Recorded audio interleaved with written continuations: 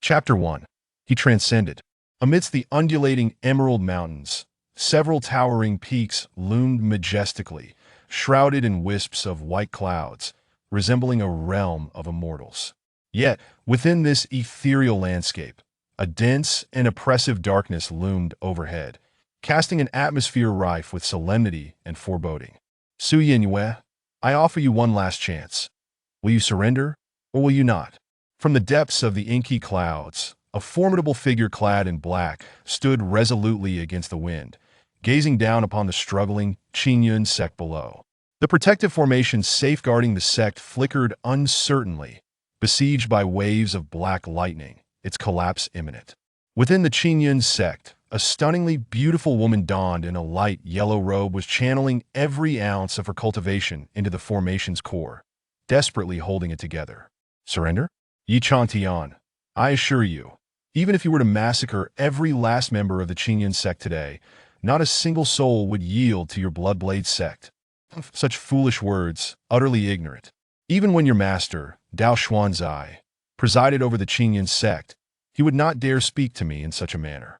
Now that he has secluded himself for a century, do you still cling to the hope that he will save the Qingyun sect? As Yi Changtian spoke, his eyes narrowed. Growing impatient with the prolonged stalemate against the Qingyun sect, he dismissed Su Yanyu's beauty as the leader of the Bloodblade sect.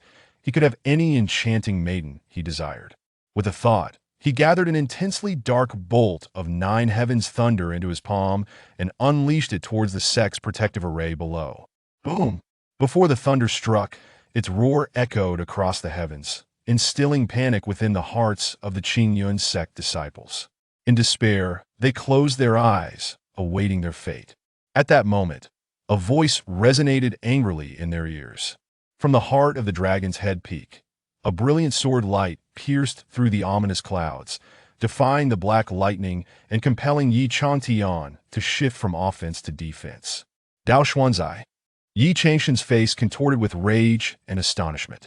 Caught off guard, he staggered back, nearly tumbling from the clouds. You're still alive? Are you trying to deceive me?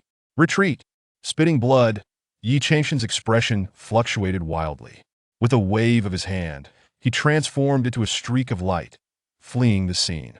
It was only at this moment that the disciples of the Qingyun sect erupted into jubilant cheers, having narrowly escaped disaster. Only Su Yinyue stood there, her beautiful eyes gleaming with surprise as she gazed at Dragon's Head Peak, the source of the sword light her master, Dao Xuanzai's place of seclusion.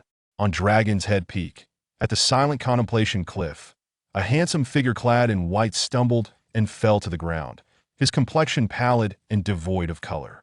What on earth? Where am I? He exclaimed, glancing around in bewilderment, confirming that he was not in his modest 40-square-meter abode. Gradually, fragments of memory began to assimilate within him. Lin Dao Xuanzai had transcended, and he had crossed over into a fantastical world of cultivation, inhabiting the body of Dao Xuanzai, the master of the Qingyun sect. Just moments ago, in a desperate bid to break through the celestial realm, Dao Xuanzai had sensed the Qingyun sect on the brink of annihilation. He expended his last ounce of energy, unleashing a sword strike of the celestial realm that drove away the demon lord. Yet that very strike had cost him his life. Lin Dao Xuanzai felt his empty body, his dantian was barren, akin to that of a mere mortal. In simple terms, he was alive but devoid of cultivation. Wasn't that the end? A wave of sorrow washed over Lin Dao Xuanzai. Before he could lament further, a fragrant breeze enveloped him, followed by the tender embrace of a soft, warm figure. This woman was truly remarkable. Wait, who was she? Master?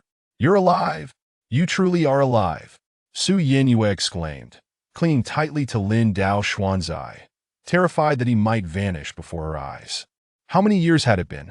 A full 136 years had elapsed since Lin Dao Xuanzai chose to enter seclusion in pursuit of the celestial realm. During this time, she had shouldered the responsibilities of the Qingyun sect, repeatedly convincing herself that her master might have perished, yet she had held on to a flicker of hope. And today, that hope had materialized. Su Yinyue felt as if all her solitude and perseverance over the past century, along with the grievances she had endured, surged forth in a tidal wave of emotion. She wept unabashedly. Lin Dao Xuanzai gazed in a daze at the stunning beauty who held him tightly, tears streaming down her face like rain-soaked blossoms. Those unaware might assume him to be a callous scoundrel who had abandoned his wife after exploiting her. Once he fully absorbed Dao Xuanzai's memories, Lin Dao Xuanzai understood Su Yinyue and the reason behind her emotional turmoil. His predecessor, Dao Xuanzai, was a cultivator solely focused on the pursuit of immortality, devoid of any romantic inclinations. Su Yinyue, his devoted junior, had harbored feelings for him all along, though she had never voiced them. Until Dao Xuanzai's decision to enter seclusion, she had never confessed her love. Alas, what a lovesick girl she was. With a sigh, Lin Dao Xuanzai embraced Su Yinyue in return. The moment he did, she was so startled that her tears momentarily ceased. Master? Su Yinyue looked up in disbelief, gazing into Lin Dao Xuanzai's agelessly handsome face. Yinyue, you have worked tirelessly for the past century. I know I have always known. Before his reincarnation, Lin Dao Xuanzai had been a confirmed bachelor, but he fancied himself a master of emotions, far more adept at providing comfort than his predecessor. Indeed, upon hearing his words, Su Yinyue felt a warmth envelop her, tightening her embrace around him. At that moment, a voice only Lin Dao Xuanzai could hear suddenly echoed in his ear. Ding! System activation detected. Binding in progress. Binding successful. This system is the multiplicity blessing system. For each descendant the host has, their cultivation will experience a corresponding enhancement. If the offspring possesses spiritual roots and talent, additional rewards will be granted. Please, host, marry and bear children promptly to fulfill the system's tasks. Is this the golden finger of a transmigrator? Lin Dao Xuanzai paused momentarily before a look of ecstatic realization spread across his face. The golden finger had arrived. How could he not conquer the world of fantasy with it? Wait, what was this system called? The multiplicity blessing system? The more descendants, the greater the reward? What a joke was it expecting him to become a stud? For someone like Lin Dao Xuanzai, whose soul still resonated with the modern world, this was undeniably a bit too stimulating. His gaze inadvertently fell upon the exquisite Su Yinyue in his arms, her cheeks flushed with shyness. Clearing his throat to compose himself, Lin Dao Xuanzai ventured, Yinyue, let us marry. Chapter 2. The Day of Marriage. The news of the Qingyun sect's master emerging from seclusion and choosing a wedding date spread rapidly, creating a sensation. Once, a century ago, Dao Xuanzai had been a solitary cultivator devoted to his path, who would have thought that after this period of seclusion, he had seemingly awakened to matters of the heart. However, no one dared voice such thoughts. Especially vivid was the image of the sword strike that had repelled Yi Chantian, the master of the Bloodblade sect, a testament to Dao Xuanzai's power. Within a radius of 1,000 miles, numerous sects dispatched representatives to convey their congratulations to Lin Dao Xuanzai and Su Yinyue. Soon, the wedding preparations were complete, and the newlyweds entered their bridal chamber. In the days leading up to the ceremony, Su Yinyue felt as though she were caught in a dream. Yet, gazing at her master standing vividly beside her, she fervently wished that if this were indeed a dream, she would never awaken from it. Lin Dao Xuanzai gently lifted Su Yinyue's bridal veil, revealing her bashful and breathtakingly beautiful visage. Admiring her alluring figure, Lin Dao Xuanzai softly spoke, "Junior sister, no, my wife." Su Yinyue lowered her head even further, overwhelmed with shyness, responding in a voice barely above a whisper, "Husband, please turn off the lights." Ding! Congratulations, host, for completing a sowing. Thanks to the multiplicity blessing system, the success rate of sowing is now 100. Congratulations, host. There are 310 days remaining until the offspring's birth. Though Su Yinyue was inexperienced, she was, after all, a cultivator and a venerable golden core master. In this fantastical world, the realms of cultivation are divided into 12 levels, corresponding to foundation establishment, illumination, fusion, heart motion, golden core, celestial, out of body, divided spirit, integration, void, great ascension, and tribulation. Dao Xuanzai had secluded himself within the golden core realm, intending to break through the long-impeded celestial realm, only to meet his demise. Now, Lin Dao Xuanzai possessed the physique of the celestial realm, but lacked any cultivation. Fortunately, his celestial realm body allowed him to withstand a night of turmoil, preventing him from staggering away the following day. For cultivators, 10 months is but a fleeting moment. Before long, after 10 months, Lin Dao Xuanzai and Su Yinhua welcomed their first child into the world. Ding! Congratulations, host, for obtaining a descendant. Upon inspection, this descendant possesses a sword spirit root, with innate talent rated as Sword Heart of Eternal Ages, scoring a total of 95 points. Congratulations, host, for receiving the following rewards. 1. A century of cultivation. 2. The innate spiritual treasure, 4 swords of slaying immortals, and the slaying immortals formation. As the system notification echoed, Lin Dao Xuanzai's cultivation began to soar at an astonishing pace. From an ordinary individual at the very beginning, he transcended through foundational stages: enlightenment, fusion, and emotional awakening, ultimately reaching the pinnacle of the 9th level of emotional awakening before he could finally pause. After a century of cultivation, he shattered 4 realms. Though he had yet to regain the powers of the celestial realm, he was no longer the uninitiated commoner he once was. Not only that, but he also acquired the legendary innate spiritual treasure, the 4 swords of Zhuzhen. These 4 swords of Zhuzhen, each possessing great significance, are the Zhuzhen sword, the Luxian sword, the Xianxian sword, and the Juexian sword. Originally belonging to the Dao ancestor Hongjun, they have been passed down through the ages, and when activated through the Zhuzhen formation diagram, they can summon the Zhuzhen sword array. The Zhuzhen sword array is the foremost killing formation of ancient times, unrivaled in its sharpness and might. Even when wielded by a practitioner like Lin Daoxian in the emotional awakening phase, not only golden core cultivators, but even those of the celestial realm and out-of-body phase would stand no chance against it. Indeed, the timing could not have been more fortuitous. Yi Chongsheng of the Bloodblade sect, having returned empty-handed nearly a year ago, would undoubtedly seek vengeance against Qingyun once his wounds healed, given his relentless nature. At that time, Lin Daoxian, stripped of his celestial realm powers, would be no match for him. This thought weighed heavily on Lin Daoxuan's mind, however. With the Zhuzhen sword array at his disposal, all such concerns were swiftly alleviated.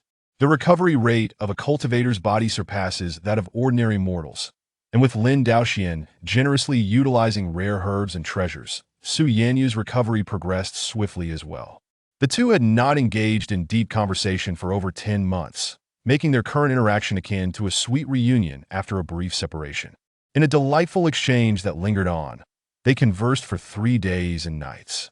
To Su Yanyu's dismay, she found herself unexpectedly pregnant once more. Why is it so easy for me to conceive? She pondered in frustration.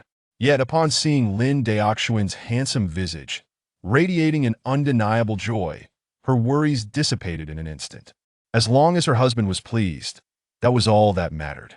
However, considering her consecutive pregnancies, she knew Lin Daoxian might feel lonely, and it would not bode well if he were to become distressed.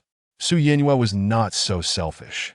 Moreover, the path of cultivation is lengthy, and it is quite natural for cultivators to have multiple partners. Thus, Su Yinhua proactively approached Lin Daoxian to discuss the prospect of recruiting additional companions. Lin Daoxian, of course, agreed with enthusiasm. He had been grappling with how to broach the subject with Su Yinhua. After all, the more offspring one has, the greater the blessings, and relying solely on Su Yinhua to achieve invincibility in the fantastical realm would likely take a considerable amount of time. Having a few more individuals to share the burden with Su Yinhua would be quite splendid. Consequently, the news of the Qingyun sect's recruitment of companions spread swiftly in the vicinity, attracting numerous young and beautiful fairies. After all, the Qingyun sect was a prominent establishment nearby, with profound heritage, and Dao Xuanzai, a renowned celestial realm ancestor, possessed unfathomable strength and an exceptionally handsome appearance, resembling an immortal. It must be said, Lin Daoxuan's striking looks were indeed remarkable, which explained why Su Yinhua had been so utterly captivated, her heart devoted for a century and still unwavering. Naturally, Lin Daoxian was not one to refuse visitors. He selectively chose several dozen fairies from those who had come to seek him out to become his companions. The chosen fairies were overjoyed to be selected by Lin Daoxian. A month later, Without exception, all of these fairies found themselves expecting Lin Daoxuan's children. Just as he began to anticipate the potential talents among his new progeny, a disciple from the Qingyun sect hurriedly approached him with urgent news. Yi Changsheng, the leader of the Bloodblade sect, had returned with a vengeance. Not only that, but this time he did not come alone. Yi Changsheng had specifically rallied support from 3 allies. Zhang Bai, the leader of the puppet sect Qin Shui, the master of the Bloodkill sect, and Xian Xinghe, the leader of the Qinfu sect, known as a subordinate sect of the Wanxian sect. All 3 were cultivators of the longevity realm, and at Yi Changsheng's invitation, they had united to come to the Qingyun sect, determined to eradicate Lin Daoxian and divide the Qingyun sect among themselves. Upon hearing this news, Lin Daoxian remained unperturbed. He merely cast a calm glance at the compact, luminous, and deeply imbued formation diagram of the killing array spinning in his palm. With the 4 swords of Zhejian already positioned at the 4 cardinal directions, they awaited the arrival of formidable foes ready to unleash a massacre. Chapter 3. A pitiful situation in the vicinity of 100 miles from Qingyun sect, for individuals led by Yi Changsheng were traversing the skies on their devices. This time, in order to utterly resolve the matter with Qingyun sect and avenge the grudge of that fateful sword strike from a year ago, Yi Changsheng had made considerable sacrifices to invite 3 other formidable practitioners from the Changsheng realm to join him. Master Yi, is what you say truly the case? That Dao Xuanzi indeed lacks the cultivation of the Changsheng realm? Yet I have heard that with a single sword, he severely injured you, forcing you to retreat. Are you attempting to deceive us into going to our doom? My fellow Taoists, I, Yi Changsheng, solemnly swear upon the calamity of my heart's demon that every word I speak is the unvarnished truth. Yi Changsheng proclaimed with unwavering conviction. After being grievously wounded by that astounding sword strike from Dao Xuanzi, Yi Changsheng had been recuperating at the Bloodblade sect, all the while gripped by trepidation. Given the long-standing rivalry between himself and Dao Xuanzi, with victories and defeats shared over the course of a century, it was only natural that Dao Xuanzi would seize the opportunity to assault the Bloodblade sect while he was vulnerable. However, in reality, it turned out that he had been overly apprehensive. Dao Xuanzi did not launch an attack on the Bloodblade sect, leading Yi Changsheng to entertain a different hypothesis, that Dao Xuanzi's cultivation did not indeed reach the realm of Tianren. To emerge from a century-long seclusion and immediately wield the power of the Tianren realm was no simple feat. If this supposition held true, everything began to make sense. A time of peril for Qingyun sect. Dao Xuanzi had desperately broken through, startling even Yi Changsheng, who realized that he was merely a shadow of his former self. Dao Xuanzi was a stubborn ascetic. His first act upon emerging from seclusion was not to seek vengeance, impart wisdom, or hone his skills, but rather to marry his junior disciple. Was this not indicative enough of his waning strength? Perhaps he was simply an old tree in bloom, just as Yi Changsheng was resolutely convinced. The leader of the Qinfu sect, Xian Xinghe, interjected with a sudden burst of laughter. Ha ha ha! Several old fiends nearby joined in the mirth. Indeed, I have heard that Dao Xuanzi has recently taken on numerous partners. Once we breach the gates of Qingyun sect, we shall seize them all and enjoy ourselves thoroughly.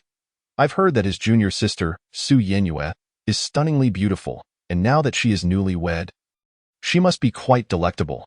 You all better not compete with me. I shall claim the first prize. The old fiends bantered as they traversed the 100-mile stretch in the blink of an eye. The gates of Qingyun sect looming before them. Why, esteemed sect leaders, may I inquire who among you shall take the lead? Yi Changsheng inquired, having paid a handsome price to invite these individuals. He certainly would not be the one to take the brunt of the assault. The 3 others exchanged glances, and it was Zhang Bai, the leader of the puppet sect, who boldly stepped forward first. With a swift flick of his dark green sleeves, 3 puppets, towering to his height, materialized before him. These 3 refined puppets were forged from celestial iron, a labor of 100 years, and I have infused them with my essence, nurturing them with true energy day and night for another century. Each possesses a third of my strength. Today, I shall employ these 3 refined puppets to secure the first victory for Master Yi. Splendid. With these 3 puppets at our disposal, even if Dao Xuanzi were truly of the Changsheng realm, he would surely be no match for us, Zhang Bai declared, and as he spoke, he and the 3 puppets launched their assault simultaneously. In an instant, the entire sky was filled with a myriad of shadowy fists, raining down upon the protective barrier of Qingyun sect. Countless ripples accompanied the resounding booms echoing throughout the sect. In mere moments, the protective array was shattered, and the relentless barrage of fists reduced it to tatters, leaving Qingyun sect starkly exposed to its enemies. Ha ha ha, Master Yi, it seems your conjecture was not misplaced. That Dao Xuanzi has cowered. He does not even dare to show his face. He is undoubtedly not of the Chongqing realm. Since that is the case, do not blame me for my ruthlessness. I shall obliterate all the peaks of Qingyun's sect with that. Jiang Bai prepared to further command the refined puppets to dismantle the peaks. Just then, he felt a gentle breeze wafting overhead.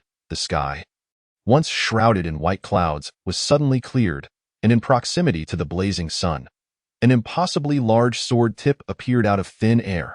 As Jiang Bai sought to act, he discovered that he could not move a muscle. The gentle breeze transformed into a fierce gale, and the descending colossal sword compressed the air beneath it, forming impenetrable walls of dense air that ensnared Jiang Bai. The sword tip, accelerating rapidly, became searing hot, glowing a molten gold red. The three refined puppets were about to act when the massive sword finally revealed itself in its entirety. It was a colossal blade, comparable to a celestial pillar, adorned with intricate, ancient patterns that were vividly apparent. This sword is colossal. The thought struck the others as the gigantic blade descended, pinning Jiang Bai along with his puppets into the mountains below, raising a cloud of dark smoke. The sword stood firmly between Yichangxing and Qingyun sect, resembling an insurmountable celestial river that deterred any further advance. Jiang Bai was obliterated in an instant. The remaining individuals exchanged bewildered glances. Among them, the leader of the Blood Kill sect, with a bloodthirsty glint, declared, "Fellow Taoists, he has only this one sword. So brazenly confident, he must be at the end of his strength. If we act together now, we can surely slay him." Indeed, Xian Xinghe from the Qianfu sect immediately concurred. With the combined might of the three of us, capturing Qingyun sect shall be a mere formality. With your assurances, I can rest easy. Yi Changxing clenched his fists, his fighting spirit ignited. In the next moment, the three individuals turned without hesitation, fleeing in three separate directions. What nonsense! A single sword that annihilates a Tianren, and you dare tell me he is not of the Tianren realm? Ah, yes, indeed. Dao Xuanzi is not of the Tianren realm. He could very well be an ancient ancestor in the out-of-body state. As Qin Shui fled, he cursed vehemently. What a pitiful situation this is. The Blood Blade sect has deceived us into confronting Dao Xuanzi. Dao Xuanzi, our paths have crossed without animosity. It is Yi Changxing who has instigated this discord. As Xian Xinghe spoke, golden beads of light materialized beneath his feet. He, too, was a decisive individual, directly igniting his life's treasure in a frantic bid for escape. Yi Changxing nearly spat out a mouthful of blood. These two scheming old fiends had the audacity to flee just like that. What was more vexing was that with his mere golden core cultivation, he could not hope to outrun them. Yi Changxing could only pray that Dao Xuanzi was too preoccupied to pursue them. Chapter 4. Come and go as you please. You possess only a single sword, and we are three. My odds of being chosen are merely 1 in 3. The chances of survival are quite favorable. Observing this scene through the Zhuxian array diagram, Lin Dao Xuanji chuckled softly to himself. Do you think my Qingyun sect is some kind of latrine? You come and go as you please. Since you have come, leave your lives here. With that, Lin Dao Xuanji gently waved his hand. The 3 remaining miniature swords on the shrunk Zhuxian array diagram instantly transformed into 3 beams of radiant light, vanishing into the array in the next moment. 3 magnificent and murderous sword intents enveloped the entirety of Qingyun sect within a 1,000-mile radius. The Zhuxian sword array is complete. Far away, at the Misty sect, a renowned large sect in the southern continent, the sect leader was an extraordinary being in the out-of-body state. That moment, the precious mirror flower water moon of the Misty sect, responsible for monitoring the fluctuations of true energy in the surroundings, began to tremble violently. The sect leader was immediately alerted. She gently pressed her delicate hand upon the mirror flower water moon. After a brief moment, when she opened her eyes again, an expression of incredulity and astonishment graced her features. 1,000 miles away, the turbulence of true energy was unprecedented. Such intensity, could it be that 2 beings in the out-of-body state were engaged in a fierce battle? If not, what else could cause such a commotion? Bring the Holy Maiden to me. Take the mirror flower to that location for investigation. Yes, simultaneously, the leader of the Haohuan sect, located at the far end of the 1,000 miles, reacted similarly. The leader of Haohuan sect was also a formidable being in the out-of-body state. In truth, she was a demonic empress who had fled from the upper realm to the southern continent. To break through to the division of spirit realm, she had practiced a legendary technique known as the 3 lives body, and now she had entered her 3rd life, in her first 2 lives. She had navigated the southern continent without incident. Now, in her critical 3rd life, should it conclude successfully, she would be able to fuse her 3 lives cultivation, return to her true form, and with such immense power, she could naturally break through to the division of spirit realm, becoming a powerful practitioner of the combined body realm. Unlike the leader of the Misty sect, she sensed the source of this commotion almost immediately. An innate spiritual treasure? How could it be an innate spiritual treasure? How could such a thing possibly exist in this lower realm? The female emperor of the demon sect exhibited an ever-shifting demeanor, oscillating between calm and tempestuous. The presence of an innate spiritual treasure could not possibly manifest in the mortal realm. However, the unmistakable aura of such a treasure could not be misperceived by her senses. Thus, only one possibility remained. A visitor from the upper realm had arrived. Regardless of whether these individuals were the self-righteous pretenders of the celestial path or the scheming demons intent on exploiting the chaos to eliminate her, the innate spiritual treasure had stirred within the female emperor a faint whiff of peril. No, she resolutely could not remain idle in the face of such a threat. She was determined to uncover the identity of this innate spiritual treasure and the audacious individual who dared to sever the connection between the upper and lower realms and descend uninvited. Unbeknownst to Lin Daoxian, his seemingly casual display of prowess had roused the interest of numerous hidden titans. He was only aware that the 4 old demons who had come to cause trouble at Qingyun sect had been effortlessly dispatched.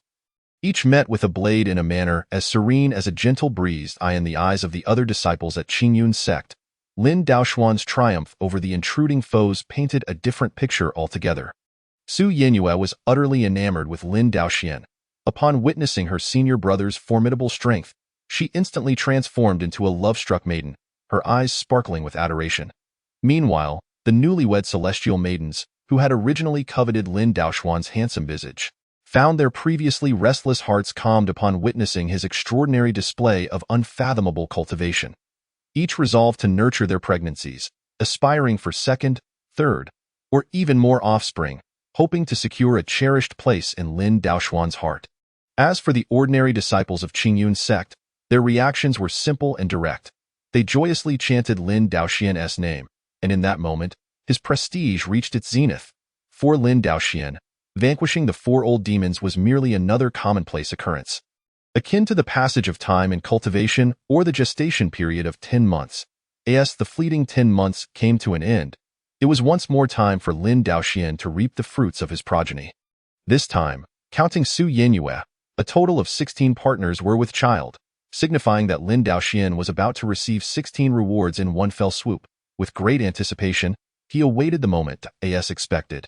With the first cries of a newborn echoing, the system notifications and rewards arrived punctually. Ding! Congratulations, host! You have acquired a descendant. Upon examination, this descendant was found to possess no spiritual root or innate talent. With an overall rating of 65 points, congratulations, host! You have received the following rewards: 10 9 transformation golden pills. Though the first offspring bore no exceptional attributes and received a modest score, this was not entirely surprising. Despite the celestial maidens being visually appealing and possessing admirable figures, overall, they paled in comparison to Su Yenyue in terms of cultivation, talent, and appearance. If Su Yenyue's score was 95, these celestial partners would at best be rated around 80. With few exceeding 90, that the relatively low quality of the partners naturally resulted in offspring of average potential. However, to Lin Daoxian's astonishment, the system rewarded him with 10 9 transformation golden pills, an extraordinary boon. Upon hearing the rewards, Lin Daoxian's previously subdued enthusiasm surged. The 9 transformation golden pill was no ordinary elixir. It was the coveted treasure sought by all heart-moving realm cultivators, capable of assisting them in breaking through to the golden core realm. Such pills were rare and highly sought after, and the 9 transformation golden pill was the pinnacle among them. Upon consuming this pill and achieving a breakthrough, the golden core realm attained would be more solid and profound, offering greater potential for future accomplishments in the southern continent, where most cultivators were trapped at the pinnacle of the heart-moving realm and unable to condense their golden cores. A single 9-transformation golden pill was enough to incite fierce competition among many. At Qingyun sect, the only golden core realm cultivator was Su Yinyue alone, a testament to the formidable challenge of crossing that threshold. Yet, with the aid of the 9-transformation golden pill, the likelihood of success surged dramatically. Before Lin Daoxian could fully savor his joy, the system notifications chimed once more. Chapter 5. The Superlative Celestial Maiden. Ding! Congratulations, host, you have acquired a descendant. Upon examination, this descendant was found to possess no spiritual root or innate talent. With an overall rating of 80 points, congratulations, host, you have received the following rewards. 2 heavenly spirit cleansing pills. Ding! Congratulations, host, you have acquired a descendant. Upon examination, this descendant was found to possess no spiritual root or innate talent. With an overall rating of 55 points, congratulations, host, you have received the reward of 10 years of cultivation. The 16 descendants born within that month brought forth a bounty of rewards, with even the least rewarding offspring yielding a commendable 10 years of cultivation, culminating in a total of 100 years of cultivation. The 9-transformation golden pills amounted to 40 in total, corresponding to 4 rather unremarkable descendants. The heavenly spirit cleansing pills, of which there were 2, were a miraculous elixir Lin Daoxian had never encountered before. The very name suggested unparalleled potency, indicating that its status likely surpassed even that of the 9-transformation golden pills. Finally, there was Su Yinyue, whom Lin Daoxian cherished dearly. She once again did not disappoint him. The second child she bore was a girl blessed with a water spiritual root, accompanied by the innate talent Moonlight over the Sea, heralded by a celestial phenomenon at her birth. Her overall rating soared to an impressive 96 points, exceeding even that of Su Yinyue's first child. The rewards bestowed by the system were likewise generous. In addition to 100 years of cultivation, Lin Daoxian was specially granted an unparalleled innate talent, the primordial Tao body. With the accumulation of 200 years of cultivation rewards, Lin Daoxian experienced a breakthrough, ascending from the 9th level of the heart-moving realm to the 9th level of the golden core realm, effortlessly surpassing the bottleneck that had hindered him for centuries. His cultivation soared to the 9th level of the celestial being realm, where it finally stabilized. Moreover, his once mortal body underwent a remarkable transformation under the cleansing of the primordial Tao body talent. The primordial Tao body, birthed during the cosmos's dawn, is the first life to emerge from chaos, a title of such magnitude that it could never belong to an ordinary postnatal being. The myriad benefits of the primordial Tao body were incalculable. Most notably, the world's celestial laws no longer rejected it. The primordial Tao body was favored by the heavens, allowing Lin Daoxian to cultivate and seize opportunities far beyond those of ordinary individuals. Furthermore, the strength of Lin Daoxian's physique increased several tiers, enhancing his vitality and endurance. With such a formidable body, Lin Daoxian unleashed his full potential over the subsequent month, causing all the celestial maidens to conceive once more. Su Yinyue, exasperated, attempted to strike him, yet found herself unable to prevail against him. This was her 3rd pregnancy. If this continued, what difference would there be between her and a sow? Fortunately, Lin Daoxian retained a semblance of conscience. He presented 15 9-transformation golden pills to his partners, and upon receiving these precious pills, any lingering discontent evaporated, replaced by overwhelming affection and joy towards Lin Daoxian. As for Su Yinyue, who had borne 2 high-scoring offspring, Lin Daoxian was determined to treat her well. He took out a heavenly spirit-cleansing pill and urged Su Yinyue to consume it.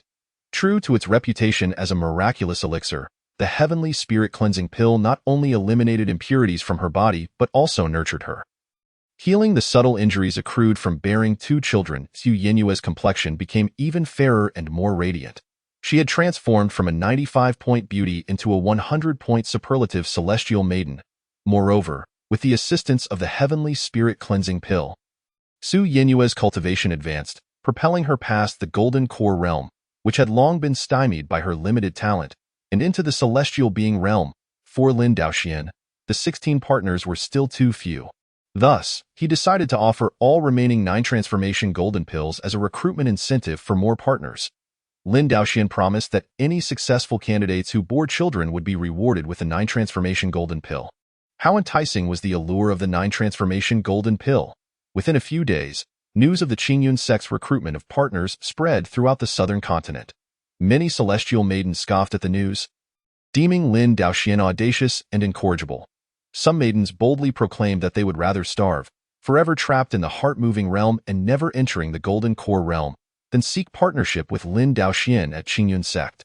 Others even called upon their close friends to unite against Lin Daoxuan's actions. Yet, despite the overwhelming outcry, countless celestial maidens flocked from all corners of the southern continent, all in pursuit of that coveted 9 transformation golden pill capable of breaking through to the golden core realm. As the saying goes, under heavy rewards, there are bound to be brave men. Yet it is equally possible that there are enchanting beauties drawn by the allure. Indeed, among the celestial maidens who arrived, Lin Daoxian discovered 2 extraordinary beauties, both of remarkable lineage and exceptional talent. Boasting scores no less than 98, they were truly stunning, eclipsing all others. The moment Lin Daoxian locked onto these 2, their individual profiles materialized before him. Yes, profiles. This was a newly unlocked feature of the multi-fortune system after Lin Daoxian had 10 offspring, designed to assist him in conveniently selecting suitable partners for his path. As Lin Daoxian gazed at the profiles of these 2 maidens, he couldn't help but click his tongue in admiration. Profile: Lu Ximing Cultivation, 9th layer of Heavenly Human Realm Identity, current Saintess of the Misty Sect, a direct disciple of the Sect Master.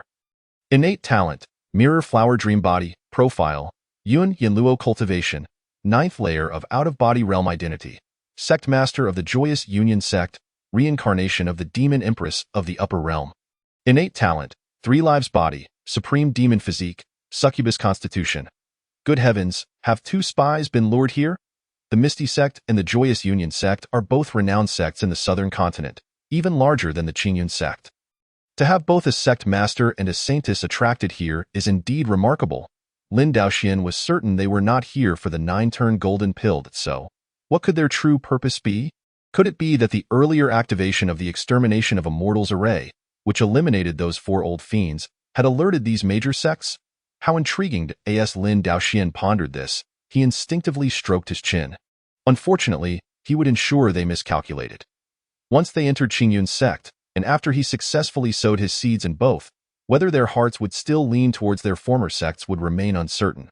Moreover, his pursuit of high-quality partners had just borne fruit. Chapter 6. The Succubus Constitution. Lin Daoxian certainly wished to keep these 2 exquisite maidens, yet he could not overlook others of slightly lesser quality. He meticulously selected a dozen or so with good qualifications, who, due to issues with their techniques or comprehension, could not ascend to the golden pill realm. Such individuals, in time, could enhance their cultivation, resulting in offspring with even stronger talents. After announcing the list, he instructed his disciples to escort them to the Grand Hall. Esteemed maidens, it is with immense gratitude that I, Daoxian, express my appreciation for your kindness. I shall choose an auspicious day for your marriages, so that we may share in our celestial destinies. Those who bear offspring in the future shall not be deprived of the 9-turn golden pill. The peak 9th layer maidens present were filled with joy, yet 2 among them appeared less than pleased. Lu Xinming, the Qingyun sect master, had indeed come seeking a partner.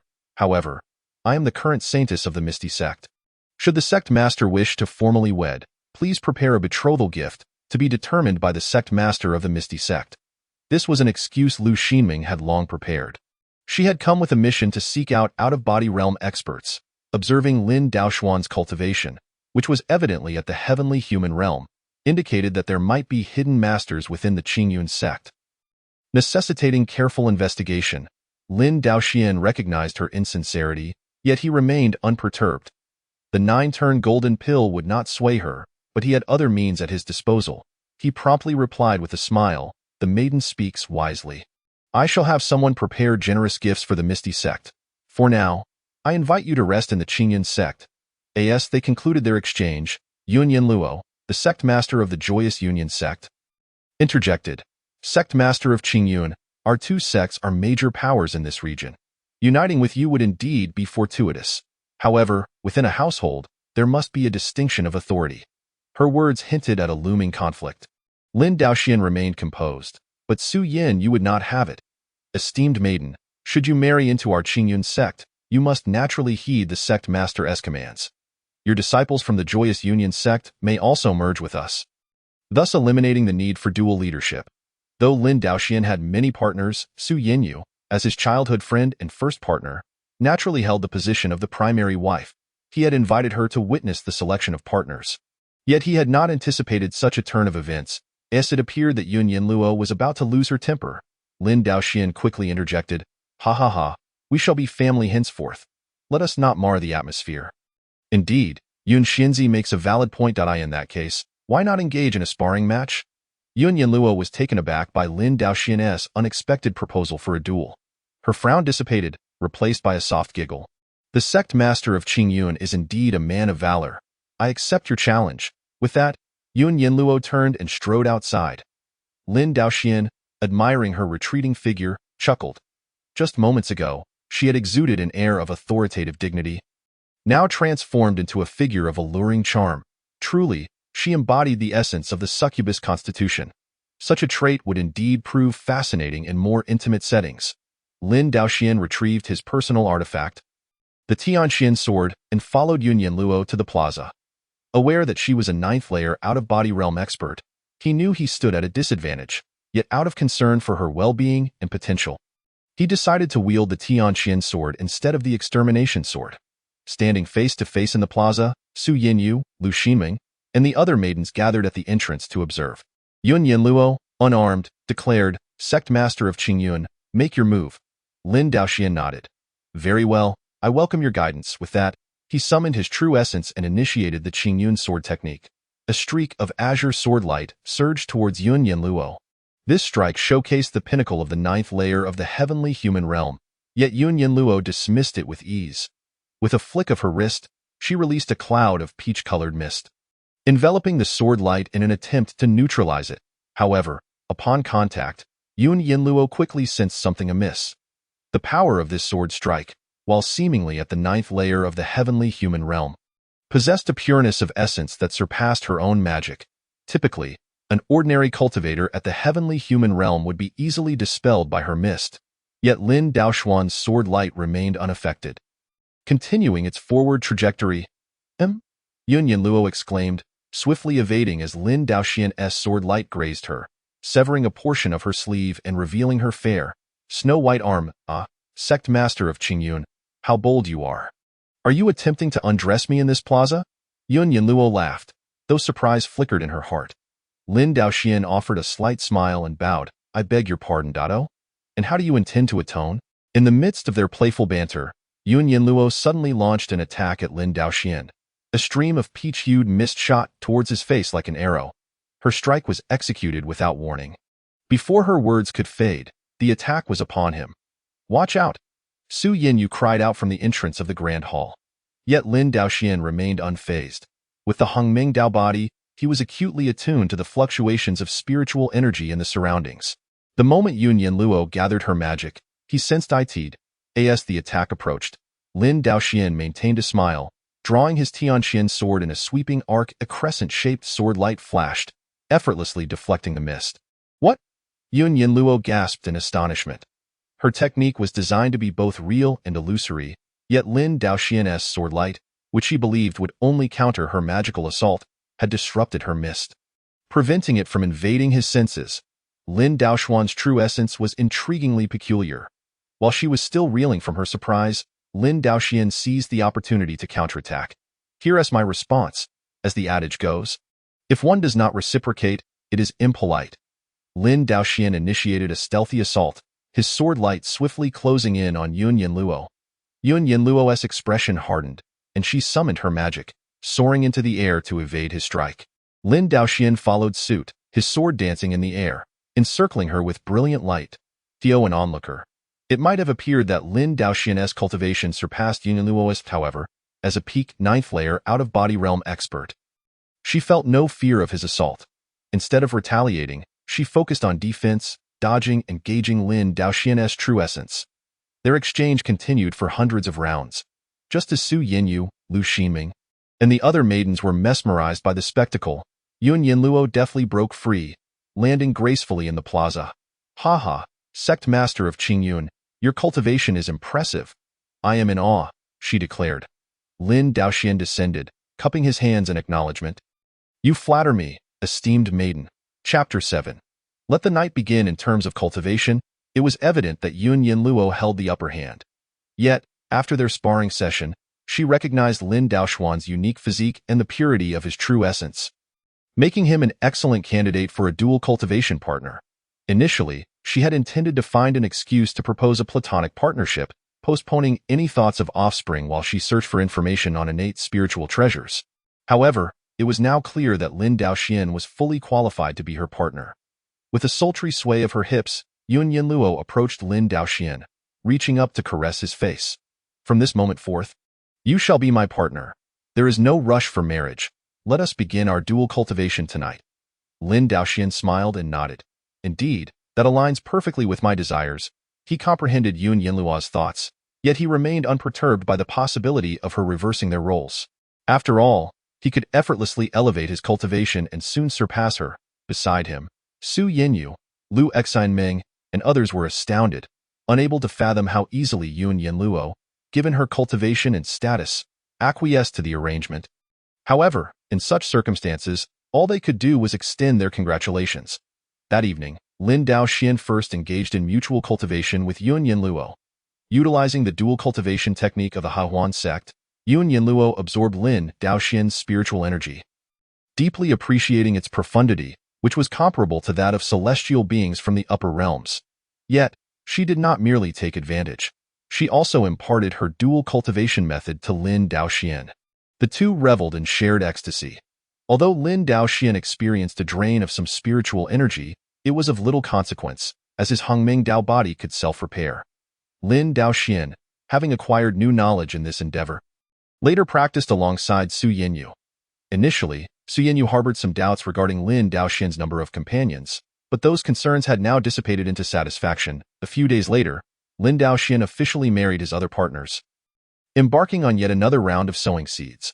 Meanwhile, Lu Xinming feigned patience while awaiting news from the Miao Miao sect, all the while wielding the Wanhua mirror to search the mountains.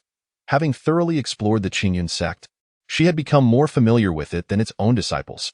However, the Zhuxian sword remained securely within Lin Daoxian's storage ring. Leaving her empty-handed one day, while investigating in the mountains, she unexpectedly stumbled upon someone practicing Dao techniques ahead. Their aura profoundly mysterious. Lu Xinming initially thought it might be a lead on a congenital spiritual treasure, only to discover upon closer inspection that it was Su Yinyu honing the Qingyun sect's methods. Upon noticing Lu Xinming's arrival, Su Yinyu sheathed her sword and greeted her with a smile. "Is that not Sister Xinming? Have you been comfortable during your stay at the Qingyun sect these past few days?" Lu Xinming returned the smile, replying, "Thank you for your concern, Madam Su. The environment at Qingyun sect is quite pleasant." After exchanging a few casual remarks, Lu Xinming could not help but inquire, "Madam Su, we have sparred before, yet your magical prowess seems increasingly refined." Su Yinyu had been anticipating this question and replied, "This is largely thanks to the Tianling Shisui pill my husband provided. It has not only purified my constitution but also improved my skin." Lu Xinming gasped, "The Tianling Shisui pill? The sect master of Qingyun is truly generous to you." The Tianling Shisui pill was 10 times more precious than the Jiuzhuan Jindan, effective for all cultivators, whereas the Jiuzhuan Jindan was only beneficial for those in the heart-moving realm. When such a treasure surfaced in the cultivation world, it would be swiftly divided among practitioners. Yet Lin Daoxian was willing to bestow it upon his partner. However, upon reflecting that Su Yinyu was Lin Daoxian's childhood friend and his first partner, Lu Xinming felt a sense of understanding. As she contemplated this, Su Yinyu continued, "It's merely a single pill. My husband possesses plenty. Once Yun Yinluo bears a child, I am certain she will be rewarded with another." Lu Xinming was further astonished. "Is it true that a child can earn a Tianling Shisui pill as a reward? I thought it was the Jiuzhuan Jindan." Su Yinyu chuckled, "The qualifications of children vary. The child I bear possesses a water spiritual root, and I have no doubt Yun Yinluo's child will be equally remarkable. I see that Sister Xinming's constitution is quite promising as well. There is significant hope for you to give birth to a child with spiritual roots." Lu Xianming felt a stirring in her heart, as the holy maiden of the Miao Miao sect and the sect master's direct disciple. Her status was esteemed. Yet the Tianling Shisui pill was something she had never dared to dream of. In the Miao Miao sect, only the sect master had ever consumed the Tianling Shisui pill, and that was only acquired through great effort by the previous sect master. Now, the opportunity to obtain such a treasure merely by bearing a child for Lin Daoxian seemed like a dream come true. Nevertheless, Lu Xianming still harbored doubts and resolved to wait until Lin Daoxian genuinely rewarded Yun Yanluo before making any decisions. Su Yin perceived Lu Xianming's thoughts and, not wishing to press further, took her leave under the pretext of an excuse. She understood that she had already secured Lu Xianming as a partner for her husband. 10 months later, Lin Daoxian's next batch of offspring began to arrive. First, Su Yanyu bore a son with a fire spiritual root, whose innate talent was akin to the blazing sun. When the child was born, even the sun appeared to have a missing piece, as if he had reincarnated directly into Su Yanyu. The overall score reached an astonishing 99 points. The system promptly awarded 2 significant rewards, a Qiyang sword and a Qiyang divine art. The Qiyang sword was also of congenital spiritual treasure caliber, comparable to the 4 Zhuxian swords, with the primary advantage of its pure attributes, making it ideal for fire-based techniques. Coincidentally, Lin Daoxian had also received a Qiyang divine art, a genuine fire-based cultivation method. Upon reading it, he discovered that this Qiyang divine art far surpassed the Qingyun Dao he had been practicing. With his Hongming Dao body, his cultivation speed would undoubtedly accelerate dramatically. With the Zhuxian sword for group attacks and the Qiyang sword for one-on-one confrontations, he was truly equipped for success. Apart from Su Yanyu, the other newly married partners also began to give birth to their children.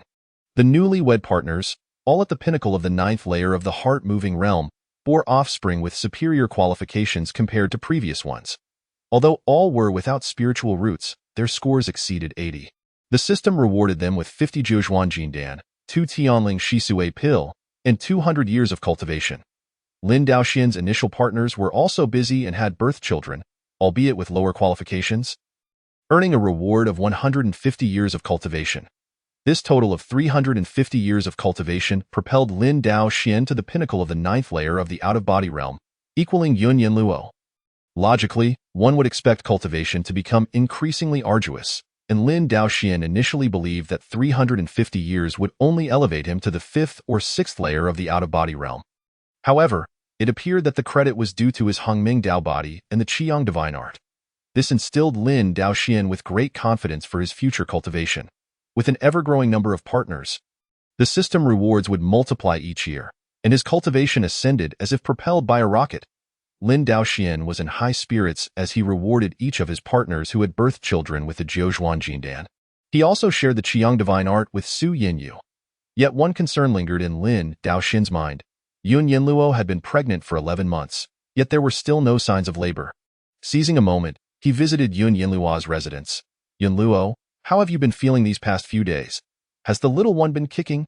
Lin Daoxian inquired, sitting by the bedside, appearing as an old married couple. Yun Yanluo shot him a look, playfully chiding. "Are you hoping to engage in dual cultivation with me after I give birth? Haven't you been with Sister Su these past few days? Why are you thinking of me again?" Lin Daoxian chuckled. "Yanluo, you are unlike my other partners. How could I forget you?" His words held merit. Although all his partners were of exceptional beauty, only Yun Yanluo possessed the allure of the charm demon. Yun Yanluo smiled shyly. "I suppose you have a bit of conscience." She gently caressed her belly, adding, "I feel as if my belly is particularly large. It might be twins. Let's wait a few more days." Yun Yanluo had been quite elated during this time. Engaging in dual cultivation with Lin Daoxian and absorbing his spiritual energy significantly aided her cultivation, even hinting at a potential breakthrough to the out-of-body realm.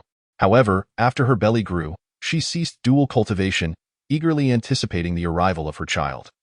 Yet, this led to her feeling a tinge of regret.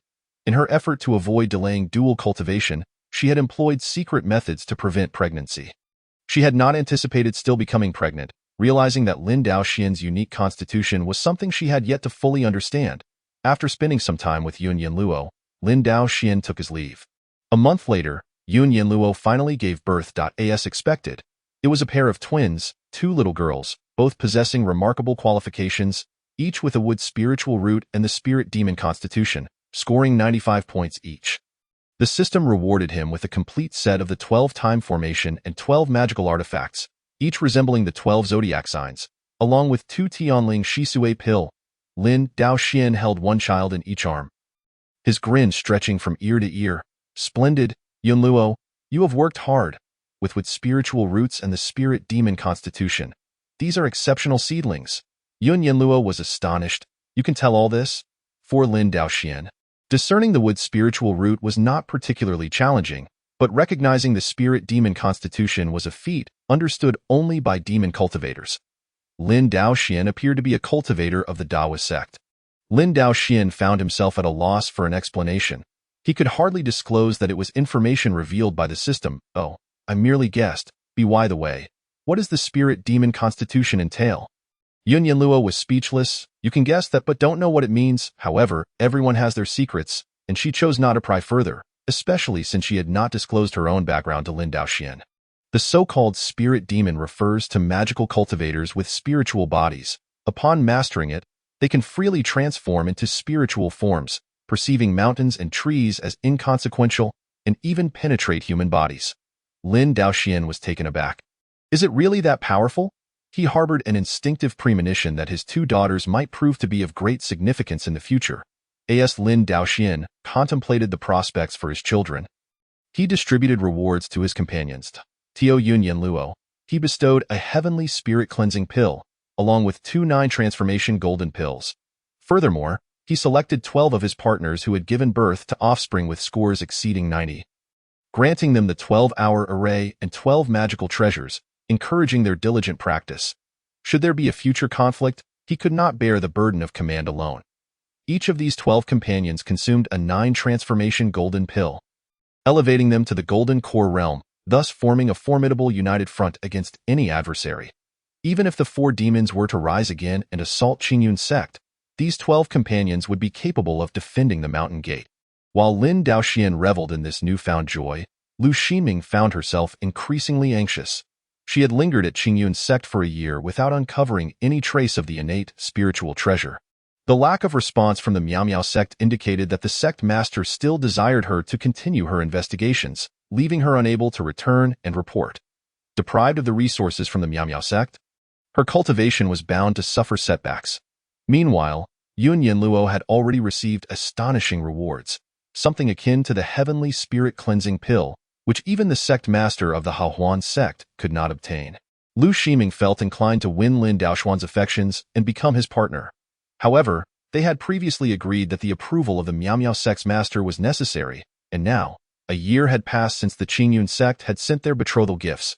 Yet there was still no news. How could she possibly approach Lin Daoxian under such circumstances? Just as she was lost in thought, Su Yingyue arrived. Sister Ximing, I have brought you some rose honeydew that I collected on Peony Peak. Come, taste it. Lu Ximing smiled and replied, Thank you, sister. The two sat down to savor the rose honeydew, but Lu Ximing's mood was evidently subdued. Su Yingyue, noticing this, gently set down her honeydew and said, Sister Ximing, you have been at Qingyun's sect for a year now. What do you think of your husband? Lu Ximing hastily responded, The sect master of Qingyun is remarkably talented and treats his partners exceptionally well. He is indeed a rare gem of a husband. Su Yinyue's smile widened. That is splendid. Your husband has always held you in high regard and has mentioned you to me daily. Lu Ximing felt a twinge of embarrassment, saying, I am truly grateful for the sect master's kindness. Seeing that the conversation was nearing a conclusion, Su Yinyue continued, Just the other day, Yunluo gave birth to twins, and your husband was overjoyed. He rewarded Yunluo with a heavenly spirit cleansing pill and 2 9 transformation golden pills. I heard Yunluo say she feels on the verge of breaking into the out-of-body realm. Soon, our Qingyun sect will boast a formidable master of the divided spirit realm. Lu Ximing could hardly contain her envy and finally confessed. To be honest, I also wish to become the sect master's partner. But, she hesitated, her gaze evasive, which only served to amuse Su Yinyue. Ha ha ha, Sister Ximing, do you believe Qingyun sect is inferior to Miao Miao sect? Lu Ximing paused, then replied earnestly, Both the sect master of Qingyun and Yunluo are experts in the out-of-body realm, each on par with the sect master of Miao Miao. In fact, Qingyun sect could withstand 2 Miao Miao sects. If Yunluo truly ascends to the divided spirit realm, then Miao Miao sect would be utterly incomparable to Qingyun's sect. Su Yenue laughed again. Precisely. To become the partner of the sect master of Qingyun is far more advantageous than being the saintess of Miao Miao sect. Lu Shiming was taken aback, then suddenly enlightened. Indeed. Why should I remain the saintess of Miao Miao sect? Even if I were to inherit the position of sect master, would I gain a heavenly spirit cleansing pill? Absolutely not. Even with the resources that come with the sect master's title, how long would it take for me to ascend to the out-of-body realm? Not to mention the divided spirit realm. However, if I were to become Lin Daoxuan's partner and bear a child with spiritual roots, the heavenly spirit cleansing pill would be within my grasp, and I could easily ascend to the out-of-body realm. With Yun Yinluo's success as a precedent, what was there to hesitate about? Lu Ximing's excitement flushed her cheeks as she bowed deeply, exclaiming, "Thank you, sister, for your invaluable guidance." Su Yenue chuckled as she helped Lu Ximing rise, saying, "Sister, there is no need for such formality. We shall soon be one family." Chapter 9. The Wrath of Miao Miao sect. A few days later, Lu Ximing became Lin Daoxuan's partner, and under his exceptional ability to sow seeds, she quickly became pregnant. 10 months later, Lu Ximing gave birth to a pair of twins, a boy and a girl. The first to arrive was the brother, possessing a wind spiritual root, with an innate talent rated at 92. Named Flowing Wind and Returning Snow. The sister followed, endowed with an earth spiritual root, her innate talent rated at 90, dubbed Still as a Mountain. The system rewarded them with a rare beast, the Zouwu, and a set of ground array diagrams, complete with the 5 elements mountain seal. This marked the first time Lin Daoxian received a living creature as a reward, prompting him to summon it forth for inspection. With a deep roar, the rare beast Zouwu materialized in the courtyard. It resembled a white tiger but was only the size of a leopard. Lin Daoxian glanced at the system's description and learned that this was a juvenile Zouwu. Requiring careful nurturing at present, it appeared rather unassuming. He then examined the ground array diagrams, discovering that as an innate spiritual treasure, it could establish a formation to protect a radius of several miles. The 5 elements mountain seal could function as an independent magical treasure or be incorporated into the array to enhance its efficacy. After some contemplation, Lin Daoxian decided to bestow the Zouwu upon Lu Ximing, keeping the ground array diagrams for his own use. While Qingyun's sect celebrated, the atmosphere at Miao Miao sect was tumultuous. In the Dream Hua Hall of Miao Miao sect, the sect master, Chu Yundi, wore a thunderous expression. "Are you telling me that our saintess has married the sect master of Qingyun and given birth to a pair of twins?" The female disciple delivering the news dared not breathe too loudly, trembling as she replied, "Yes, sect master." "Humph," Chu Yundi scoffed, slamming her palm onto the jade platform beneath her, causing it to shatter into countless pieces, scattering shards of jade around as the surrounding disciples quickly knelt in fear. "Left protector," Chu Yundi commanded with a sharp tone, summoning the left protector to step forward. "Sect master," the left protector responded. Chu Yundi inquired solemnly, "What is the strength of Qingyun's sect?" The left protector answered. The sect master of Qingyun, Lin Daoxian, once repelled the Blood Blade sect's master, Yi Changsheng, with a single sword strike, indicating he possesses the cultivation of the heavenly being realm. His partner, Su Yenue, is a fellow disciple with golden core cultivation. Pausing briefly, the left protector hesitated before adding, "If we exclude Lu Ximing, the others are not particularly formidable." Upon hearing Lu Ximing's name, Chu Yundi emitted another cold snort. "Humph. After I crush Qingyun's sect and capture that traitor, I shall surely strip her of her cultivation." The disciples surrounding her realized that the sect master was genuinely furious, foreseeing an imminent battle. However, this also presented an opportunity. If they could seize the moment to perform meritorious deeds, they might earn some rewards. Chu Yundi surveyed the room, satisfied with the disciples' reactions. She promptly mobilized a significant portion of her elite force, making preparations to depart for Qingyun's sect. Leading the charge were Chu Yundi and her left and right protectors, followed by over 100 disciples riding various spirit beasts, conserving their spiritual energy. The long journey of 10,000 miles was completed in just 2 hours. Upon arrival, the spirit beasts were utterly exhausted, while the cultivators remained full of energy, a testament to the value of spirit beasts. Chu Yundi organized her forces to assault the protective array of Qingyun's sect, and Lin Daoxian quickly received word of the impending attack. "What? The Miao Miao sect has come knocking?" Lin Daoxian pondered for a moment, remaining unperturbed. pass down my orders. Summon the 12 zodiac envoys to meet the enemy. The disciple tasked with delivering the message complied. And Su Yenue said, I will go gather the sisters to help protect the sect. Lin Daoxian nodded, very well. I shall find Xinmeng. The disciples of Qingyun sect hurried to their respective posts, while the protective array began to tremble ominously. Just as the array seemed on the verge of collapse, Qingyun sect actively shut down the formation, and 12 female cultivators emerged, forming a united front.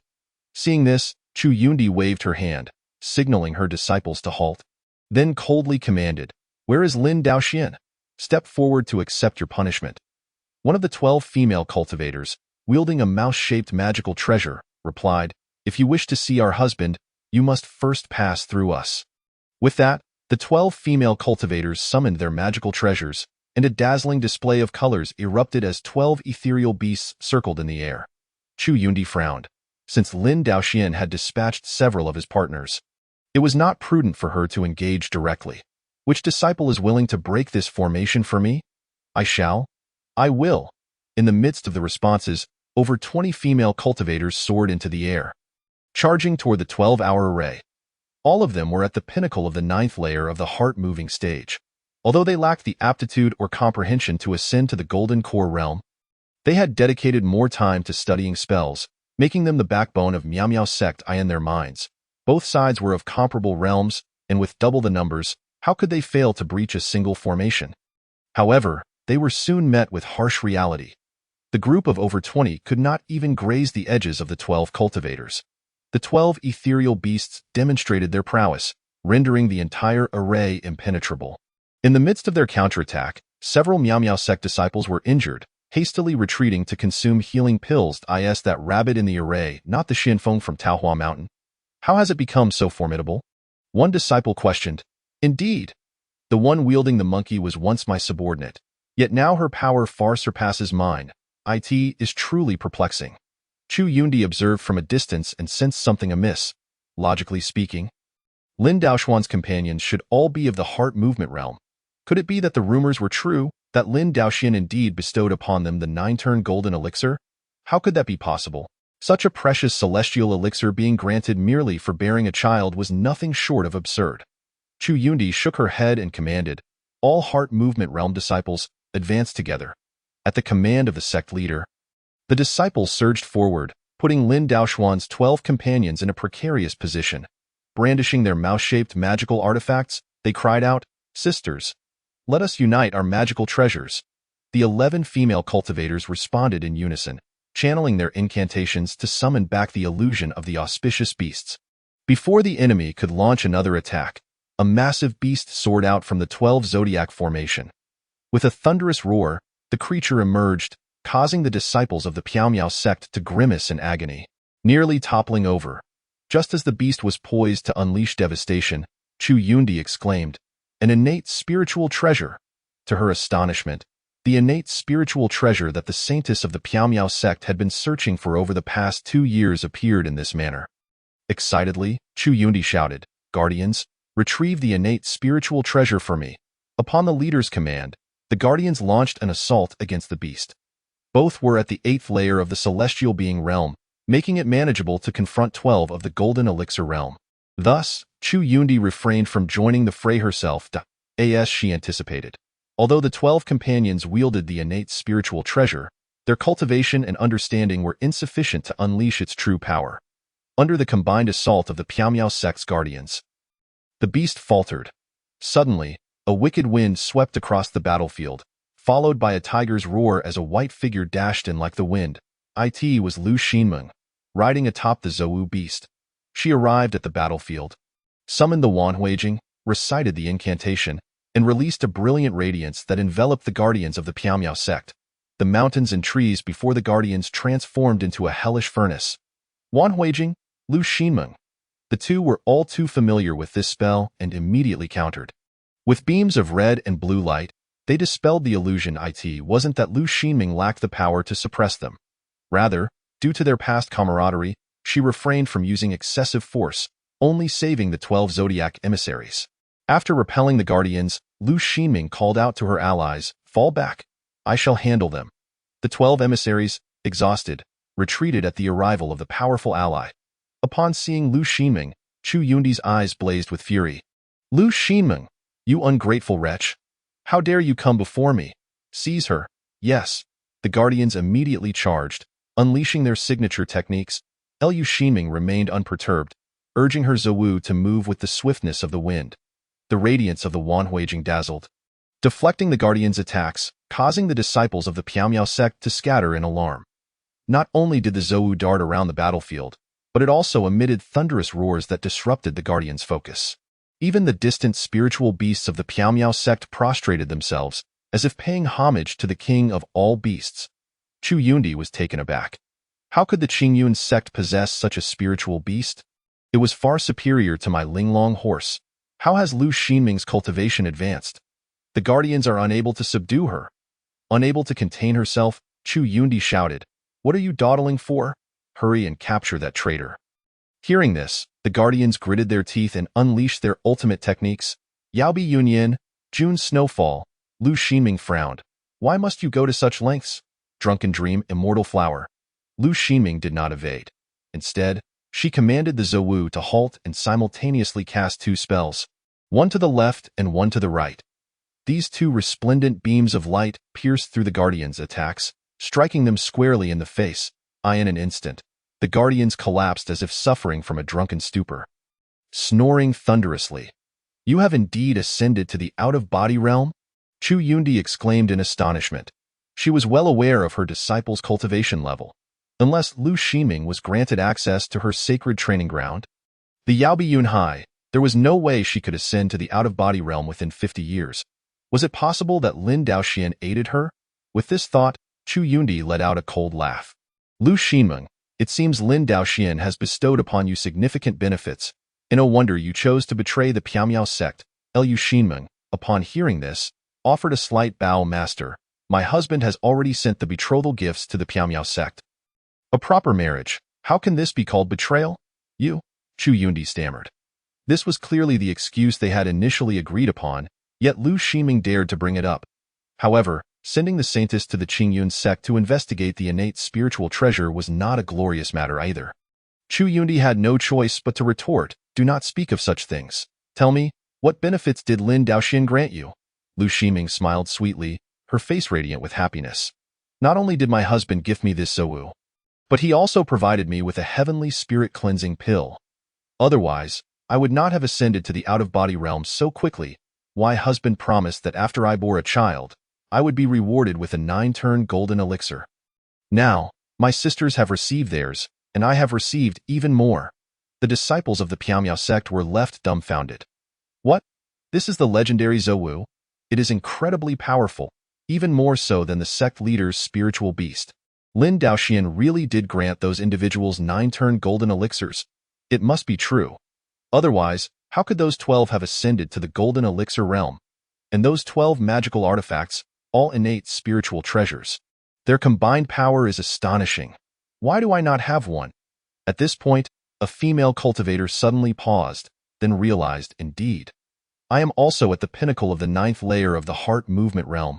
If I were to marry Lin Daoxian and bear a child, would I not also receive a 9-turn golden elixir? Given the strength of the Qingyun sect, surely they would not mind one more. Others around her began to have similar realizations, their thoughts igniting with possibility. Just then, Lin Daoxian arrived, soaring through the air on the Qiyang sword. Why has the Piaomiao sect mobilized to assault the mountain gate of my Qingyun sect?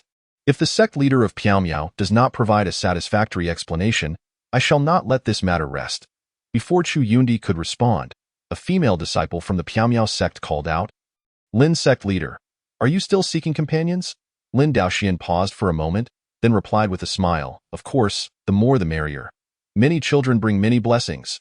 Another female disciple shouted, is it true that one is rewarded with a 9-turn golden elixir for bearing a child? Lin Daoxian nodded with a smile, indeed.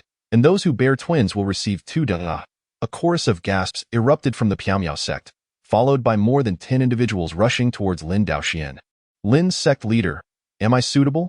I am also at the pinnacle of the 9th layer of the heart movement realm. My children will surely possess great potential. Husband, accept me. I am willing to do anything. Seeing this, Lin Daoxian hurriedly nodded, exclaiming, Yes, yes. I accept all of you. He realized that the Piao sect had sent only their elites, the weakest among them being at the 6th or 7th layer of the heart movement realm. Moreover, accepting them would strike a blow to the morale of the Piao sect, a delightful opportunity he could not pass up. As Lin Daoxuan's words echoed, several more individuals from the Piao sect made up their minds and soared towards him. Chu Yundi watched in disbelief, her anger boiling over. Lin Daoxian, how dare you openly incite my Piao sect's disciples? Lin Daoxian chuckled. Everyone has their own aspirations. One cannot be forced. Who says cultivators cannot change allegiances? With gritted teeth, Chu Yundi glanced at the fallen guardians and charged towards Lin Daoxian. I will kill you. Lin Daoxian shook his head with a smile. TSK. If you wish to apply for the position of companion, I might just consider it. To kill me? That is impossible. As he spoke, the Qingyun sword beneath his feet shot forth, hurtling straight towards Chu Yundi. Fiery meteor. Chu Yundi's gaze sharpened. Just in time. Rain of arrows. With that, Chu Yundi unleashed the Piao sect's signature killing move. This technique, Rain of Arrows, conjured an array of petals through magical power, each petal capable of being both real and illusory. A moment's inattention from Lin Daoxian would result in a strike. Moreover, Chu Yundi could freely manipulate the magical power within the petals, transforming each into a full-force blow. Lin Daoxian, possessing the Hongming Dao body, was acutely sensitive to the spiritual energies of heaven and earth and immediately sensed the connection among the petals. He swiftly altered his incantation, halting the Qiyang sword mid-air, and traced a circle, flames devouring heaven. With a commanding shout from Lin Daoxian, a deluge of flames erupted from the fiery circle, hurtling towards the cascading petals. Sensing the surging magical power, Chu Yundi was taken aback. You have also ascended to the out-of-body realm? This was perplexing. Was it not said that Lin Daoxian had closed himself off during a life-and-death trial? Only to ascend to the celestial being realm? How could he have advanced to the out-of-body realm in such a short span of 2 years? Moreover, the sword in his hand was evidently an innate spiritual treasure. So that commotion from years past was indeed caused by Lin Daoxian. But how did he come to possess an innate spiritual treasure? Upon a moment's reflection, Chu Yundi realized that Lin Daoxian had likely just ascended to the out-of-body realm. His cultivation still unstable, in contrast, she had long since reached the 9th layer of the out-of-body realm. Even if Lin Daoxian possessed a congenital spiritual treasure, it would not necessarily render him her match. After vanquishing Lin Daoxian, she could seize the treasure for herself, thereby elevating the status of the Miao sect. With this determination, Chu Yundi launched her attack once more. Drunken Dream, Immortal Flower. Yao by Yun Smoke, June Flying Snow. In her hands, the various spells of the Miao sect flew forth towards Lin Daoxian as if they were without cost. Yet Lin Daoxian stood undaunted, countering each assault with the Qiyang sword. For every spell Chu Yundi cast, he shattered it in turn, and the residual force of the Qiyang sword allowed him to retaliate against her. After several exchanges, it was Chu Yundi who found herself in disarray. From a distance, Lu Xindream watched, her heart racing. Is this truly the husband she has chosen? He is astonishingly powerful. He can hold his own against the leader of the Miao sect. In her memory, Chu Yundi was a paragon of skill. As she observed Lin Daoxian's Qiyang sword, Lu Xindream pondered, could this be the congenital spiritual treasure she had been investigating for 2 years? In truth, she should have anticipated this. Aside from Lin Daoxian, who else in this region would be worthy of such a treasure? Lu Xindream felt that marrying Lin Daoxian was undoubtedly the wisest decision of her life. Meanwhile, Yun Yinlu, who was recuperating in the mountains, also observed the scene. The congenital spiritual treasure indeed belongs to you. Could you possibly have ties to beings from the upper realm? Who could it be? Under the watchful eyes of the crowd, Lin Daoxian pressed forward relentlessly, while Chu Yundi faced peril at every turn. Internally lamenting, Chu Yundi thought how extraordinary Lin Daoxian's talents were. Why had she never heard of this before? Had she known, she would have never dared provoke him. A union with such a formidable individual would undoubtedly benefit the Miao sect. As this thought crossed her mind, her hand hesitated for a moment. Seizing the opportunity, Lin Daoxian unleashed his decisive strike. Whirlwind Fire Dragon. The Qiyang sword emitted a dragon's roar, transforming into a spiraling pillar of flame that struck directly at Chu Yundi's chest. Caught off guard, Chu Yundi could only instinctively deploy her protective spell. Boom! With a resounding explosion, the flames and thick smoke dispersed, revealing a disheveled Chu Yundi. Her cloud dream robe lay in tatters, leaving her modesty compromised. Utterly devoid of the dignity befitting the leader of the Miao Miao sect, Chu Yundi let out a shriek and turned to flee. Lin Daoxian smiled faintly, drawing the Qiyang sword to block her escape. Do you intend to leave just like that?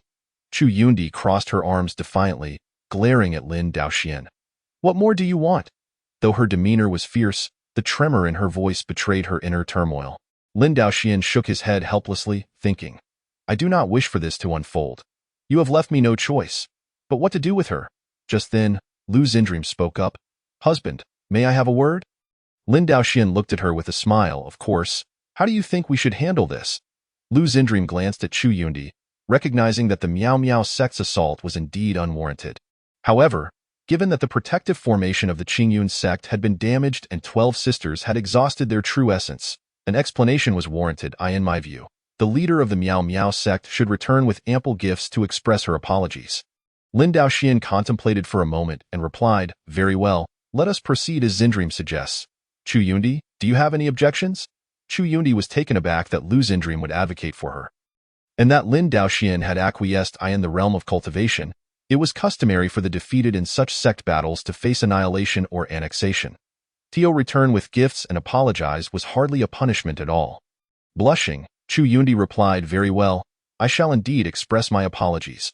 With that, she hastily retreated towards the Miao Miao sect.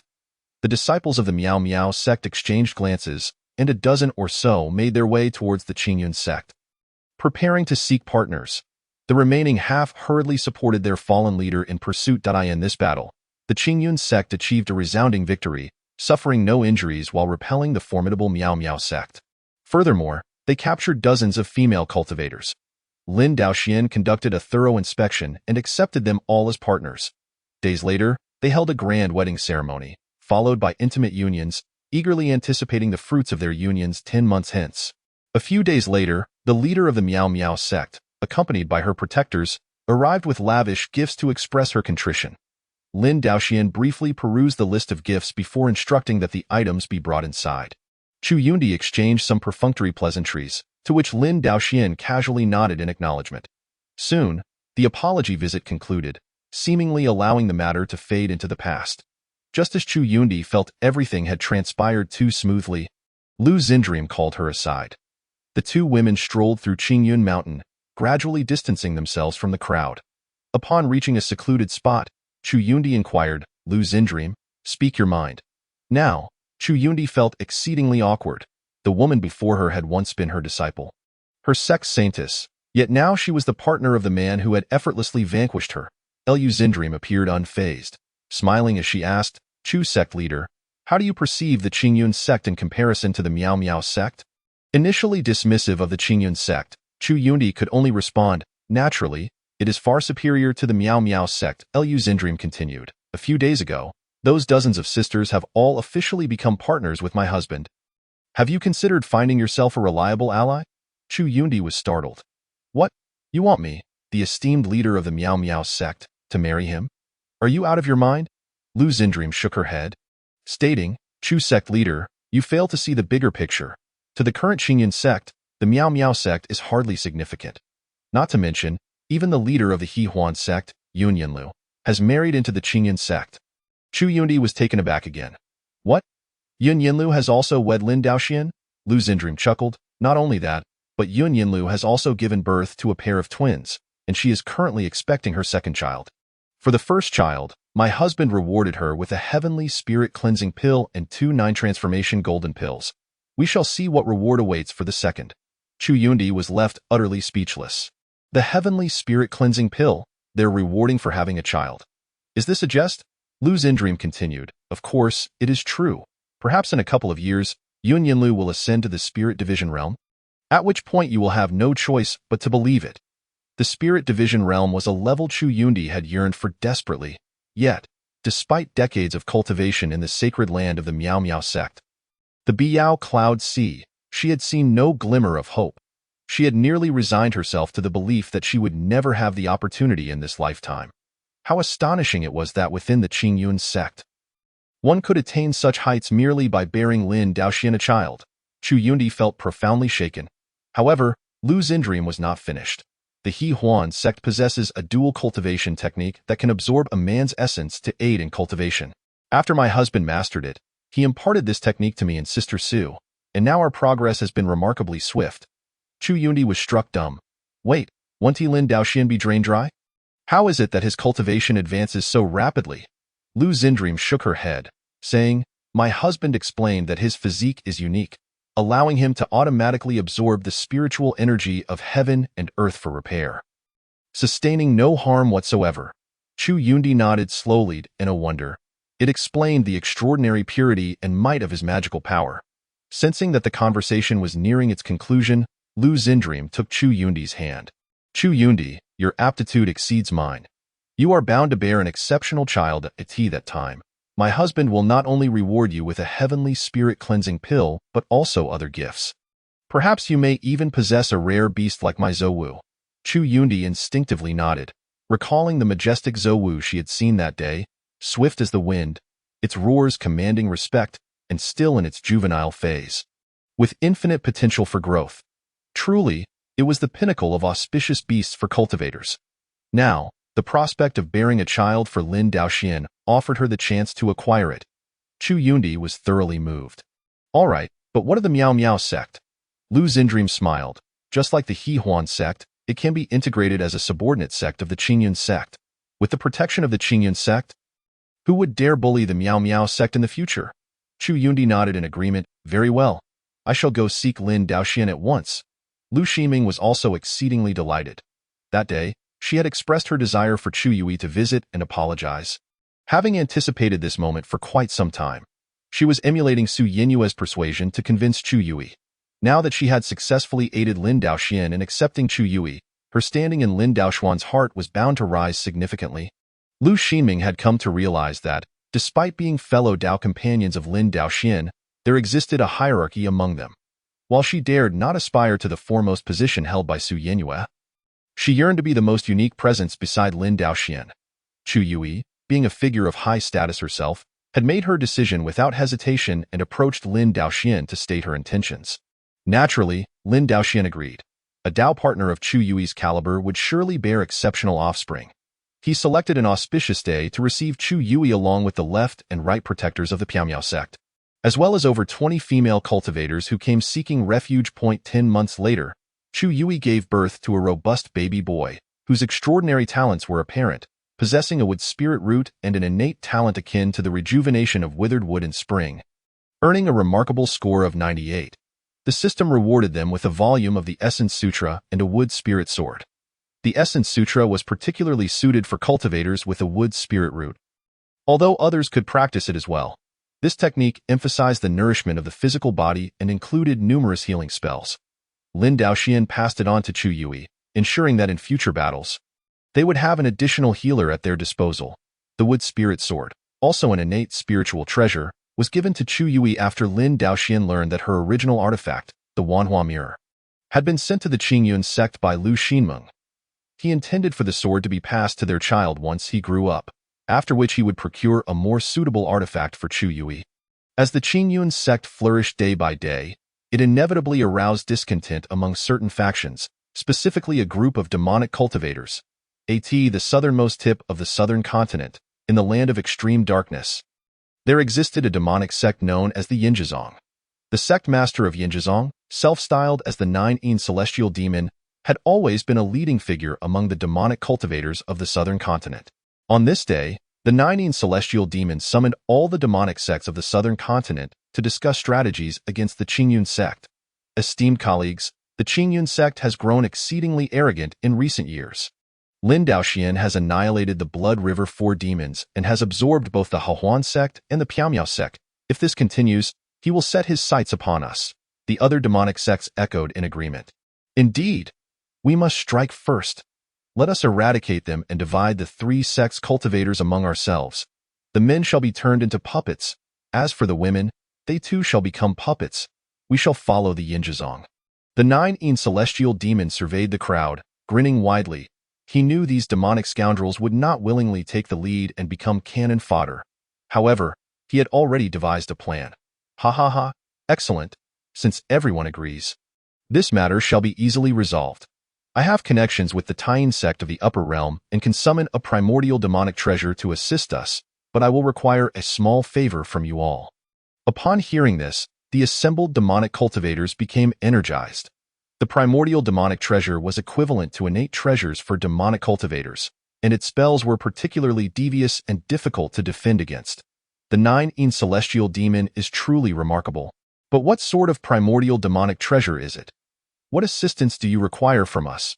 With a smirk, the Qingyun celestial demon replied, I require 10,000 young men aged 18, all of whom must be pure, and 40,000 young women aged 18, all of whom must also be virgins. Prepare them and deliver them to me by the 7th day of the 7th month. At that time, you shall witness the true form of the primordial demonic treasure. The demonic cultivators murmured among themselves, and ultimately, all stood in unison, declaring, no problem. We will see it through. The Qingyun celestial demon laughed heartily. Ha ha ha. The day the primordial demonic treasure descends will be the day the demonic cultivators unified the southern continent. From that day forth, a wave of mass disappearances swept across the southern continent. Little did they know, the shadowy hand behind it all was far more terrifying than they could have imagined. Their aim was the entire southern continent. On the 7th day of the 7th month, all demonic cultivators of the southern continent, save for the Hahuan sect, gathered at the Yinjizong. The land of extreme darkness was already fraught with ominous winds, and black clouds loomed overhead. In the mass grave of the Yinjizong stood 5,000 wooden stakes, each binding 18-year-old young men and women, awaiting the most horrific fate imaginable. At that moment, the Qingyun celestial demon stood upon the altar, waving a soul-summoning banner to perform the ritual.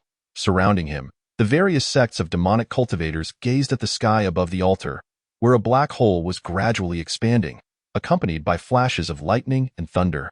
When the black hole reached the size of the mass grave, a tremendous suction force suddenly erupted, causing a whirlwind of dust and debris. The Qingyun celestial demon frantically waved the soul-summoning banner, calling to the heavens, Great demonic god, please accept my most sincere sacrifice. As he performed the ritual, it seemed as though countless threads appeared in the heavens, linking the 50,000 innocent souls to the black hole. The bodies of these 50,000 individuals collapsed at a visible rate, their screams echoing, yet gradually fading. In just a quarter of an hour, they were all reduced to mere bones. At this moment, the black hole in the sky had transformed into a sea of blood, swirling incessantly. Soon, a colossal human face emerged from the blood sea, gazing down upon the gathered demons. Yinjizong Master, you have done well. The Qingyun celestial demon immediately knelt. I pay my respects to the Qingyun demonic sovereign. Despite being known as a celestial demon, the Qingyun celestial demon was merely flaunting his power in the lower realm. The face belonged to the Qingyun demonic sovereign, the master of the Qingyun sect in the upper realm, whose cultivation level was at the pinnacle of the 9th layer of the spirit separation realm, surpassing the Qingyun celestial demon by a significant margin. The multitude of demonic cultivators present, most of whom were merely at the celestial realm, dared not show any disrespect and bowed in reverence. The Qingyun demonic sovereign continued, this blood sacrifice must be performed every 20 years. This blood stupa is a primordial demonic treasure. With its aid, we shall surely conquer the southern continent. As he spoke, the blood-colored face exhaled an object that descended from the heavens, expanding in the wind into an 18-layered blood-red giant tower. The Qingyun celestial demon rejoiced, swiftly flying to receive the blood-red tower. The moment his hand touched the tower's surface, he received a divine consciousness, revealing the blood stupa's characteristics and control methods. The Qingyun celestial demon utilized the technique to store the blood stupa in his hand. Meanwhile, the blood-colored face in the sky vanished without a trace. Holding the treasure high, the Qingyun celestial demon proclaimed, fellow demonic cultivators, join me in flattening the southern continent and establishing our demonic renown. The crowd of demonic cultivators roared in unison, flatten the southern continent, establish our demonic renown. With a hearty laugh, the Qingyun celestial demon soared northward, followed closely by the throng of demons. The other sects of the southern continent were utterly unprepared for the Qingyun celestial demon's scheme. One by one, He and his followers obliterated 2 cultivation sects, turning along the way all the wandering cultivators into blood to nourish the blood stupa. On this day, Lin Daoxian was savoring tea in the mountains when he suddenly felt a powerful surge of magical energy emanating from the south, sending chills down his spine. What is this? An innate spiritual treasure. Something feels amiss. He soared into the sky for a closer inspection, only to discover that the clouds in the southern sky had been stained blood red. The south. Could it be the demonic cultivators? At that moment, Yun Yinlu flew in from above, looking quite flustered. Husband, the 9 celestial demon of Yinjizong is leading an assault. The Hahuan sect is in peril. Lin Daoxuan's expression darkened. Yinjizong? How dare they lay hands on my Dao partner's belongings? I shall ensure they return empty-handed. As he spoke, Su Yanyue, Lu Ximing, and Chu Yui also sensed the disturbance and soared into the air. Husband, what has occurred? Lin Daoxian instructed. Yanyue, you stay behind to guard the sect. Ximing and Yui, accompany us to confront Yinjizong. Given the current situation, ordinary disciples would be of no use and could even create chaos. Even the 12 zodiac envoys would be ineffective against this. Therefore, Lin Daoxian chose only those at the out-of-body stage to provide assistance. Recognizing the urgency of the situation, Su Yanyue promptly nodded. Husband, rest assured. I will ensure the sect remains unscathed. Lin Daoxian acknowledged her with a nod and, alongside Yun Yinlu, Lu Ximing, and Chu Yui, set off towards the Hahuan sect. The Hahuan sect had already been surrounded by the 9 celestial demon and his demonic forces, with hundreds of low-level demonic cultivators assaulting the protective mountain formation. The 9 celestial demon and his leaders observed the battle from outside, fuming. This Hahuan sect is truly a disgrace among demonic cultivators. Daring to ally with the Qingyun sect, they summoned them to Yinjizong, and yet they had the audacity to refuse. Today, we shall annihilate the Hahuan sect. Without that Yun Yinlu, they stand no chance of resistance. The 9 celestial demon stroked the blood stupa in his hands, laughing heartily. With this primordial demonic treasure aiding us, even if Yun Yinlu were present, it would be of no consequence. The multitude of demonic cultivators erupted in laughter upon hearing these words, showering praises upon one another. At this moment, the HHN sect found itself in dire peril, with only a solitary elder guarding the gates, desperately channeling her spiritual energy into the protective mountain array. However, the enemy vastly outnumbered her, and it was clear she could not hold out for long. Fortunately, she had already notified Wai New York and Lu via a communication talisman, and reinforcements were surely on their way. As the elder infused the array with her power, she encouraged her fellow disciples. Sisters, we must hold firm. If the array collapses, we shall be reduced to blood water by that blood Buddha. Doomed to eternal suffering, the disciples of the HHN sect shuddered at the thought of the rumored blood Buddha, their energies intensifying in response. In the distance, the GYNTNM observed with a look of disdain. A futile struggle. With that, the GYNTNM hurled the blood Buddha into the sky, transforming it into a colossal pagoda that cast its shadow over the HHN sect's protective array. Subsequently, the GYNTNM began to chant incantations, and the base of the blood Buddha emanated countless beams of crimson light, which pierced straight through the protective array. The disciples of the HHN sect, caught off guard by the bloodlight, felt an overwhelming dread wash over them and scattered in panic. The protective array was instantly breached. The elder was taken aback. How could the blood Buddha be so formidable? No wonder it had swiftly annihilated 2 major sects. Just as despair gripped her heart, a commanding voice rang out from the heavens. Heretics! How dare you slaughter the innocent? The elder's heart leaped with joy as she looked up, only to find that the newcomers were not LND Oxu-In and his companions. Standing solemnly in the sky were 2 Taoists, the self-proclaimed leader of the Righteous Alliance, WL Dior-In of the QNGJ Nguyen, and the elder Qing Wi Dior-In. Though both were experts at the out-of-body stage, they were unlikely to match the GYNTNM in strength. Upon seeing the newcomers, the GYNTNM smirked with contempt. I wondered who possessed such audacity. It turns out to be you 2 old fossils. Since you've come, prepare to accompany the HHN sect to the grave. With a pointed finger, WL Dior-In declared, Demon, you shall not be so arrogant today. With my brother and I united, we shall eradicate you. Qing Wi Dior-In added. Gyntnm, you are merely a defeated foe of mine, and with these rabble to support you, you dare act so brazenly? His words held merit, for while the demonic cultivators appeared formidable, apart from the Gyntnm, the rest were at most at the celestial stage. As for the Gyntnm's infinite demon treasure, he did not regard it with much concern. For the slaying demon sword and the subduing demon sword wielded by the Taoists were also of the postnatal spiritual treasure level. Moreover, having been nurtured by generations of masters from the Qingyun, their power was likely nearing that of innate spiritual treasures. Nevertheless, the Gyntnm continued to dismiss them. The great effort expended to summon the Blood Buddha was solely to counter Oxuin's innate spiritual treasure. "Let me show you the true power of the Blood Buddha," he proclaimed, altering his incantation as the Blood Buddha surged toward the two Taoists. WLNDRN and QWIDRN drew their treasured swords and charged at the Blood Buddha. Break! The slaying demon sword and the subduing demon sword struck the ethereal form of the Blood Buddha, causing a brilliant flash of light, as if they would pierce through it. However, the Gyntnm simply pointed a finger. Transform! The Blood Buddha flashed a crimson light, and the slaying demon sword and subduing demon sword abruptly lost their luster, plummeting to the ground. WLNDRN and QWIDRN coughed up blood as they fell from the sky. "My sword!"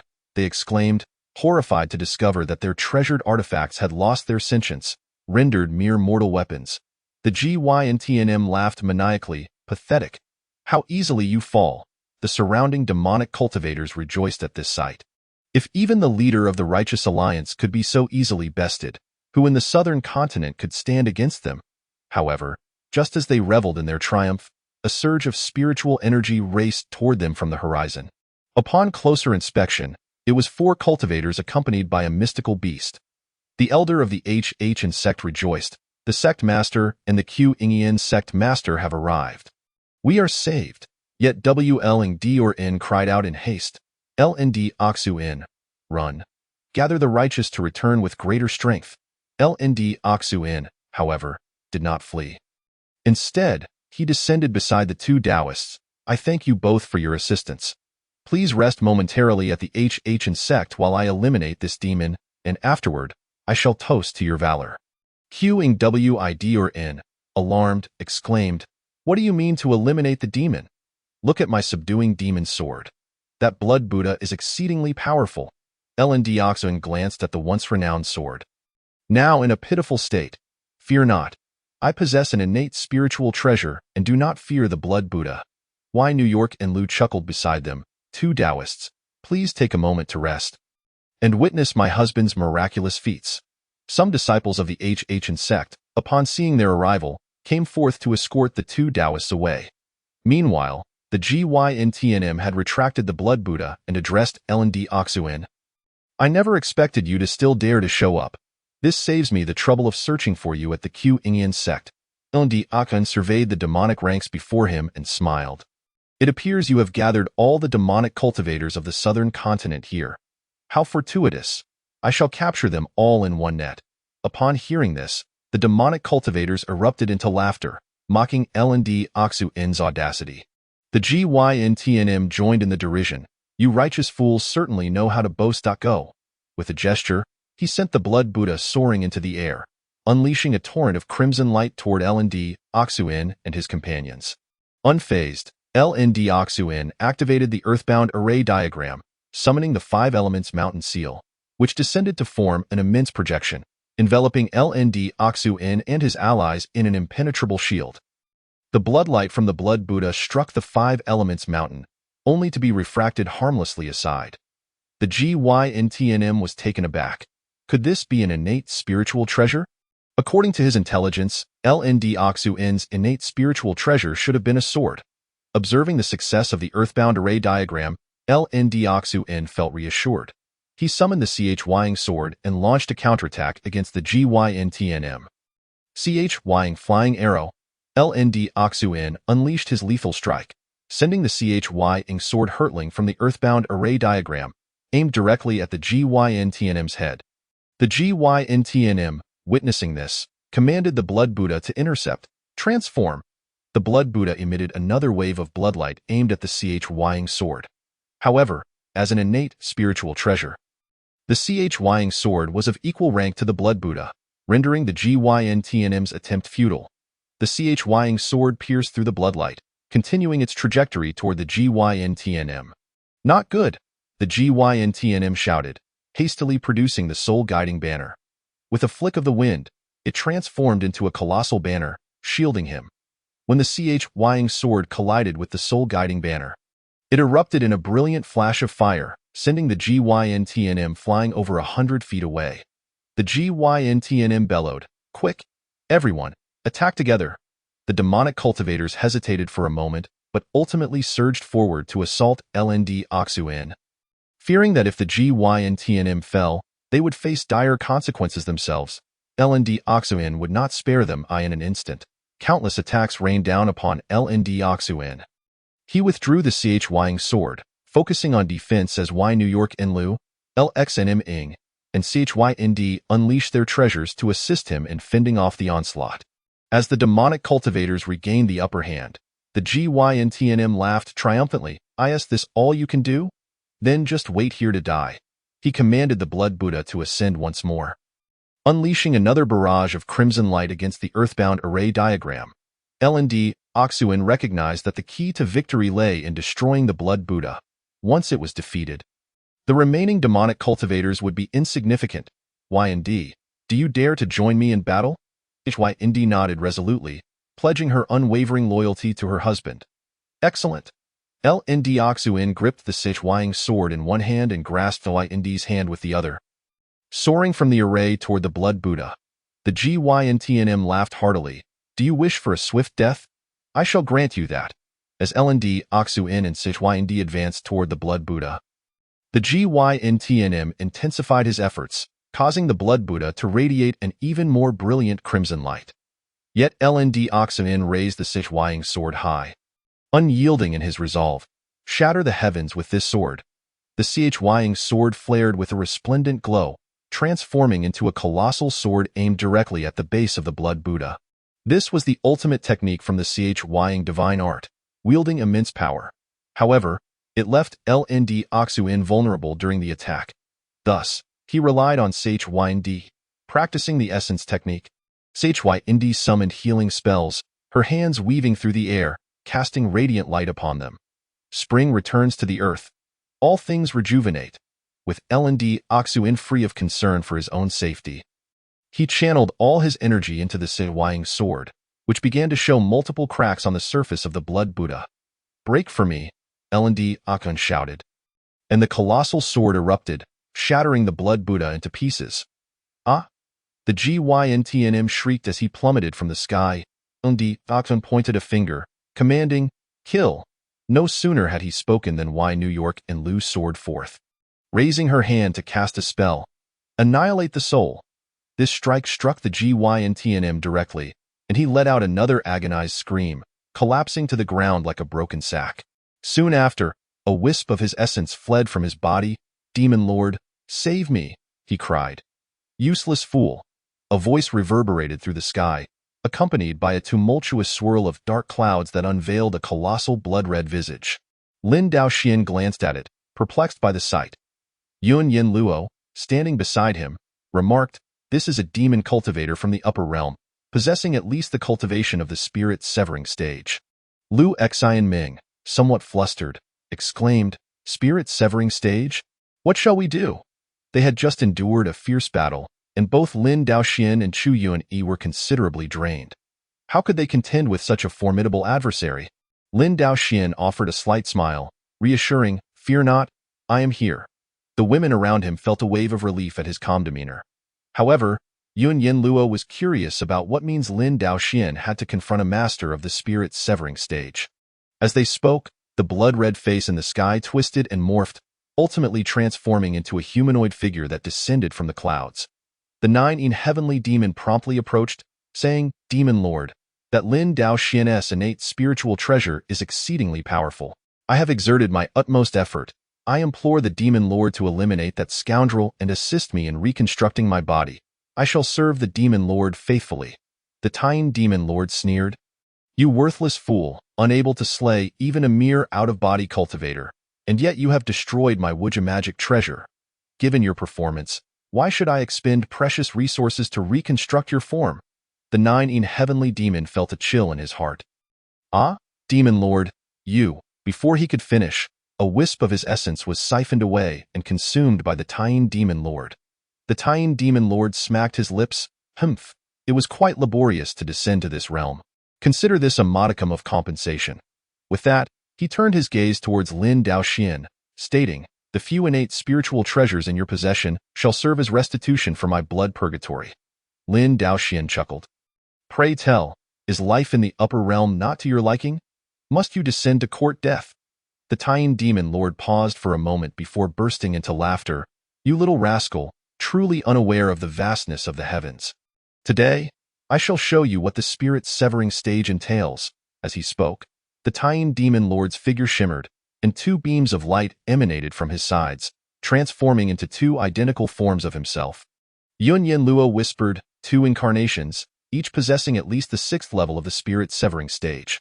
The Tying demon lord, surprised, remarked, oh, you possess some knowledge after all. Lin Daoxian glanced at Yun Yen Luo. Then back at the Tying demon lord, shaking his head, what a pity. If only there were 3 incarnations.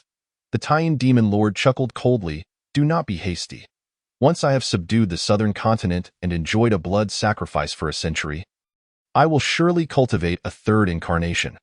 The surrounding demon leaders, eager to curry favor, began to laud him, hoping to inherit the position of the 9-in heavenly demon and command the demon cultivators of the southern continent. Tying demon lord, you are magnificent. Face your doom, you scoundrel. Lin Daoxian nodded. Indeed, I believe I have sufficiently recovered. With that, Lin Daoxian produced the diagram of extermination, summoning the extermination sword, the slaughter sword, and the trap sword, each flying forth to cleave at the 3 forms of the Tying demon lord. The Tying demon lord sensed the annihilating aura emanating from them and was taken aback. There are innate spiritual treasures. The distance between them was too close. He had no time to evade and could only activate his protective spell. In an instant, 2 of his incarnations were reduced to ashes, and his true form sustained a grievous wound. Teetering precariously, with a pained cry, the Tying demon lord fled upwards. Lin Daoxian nodded. Very good. As he spoke, the final extermination sword shot forth, and a sharp beam of sword light flashed by. This time, the Tying demon lord did not even utter a sound before meeting his demise. The demon cultivators who had been cheering moments ago found themselves in an awkward silence, and after a brief pause, they fled southward in a frenzy. Lin Daoxian made no move to pursue. After stowing away his treasures, he waved his hand. Let us go. We must express our gratitude to the 2 Taoists who delayed for us. Yun Yen Luo laughed. Naturally, I shall not withhold the precious nectar from my mountain. All shall be brought forth for our guests. As Lin Daoxian and the others joked, they returned to the Hahuan sect. Both the Sleeping Dragon Taoist and the Qingwei Taoist were left astounded. How had Lin Daoxian become so formidable? Not only had he slain the 9-in heavenly demon, but he had also eradicated a demon lord from the upper realm, a master of the spirit-severing stage, in such a clean and decisive manner. Upon seeing Lin Daoxian approach, they hurriedly bowed in gratitude. We thank Sect Master Qingyun for vanquishing the malevolent. Otherwise, the southern continent would be in peril. Lin Daoxian smiled. It was but a simple task, not worthy of mention. The Hahuan sect is also the sect of my Dao partners. As a subordinate of the Qingyun sect, I must extend my gratitude to both Taoists. The Sleeping Dragon Taoist and the Qingwei Taoist exchanged pleasantries with Lin Daoxian before returning to the cave of the Hahuan sect. A banquet was laid out to celebrate their grand victory. Yet the matters were not concluded. Lin Daoxian proposed rallying righteous cultivators to launch a counteroffensive against the demon cultivators, though the demon side had suffered a crushing defeat. With only the 9-in heavenly demon perishing, it was prudent to ensure they did not regroup. As the saying goes, the first strike is the best. It would be wise to seize this opportunity to annihilate any remaining demon cultivators. The Sleeping Dragon Taoist and the Qingwei Taoist agreed with Lin Daoxian's perspective and, upon returning, summoned both major and minor sections. Eventually, they collectively elected Lin Daoxian as their alliance leader and set forth towards the south. With Lin Daoxian at the helm, the demon cultivators stood no chance. all factions of demon cultivators were thoroughly eradicated, with only a few fleeing to the sea. Following this battle, the cultivators of the southern continent witnessed Lin Daoxian's might and accepted him as their leader. From that moment on, the Qingyun sect was recognized as the foremost sect of the southern continent. As winter gave way to spring, the harvest season arrived once more. Su Yin and others began to give birth to offspring in succession. This time, Su Yin welcomed a daughter, born with a golden spiritual root and a celestial talent rated at 93 points. The system rewarded her with an innate spiritual treasure, the Qingyun transformation furnace. Along with a crafting manual, the Ru Shou Bai Bing Tu, or Yu Shou, a legendary ancient golden deity, certainly had an extraordinary crafting manual named after him. Unfortunately, upon examining it, Lin Daoxian realized that with his current cultivation, he could only manage to forge ordinary postnatal spiritual treasures.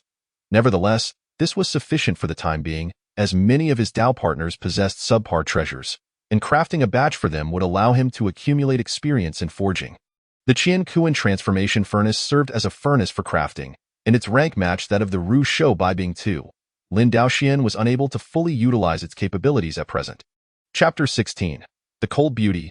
Yun Yin Luo, Lu Xian Ming, and Chu Yuni also welcomed their offspring, all of commendable talent, with the system bestowing generous rewards. Among these were two types of elixirs that Lin Daoxian had never encountered before. The first was the Rejuvenation Pill, a healing elixir effective for both internal and external injuries, capable of matching a month of recovery from injuries upon consumption. In future battles, aside from relying on Chu Yunyi's healing spells, he now had an additional option. The second type was the Spirit Restoration Pill, used to replenish mana. Had Lin Daoxian possessed this elixir when facing the Tian Demon Lord, he would not have needed to delay. Consuming one would have instantly restored enough mana to activate the extermination diagram. Lin Daoxian kept both types of elixirs on his person for emergencies. The remaining 9 transformation golden pills, celestial spirit cleansing pills, and various techniques and artifacts were bestowed upon his Dao partners.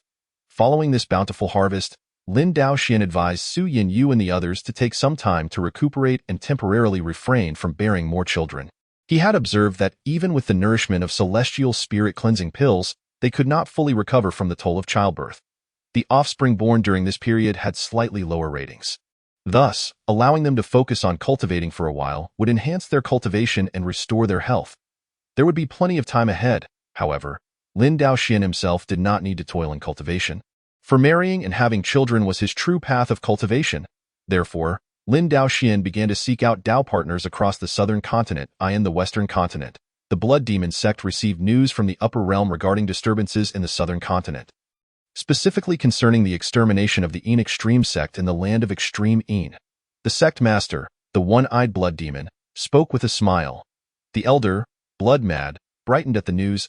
Oh, so, the land of Extreme Yin in the southern continent is now unclaimed territory. The one-eyed Blood Demon nodded. Indeed, the higher-ups have indicated that we should seize that territory. Beside him, Elder Blood Kill inquired, and who eliminated the Yin Extreme sect? What is their strength? Also, did the Yin Extreme sect not have people in the upper realm? What are their thoughts? The one-eyed Blood Demon chuckled. Ah, you, Elder Blood Kill, are quite astute and consider matters comprehensively. The higher-ups mentioned that the one who vanquished the Yin Extreme sect is named Lin Daoxian, possessing only the first level of out-of-body cultivation.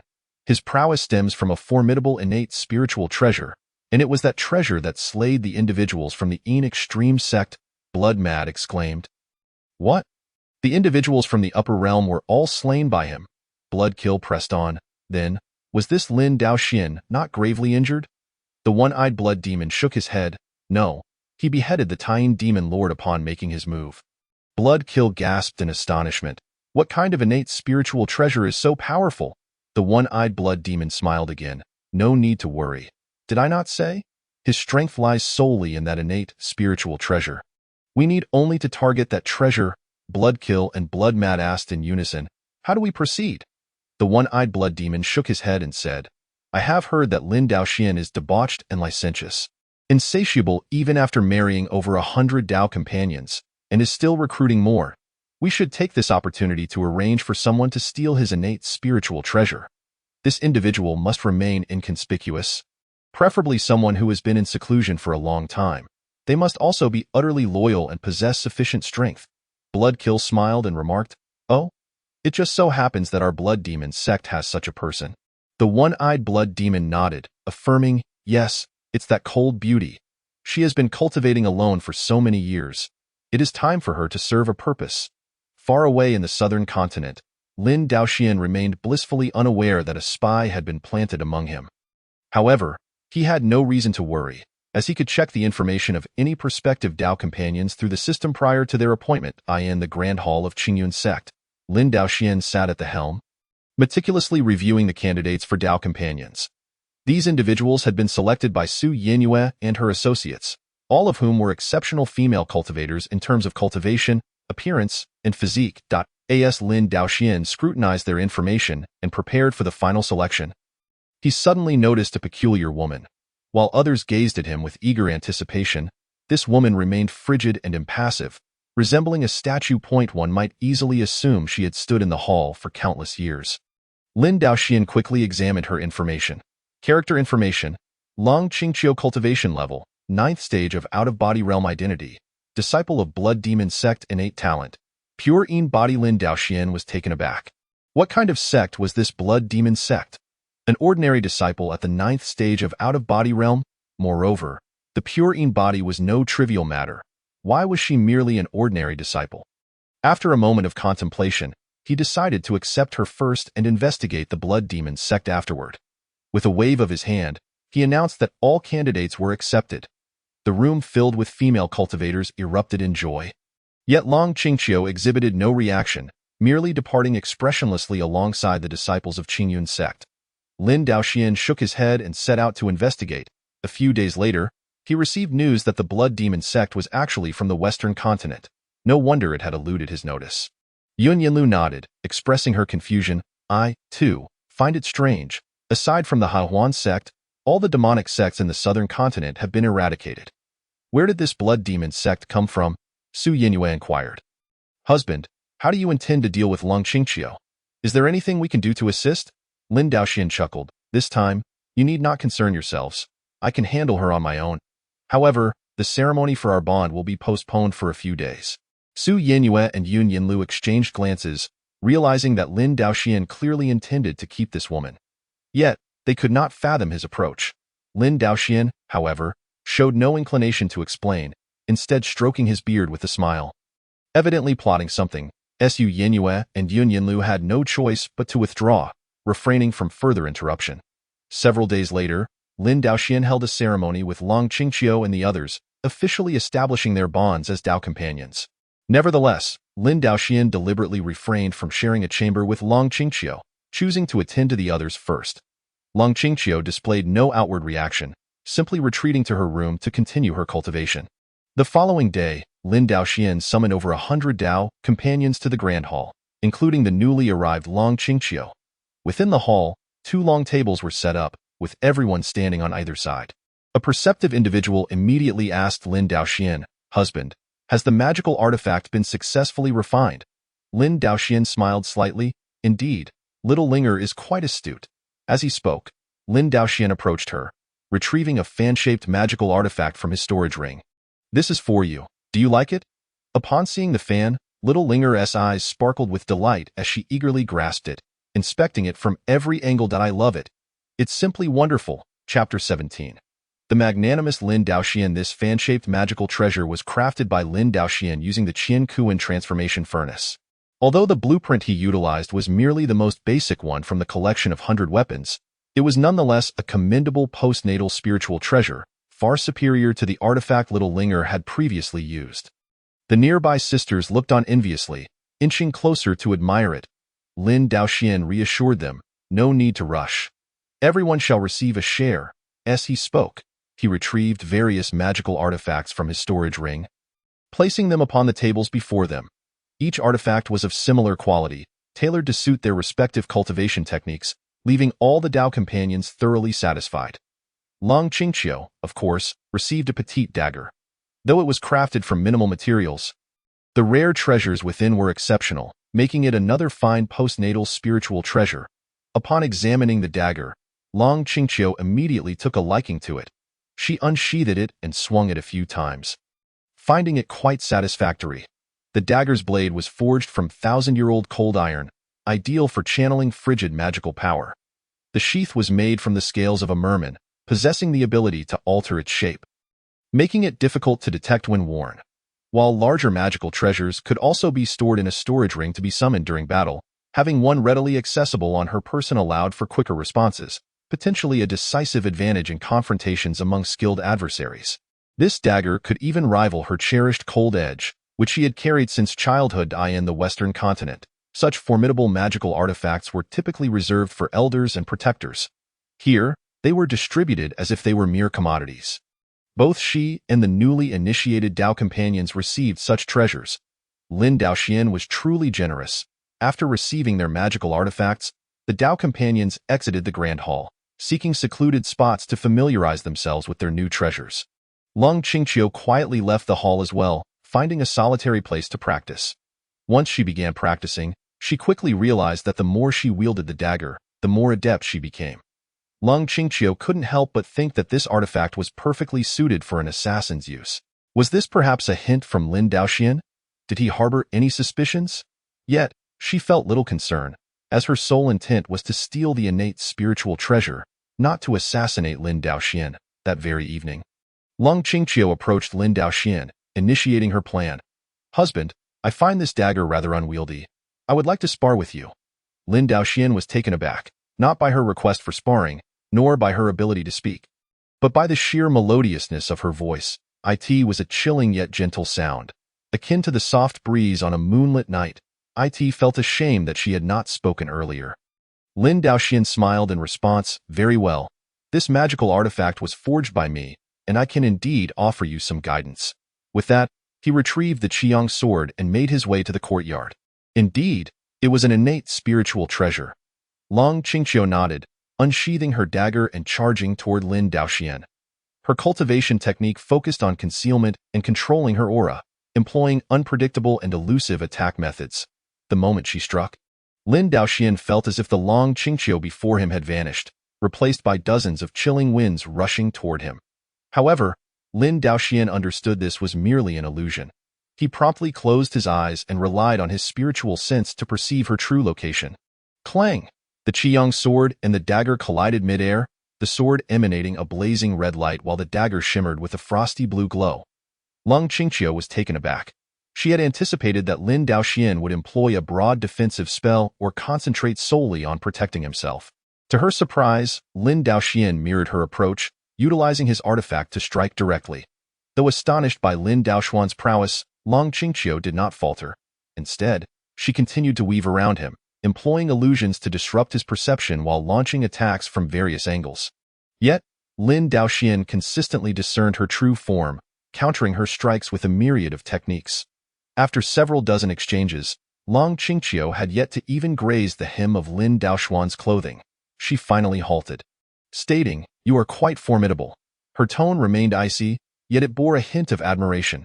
Lin Daoxian nodded, responding, "Your cultivation is commendable, and your techniques are quite refined. However, there are still some issues to address. First, you are not yet adept at utilizing this artifact. Infusing your magical power too early will expose your position. Additionally, your concealment techniques are lacking. True stealth must be integrated rather than isolated. A droplet of hot oil on a still water surface is akin to a block of ice amidst chaotic winds. While your aura concealment is commendable, it becomes glaringly obvious against a contrasting backdrop. Furthermore, your cultivation technique poses risks to your well-being. If you cannot secure a decisive strike, prolonged engagements will lead to instability in your magical power." Lin Daoxian lightly recounted the issues faced by Lung Qingqiu, deepening her admiration for him. She had not anticipated that, after just a brief exchange, Lin Daoxian would discern her weaknesses so thoroughly. She was aware that her cultivation method indeed had flaws. However, it was exceptionally well suited to her constitution, far surpassing the stability of other techniques. Thus, she willingly endured the harsh conditions of training in an extremely cold environment to attain strength that greatly exceeded that of ordinary individuals. The reason she accepted this task was due to the promise made by the Blood Demon sect's leader, who assured her that upon completion, she would be allowed to cultivate in the lands of extreme darkness in the southern continent. This opportunity would enable her to elevate her cultivation to new heights, with the prospect of advancing to the spirit separation realm within reach, and perhaps even catching the attention of celestial beings from the upper realm, who might take her as a disciple. What Long Qingqiu did not know was that prior to the distribution of the magical artifacts today, Lin Daoxian had already disseminated a significant number of cultivation techniques. Although these techniques were rewards for children without spiritual roots, they were nonetheless of high caliber in the lower realm. Having perused numerous superior techniques in recent days, Lin Daoxuan's perspective was naturally top tier. Thus, identifying Long Qingqiu's issues was a matter of simplicity. Among those techniques, one in particular was ideally suited for her cultivation. I possess a method known as the Wind Spirit Great Method, which aligns closely with the natural way. It encompasses various concealment spells, making it exceedingly appropriate for you. As he spoke, Lin Daoxian recounted the Wind Spirit Great Method. Long Qingqiu was astounded. This method was even more exquisite than the one she had been practicing, and equally compatible with her constitution. Furthermore, as Lin Daoxian had stated, the concealment spells within it surpassed those she had learned by an entire realm. When she first obtained her current cultivation method, she had vowed with a heart demon's oath that should she betray her sect, she would forfeit her cultivation to acquire it. Yet, Lin Daoxian had simply offered her this method following a ceremony for welcoming a marital partner. With such ease, a long-lost emotion, named gratitude, welled up within Long Qingqiu. At that moment, Lin Daoxian continued, "Tonight happens to be a full moon night. Let us commence our cultivation." Lin Daoxuan's reasoning was sound. As a purine body, this night presented an opportune moment for Long Qingqiu to absorb the moonlight's energy. She mused that she might as well practice the technique now and find an excuse to observe the innate spiritual treasure another time. For the one-eyed blood demon had not specified a time frame. All right, she acquiesced, leaping onto the rooftop, and began to cultivate the Wind Spirit Great Method under Lin Daoxuan's guidance. The moonlight's energy flowed into her body, transformed by the Wind Spirit Great Method into a new force, circulating within her like a gentle breeze. Long Qingqiu sensed a lightness within her previously frigid body. Indeed, this was a superior technique. The moment she commenced her cultivation, she felt the intricacies of the method. If she continued, it would undoubtedly aid her ascension to the spirit separation realm. Suddenly, she felt incredibly fortunate to have come to the Qingyun sect and to have encountered Lin Daoxian. How wonderful it would be if such days could continue forever. A smile graced Long Qingqiu's lips. Suddenly, a mysterious force erupted from within her, causing Long Qingqiu to cry out in pain, nearly tumbling from the rooftop. Lin Daoxian rushed to catch her. "Qingqiu, what has happened?" Long Qingqiu's complexion, already pale, drained of color. "The heart demon's oath. I deceived you, Long Qingqiu's body stiffened, trembling as a torrent of magical power surged forth from her. Lin Daoxian gritted his teeth in fury, declaring, "The blood demon sect shall be eradicated. Did you find out?" Long Qingqiu gasped. In truth, Lin Daoxian not only knew of the blood demon sect, but also understood the nature of the heart demon's oath. This was a method employed by demonic cultivators to control their subordinates, compelling them to swear oaths under the influence of a heart demon, subsequently implanting a demonic seed. Should the oath-taker ever act against their vow or even entertain such thoughts, they would suffer dire consequences, and the oath-taker would be utterly unable to regain control. It was precisely due to the insidious and tyrannical nature of the heart demon's oath that the one-eyed blood demon believed in Long Qingqiu's absolute loyalty. Yet, to Lin Daoxian, this method was exceedingly nefarious. "Qingqiu, what was your vow?" With great effort, Long Qingqiu replied, "Should I betray the sect, I would forfeit my cultivation." Lin Daoxian furrowed his brow, contemplating how to address this predicament. At that moment, Long Qingqiu had resigned herself to her fate, relinquishing her resistance against the power of the demonic seed. Although her magical power was draining rapidly, she felt a newfound sense of comfort. The cultivation of the blood demon sect was not worth retaining. Without her cultivation, she could rebuild. After all, the Wind Spirit Great Method allowed for swifter progress. "From now on, I shall wholeheartedly be your marital partner." Lin Daoxuan's heart twisted painfully at her words. "No. You are my partner. Your fate lies in my hands, not in the heavens. What is a heart demon's oath worth? Watch as I obliterate it." Resolutely, Lin Daoxian plunged his consciousness into Long Qingqiu's body.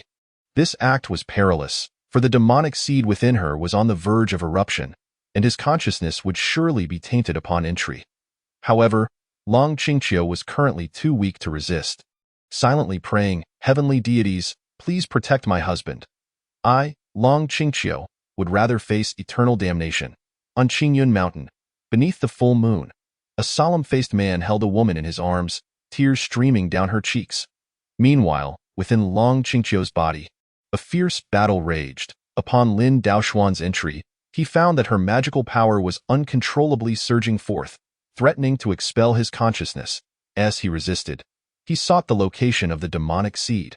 Were it anyone else, even a formidable cultivator at the integration stage, they would be helpless against the heart demon's oath. However, Lin Daoxian possessed the Hongmengdao body, allowing him to sense this force. Carefully controlling his consciousness, he ventured towards the demonic seed's location. The closer he drew, the more potent the curse's power became. Long Qingqiu's magical energy surged forth like a geyser, repelling Lin Daoxuan's consciousness. Their cultivation realms were comparable, yet Lin Daoxuan's consciousness was purer, enabling him to withstand the overwhelming magical force and reach the demonic seed's location. In his consciousness, he could perceive the demonic seed's form. It resembled a constantly shifting black sphere, forcing Long Qingqiu's magical energy to erupt outward while simultaneously wreaking havoc on her meridians. If this continued, not only would Long Qingqiu lose all her magical power, but her meridians would also shatter. Even with the Wind Spirit Great Method, she would be unable to cultivate further. Lin Daoxian gazed upon the pitch-black demonic seed. Boundless fury ignited within him. "You wretched creature, come forth!" His consciousness enveloped the demonic seed, forcibly extracting it from Long Qingqiu's body. In the next instant, Lin Daoxuan's consciousness returned to his own body, bringing the demonic seed along with it. Long Qingqiu suddenly felt a wave of relief wash over her, only to discover Lin Daoxuan's face alternating between pallor and flush. Husband, what are you doing? How could you be so foolish?" Regrettably, Lin Daoxian was unable to respond. He was entirely focused on suppressing the demonic seed. Within him, the seed stirred anew, wreaking havoc on his meridians. Lin Daoxian activated the Qiyang divine art, gathering all his magical power to crush the demonic seed. Yet, its power was exceptionally peculiar, adept at neutralizing his attacks. Lin Daoxian expended considerable magical energy, yet the demonic seed forced him outward. In this critical moment, Lin Daoxian became calm. Surely, there must be a way, a means to eliminate it. Ultimately, this was merely a spell cast by a demonic cultivator at the out-of-body stage. As Lin Daoxuan's mindset stabilized, the spiritual energy of heaven and earth flowed into him, transforming into wondrous magical power that surged towards the demonic seed. The demonic seed was utterly incapable of resisting this magical force. Shrinking progressively until it vanished completely, Lin Daoxian exhaled deeply, opening his eyes. So this is the profundity of the Hongmengdao body. Thankfully, he had acquired this physique beforehand. Otherwise, he would have truly been ruined. "Husband, you nearly frightened me to death." Upon seeing Lin Daoxian unharmed, Long Qingqiu leaped into his arms, weeping profusely. The formerly frigid beauty now resembled a teary-eyed wretch. Lin Daoxian hastily comforted her, taking a considerable amount of time to soothe her emotions. As Long Qingqiu regained her composure, she felt a wave of embarrassment wash over her, lowering her head. Lin Daoxian glanced at the moonlight and spoke, "Your purine body is suited for cultivating yin techniques. However, the harmonization of yin and yang can repair any damage." Long Qingqiu raised her head, inquiring, "Harmonization of yin and yang?" Lin Daoxian nodded, "Yes. It involves dual cultivation." Long Qingqiu's face flushed crimson once more, burying her head in Lin Daoxuan's embrace. "And now you wish to speak of this?" Lin Daoxian chuckled, yet acknowledged that dual cultivation could indeed mend injuries. "Well then, very well," she acquiesced. Lin Daoxian, seeing that Long Qingqiu had agreed, produced 2 rejuvenation pills and 2 spirit recovery pills. Both of them had suffered some damage to their meridians and significant depletion of magical power, so they each consumed 2 pills. Subsequently, they retreated into the room to harmonize the medicinal effects through dual cultivation. Mending their injuries, following Lin Daoxuan's instructions, Long Qingqiu absorbed his spiritual energy and immediately experienced the exquisite pleasures of dual cultivation. For Lin Daoxuan's spiritual energy was extraordinarily pure. in the heart of Long Qingqiu. A sudden thought surged forth. Lin Daoxian is truly a sanctuary for cultivation. Following the recent events, not only did Long Qingqiu retain her ninth layer out-of-body cultivation, but after practicing the Wind Spirit Great Method, her progress accelerated remarkably, making her ascension to the divine separation stage imminent. However, Lin Daoxian had already advanced to the divine separation stage ahead of her. 10 months later, Long Qingqiu gave birth to a daughter. Endowed with a wind spirit root, whose innate talent was the flowing wind without shadows, rated at 91. The system rewarded her with a century's worth of cultivation and a centennial cultivation pill. This century's worth of cultivation propelled Lin Daoxian to the divine separation stage, allowing him to ascend directly to the second layer.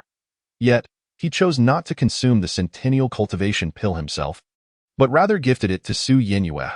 Presently, Lin Daoxian's companions included 4 out-of-body realm experts: Yun Yinluo, 9th layer out-of-body; Lu Xinmeng, 1st layer out-of-body; Chu Yundi, 9th layer out-of-body; and Lung Qingqiu, 9th layer out-of-body. However, Su Yinyue, who had accompanied Lin Daoxian the longest, was still merely at the 1st layer of the celestial realm. With such a precious item in hand, it was only fitting to prioritize Su Yinyue. Although the prowess of a top expert in a sect is indeed significant, Lin Daoxian estimated that the century's worth of cultivation would only elevate him by 1 or 2 layers at most. Were it a millennium cultivation pill, he might consider consuming it himself. As for the 3 ninth layer out-of-body companions, they might break through this year or next, thus the cultivation pill was of lesser consequence to them. When Su Yinyue received the pill, she could hardly believe it, as such a pill was entirely beyond her comprehension. Yet, since it was bestowed by Lin Daoxian, she hesitated not and consumed it without delay. The effect was immediate. Su Yinyue swiftly ascended to the pinnacle of the 9th layer of the celestial realm. Given her aptitude and the techniques she practiced, her advancement to the out-of-body stage was surely just around the corner. The Qingyun sect was elated, yet the Blood Demon sect on the western continent was shrouded in gloom.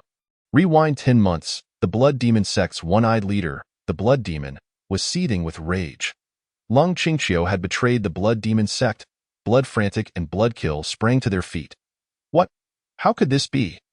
They struggled to comprehend, especially since Long Qingqiu was bound by the Heart Demon Oath, and after the Blood Demon sect's success, she could cultivate in the South Continent's extreme inland. What reason could she possibly have to forsake her sect and become a cripple? The one-eyed Blood Demon scoffed. I know not why she betrayed us, but the demon seed I planted has vanished. ID can't possibly have been broken, can it? Blood Frantic and Bloodkill shook their heads repeatedly. It was inconceivable that anyone in the lower realms could dispel the Heart Demon method.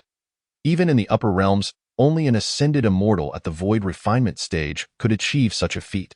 Both Long Qingqiu and the Qingyun sect had no connections to figures of that caliber. Blood Frantic inquired, Sect leader, what shall we do now? Lin Daoxian possesses that innate spiritual treasure. How can we attack? The one-eyed Blood Demon pondered for a moment, then suddenly chuckled, aha! No matter how formidable that innate spiritual treasure is, it can only be used in one location. Lin Daoxian, no matter how powerful, is but one man. What if we join forces and attack from 2 directions?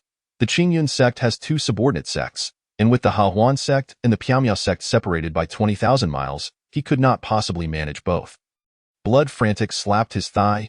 Indeed, we can divide our forces. Anyone who encounters Lin Daoxian should retreat for the time being. The one-eyed Blood Demon shook his head repeatedly, but how will the Qingyun sect mount an offensive then? Blood Frantic was momentarily dumbfounded. This Bloodkill, however, had already grasped the situation. Are we not to unite with another sect? The one-eyed Blood Demon nodded. Yes, we shall first ascertain where Lin Daoxian goes to lend support, then call upon our good brothers to take his place. Once Lin Daoxian makes a move, we shall strike from the other side and seize the Qingyun sect. Bloodkill laughed heartily. Sect leader. What a splendid strategy. Blood Frantic still did not fully understand, but sect leader, whom shall we unite with? Who possesses the strength and is willing to assist? The one-eyed Blood Demon replied, among the demonic cultivator sects on the western continent. Besides our Blood Demon sect, there is the Purgatory Valley. The Purgatory Valley has a deep-seated enmity with the Xuanwu sect. Yet the Xuanwu sect's protective mountain formation is exceedingly formidable, leaving the Purgatory Valley with no recourse. However, if we combine our strengths to attack, we shall surely break through. Provided this is the condition, it will suffice to persuade the Purgatory Valley to assist us." Blood Frantic and Bloodkill nodded in agreement, deeming the plan feasible. After reaching a consensus, the Blood Demon sect began to contact the Purgatory Valley to gather forces in preparation for an assault on the Xuanwu sect. Meanwhile, Lin Daoxian, far away in the South Continent, remained oblivious to the happenings there, preoccupied with sowing seeds and raising children, living a life of exquisite bliss. One day, Lin Daoxian reclined in a rocking chair, surrounded by a gathering of companions attending to him with celestial fruits and divine nectar. He could not help but exclaim inwardly how wonderful it was to have such a bountiful offspring system. While others toiled and struggled, he merely married and fathered children to grow stronger. Moreover, his efficiency far surpassed theirs. Just as Lin Daoxian was reveling in his enjoyment, a disciple approached to report that someone claiming to be the leader of the Xuanwu sect from the Western Continent sought an audience. Lin Daoxian was taken aback. Why would the leader of the Xuanwu sect come to him? The disciple added, "It is the Taoist Wulong from the Qingyun Temple on Wulong Mountain who brought them." Lin Daoxian nodded. "Good. Ask them to wait in the main hall." The disciple went to convey the message, while Lin Daoxian tidied himself and proceeded to the main hall. Taoist Wulong hurriedly greeted him. "I, the humble Taoist Wulong, pay my respects to the alliance leader." Upon witnessing this formality, Lin Daoxian understood that business was at hand. "Please, take a seat." "And this lady is?" Before Taoist Wulong could respond, a woman knelt upon the ground, sorrowfully stating, "I am Wu Ying, the daughter of the leader of the Xuanwu sect, here to beseech the Qingyun sect leader for justice." Lin Daoxian inquired, perplexed, "Where is your sect leader?" Wu Ying immediately burst into tears. "My father and over 100 fellow disciples have perished at the hands of the Blood Demon sect and the Purgatory Valley." Lin Daoxian sighed, finally grasping the situation. No wonder she had earlier claimed to be the leader of the Xuanwu sect. Speaking of the Blood Demon sect, Lin Daoxian was not unfamiliar with them, as he had been preparing to eradicate the sect, only to find that within the span of a year, they had committed more atrocities. "I can assist you in avenging the Blood Demon sect and the Purgatory Valley, but there is one condition." Chapter 20. "One is enough," Wu Ying resolutely replied, "as long as the great enmity is avenged." Wu Ying would not hesitate to give her life. Lin Daoxian waved his hand. "I will not place you in any perilous situations. All I require is your promise to become my companion." He had just glanced at Wu Ying's profile and deemed her an excellent candidate for a companion. Character information: Wu Ying cultivation, 6th layer out-of-body status, leader of the Xuanwu sect. Western Continent innate talent, Xuanwu bloodline. Without hesitation, Wu Ying nodded in agreement. Very well. She had long heard tales of the Qingyun sect leader Lin Daoxuan's notorious reputation for his amorous pursuits and had been mentally prepared. Moreover, with the destruction of her sect, there was little left for her to repay. Seeing Lin Daoxuan's agreement, Taoist Wulong promptly stated, "Alliance leader, I shall return to gather the elite members of our sect to accompany you to the Western Continent." Lin Daoxian shook his head. "There's no need for that. I will go alone. You should protect your sect. The Blood Demon sect has already set its sights on the South Continent. This may very well be a ruse to draw the tiger away from its mountain lair." Taoist Wulong's expression grew serious. "In that case, I wish the alliance leader swift success." Lin Daoxian replied, "Then you may return. Wu Ying, come with me." Lin Daoxian and Wu Ying exited the main hall, where they encountered the remaining 8 disciples of the Xuanwu sect. All were elites of the celestial realm, who, during the crisis, had formed the Xuanwu formation alongside Wu Ying, thus managing to escape. The leader of the Xuanwu sect had led his disciples in a rear guard, only to be encircled by the Blood Demon sect and the Purgatory Valley, leaving no hope for survival. Upon observing that there were still some capable hands left in the Xuanwu sect, Lin Daoxian felt reassured. "Excellent, you are all loyal and righteous individuals. This time, in our campaign against the Blood Demon sect and the Purgatory Valley, as well as in the reclamation of the Xuanwu sect, I shall rely on you all." Wu Ying and her 8 compatriots clasped their hands, pledging their unwavering support. Lin Daoxian nodded. "Very well, I will brief my companions, and then we shall set off." Upon witnessing Lin Daoxuan's readiness, Wu Ying and the others were deeply moved, praising Lin Daoxuan's boundless righteousness. Lin Daoxian explained the situation to Su Yinyue and the others, instructing them to remain behind to safeguard their home. Su Yinyue shook her head emphatically. "This won't do. My cultivation is insufficient, but Yanluo, Yundi, and Qingqiu are all 9th layer out-of-body experts, and they can lend you their strength. Especially Qingqiu. She is most familiar with the blood demon sect circumstances and will undoubtedly be of assistance. Lin Daoxian also shook his head, but the Qingyun sect needs to have experts on guard as well. The blood demon sect has 3 out-of-body realm experts. What if they launch an attack? As for Qingqiu, she knows the blood demon sect well, but the blood demon sect knows her too. She could easily become a target. I am already a great expert at the divine separation stage. And with several innate spiritual treasures by my side, dealing with a few demonic cultivators should be sufficient. Even if I were to fail, it would be easier to escape with fewer people. Su Yinyue pondered for a moment, reluctantly agreeing, very well. Just ensure you have the revitalizing pill and the spirit recovery pill with you. Lin Daoxian responded, yes, I am aware. All preparations are complete. After bidding farewell to Su Yinyue, Lin Daoxian explained his intentions to a few fellow disciples before making his way to Wuing. All right, let us set forth. You shall lead the way to the blood demon sect. Wuing nodded in agreement, very well. Let the leader of Qingyun's sect guide us to meet with our comrades. Lin Daoxian waved his hand dismissively. There is no need for anyone else. I alone am sufficient. This time, I shall undoubtedly flatten both the blood demon sect and the Purgatory Valley. Wuing and the 8 disciples were taken aback. Leader of Qingyun, you jest, do you not? Lin Daoxian frowned in response. Such a grave matter. Would I jest with you? If you do not trust my abilities, feel free to seek assistance from others. After all, I am not particularly in need of another companion. Upon hearing this, some disciples from the Xuanwu sect glared in anger while others hung their heads in despair. Yet none spoke. Wuing clenched her jaw. Very well. The fate of Wuing and the Xuanwu sect shall rest in the hands of the leader of Qingyun. Lin Daoxian nodded in satisfaction. That is the spirit. Let us depart. Taking a deep breath, Wuing commanded, form the formation. The 8 disciples, left with no choice, complied, and the 9 of them formed the Xuanwu formation. Soaring into the sky, Lin Daoxian flew on his sword, following closely behind. The group of 10 proceeded, stopping intermittently, until they arrived at the territory of the blood demon sect on the western continent.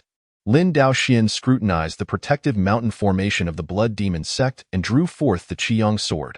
Allow me to knock on their door. Starfire ignition, with a flourish of his sword.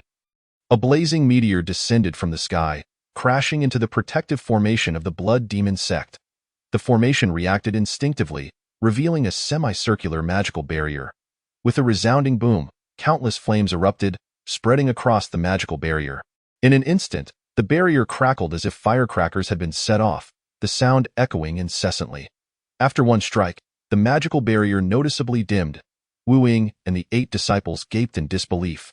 Leader of Qingyun, you cannot be serious, Wuing exclaimed.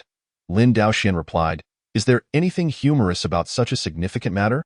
If you do not believe in my capabilities, you may seek others' assistance, Wuing bit her lip. All right, the fate of the Xuanwu sect rests with the leader of Qingyun. Lin Daoxian nodded approvingly. Precisely, let us set forth. Wuing took a deep breath, formed the formation. The 8 disciples had no choice but to obey. And the 9 of them formed the Xuanwu formation, ascending into the skies.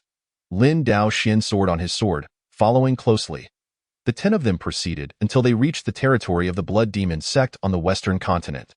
Lin Daoxian examined the protective formation of the blood demon sect before brandishing the Qiyang sword. I shall be the one to knock.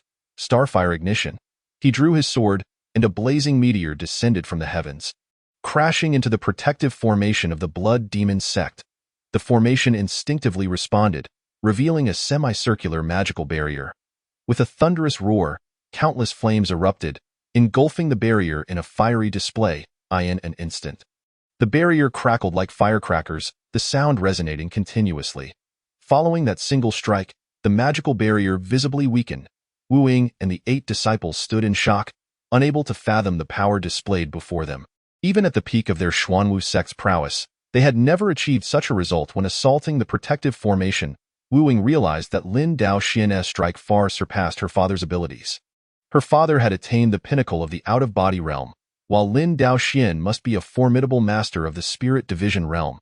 It was utterly astonishing to her that someone could reach such heights in the lower realm, and that he stood before her now. However, Lin Daoxian was not entirely satisfied with this strike.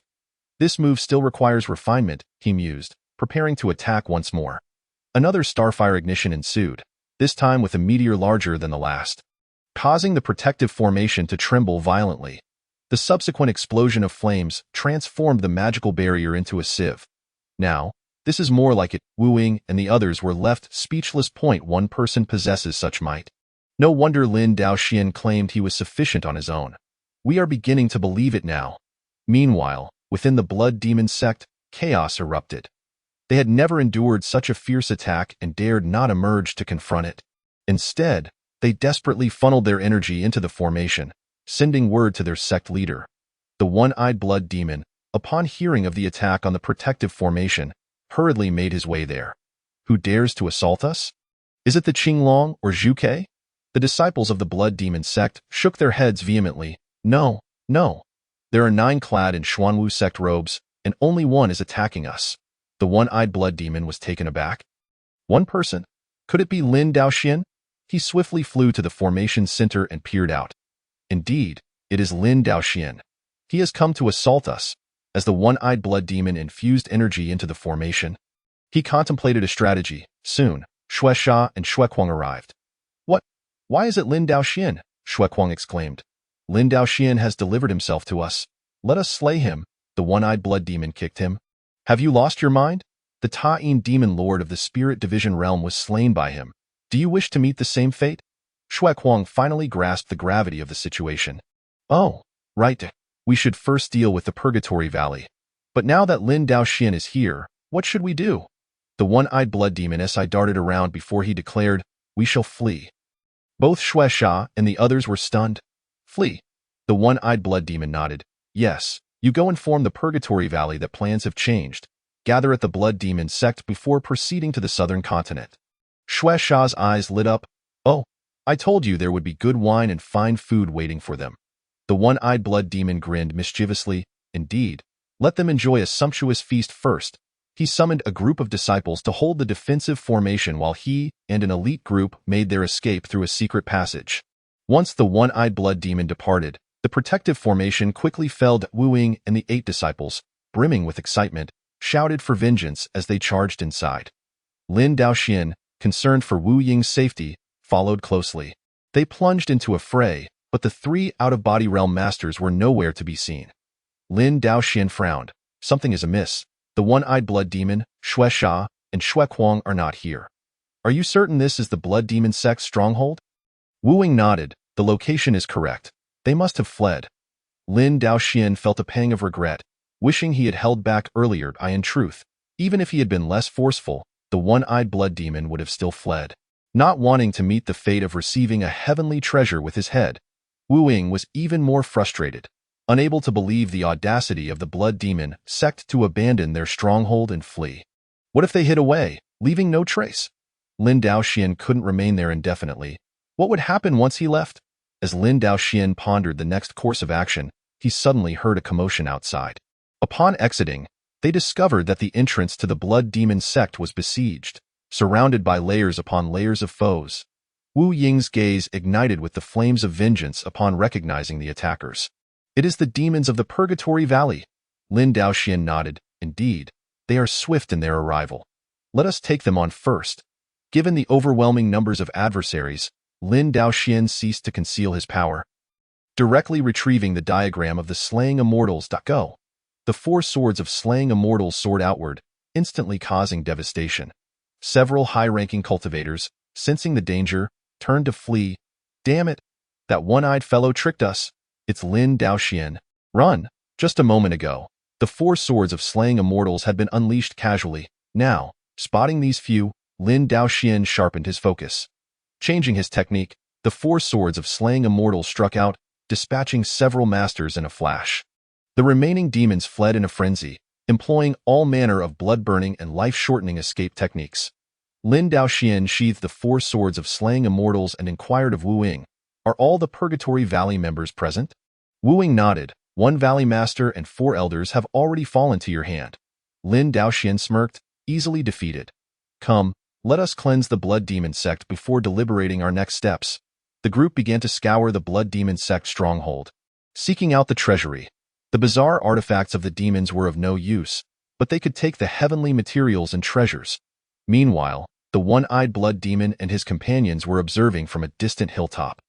The Purgatory Valley's forces have been repelled, yet Lin Daoxian has not emerged. The one-eyed blood demon laughed heartily. Ha! Since he has not left, he must be after our possessions. Let us block his retreat. Xue Kuang chimed in. Indeed, those 4 swords of immortals are immensely powerful. They must be the heavenly treasure that killed the Ta-In demon lord. Now that the Purgatory Valley has helped us fend off the attack, we can reap the rewards. The one-eyed blood demon nodded, chuckling twice, but suddenly felt something was amiss. Xue Kuang usually lacks sense. Why is he echoing my thoughts this time? After reconsideration, the one-eyed blood demon found no fault in the plan and led his men charging toward the stronghold. Lin Daoxian and his companions were in the treasury when they were once again thwarted. Upon spotting Lin Daoxian, the one-eyed blood demon spun his eye and shouted, "Whoever slays Lin Daoxian may claim his belongings first." At this proclamation, Xue Kuang dashed forward. "Ha ha! The heavenly treasure is mine." Lin Daoxian was taken aback. "Oh, feel free to take it." As he spoke, the Qiyang sword shot forth, piercing through Xue Kuang. With a pained cry, Xue Kuang collapsed to the ground. The surrounding demons, seeing someone take the lead, surged forward with renewed vigor. "Charge! He can only slay one at a time." Lin Daoxian laughed, twirling the Qiyang sword within the cave. Swiftly dispatching a dozen demons, at this moment, Xue Kuang had already used a secret technique to mend his wounds and seized the opportunity to charge at Lin Daoxian while the Qiyang sword was momentarily occupied elsewhere. Realizing that relying solely on the Qiyang sword was too slow, Lin Daoxian retrieved the diagram of the slaying immortals once more. Kill! The slaying immortal swords flew out first, cleaving Xue Kuang in 2. At that moment, Lin Daoxian noticed that the one-eyed blood demon and Xue Sha had escaped. Heh! These 2 are quite perceptive. Lin Daoxian would not allow their escape, immediately pursuing them out of the stronghold while wielding the diagram of the slaying immortals. Wu Ying and the 8 disciples formed the Xuanwu formation, huddled in a corner, unable to intervene. "Master, what should we do?" Wu Ying pondered for a moment. Pursue. If one were to remain within the blood demon sect, what would happen if a malevolent figure were to launch a surprise attack? Where is the safest haven at present? It is undoubtedly by the side of Lin Daoxian. After Lin Daoxian pursued the fleeing adversaries, he noticed that Bloodslaughter and the one-eyed blood demon had split in 2 different directions. Thus, he directed the killing immortal sword to pursue Bloodslaughter, while he himself chased after the one-eyed blood demon. As Bloodslaughter beheld the killing immortal sword drawing ever closer, he could not help but wail, "Such a formidable innate spiritual treasure, yet it can be wielded repeatedly. Is there no justice left in the world?" Just as his words fell, the killing immortal sword pierced through Bloodslaughter's chest, and in an instant, the power of extermination surged forth, severing Bloodslaughter's lifeline completely. Had it been the Qiyang sword, he might have had a chance to mend his wounds. But the extermination swords are infamously ruthless, striking with lethal precision. The extermination array indeed consumes a great deal of mana, yet with Lin Daoxian's current reserves, even if he unleashed all 4 swords simultaneously, summoning them 2 or 3 times would pose no problem. Earlier, the one-eyed blood demon sensed something amiss and, upon encountering Lin Daoxian, chose not to engage directly, instead sending his subordinates to confront Lin, which provided him a chance to flee. Regrettably, he could not outrun Lin Daoxian, whose cultivation and mana far surpassed his own, allowing him to close the distance rapidly. The one-eyed blood demon, witnessing Lin Daoxian's pursuit, felt an overwhelming dread.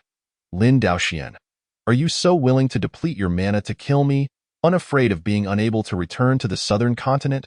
Chapter 22. Rebuilding the Xuanwu sect as the one-eyed blood demon fled.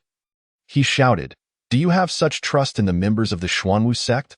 If I were truly one of them, I would wait until you exhaust your mana before slaying you and seizing your treasures." Lin Daoxian merely smiled and replied, "Thank you for the reminder." The one-eyed blood demon, believing Lin Daoxian was genuinely afraid, immediately displayed a grin. "Let us make a deal." Yet before he could finish his sentence, Lin Daoxian's extermination sword arrived. The one-eyed blood demon was taken aback, thinking, how is Lin Daoxian so devious, akin to a demonic cultivator? He hastily gathered his mana, conjuring a crimson vortex before him, but alas, it proved futile. The extermination sword struck, shattering both the vortex and him in one fell swoop. The one-eyed blood demon perished without ever grasping why Lin Daoxian sought his life. Observing the one-eyed blood demon succumb to despair, Lin Daoxian retrieved a rejuvenation pill and consumed it. He then summoned the killing immortal sword from afar, his mana fully restored. This rejuvenation pill, a reward from the system, was unavailable in the lower realms and had to be used cautiously in the upper realms. However, Lin Daoxian cared little for such concerns, having received ample rewards from the system. If it was useful, he would consume it in the western continent. The only forces that had acted against him were the Blood Demon sect and the Abyss Valley. Yet one could not rule out the emergence of a third adversary. He held no fears regarding the Xuanwu sect. Unless Wu Ying had lost her senses, they would not dare to act against him. Lin Daoxian returned to reunite with Wu Ying and the others, then conducted another sweep of the Abyss Valley before arriving at the Xuanwu sect. By this time, the Xuanwu sect lay in utter disarray. With the remains of former comrades lost to the winds, Wu Ying was compelled to erect makeshift tombs for her father and fellow disciples. After conducting a memorial, Lin Daoxian declared, "These resources shall aid you in the reconstruction of the Xuanwu sect." As he spoke, he cast all the treasures he had gathered that day upon the ground. Wu Ying and the others stood in astonishment. These were the accumulated treasures of two sects over countless years. When Lin Daoxian had previously seized half, they had harbored some grievances, but now it was clear he had no intention of retaining them. In truth, Lin Daoxian had not overthought the matter. He merely wished to expedite the looting process. Wu Ying, blushing, remarked, "Today's accomplishments belong solely to the master of Qingyun. We merely escorted him and feel unworthy of such rewards." Lin Daoxian smiled gently, "Since your treasures were taken by these two sects, it is only right that they be returned to you. I have no need for them."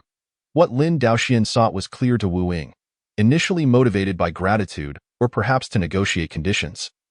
She had come to realize, through their time spent together, that Lin Daoxian was indeed a man worthy of lifelong commitment. Wu Ying ceased her objections, instructing others to transport the treasures into the storeroom. Following this commotion, night descended. Wu Ying produced exquisite liquor to entertain Lin Daoxian, after which everyone retired for the night. While Wu Ying summoned Lin Daoxian to her quarters, at that moment, a disciple suddenly called out, "Sect Master." Wu Ying turned to see Fei Yin. "What brings you here?" Fei Yin hesitated. The mountain protection formation has been breached. Should we keep someone on watch?" Wu Ying nodded. "You may arrange it as you see fit. But do ensure to rest." Fei Yin bowed, understood. Watching Wu Ying and Lin Daoxian depart, someone remarked to Fei Yin's brother, "I understand your feelings. Who wouldn't wish to marry the sect master's daughter?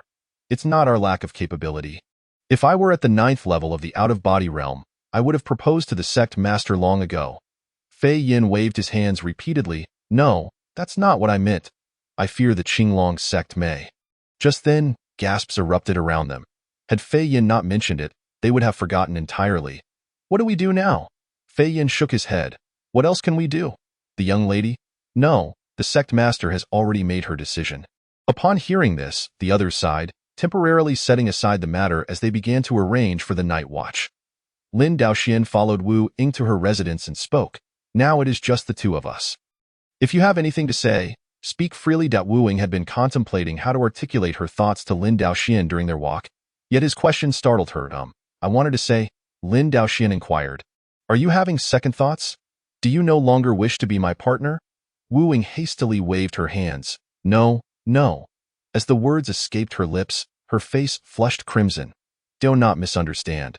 I had no choice but to offer myself. I do not harbor feelings for you."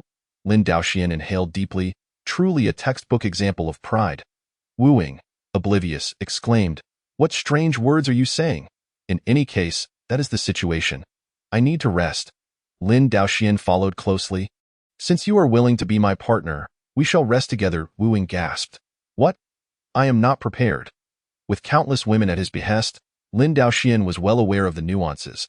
Were she to retreat now, Wu Ying would never be ready. He embraced her tightly, kicked open the door, and entered. Wu Ying pounded Lin Daoxian repeatedly. "What are you doing?" Lin Daoxian chuckled. "You will soon find out." The following morning dawned bright and clear. Upon awakening, Lin Daoxian noticed Wu Ying still lying with her back to him, so he quietly exited to seek a place rich in spiritual energy to practice his techniques. After Lin Daoxian had departed, Wu Ying finally opened her eyes. This lecherous fiend. How shameless. What techniques has he taught me? Wu Ying had been the cherished daughter of her sect since childhood, cherished by all. Even suitors from other sects had to tread carefully around her. She had never encountered a man like Lin Daoxian.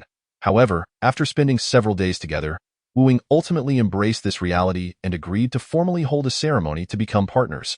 Lin Daoxian decided to conduct the initial ceremony here. Planning to host a second at Qingyun sect once Wu Ying had nearly completed the reconstruction of the Xuanwu sect. They selected an auspicious date to commence the first ceremony. Although the Xuanwu sect was small in number, it had many connections with other sects across the Western continent, ensuring the ceremony would not lack attendees. Yet, as the day approached, the Xuanwu sect awaited guests in vain. Lin Daoxian, examining the guest list, queried, "What is the meaning of this? With the Blood Demon sect and Abyss Valley eradicated, are they still fearful of retaliation?" Wu Ying furrowed her brow. "That should not be the case. I suspect they fear the Qinglong sect." Lin Daoxian responded, "The Qinglong sect? Given their name, they should share a common lineage with you, correct?" Wu Ying sighed. "Ah, there is something I have yet to inform you." Before she could finish, Fei Yin burst into the main hall. "Sect Master, this is bad. The Qinglong sect has arrived." Wu Ying sprang to her feet. "How many came?" Chapter 23. A wedding disrupted. Fei Yin replied, "Sect Master, the young master, the 4 great protectors, and numerous golden core cultivators have arrived." Wu Ying's anger flared. "They come with ill intentions, himph. I wonder what they think they can say." As the opposing party approached, Lin Daoxian remained unperturbed, for he held no fear of the Qinglong sect. Soon, a group from the Qinglong sect entered the main hall. A young man immediately called out, "Wu Ying, our 2 sects have long been betrothed, and now you dare to bind yourself to another?" Wu Ying retorted, "That was arranged by my father. I never consented." When the Xuanwu sect faced annihilation at the hands of the Blood Demon sect and Abyss Valley, "Where were you?"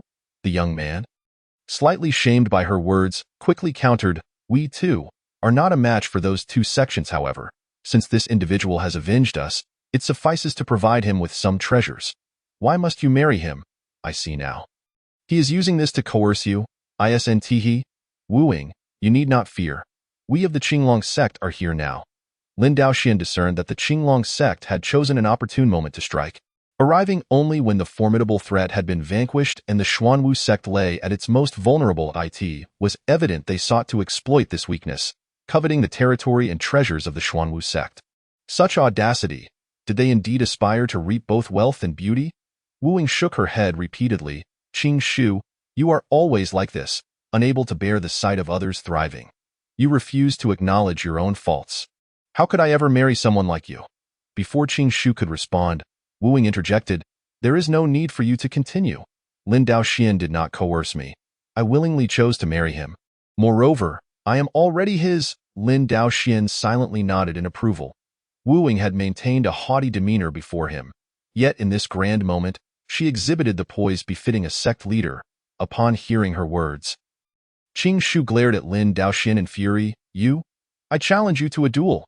Lin Daoxian chuckled lightly and rose to his feet. "Very well." At that moment, Qing Shu's father, Qing Lin, intervened. "Qing Shu, do not act rashly. With so many of us here, why engage him in a one-on-one battle?" Qing Shu forcefully shrugged off his father's grasp. "Do not hinder me, Lin Daoxian. If you win, I shall no longer involve myself with you. But if I win, you must leave Wu Ying." Lin Daoxian retorted with a cold smile. "You are destined to lose, and then you shall depart." Qing Shu, filled with indignation, shouted, "Do you dare to wager?" Lin Daoxian replied nonchalantly, "I will not stake Wu Ying as a wager. Her choice of whom to marry is hers alone. You may either lose and leave, or you may depart now." Wu Ying observed Lin Daoxian from the side, her lips curling into a blissful smile. This is what a true man is like. Qing Shu, trembling with rage, spat, "Lin Daoxian, you are insufferably arrogant. We shall see how you maintain that bravado." Lin Daoxian furrowed his brow and drew the Qiyang sword, slowly pointing it at Qing Shu. "Are you prepared? Come and receive my challenge." As Qing Shu unsheathed his sword, Lin Daoxian struck first. A burst of flame erupted from the tip of the Qiyang sword, hurtling towards Qing Shu. Caught off guard, Qing Shu could only raise his sword in defense, witnessing the fire explode before him, sending him careening backward. "Ah!" he cried out, regaining his composure midair, intent on confronting Lin Daoxian again. only to be halted by Qing Lin's intervention, who employed a spell to pull him back to the ground. "I will kill him. He attacked me unprovoked." Qing Shu continued to scream, but Qing Lin shot him a fierce glare. "You are no match for him. He wields a primordial spiritual treasure." Qing Shu, merely an 8th level out-of-body realm cultivator, had been overly confident due to wielding a replica of the Qinglong sword. However, his father, Qing Lin, was a formidable figure, standing at the pinnacle of the 9th level out-of-body realm, and wielding the ancestral Qinglong sword, a spiritual artifact that, though inferior to a primordial spiritual treasure, was formidable in the hands of one with Qinglong blood. Recognizing Lin Daoxian's power, Qing Lin dismissed any thoughts of retreat. "Lin Daoxian, I am unaware of the means by which you defeated the Blood Demon sect and the Hell Valley. Yet, in such a brief span, your injuries cannot have fully healed, correct?" Lin Daoxian smiled knowingly. The old man presumed he was wounded, leading him to act preemptively, causing the other party to flee. Had he been an ordinary cultivator, even uninjured, it would have been impossible to restore his full power in such a short time. However, endowed with the Hongmeng Dao body and aided by the recovery pill, he had regained his full strength post-battle. Lin Daoxian twirled his sword gracefully. "What is it? Do you wish for a duel or a group battle?" Qing Lin chuckled. "Form the formation." As he spoke, the disciples of the Qinglong sect began to arrange themselves into the Qinglong formation. Witnessing this, Wu Ying also shouted, "Form the formation." She and the 8 disciples endeavored to establish the Xuanwu formation. However, before either formation could fully materialize, Lin Daoxian had already made his move. Wildfire engulfs the plains. With a sweep of his sword, countless flames surged toward the Qinglong sect members. They scrambled to defend themselves, but many were sent flying, some spitting blood in the process. The members of the Qinglong sect were genuinely astonished. Although Lin Daoxian had launched his attack while they were forming their formation, the might of this strike far exceeded that of a pinnacle 9th level out-of-body realm cultivator. Qing Lin pondered. What is happening? Could it be that Lin Daoxian is a being from a higher realm? Lin Daoxian sheathed the Qiyang sword and declared, "Today marks a momentous occasion for me. I do not wish to take lives. Depart." Qing Lin quickly bowed. "Thank you, immortal, for your mercy." The members of the Qinglong sect retreated, and Wu Ying instructed her people to tidy the hall. She then quietly confided in Lin Daoxian. "There is nothing between me and Qing Shu. My father merely sought to protect the sect by arranging a betrothal with the Qinglong sect." Lin Daoxian waved his hand dismissively. "I understand. Any engagement is now irrelevant, for you are mine." Perhaps her father had sought aid from the Qinglong sect upon hearing of the Blood Demon sect's alliance with the Hell Valley. Lin Daoxian chose not to inquire further. Upon hearing Lin Daoxian's words, Wu Ying's face flushed with embarrassment, and she lowered her gaze. Fei Yin, meanwhile, tidied up while casting furtive glances, pondering, "Is this what happiness feels like?" The Xuanwu sect has found a worthy son-in-law. Soon, as news of the Qinglong sect's hasty retreat spread, various sects from the western continent arrived to extend their congratulations. Lin Daoxian and Wu Ying graciously welcomed each one. Among the visiting sects, 2 names caught Lin Daoxian's attention: the Baihu sect and the Zhuke sect. Recognizing that these sects, like the Qinglong sect, shared a common lineage with the Xuanwu sect, he noted their relationships seemed rather tenuous. What could be the reason for this? Lin Daoxian resolved to inquire further with Wu Ying later on. Chapter 24. Is this your daughter? After the ceremony concluded, Lin Daoxian and Wu Ying consummated their union. The following day, Lin Daoxian broached the subject of the 4 sects. At the mention of this, Wu Ying's spirits dimmed. She recounted, according to the sect's ancient texts, in antiquity, there was a transcendently talented figure known as the Xian Suzhenren, who comprehended the 4 symbols Dao. He established the 4 major sects at locations of favorable geomancy, amassing numerous disciples, and became a leading sect of the western continent. Subsequently, Xian Suzhenren ascended to a higher realm and founded the Liangyi sect. Throughout history, the Liangyi sect maintained ties with the 4 major sects, receiving tributes while aiding them with various issues. Even as the Wanxiang sect rose to prominence, the 4 major sects remained interconnected. Yet, for reasons unknown, over 200 years ago, the Liangyi sect ceased all communication.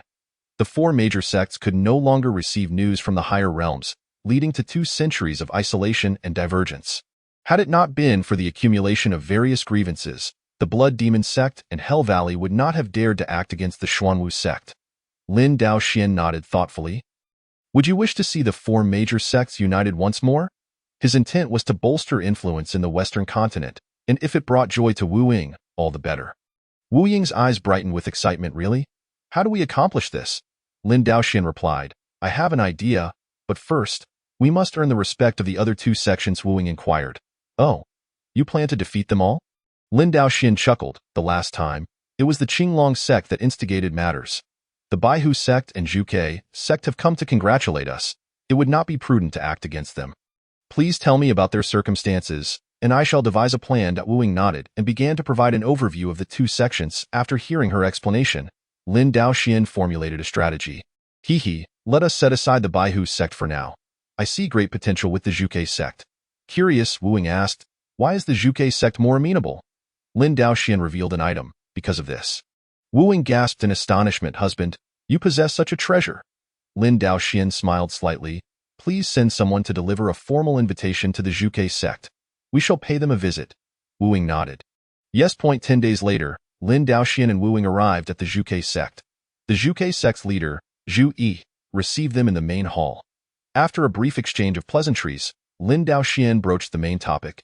Zhu sect leader, I have heard that you are currently mining fire crystal stones in the South Mountain. Is that correct? Zhu Yi nodded. Indeed. We are in need of manpower. DOU. Lin sect leader, wish to assist us? Lin Daoxian smiled subtly, not answering directly. I have also heard that the fire crystal stones you mine are not used as spiritual stones, but rather refined into essence. Furthermore, you not only mine them yourselves, but also exchange and purchase fire-type crystal stones from other sects, correct? Zhu Yi looked perplexed. This was no secret, as it was common knowledge among the sects of the Western continent, many of whom conducted trade with the Zhuge sect. Could it be that Lin sect leader has fire-type crystal stones to offer? Lin Daoxian smiled mysteriously. I may not possess many crystals, but I do have this. Please take a look, Zhu sect leader. As he spoke, Lin Daoxian revealed an item, cradling it in his palm. Upon seeing it, Zhu Yi's eyes widened in shock. This, Lin sect leader. May I examine it closely? Lin Daoxian graciously extended his hand. Please, Zhu sect leader. Zhu Yi carefully took the item, holding it in his palm to sense its essence. Indeed, this is precisely the fire vein essence that the Zhuge sect desperately needs, the essence of the fire vein. It is said, can only be obtained by condensing an entire vein of fire-attributed spiritual stones into one. However, the only existing piece of fire vein essence is the one atop the Zhuge sect's leader's staff. The Zhuge staff, which was personally crafted by the esteemed Qian Su during his time in the mortal realm a century ago. The then leader of the Zhuge sect perished in battle, damaging the Zhuge staff in the process. The fire vein essence shattered into dust, rendering it irreparable. Since then, the Zhuge sect has commenced extensive mining of fire-attributed crystals, yet has been unable to refine another fire vein essence. It remains uncertain whether the veins are impure or the refining methods flawed. But with current inability to communicate with the upper realm, they can only proceed through trial and error. For 100 years, this matter has weighed heavily upon the Zhuge sect, akin to a boulder pressing down on their hearts. Unexpectedly, today, Lin Daoxian has produced a piece of fire vein essence. How could Zhu Yi not be exhilarated? Master Lin, may I inquire what treasures would be required for an exchange of this fire vein essence? Without the fire vein essence, the Zhuge staff is rendered utterly useless. The other three sects possess treasures akin to innate spiritual artifacts, the Xuanwu shield, the Qinglong sword, and the Baihu claw, while the Zhuge sect has nothing. Can they afford not to be anxious? Even if it means emptying the Zhuge sect's treasury, it would be worth it. After all, with strength, one can possess everything. Observing Zhu Yi's anxious demeanor, Lin Daoxian smiled lightly.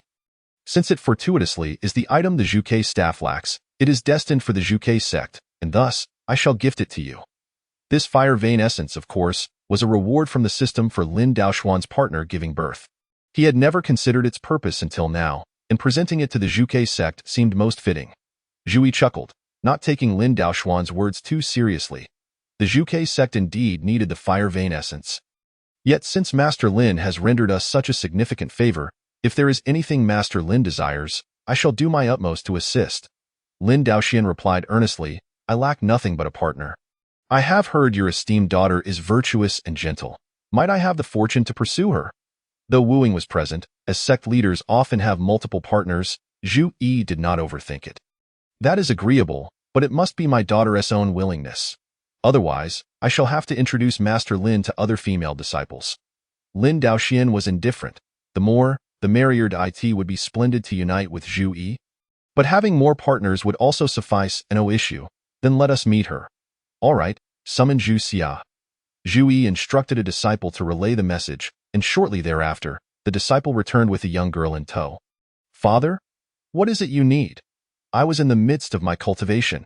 Upon the girl's utterance, Lin Daoxian was taken aback. She stood at a mere height of 1.30 meters, speaking in a childlike, high-pitched voice. Could this truly be Zhu Yi's daughter? Was she just born? Had the disciple brought the wrong person? Zhu Yi waved at Zhu Xia with a smile. Come over and greet Master Lin.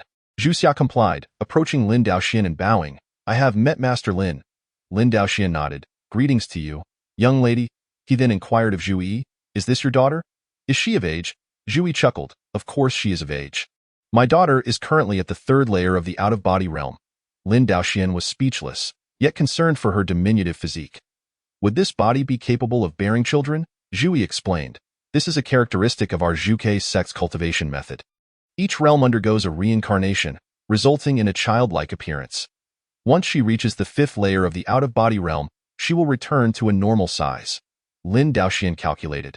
At the third layer, she appeared as a lowly, while at the fifth layer, she would be an adult. What of the seventh and ninth layers? However, observing others, Zhu Yi was reputed to be at the ninth layer of the out-of-body realm, yet appeared merely as a middle-aged man. Surely, he would not transform into an old woman. Zhu Xia, displeased, remarked, Hey, what are you thinking about that is so impolite? After we reach the fifth layer, our appearance will no longer change. My father looks this way due to his burdens and worries. Lin Daoxian chuckled. Oh, this cultivation method is indeed quite remarkable. But when will one be able to bear children normally? Zhu Xia's expression soured further. Hey, why are you only asking about me? What about your own condition? Lin Daoxian countered. How would you propose I check? Zhu Xia cast a disdainful glance at Lin Daoxian. You lecher. Do not entertain such unhealthy thoughts.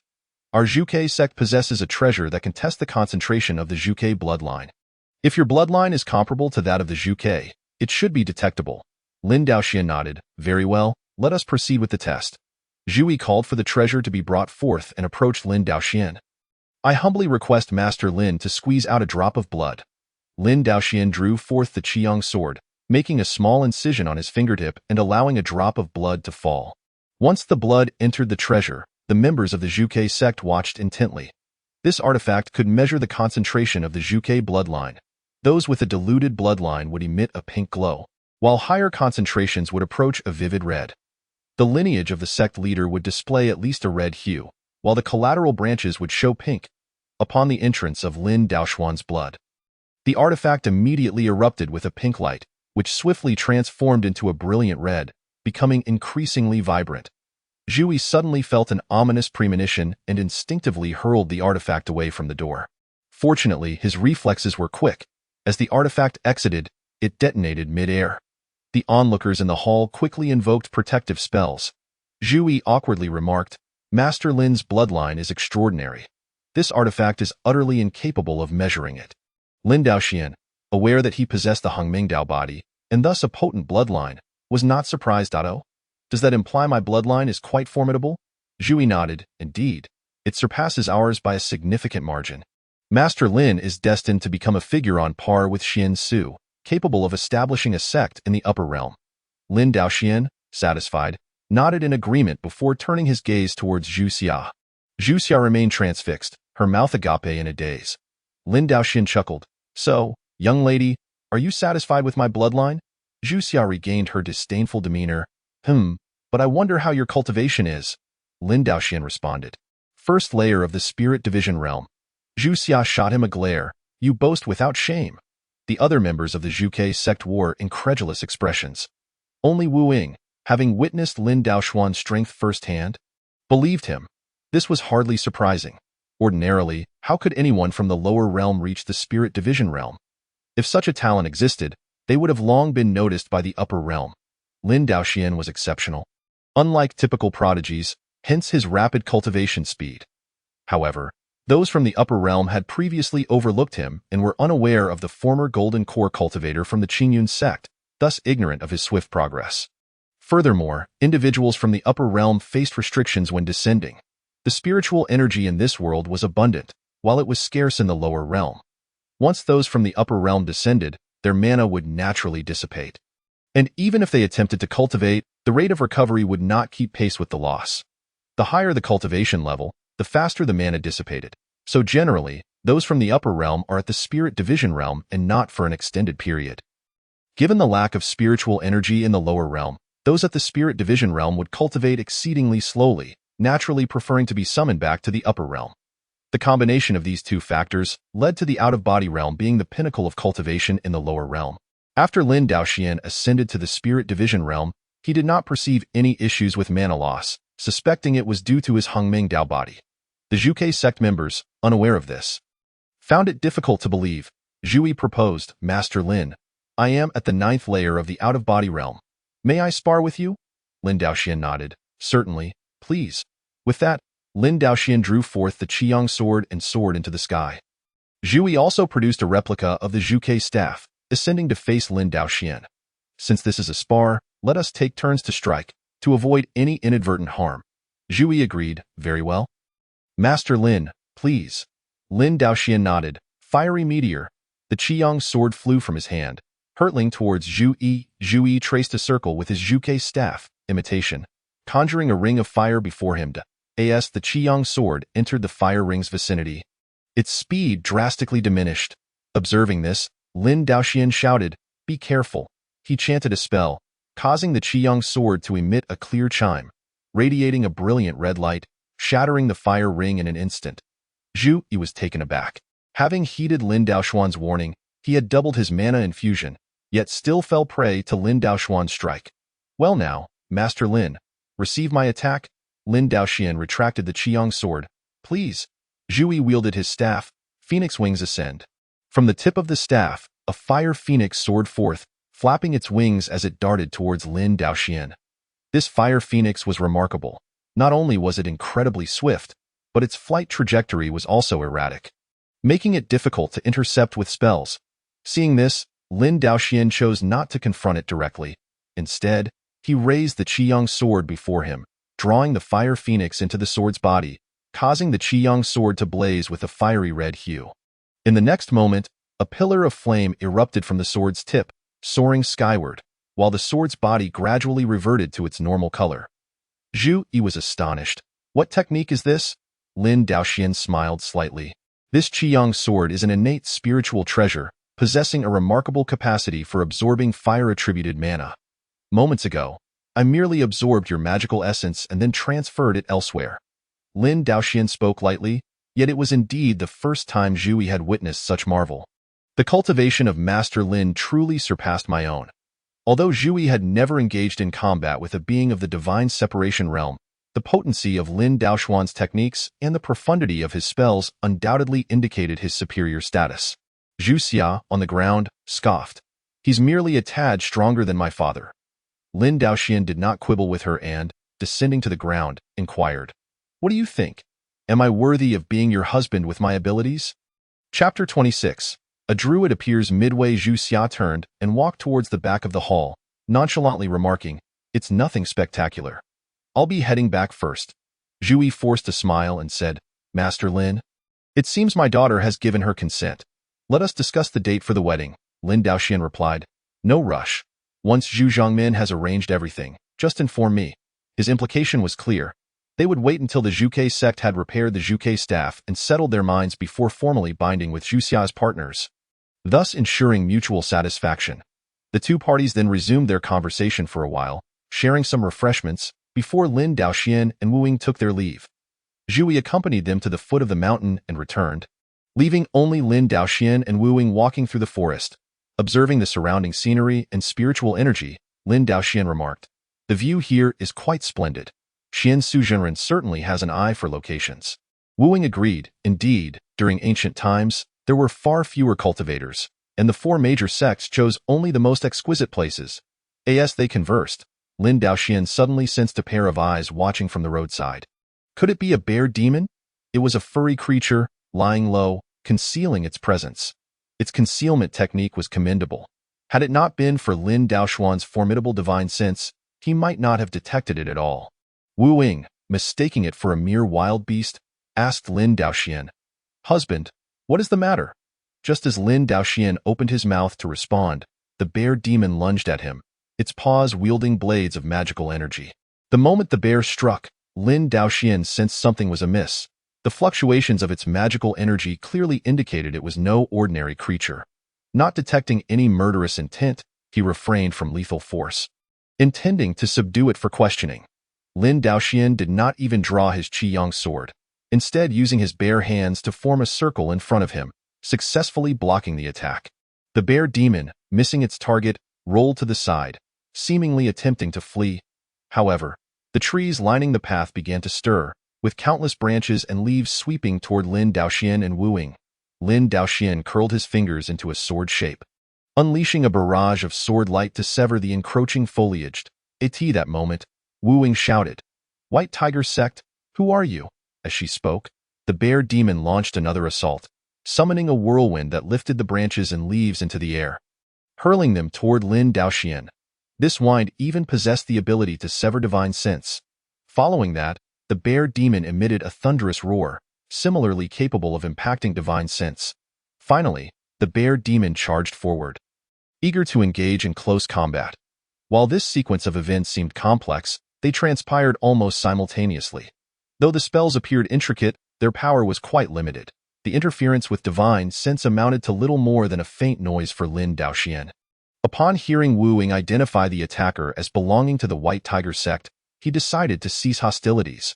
With a surge of magical energy, Lin Daoxian forcefully dispelled the whirlwind and the branches, then reached out to seize the bear demon's forepaws. The bear demon, startled, instinctively kicked with its hind legs, only to be firmly pinned to the ground by Lin Daoxian. In that moment, the bear demon spoke, "You scoundrel! Let me go!" To Lin Daoxuan's surprise, it was the voice of a young girl. Wu Ying, standing nearby, exclaimed, "Bai Feng, why are you here?" Upon hearing her name called, Bai Feng immediately ceased her struggles, and Lin Daoxian witnessed a remarkable transformation. The bear gradually shrank, morphing into a girl clad in simple clothing. Lin Daoxian released her hands and stood up. "Bai Feng," he mused, "if this is a Chinese name, it certainly has a somewhat androgynous quality." He then inquired, "Do I have any enmity with the White Tiger Sect?" "Just days ago, your sect leader attended my wedding." Bai Feng sprang to her feet, indignantly stating, "You stole away Qing Shu Gij's bride. I am here to assassinate you. And you? Did you not promise to marry Qing Shu Gij?" Wu Ying sighed, "I never agreed. That was merely an alliance between my father and the Qinglong sect. However, during the siege of the Xuanwu sect by the Blood Demon sect and the Purgatory Valley, the Qinglong sect did not lend their aid, so why should we uphold the alliance?" Hearing this, Lin Daoxian realized the so-called marriage pact was indeed as such. Moreover, Bai Feng herself was only at the 9th layer of the celestial realm, and her moves lacked any lethal intent. Her so-called assassination attempt appeared to be nothing more than a child's playful antics. Lin Daoxian said, "All right, do you understand now? Hurry back home." Bai Feng, with cheeks puffed in anger, glared at Lin Daoxian, declaring, "You are strong, but I will not give up." Lin Daoxian chuckled, "Suit yourself." With that, he and Wu Ying resumed their journey. Once they had distanced themselves, Bai Feng transformed back into a bear and stealthily followed behind. Lin Daoxian paid her no mind, focusing solely on conversing with Wu Ying as they traveled. Upon returning to the Xuanwu sect, Wu Ying busied herself while Lin Daoxian stayed in his room to cultivate and ponder how to address the matter with the White Tiger sect. The following morning, a disciple from the Xuanwu sect approached Lin Daoxian, stating that someone requested an audience. Lin Daoxian found it peculiar. "Why would someone seek me out at the Xuanwu sect? What could it possibly be?" the disciple replied. The individual did not specify, only that they have a request. "If Master Lin does not wish to meet, I can send them away." Lin Daoxian considered for a moment and decided he might as well meet them. As he entered the grand hall, the individual bowed deeply. "Master Lin, please avenge my brother." Lin Daoxian observed the man, who appeared to have just advanced to the out-of-body realm, though his cultivation was not insignificant. "Pray, do not rush to seek my assistance. First, clarify the situation. Why specifically approach me?" The man now standing began to weep as he explained, "My name is Lin Shui, and together with my brother Lin Yu, we wandered into the wilderness, where we encountered a spirit beast. Perhaps we intruded upon its territory, for it attacked us, resulting in my brother's immediate death while I barely managed to escape. I later realized that the spirit beast was likely the fabled Western brave battle bear. Now, I beseech Master Lin to slay that beast to avenge my brother, and naturally, the treasures upon the beast will belong to you. As for why he sought Lin Daoxian, it was because he had heard of Lin Daoxuan's assistance to the Xuanwu sect in vanquishing the Blood Demon sect and Purgatory Valley, which indicated both strength and a sense of chivalry. After finishing his tale, Lin Shui produced a pouch of spiritual stones. These stones are a token of my sincerity, even if we fail to locate that wicked creature. I do not wish for your journey to be in vain." Lin Daoxian noted that the man had considered this quite thoroughly. With nothing pressing on his agenda, he thought it best to take a look. Confident that he could manage whatever situation arose, Lin Daoxian stepped forward to accept the spiritual stones, saying, "Very well, in the spirit of kinship, I shall accompany you." Lin Shui was overjoyed, promptly bowing in gratitude, and then led Lin Daoxian to the lair of the spirit beast. Upon exiting the Xuanwu sect, they traveled westward and soon reached a point where Lin Shui pointed ahead, saying, "Master Lin, that vile creature resides within this mountain." Chapter 27. The Western brave battle bear. Lin Daoxian nodded. "Let us first inspect the area where you battled. Perhaps it will reveal the beast on its own." Lin Shui agreed and continued to lead the way. As they ventured deeper into the mountains, Lin Daoxian indeed discovered signs of their previous conflict. While Lin Daoxian examined the surroundings, a thunderous roar echoed from nearby. Followed by a tremor that shook the ground, Lin Daoxian recognized that the Western brave battle bear had arrived. The Western brave battle bear, famed as the steed of the Western battle god, had vanished from history since the battle goddess demise a millennium ago. At that time, the bear was already at the 7th layer of the out-of-body realm, so it was hardly surprising that it now possessed the 9th layer of cultivation. Given that Lin Shui had just advanced to the out-of-body realm, it was natural he could not contend with it. Nonetheless, Lin Daoxian felt no concern. He was merely contemplating how best to handle the bear, whether to slay it or to subdue it. As for Lin Shui's request, Lin Daoxian had no familial ties to him and thus felt no obligation. Lin Daoxian had merely agreed to accompany him, without promising to kill the bear. He drew forth the Qingyun sword, ready for any confrontation, while Lin Shui unsheathed a blade and took a position behind him. Soon, the Western brave battle bear emerged, standing upright not far away, scrutinizing the situation before it. Lin Daoxian assessed the creature. Indeed, it possessed the cultivation of the 9th layer of the out-of-body realm, though it was not particularly large, merely the size of an average black bear. Were he to mount it, his feet might still touch the ground. How had the Western battle god ridden it? Did he have the bear stand upright and run, carrying him on its shoulders? Beside him, Lin Shui shouted, "Master Lin, that is the vile beast. Quickly, kill it."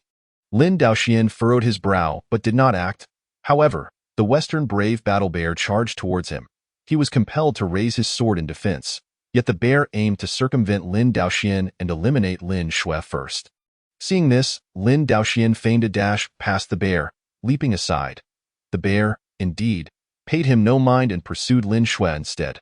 Lin Shui, startled, cried out, "Master Lin, Senior, save me." Observing the scene, the Western brave battle bear appeared to harbor a profound disdain for Lin Shui. A stark contrast to the demeanor one might expect from a creature that had just slain its kin. Rather, it seemed as though Lin Shui had wronged the bear. Could it be due to Lin Shui's earlier exclamation? Lin Daoxian resolved to further observe the unfolding events. Meanwhile, Lin Shui fled in a panic, pursued by the Western brave battle bear, with Lin Daoxian trailing behind. He deliberately lingered to enjoy the spectacle before launching an attack on the bear. Yet, it was not a genuine assault. He wielded the Qingyun sword as a weapon, channeling his magical energy into close combat with the bear, occasionally using spells to force it back. True to its fierce reputation, the Western brave battle bear proved formidable, and Lin Daoxian expended nearly half of his magical energy before he subdued it. The bear now lay battered and motionless on the ground. Breathing heavily, Lin Daoxian feigned exhaustion, saying, "Lin Shui, my magical energy is nearly depleted. You may finish it off." Lin Shui displayed a countenance of vengeance fulfilled, exclaiming, Excellent. I shall avenge my brother. With that, she raised her great sword. Beginning to gather her magical energy, the Western brave battle bear, realizing its impending demise, ceased its struggles. Lin Daoxian allowed his sword to droop, standing aside to observe the unfolding drama. Lin Shui's incantation took considerable time to culminate. "Ah, I shall slay you," she vociferated, directing her strike towards Lin Daoxian. A smile crept upon Lin Daoxuan's lips. He had anticipated this moment. However, just as Lin Shui's blade swung towards him and he prepared to counterattack, a brown bear suddenly erupted from the thicket. Lin Daoxian was momentarily taken aback. Did the Western brave battle bear have allies? But a glance at the brown bear's size and the fluctuations in its magical energy revealed the truth. It was Bai Feng. In that fleeting moment of surprise, Lin Shui's strike had already landed upon the brown bear. The protective magical energy enveloping Bai Feng shattered, sending him sprawling to the ground, his form beginning to shrink and alter. "Ah, Bai Feng!" Lin Daoxian gasped, fury igniting within him as he retrieved the extermination array diagram. Observing the scene, Lin Shui was equally astonished to see a bear intervening in Lin Daoxuan's confrontation, her intent to attack thwarted. Before she could act again, the 4 extermination swords were already poised before her. Lin Daoxian unleashed all 4 celestial swords in one swift motion, rendering Lin Shui defenseless as she was reduced to ashes. At that moment, Bai Feng had reverted to human form, revealing a grievous wound across her chest. Lin Daoxian had not anticipated that Bai Feng would follow him unnoticed and would take the blow meant for him. "What are you doing?" he queried. Bai Feng did not respond but instead glanced at Lin Shui's location. "You are my target. No one else may harm you." Lin Daoxian chuckled incredulously. "Enough of the talk. Take this medicine." He produced a rejuvenating pill, offering it to Bai Feng. "Delicious," she murmured, swallowing it whole and lying back to absorb its restorative energy. Lin Daoxian breathed a sigh of relief and glanced in Lin Shui's direction. She was a demonic cultivator, as evidenced by her final strikes technique. Yet, from which sect did she come? What motivated her to seek his life? Why orchestrate such a convoluted plot? Before long, Bai Feng had recovered. Rising to dust off her clothes, casually remarking, "He is the son of the one-eyed blood demon, the sect leader of the blood demon sect, named Shui Lin. I followed you, anticipating a deadly clash, hoping to take advantage of the situation to eliminate you. I did not expect to act prematurely, but rest assured, you will not have such good fortune next time." Lin Daoxian chuckled at the girl's persistence in wanting to kill, despite her seemingly innocent demeanor. "Is that so? I shall await the next encounter. However, Shui Lin is audacious indeed, daring to plot against me with his mere first-layer out-of-body cultivation. I wonder who emboldened him." Lin Daoxian subtly alluded to Bai Feng, who, despite being at the 9th level of the celestial human realm, had the audacity to issue threats. Bai Feng, seemingly oblivious, continued, "He likely shares my sentiment, waiting for you to battle the Western brave battle bear to the death, then seizing the opportunity to strike you down." Just as Lin Daoxian wished to engage in banter with Bai Feng, he suddenly turned towards another direction. "Who?" he called as soon as the words left his mouth. A sinister laughter echoed through the forest. "Ha ha ha, Lin Daoxian, I did not expect you to emerge from 2 fierce battles with such keen senses." The voice grew nearer, and in an instant, 2 figures descended from above, one wielding the azure dragon sword and the other a replica. It was none other than Qinglong sect's leader, Qing Lin, and the young leader, Qing Shu. Lin Daoxian remarked, "Your timing is impeccable. I assume this was all prearranged with Shui Lin?" Qing Shu laughed heartily. "You are astute. We devised this trap specifically to deal with you. Yet, we did not foresee Bai Feng's presence. Nonetheless, this presents a perfect opportunity to eliminate her, leaving only Bai Song as the sole commander of the White Tiger sect."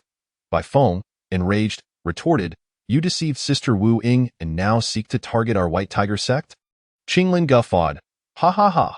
The 4 great sects ought to be under the dominion of our Azure Dragon sect. The Xuanwu sect now dwindles to merely 9 members, the Zhuke sect's leader has lost his tokens, and the White Tiger sect is left with only Bai Song, a solitary out-of-body expert. Who, then, can thwart us?" Lin Daoxian chuckled. "By your reasoning, it seems you believe Bai Feng and I are already dead?" Qinglin sneered. "Lin Daoxian, your prowess is commendable, yet you are too emotionally driven. Had you not wasted your magical energy in a fit of rage for a fair maiden, I might have hesitated to confront you." Nearby, The Western brave battle bear lay in a stupor, bewildered by the human drama unfolding before it. Why complicate matters with such elaborate schemes when they could simply kill one another, regardless of the outcome? Its fate would remain unchanged. With its magical energy depleted, it resolved to watch the spectacle unfold. Bai Feng, outraged by their shamelessness, declared, "Though Lin Daoxian is also my target, I shall first eliminate you." She attempted to transform into a bear. But midway through the incantation, she realized her magical energy was insufficient. She had expended it all in self-defense during the previous confrontation. Qingshu laughed derisively. "You? A mere celestial human, and you wish to slay anyone? Even if you had magical energy, I would not fear you." Bai Feng bit her lip, racking her brain for a strategy, while Lin Daoxian remained unperturbed.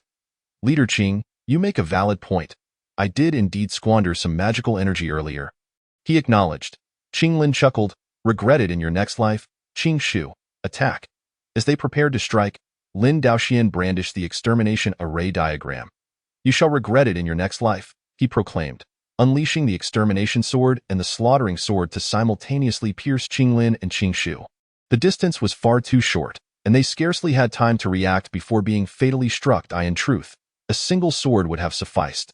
"Thank you for the reminder." As Lin Daoxian retracted the extermination array diagram. Bai Feng regarded him with astonishment. "You truly are powerful. It seems my assassination plan will require some adjustments." Lin Daoxian smiled and, ignoring her, addressed the Western brave battle bear. "You are aware of the events that transpired. You too were manipulated. There is no need for us to fight. Would you prefer to continue your solitary cultivation in the mountains, or would you rather serve as a mount for a cultivator?" The Western brave battle bear contemplated briefly, then bowed its head in submission and approached Lin Daoxian. He patted its head but refrained from forming a contract. "Bai Feng, I owe you my gratitude for your assistance today. This Western brave bear is a gift for you." Bai Feng was taken aback, instinctively wanting to refuse, but upon observing the imposing black bear, she could not help but drool. "Thank you very much. I truly like this bear. Bear, do you wish to form a contract with me?" Bai Feng had always cherished bears and had specifically cultivated a bear transformation technique. Upon seeing such a mighty black bear, she eagerly approached it for a fondling without waiting for its response. The Western brave battle bear, somewhat resigned, considered that following a powerful figure like Lin Daoxian posed no objection. However, Bai Feng's cultivation was merely at the 9th level of the celestial human realm, a full tier below the bear. Nevertheless, the bear reasoned that Bai Feng's close relationship with Lin Daoxian meant that by following her, it would essentially remain in proximity to Lin Daoxian. With this thought, the Western brave battle bear nudged Bai Feng's hand with its head, indicating its agreement. Bai Feng was elated, promptly forming a contract with the bear. Henceforth, this black bear would serve as Bai Feng's exclusive spiritual beast. Lin Daoxian observed with satisfaction. "Now that you have it to carry you, let us depart." Bai Feng, stroking the bear's head, remarked, "Yes, from now on, I shall ambush you with it, significantly increasing our chances of success." Lin Daoxian smiled faintly, pondering that this young lady was less candid than she appeared. Though she seemed somewhat childish, she was indeed at the 9th layer of the celestial realm, just like Su Yenyue. How could she be so naive? It seemed she was merely shy. Lin Daoxian chose not to press the matter, allowing fate to take its course. They each rode forth, one on a sword, the other atop a bear, heading towards the Xuanwu sect. The bodies of Qinglin and Qingshu had been stored in Lin Daoxuan's storage ring, as he intended to seek an explanation from the Qinglong sect. The following day, Lin Daoxian and Wu Ying arrived at the Qinglong sect. Upon hearing Lin Daoxian recount the events, the members of the Qinglong sect immediately condemned the Qinglin father and son for colluding with demonic cultivators to harm the righteous sect's leader, deeming them deserving of 1,000 cuts. Just as they were about to take action against the bodies of Qinglin and Qingshu, Lin Daoxian intervened, graciously suggesting that since the perpetrators were already dead, it was best to let bygones be bygones. He even returned the Qinglong sword to the Qinglong sect, urging them to select a new sect leader. In the end, the Qinglong sect chose a branch member with Qinglong bloodline to inherit the leadership, subsequently pledging their unwavering allegiance to Lin Daoxian. Lin Daoxian had not anticipated that before addressing the White Tiger sect, he would first resolve matters with the Qinglong sect. However, this was fortuitous, as it was better to rid themselves of these treacherous individuals. Having settled affairs here, Lin Daoxian and Wu Ying returned to the Xuanwu sect. Due to Wu Ying's pregnancy, Lin Daoxian did not immediately return to the southern continent, while Bai Feng remained behind under the pretext of waiting for an opportunity to assassinate Lin Daoxian. After several months, Wu Ying gave birth to a son endowed with a water spirit root and the talent of the Xuanwu bloodline, scoring a remarkable 91. The system rewarded Lin Daoxian with the four symbols formation and a century's worth of cultivation, allowing him to advance to the second layer of the separation of spirit realm. Upon reviewing the description of the four symbols formation, Lin Daoxian exclaimed in delight. This formation required one representative each from the Qinglong, White Tiger, Vermilion Bird, and Xuanwu sects to form the Grand Array. This formation was versatile, capable of both offense and defense, perfectly showcasing the strengths of each sect while concealing their weaknesses. Under the guise of celebrating the child's first month, Lin Daoxian summoned the senior members of the three major sections. Then, as the husband of the Xuanwu sect's leader, he proposed a renewed alliance among the four sects, pledging mutual support. With Lin Daoxian's pivotal role and the practical benefits of the four symbols formation, it was believed that the four major sects would no longer experience division. Chapter 29. When soldiers come, block them in the western continent. At the Wanxiang sect, the mood of sect leader Wan Gui was far from pleasant. Why had this year's tribute from the west decreased by 30%? How are you all managing your affairs? The steward hastily replied, reporting to the sect leader. Many from the west have gone to the Xuanwu and Vermilion Bird sects to mine spirit stones. Numerous merchants have also relocated there. Wan Gui furrowed his brow. What? How dare they? Which sect has received the most? We must intimidate them. The steward responded, Sect leader, the four major sects have re-established their alliance. United as one. Wan Gui inhaled sharply. Hadn't they been at odds for many years? How had they suddenly reconciled? The Wanxiang sect controlled vast territories, and with the diminishing power of the four major sects, Wan Gui had not been paying attention to them. Thus, the steward recounted how Lin Daoxian had aided the Xuanwu sect, married Wu Ying, replaced the leader of the Qinglong sect, and facilitated the alliance of the four sections. Wan Gui stroked his beard thoughtfully, chuckling. I see Lin Daoxian's combat prowess is rather average. It is merely that the Qinglong sect fears death at that moment, Elder Wan Biao inquired. But if Lin Daoxian is not formidable, how has he managed to command respect? Wan Gui laughed. I believe Lin Daoxian is merely a ninth-layer practitioner of the out-of-body realm, with only one more innate spiritual treasure than I, Wan Biao queried in astonishment. Then how could he annihilate the Blood Demon sect and the Hell Valley? Wan Gui replied. If he managed to eliminate them quietly, it is surely due to assistance from someone in the upper realm. If Lin Daoxian were truly that powerful, why did he not slay the Qinglong sect members at the Xuanwu sect and seize their territory? Why did he choose to eliminate them in isolated locations? He must have been unable to manage it alone, thus seeking help from someone in the upper realm who would not linger and has likely departed by now. Those around him found his reasoning quite sound. Wan Biao sighed, it is unfortunate. Since Lin Daoxian has the backing of someone from the upper realm, we cannot take action against him. Wan Gui smiled. I'm not concerned. It is quite normal for conflicts to arise in the lower realm. As long as we pay tribute to the upper realm, who cares whether your surname is Lin or Wan? Wan Biao inquired. Oh, does the sect leader mean to eliminate Lin Daoxian? Wan Gui's smile faded. Although Lin Daoxian was not as impressive as he appeared, they could not afford to underestimate him. It would be best not to act directly against Lin Daoxian. They only needed to seize the interests of the four sections. Initially, he had been cautious not to provoke a united front among the four sects, but since they had already formed an alliance, it was straightforward to subjugate them. Now that the Xuanwu and Qinglong sects were both weakened, it was the perfect time to strike. The steward asked, Sect leader, which sect shall we deal with first? Wan Gui grinned mysteriously. We will first target Lin Daoxian's faction. We shall send people. After Wan Gui outlined his plan, everyone comprehended the scheme. This was a classic case of drawing the tiger away from its mountain lair. The next day, Lin Daoxian and Wu Ying received word that the Wanxiang sect was dissatisfied with the Xuanwu and Vermilion Bird sects for encroaching on resources and wished to negotiate. Wu Ying took the Wanxiang sect very seriously, promptly dispatching someone to contact the Vermilion Bird sect, intending to negotiate together with the Wanxiang sect. The rise of the four sects would naturally encroach on the interests of the Wanxiang sect, a matter that Wu Ying and Lin Daoxian had anticipated. However, they were unaware that the Wanxiang sect was actually plotting against the Qingyun sect. This so-called negotiation was merely a ruse to deceive them. In reality, the Wanxiang sect had already mobilized its elite forces to the southern continent's Qingyun sect, led by sect leader Wan Gui, accompanied by elders Wan Biao and Wan Shun, 3 experts at the 9th layer of the out-of-body realm.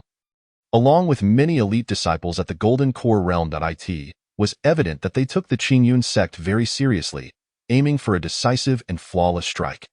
Meanwhile, the Qingyun sect remained unprepared. Engaged only in their daily cultivation. The Qingyun sect, Su Yenyue was not the highest in cultivation, remaining at the 9th layer of the celestial realm. However, all matters, large and small, within the sect were arranged according to her directives. Among Lin Daoxuan's numerous partners, aside from a few with relatively high cultivation, the rest held positions similar to ordinary disciples. There was simply no choice. Lin Daoxian had far too many partners, and if over 100 of them were treated as ancestors, the disciples below would be overwhelmed. One day, while Su Yenyue was in the main hall organizing sect affairs, a disciple arrived to report, "Madam Sect Leader, a large group of unfamiliar cultivators is swiftly approaching from the west. They likely harbor ill intentions." Su Yenyue sprang to her feet, commanding, "Gather all formations and prepare for battle." "Yes." The disciple hurried to relay the message, while Su Yenyue exited the main hall to gather Yun Yanluo and others. Moments later, Su Yenyue, Yun Yanluo, Lu Xinming, Chu Yundi, and Long Qingqiu assembled at the mountain gate. Additionally, the 12 zodiac envoys, who typically practiced the swift wind array, the fiery blaze array, and other formations, were also prepared for battle. Together, they comprised dozens of Golden Core realm cultivators, all of whom had consumed Lin Daoxuan's 9 revolutions golden pills. At this moment, the approaching group had also arrived. Su Yenyue activated the mountain protecting formation to conceal the situation of the Qingyun sect. Observing the intentions of the adversaries, Wan Gui surveyed the surroundings and, confirming it was indeed the Qingyun sect, wasted no time in ordering an assault on the protective formation. Dozens of Golden Core disciples unleashed spells upon the Qingyun sect's mountain protecting formation. Seeing this, Su Yenyue needed no further confirmation of their identity. It was imperative to subdue them first. "Sisters, form the array and charge." With a commanding shout from Su Yenyue, the 12 zodiac envoys formed an array and soared into the air, heading straight for the mountain gate, with Su Yenyue and several out-of-body realm experts following closely behind. Seeing the Qingyun sect members emerge to confront them, Wan Gui couldn't help but laugh. What audacity! Even without Lin Daoxian, they dare to confront us? Charge together! Wan Gui, Wan Biao, and Wan Shun surged forward, preparing for a slaughter. Su Yenyue shouted, "Block them!" Yun Yanluo chuckled softly. "Watch this," frozen for 1,000 miles, as she spoke. She unleashed a vast expanse of icy mist, enveloping Wan Gui and the others within. This was not Yun Yanluo's usual spell. Rather, it was a technique from the Tian Shui secret scroll bestowed by Lin Daoxian. Yun Yanluo's original spells primarily focused on confusing the mind, lacking in powerful offensive techniques, making this secret scroll a perfect complement to her abilities. Chu Yundi also sprang into action, casting Yao by Yun Yan. This spell was designed to confuse the enemy's senses, and as Wan Gui and his companions dispelled the icy mist, they fell prey to her illusion. As Wan Gui and the others prepared to counter, Lu Ximing unleashed her drunken dream immortal flower, enveloping them within its effects. Simultaneously, Su Yenyue executed the Qingyun sword technique from a distance, launching an assault on Wan Gui and his companions. Long Qingqiu brandished her dagger. "Sorrow for you," and plunged into the fray of the Piao Miao sect spells. Chapter 30. A failed scheme turns to loss while simultaneously striving to dispel the illusions. One must also fend off the onslaught of sword lights piercing from outside, as well as the chilling mists and ice spikes converging from all directions.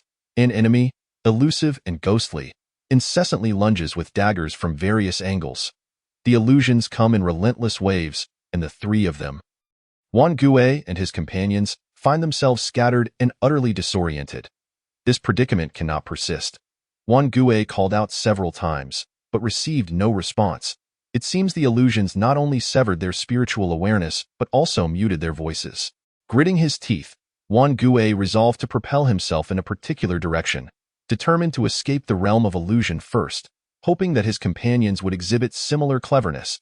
As he deflected various spells and endeavored to discern the fabric of the illusion, he finally burst forth from its confines, fortunate enough to emerge on the side that lay far from the Qingyun sect. Upon gazing at the battlefield, he involuntarily inhaled sharply. The disciples of the Wanxiang sect lay disheveled and battered, while the Qingyun sect's forces stood united in formation, wielding superior techniques and artifacts. Lin Daoxuan's partner utilized innate spiritual treasures, whereas the Wanxiang sect's members were armed with mere ordinary artifacts, fighting in disarray. By this point, a dozen or more of their own lay sprawled on the ground, unconscious and perhaps lifeless. Turning back, Wan Gue saw that Wan Biao and Wan Shun remained ensnared within the illusions, their circumstances unknown. Resolving that he could not linger, he prioritized his own survival. To his astonishment, aside from Lin Daoxian, the Qingyun sect boasted 4 formidable experts at the out-of-body stage, coordinating their efforts with remarkable finesse. Even their disciples were exceptionally skilled. This time, he had indeed kicked a hard iron plate. Upon noticing Wan Gue's intention to flee, Lu Xinming promptly inquired, "Sister Su, my Zhou beast is swift. Should we pursue him?" Su Yinyu shook her head, stating, "Let him go. We shall keep these 2.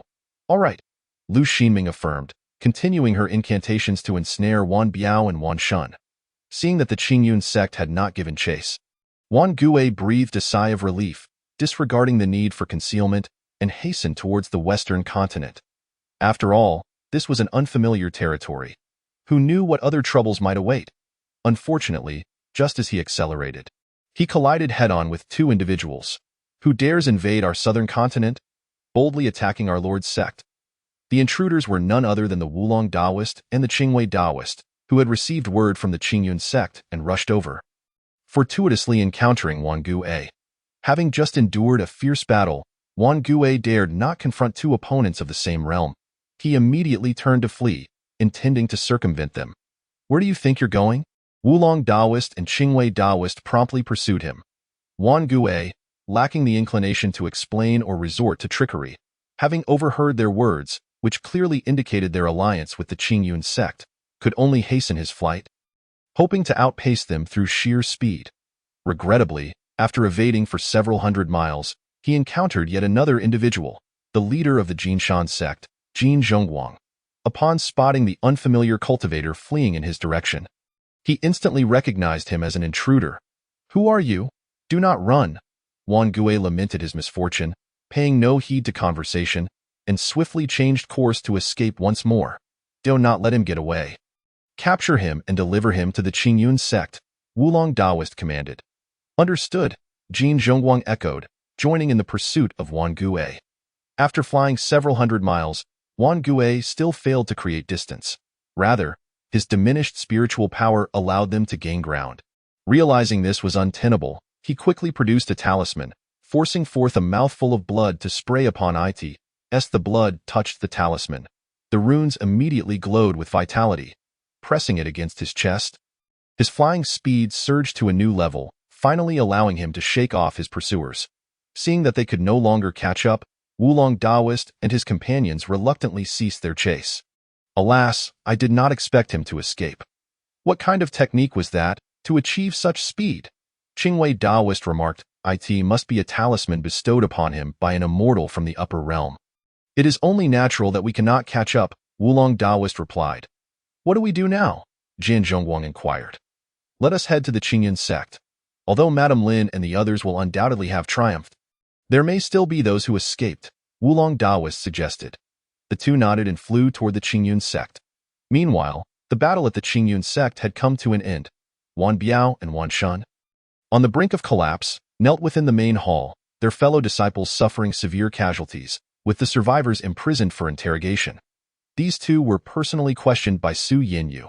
"Who are you? Why did you invade our Qingyun sect?" Wan Biao, feeling quite vexed, replied, "The sect master said this was a ploy to draw the tiger from its mountain lair, intending to lure Lin Daoxian back." Su Yinyu furrowed her brow. "A ploy to draw the tiger from its mountain lair? Are you planning to deal with the Xuanwu sect?" Wan Biao shook his head. "I do not know about that." With a cold chuckle, Su Yinyu turned to Wan Shun. "What about you? Do you know?" Wan Shun hesitated, then shook his head. Su Yinyu smirked. "Do you believe your sect master will come to rescue you? Or do you think you will turn the tables? You did not witness how he fled. He ran faster than a rabbit. He abandoned you so decisively. Do you think he would return to save you? Moreover, if you do not speak, will not your disciples? Wan Biao and Wan Shun exchanged glances. Still hesitant. At that moment, Lu Shiming interjected, Sister Su, our Miao Miao sect possesses a technique that can shatter a person's spirit. Should I take action? Su Yanyu shook her head, saying, why complicate matters? If they refuse to speak, we shall simply execute them. Upon hearing this, Wan Biao and Wan Shun hastily declared, we are willing to speak. It is like this. They took turns recounting everything they knew about Lin Daoxian and the four major sects. Leaving nothing unmentioned, Su Yanyu and her companions listened intently. Although Lin Daoxian had maintained contact with them, the communication artifacts were resource-intensive and required time to recharge, thus they could not be used for storytelling. Lin Daoxian merely provided brief reassurances to ease their worries. This was the first time Su Yanyu and the others had heard of Lin Daoxuan's exploits on that side. Indeed, her husband was unparalleled, making waves even on the Western continent. However, he was not alone. He had also taken 3 new partners. Besides the initial wooing, both Zhu Xia and Bai Feng had successively come under his wing. Thus there were 3 in total. Afterward, they ordered Wan Biao and Wan Shun to be taken away, then inquired about the interrogation results from the disciples.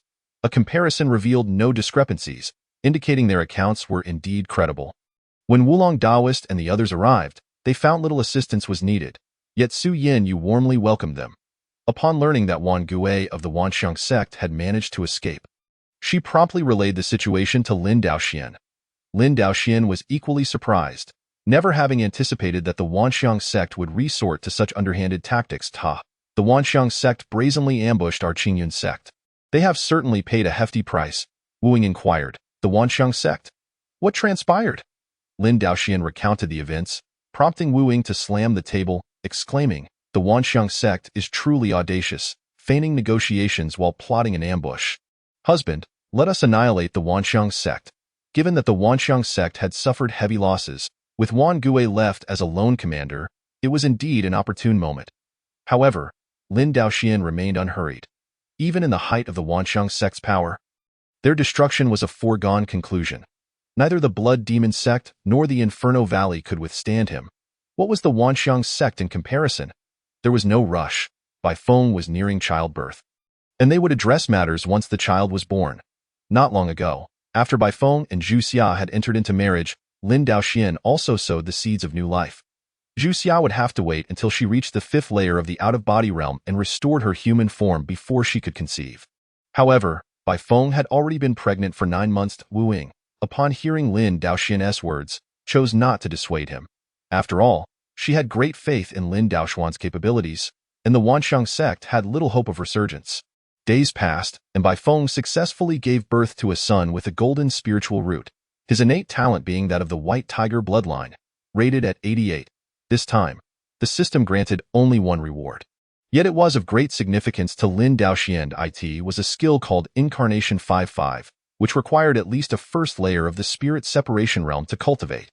This technique allowed one to expend magical energy to create incarnations. Upon reaching the pinnacle of the 9th layer of the spirit separation realm, one could produce up to 24 incarnations, hence the name Incarnation 5-5.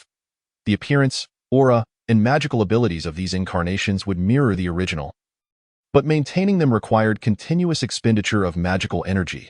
If one used magic beyond their limits, the incarnations would dissipate.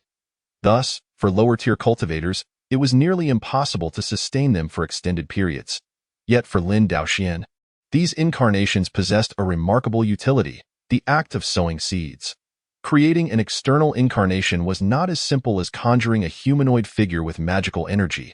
It represented a true division from soul to body, a concept beyond the comprehension of ordinary individuals. Currently situated in the Western continent, Lin Daoxian intended to gather more partners here. Originally constrained by a lack of incarnations, he could now genuinely multiply himself. This would significantly enhance his efficiency in tasks and reduce the complexity of scheduling. Now that the partners within Qingyun sect had sufficiently recuperated, it was time to continue the process of childbirth. He could send several incarnations back to the southern continent, sowing seeds one by one, while his true self could also engage in extensive sowing on the western continent. How delightful it would be! Although maintaining incarnations required continuous magical expenditure, Lin Daoxuan's profound magical power made this feasible. especially since he did not need to engage in serious cultivation but could simply await the rewards from the system. Resolute in his decision, Lin Daoxian immediately commenced the cultivation of Incarnation 5-5 and successfully produced an incarnation. He casually equipped the incarnation with a magical artifact and sent it back to the southern continent. Throughout the journey, everything the incarnation observed and sensed was transmitted back to Lin Daoxian in real time, without any limitation of distance, until the incarnation returned to Qingyun sect, allowing for seamless communication. Su Yin and the others mistakenly believed Lin Daoxian had returned and hurried out to greet him. Lin Daoxian twirled around before them and asked, "Ladies, have you noticed anything different about me?" The partners scrutinized Lin Daoxian but could not discern any changes. "Nothing at all." "Where's the change?" Su Yin pondered momentarily. "Have you practiced a new spell?" Lin Daoxian nodded. "You're getting closer. Now guess." "Lung Qingqiu. It seems your magical power is a bit weaker. Are you injured?" Upon hearing that Lin Daoxian might be hurt, the partners immediately gasped in concern. Lin Daoxian quickly shook his head. No. Yun Yin Luo, knowledgeable in such matters, smiled and said, "An external incarnation?" Lin Daoxian nodded. "Indeed. Yun Luo is sharp." The other partners, upon hearing this, surrounded Lin Daoxian, curiously touching him. After some playful antics with them, Lin Daoxian sent them back to their respective quarters and then accompanied Su Yin to her chamber. Su Yin, puzzled, inquired, "Can an incarnation do that?" Lin Daoxian grinned mischievously. "Of course. It can even father children. My purpose in sending back this incarnation is to sow seeds with you." Su Yin was taken aback. "Is that even possible? Haven't we already had hundreds of children?" Lin Daoxian replied, "Of course, thousands, even tens of thousands, would not be too many." Although Lin Daoxuan's return brought joy, the thought of her belly growing once more made her feel apprehensive. However, Lin Daoxuan's fondness for children was undeniable. As Lin Daoxian busily engaged in sowing seeds, Wan Gue finally managed to return to the Wanxiang sect. Throughout his journey, he had been exceedingly cautious, first recuperating in a deserted area before disguising his identity and gathering information on the Wanxiang sect and Lin Daoxian. Once he confirmed that the Wanxiang sect was temporarily safe, he returned to the sect. After all, he was the only powerful figure left. Aside from him, there were merely a few heavenly realm leaders from the branch sects. Lacking in combat prowess, his return was a gamble to re-establish contact with the sect. In large sects of the lower realms, there typically existed means to communicate with the upper realms. However, such artifacts and formations were immensely resource-intensive and relied on spiritual veins, making them immovable. Any predecessors who ascended and made a name for themselves in the upper realms would come back to the lower realms to establish such connections, aiding their sects in expanding their influence and receiving tributes. Now was Wan Gue's moment to seek assistance from the upper realms. He did not explain anything to his disciples, but made his way to the communication artifact, using spirit stones to activate it. Soon, an image materialized in the mirror. "Wan Gue, what is your business?" Upon seeing the figure from the upper sect, Wan Gue felt as if he were confronting a long-lost father, instantly overcome with emotion as he recounted the events involving the four major sects and Lin Daoxian. Finally, he cried out, "Immortal, you must help me. Avenge the Wanxiang sect." The immortal, equally moved, asked, "What did you say? You lost 2 major elders and dozens of golden core disciples. Are you brainless?" Chapter 32. The Immortal Palace of Wanxiang. After chiding Wan Gue, the immortal concluded, "Fortunately, the Xuanwu sect and the Qinglong sect have also been crippled. Once I eliminate that Lin Daoxian, you can slowly contend with the 4 major sections." Wan Gue quickly nodded. "Thank you, immortal." The immortal continued. "Although the Wanxiang sect has suffered severe losses, the next tribute cannot be lacking. You must find a way." Yes, absolutely no problem," Wan Gue hurriedly replied. After watching the figure of the immortal vanish from the mirror, Wan Gue sighed in relief. While it was certain that after Lin Daoxuan's death, Wan Biao and Wan Shun would not survive, rescuing them would also prove to be a formidable challenge. Moreover, the immortal from the Wanxiang Palace could not simply descend to the southern continent to deal with matters, leaving him with no choice but to proceed as planned. Once Lin Daoxian was dead, he could instigate discord, and the 4 major sects would inevitably revert to their previously fragmented states. Then, with some time, he could defeat them one by one. With this thought, Wan Gue's mood improved significantly. There was little he could do now but wait for good news from the immortal in the upper realm. Within the Wanxiang Immortal Palace, Wan Lufeng deactivated the communication artifact and walked towards the passage leading down. The guard at the passage greeted him. Wan Shixiao, are you heading to the lower realms? Wan Lufeng nodded. That Wan Gue is quite a troublesome grandson. I'm going to kill someone and will return shortly. The guard replied, oh, that's good. The Wanxiang Immortal Palace is not affluent in spirit stones at the moment. It's best to resolve this in one go. Wan Lufeng chuckled. Rest assured, this little matter will not require a second trip. ASA Peak 9th Layer Spirit Separation Realm Cultivator. Wan Lufeng was considered a pillar of strength within the Wanxiang Immortal Palace, thus brimming with confidence. After activating the passage, he descended to the lower realm. These passages were one way. One could descend but not ascend. Return. Wan Lufeng would need to use his own magical power to carve out an exit. However, for someone of his caliber, this posed little challenge. Upon arriving in the lower realm, Wan Lufeng immediately sensed the thin spiritual energy and the depletion of his magical power. Those of the upper realm experience a loss of magical energy upon descending. Not due to the lower realm's lack of spiritual energy, but because of the laws of heaven as for the reason no one truly understood. It had been this way for millennia. Wan Liufeng's immediate objective was to locate Lin Daoxian and eliminate him. Recalling the direction of the Xuanwu sect from his memories, he flew there at maximum speed. The impressive magical power of a peak 9th layer spirit separation realm cultivator allowed him to sense Lin Daoxian well before he reached the Xuanwu sect. A formidable foe approaches. It must be someone from the upper realm, Lin Daoxian deduced, drawing upon his experience. Wu Ying was taken aback. Someone from the upper realm? This is bad. Could it be a helper from the Wanxiang sect? Their upper sect, the Tai sect, had not been in contact for over 200 years, so it couldn't possibly be their people. This moment, the visitor to the Xuanwu sect must be an immortal from the Wanxiang Immortal Palace. Wu Ying exclaimed, husband, what should we do? Lin Daoxian smiled slightly. No need to worry. Just kill him. Have you forgotten about my great treasure? Wu Ying thought for a moment, then relaxed. Right? You have the extermination array. Lin Daoxian nodded. Rest assured, I will dispatch this immortal and return promptly. Wu Ying replied, yes, the sooner you go, the sooner you will return. Lin Daoxian understood her meaning. She wished to enjoy their intimacy before her belly grew. All right, your husband will be swift when necessary and leisurely when the moment calls for it. Wu Ying's face flushed crimson. What are you saying? I had no such intention, Lin Daoxian smiled. Although Wu Ying had grown accustomed to being his Dao partner, she still often displayed her proud demeanor. He no longer teased Wu Ying but, seizing the moment before their enemies arrived, soared into the skies, departing from the Xuanwu sect, as soon as Lin Daoxian reached the air. Wan Lufeng also appeared. Wan Lufeng cast a scrutinizing glance at Lin Daoxian and said, so you are Lin Daoxian? You certainly have some audacity. To be cautious, Lin Daoxian inquired, you are from the Wanxiang Immortal Palace. Aren't you? Here to support the Wanxiang sect. Wan Lufeng nodded, and with a sinister grin, declared, now that you know, prepare to meet your demise. As he spoke, he drew forth a sword of innate spiritual treasure caliber, ready to launch an attack on Lin Daoxian. Lin Daoxian scoffed, retorting, and who is to say who will perish with that? He swiftly produced the Zhuxian array diagram. Upon seeing the Zhuxian array diagram, Wan Lufeng was taken aback. What is this? Though he did not recognize the diagram, he could sense the annihilating power emanating from it. Lin Daoxian momentarily hesitated, surprised that this immortal had some discernment. However, he did not slow his movements, instinctively summoning the 4 swords of Zhuxian.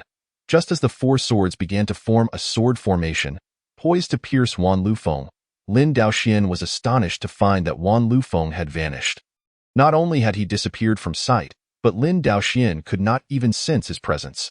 Such a technique exists? Lin Daoxian thought. While he could understand Bai Feng transforming into a brown bear to conceal his aura, this was an entirely different matter. It was pure invisibility. Concerned that Wan Lufeng might launch a surprise attack, Lin Daoxian kept the 4 swords of Zhuxian in motion around him while striving to detect Wan Liufeng's aura. Unfortunately, it was evident that Wan Lufeng was highly skilled in this technique, and Lin Daoxian could discern nothing. This left him in a rather awkward predicament. Lin Daoxian could not maintain the Zhuxian array diagram indefinitely, yet using any other magical artifacts offered no guarantee of defeating this formidable foe. What was he to do? After circling in the air a few times, he unleashed a spell, Flames of Heaven. This was a wide-ranging attack. Lin Daoxian aimed to create chaos around him, hoping to strike Wan Lufeng. However, even after casting several flames of heaven, he failed to catch sight of Wan Lufeng. For a moment, Lin Daoxian almost believed that this man had returned to the upper realm. However, that was impossible. To return to the upper realm without a trace was inconceivable. Wan Lufeng could not have fled but was instead lurking nearby, waiting for Lin Daoxian to reveal a weakness. Lin Daoxian could not believe that merely seeing the Zhuxian array diagram would frighten Wan Lufeng away. Letting out a breath, he devised a plan. Lin Daoxian pretended to give up, stowing away the Zhuxian array diagram and flying back toward the Xuanwu sect. As soon as he tucked the diagram away, a beam of sword light shot toward him from a distance. Lin Daoxian quickly retrieved the Fudi array diagram, activating a defensive formation that blocked the sword light, only for another beam to strike. Lin Daoxian then brandished the Zhuxian array diagram, unleashing the 4 swords at the location from which the sword light had originated. 4 destructive auras shot through the air, yet none found their mark. Wan Lufeng, seeing the Zhuxian array diagram, immediately retreated. Lin Daoxian felt incredibly embarrassed. In Chapter 33. The Game in Adversity, Lin Daoxian found himself in a dilemma. He could neither strike Wan Lufeng nor escape without incurring his wrath. He could not stow away the Zhuxian array diagram, yet bringing it out only caused Wan Lufeng to vanish. Maintaining the activation of the 4 swords of Zhuxian required a continuous expenditure of mana. Although the consumption was minimal, Lin Daoxian was uncertain whether he could outlast Wan Lufeng. Logically, Wan Liufeng's invisibility spell would undoubtedly consume more energy, yet Wan Liufeng's cultivation level surpassed Lin Daoxian's, and with years of practice, his mana was likely far more profound. After pondering, Lin Daoxian resolved to adopt a different approach. He sheathed the 4 swords of Zhuxian but kept the Zhuxian array diagram in hand as he flew toward the Xuanwu sect. Sure enough, Wan Lufeng made his move again. From a distance of approximately 5 miles, a beam of sword light shot directly at Lin Daoxian. This strike had been gathering momentum and was as swift as lightning. However, Lin Daoxian was prepared and countered immediately. This time, he did not employ the Fudi array diagram but unleashed all 4 swords simultaneously, one aimed directly at the incoming sword light. After dispelling the light, he pressed forward, while the other 3 swords spread out in a triangular formation, rushing toward the location where the sword light had originated. Regrettably, Wan Liufeng's strike was not a full-on assault, but merely a harassment tactic. He struck and then retreated. Lin Daoxian retracted the 4 swords, inwardly cursing his luck. Wan Lufeng was clearly attempting to deplete his mana, a cunning move indeed. It seemed that wielding the array diagram was not a viable strategy either. What then could he do? Lin Daoxian fell into a deeper contemplation. Meanwhile, Wan Lufeng was equally frustrated. He had initially believed his task was foolproof and effortless, only to find himself in this predicament, forced to remain invisible and silenced. Yet the array diagram was indeed formidable. Even from several miles away, he felt a shiver run down his spine when the 4 swords had swept through the air. For the time being, his only option was to leverage his superior mana, waiting for Lin Daoxian to exhaust himself before striking, which would be the moment of his demise. Wan Lufeng remained skeptical that a mere 9th-level out-of-body cultivator could possess substantial mana. The consumption of innate spiritual treasures was significant. He wondered how many times Lin Daoxian could afford to use them. The 2 adversaries, separated by 10 miles, found themselves in a peculiar standoff in the sky. Suddenly, Lin Daoxian recalled a disadvantageous scenario. What if Wu Ying took too long and emerged to assist him? As Wan Lufeng remained concealed, Lin Daoxian had no confidence in protecting Wu Ying. The thought of using Wu Ying as bait never crossed his mind. However, he did possess a communication artifact. He would contact Wu Ying first. Lin Daoxian employed a spell to obscure his surroundings, a technique he had learned from Yunyan Luo, which he had never utilized in battle. Whether or not it could block Wan Liufeng's perception was of little consequence. If Wan Lufeng truly attempted to strike while Lin Daoxian was distracted, it could present an opportunity for Lin Daoxian. After preparing adequately, Lin Daoxian held the Zhuxian array diagram in one hand and the communication artifact in the other, initiating contact with Wu Ying.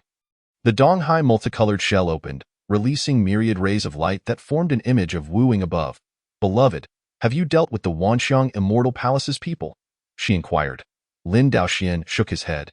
"Not yet." Wu Ying gasped. "Then why are you contacting me? What if he ambushes you?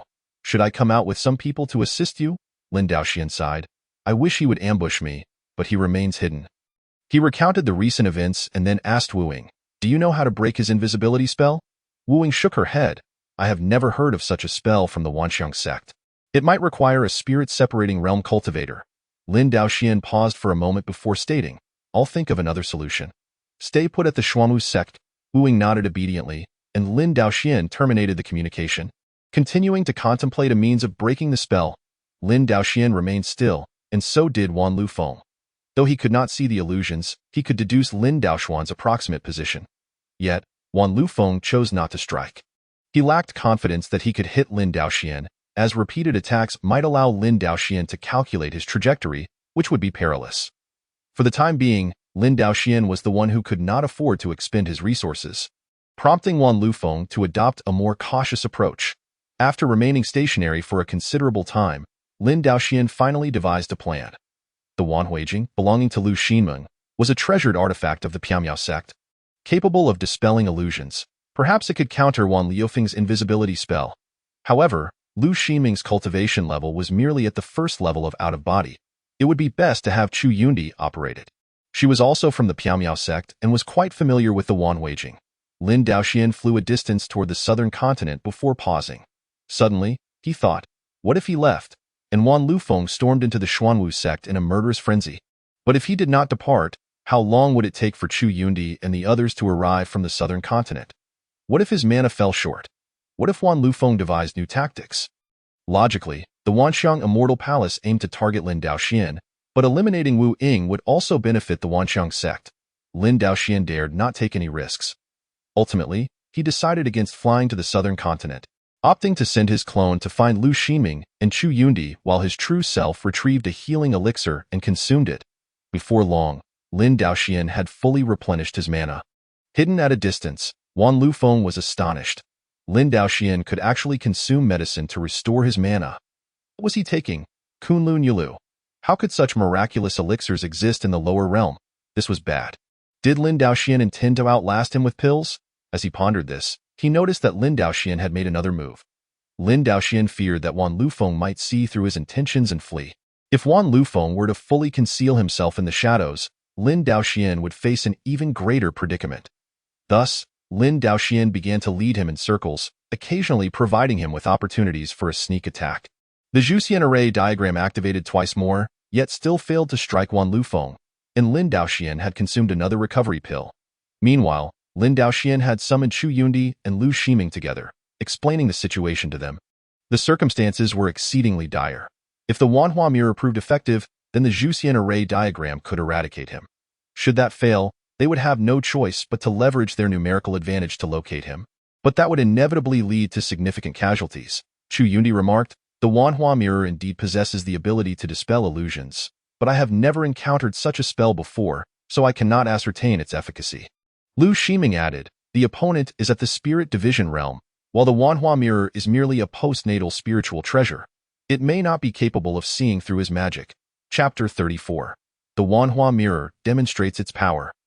Lin Daoxian responded, "It matters not. We must endeavor to try." The two companions nodded in agreement, deciding to take a gamble alongside Lin Daoxian.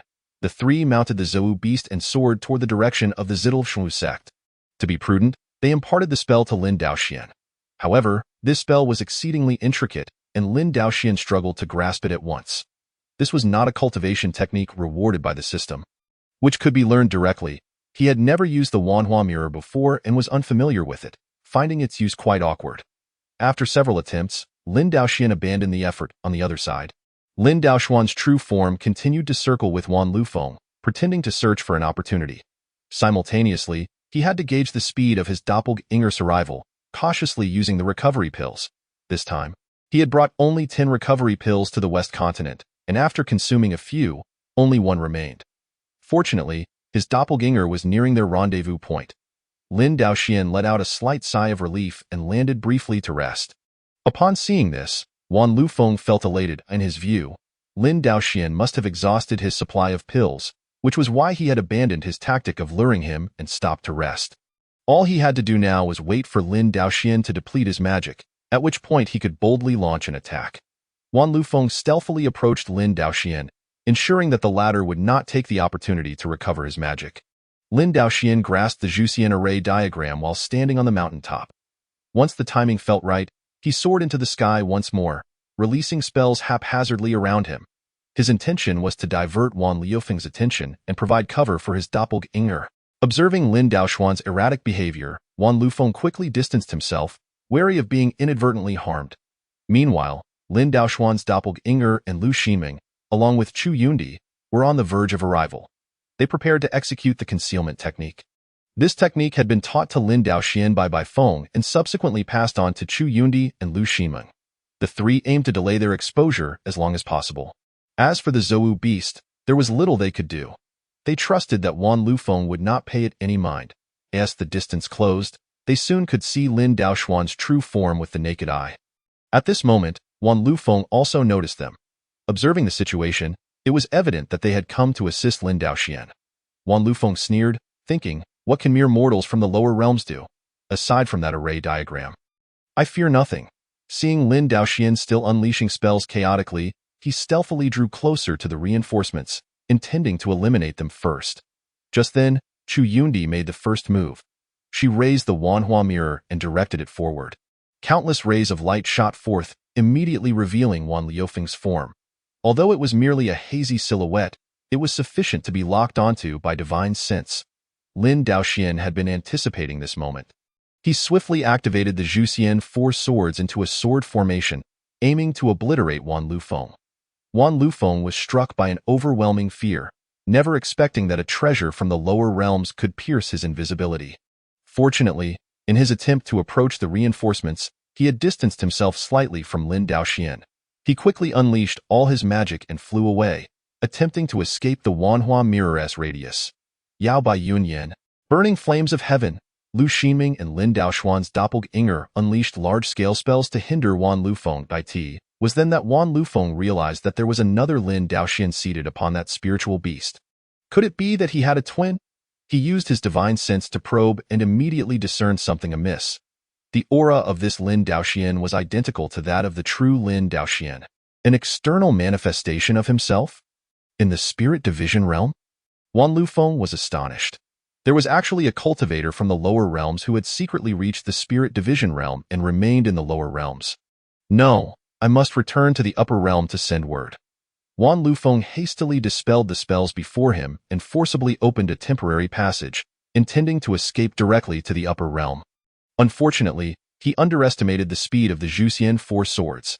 Just as the temporary passage opened a small aperture, the Zhuxian four swords had already arrived. 4 beams of sword light flashed, piercing Wan Lufeng into a sieve as he plummeted from the clouds. The small vortex filled with spatial cracks also collapsed with a thunderous roar. In the upper realm, within the Wanxiang Immortal Palace, the guards at the passageway noticed the emergence of a temporary portal. Initially believing it to be Wan Lufeng returning from his mission and prepared to greet him. However, the small vortex dissipated almost immediately. What is happening? They surmised that there must have been an unforeseen circumstance. Regardless, they decided not to concern themselves with it. Lin Daoxian and the others descended beside Wan Liufeng's corpse, inspecting his belongings. They searched his entire body, including his storage ring, and ultimately found only a sword of innate spiritual treasure grade. There was no sign of any item that could confer invisibility. It appeared to be a spell that did not require any special artifact. Lin Daoxian felt a tinge of regret. Had he possessed such an invisibility artifact? His tasks would have been much more convenient. Chu Yundi examined the sword and casually remarked, "This sword is quite remarkable. It should be an innate spiritual treasure." Lin Daoxian smiled, saying, "Since you like it, it is yours." Chu Yundi's face immediately brightened, though she hesitantly replied, "Is it appropriate for such a precious artifact to be gifted to me?" Lin Daoxian reassured her, "Of course it is. Had it not been for you using the Wanhua mirror to unveil his invisibility, I would have been at a loss as to how to defeat him." Lu Ximing chimed in, "Sister, just accept it. You gave me the Wanhua mirror, and now you lack a suitable artifact. With this celestial sword, once you become familiar with it, your combat prowess will surely increase." Lin Daoxian added, "Indeed, you wield it to protect the Qingyun sect. It will put my mind at ease." Chu Yundi beamed with joy, saying, "Very well, I shall accept it." This battle concluded with mutual satisfaction. Since the two had arrived, Lin Daoxian decided to take them to the Xuanwu sect to meet some individuals, while his external manifestation was temporarily retracted into his body. On the side of the Wanxiang sect, Wan Gui had been waiting for news from Wan Lufeng, but after days of anticipation without any word, he could no longer endure it.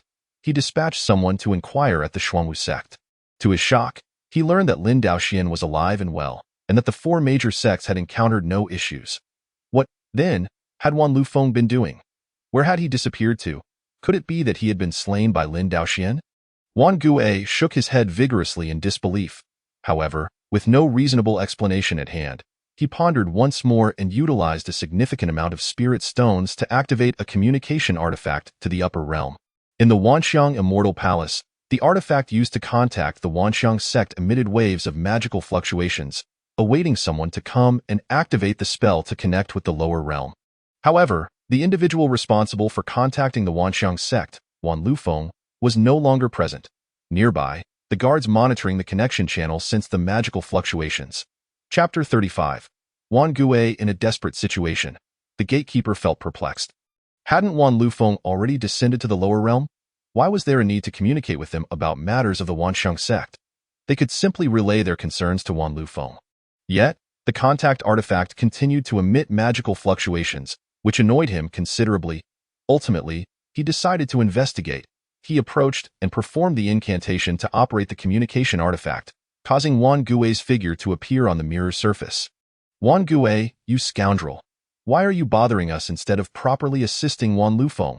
Upon seeing the connection established, Wan Gui promptly performed a deep bow. Immortal, may you have longevity. Immortal, I merely wish to inquire whether Wan Lufeng has returned to the upper realm. The gatekeeper furrowed his brow. What nonsense are you speaking? Do you not know whether Wan Lufeng has returned?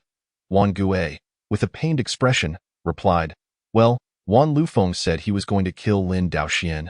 But several days have passed, and Lin Daoxian is still alive and well. The gatekeeper was taken aback. What is going on? Could it be that Wan Lufeng has been slacking off and has gone to attend to other matters? That seems implausible. Lingering in the lower realm would cause his magic to continually dissipate. Why would he choose to be so lazy? Moreover, he could easily kill Lin Daoxian before attending to his own affairs. Could it be that Wan Lufeng has perished? The gatekeeper inhaled sharply. Although Wan Lufeng was a cultivator at the 9th level of the Transcendence Realm, an absolute powerhouse in the lower realm, such occurrences were not without precedent. There had been instances in the past where individuals from the higher realm descended to the lower realm only to be slain by its inhabitants. Yet the gatekeeper could not fathom how Wan Lufeng, capable of employing the technique of great elephant formlessness, could have been defeated. Even if he was unable to win, he could have simply fled.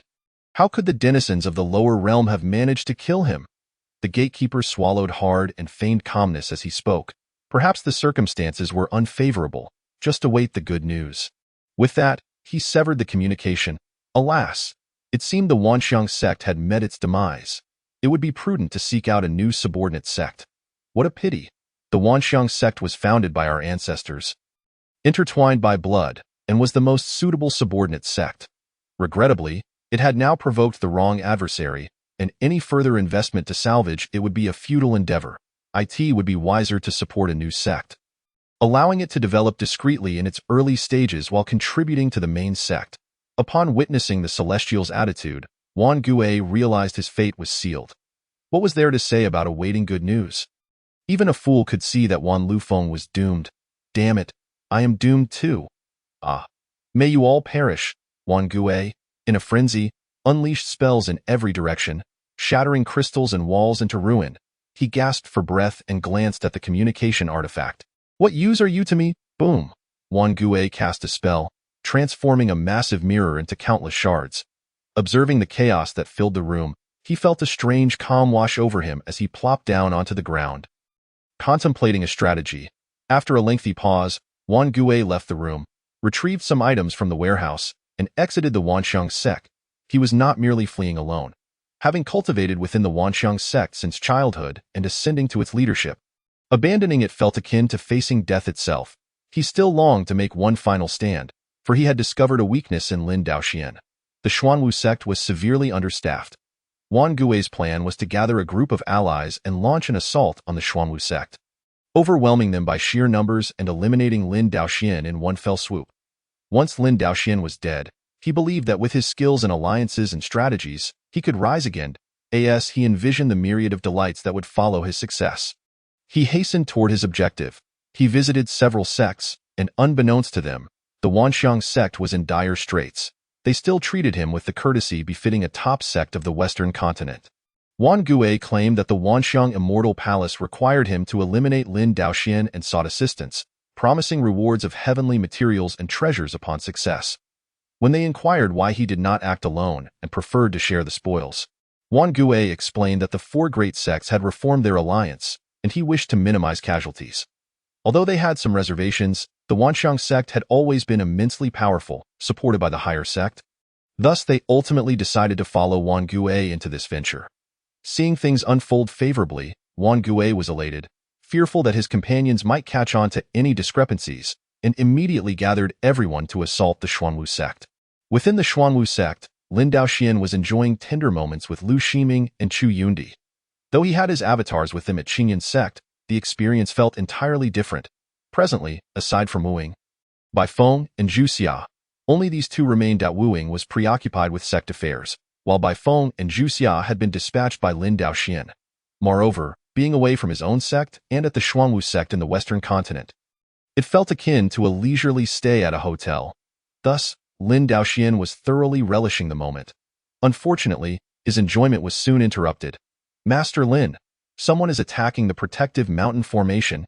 You must come and see." Upon hearing this, Lin Daoxian recognized the voice of a newly recruited disciple of the Xuanwu sect and thought to himself that they were rather panicked. He would have to ensure Wuing educates them properly. He, along with Lu Ximing and Chu Yundi, stepped out to find the disciple in a state of distress, drenched in sweat. "Master Lin, there are so many people outside. The sect leader has gone out to confront them." Lin Daoxian nodded and calmly replied, "All right, let us see what is happening." The group soared into the air, heading toward the mountain gate. From a distance, they could see dozens of figures flying in the sky beyond the protective formation. Wuing and several others were channeling their energy into the formation, while another disciple was communicating with those outside. However, the only response they received was a barrage of spells. Lin Daoxian and the others landed at the formation's core. He inquired about the situation. Wuing responded, "These sects do not often interact. We do not know why they have suddenly chosen to attack the Xuanwu sect." Lin Daoxian mused, "I suspect this is the doing of the Wanxiang sect. Ximing, Yundi, assist Wuing. I will go investigate myself." Lin Daoxian flew out of the protective formation, activating his defensive formation, and called out, "Why do you attack the Xuanwu sect?" One sect leader retorted, "Are you Lin Daoxian?" Lin Daoxian nodded affirmatively. "Indeed. Are you here for me?" Another replied, "Of course. You have offended the Wanxiang sect in the Western continent. Do you expect to live? If you do not wish to implicate the Xuanwu sect, surrender at once." Lin Daoxian suddenly felt as though he had stumbled upon an amusing jest. "So you are doing Wan Gue's bidding? The two protectors and dozens of disciples of the Wanxiang sect have been captured by my Qingyun sect. And the upper realm's Wanxiang Immortal Palace has already been dealt with. Are you certain you wish to align yourselves with the Wanxiang sect?" Upon hearing this, many paused in their actions. "What? Is that true?" quickly asked Wan Gue. "Where is he?" Just moments ago, Wan Gue had been with them attacking the protective formation. How could he have vanished upon Lin Daoxian's arrival? The answer was evident. Lin Daoxian's words rang true. And Wan Gue had deceived them all. In a wonder, he stood alone from the Wanxiang sect. And to think I believed his claims of elders being in closed-door training at critical stages. How foolish of me. It was no wonder he only sent his elite. It turned out he could not even spare any disciples. I wondered why he did not request the higher sect to send help.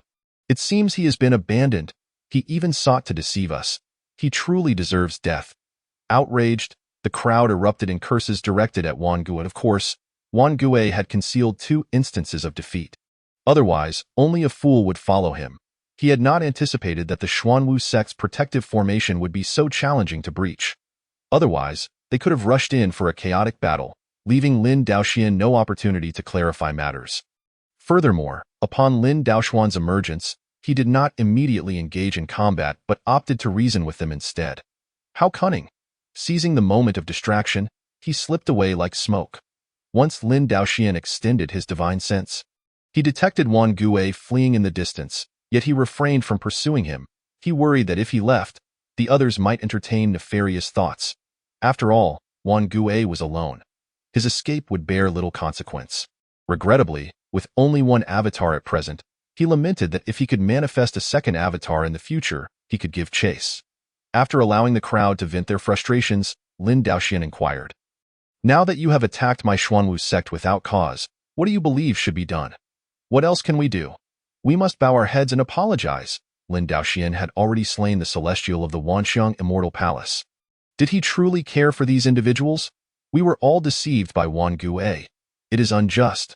I was momentarily blinded by greed for his benefits. I will make reparations. The crowd hastily returned the gifts Wang Gue had bestowed upon them, some even adding their own possessions to the mix, lamenting the inadequacy of the presents. Though Lin Daoxian did not covet these items, he accepted them to ensure their peace of mind. Very well. Let this matter be forgotten. You are all victims. The crowd immediately expressed their gratitude. Thank you, Master Lin. You are truly magnanimous. Master Lin is indeed a paragon of virtue. Lin Daoxian waved his hand dismissively. However, since Wang Gue has wronged you all, why don't we pay a visit to his door? Upon hearing this, the throng erupted in cheers. Yes, let us attack the Wanxiang sect. Annihilate that scoundrel. Lin Daoxian nodded. With their assistance, the task of dismantling the Wanxiang sect would become significantly easier. Despite the Wanxiang sect's current state of disarray, it still commanded considerable territory and a large number of disciples. If the four great sects acted in unison, it would not be a simple affair. Consequently, Lin Daoxian summoned Wu Ying and the others to join him in the assault on the Wanxiang sect. The ensuing battle was swift and effortless, leading to the complete subjugation of the Wanxiang sect. Although many heavenly treasures, magical artifacts, and elixirs were seized by the crowd during the chaos, Lin Daoxian ultimately claimed all the territory for himself. He then assigned important positions to Baifeng and Zhu Xia, ensuring the integration of various resources. With this consolidation, the four great sects under Lin Daoxian's command emerged as the preeminent force in the Western continent. Meanwhile, in the Southern continent, Lin Daoxian's partners were giving birth to many offspring, earning him numerous rewards. He distributed cultivation elixirs to Su Yanyue, Zhu Xia, Baifeng, and Lu Xinmeng. Zhu Xia ascended 2 levels, advancing to the 5th level of the out-of-body realm and regaining her adult form. Though much fun has been sacrificed, she is now capable of conceiving and bearing children. Lu Xinmeng has ascended from the 1st to the 4th layer of the out-of-body realm, while Su Yanyu has finally advanced to the out-of-body realm, directly reaching the 3rd layer. Baifeng has similarly ascended directly from the 9th layer of the celestial realm to the 3rd layer of the out-of-body realm, becoming the 8th out-of-body expert among Lin Daoxian's companions. The presence of 8 out-of-body experts is quite remarkable in the entire lower realm. If we add Zhuge sect's leader Zhu Yi and Baihu sect's leader Bai Song, we would have 10 out-of-body experts. Moreover, with Lin Daoxian himself being a formidable figure at the 2nd layer of the separation of spirit realm, unless someone from the upper realm intervenes, he genuinely fears no one. However, for Wu Ying, Yun Yinluo, Chu Yundi, and Lung Qingqiu, who are all at the 9th layer of the out-of-body realm, Lin Daoxian has not bestowed any cultivation pills upon them. This is because their ascension to the separation of spirit realm would be detrimental. If they do not ascend to the upper realm, they will continually lose their magical power, rendering their efforts futile.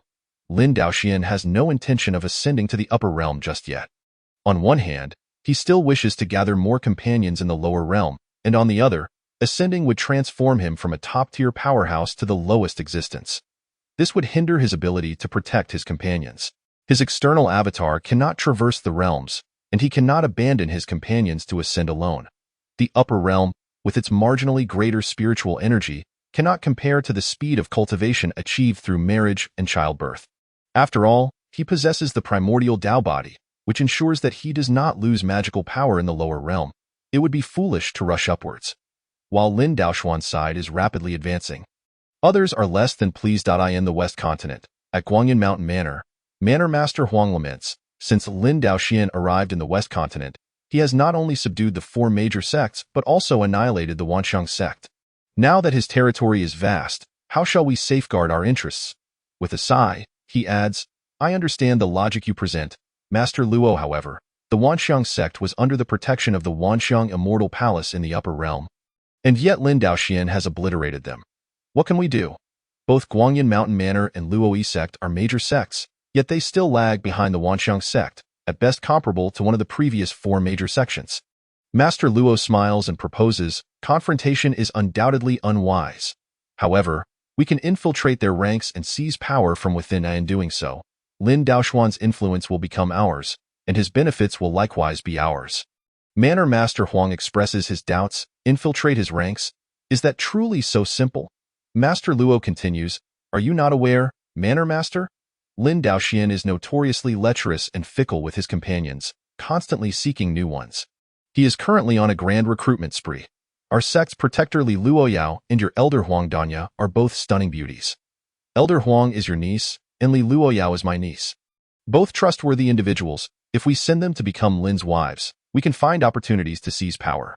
Moreover, Zhukei's sex leader's daughter Zhu Xia and Baihu's sex leader's daughter Bai Feng are both currently managing local affairs. Our 2 beauties possess comparable cultivation levels, so securing a minor official position should not be difficult. Upon hearing Master Luo's analysis, Manor Master Huang is immediately intrigued. Excellent. I shall persuade Elder Huang at once. Chapter 37. Disguised Visit in the West Continent, at Xuanwu Sect. This place has now become Lin Daoxuan's second stronghold.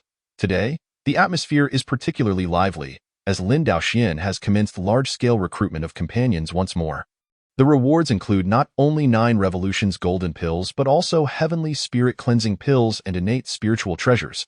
Hence, it has attracted numerous female cultivators of the 9th layer of the heart-moving realm, as well as many from the golden core and celestial realms, including leaders, elders, and protectors from smaller sections. However, cultivators of the out-of-body realm hold significant positions within their sects, possessing ample resources and innate treasures. Generally, they are not easily tempted. Most of Lin Daoxuan's existing out-of-body companions are either pursuing ulterior motives or, like Wu Ying, are seeking to repay favors. Zhu Xia was a request made by Lin Daoxian himself, while Su Yanyu and Bai Feng were later ascendants. Yet today, 2 female cultivators of the out-of-body realm have indeed arrived. Character information: Huang Danya cultivation, out-of-body realm, 2nd layer identity, elder of Guanyin Mountain Manor.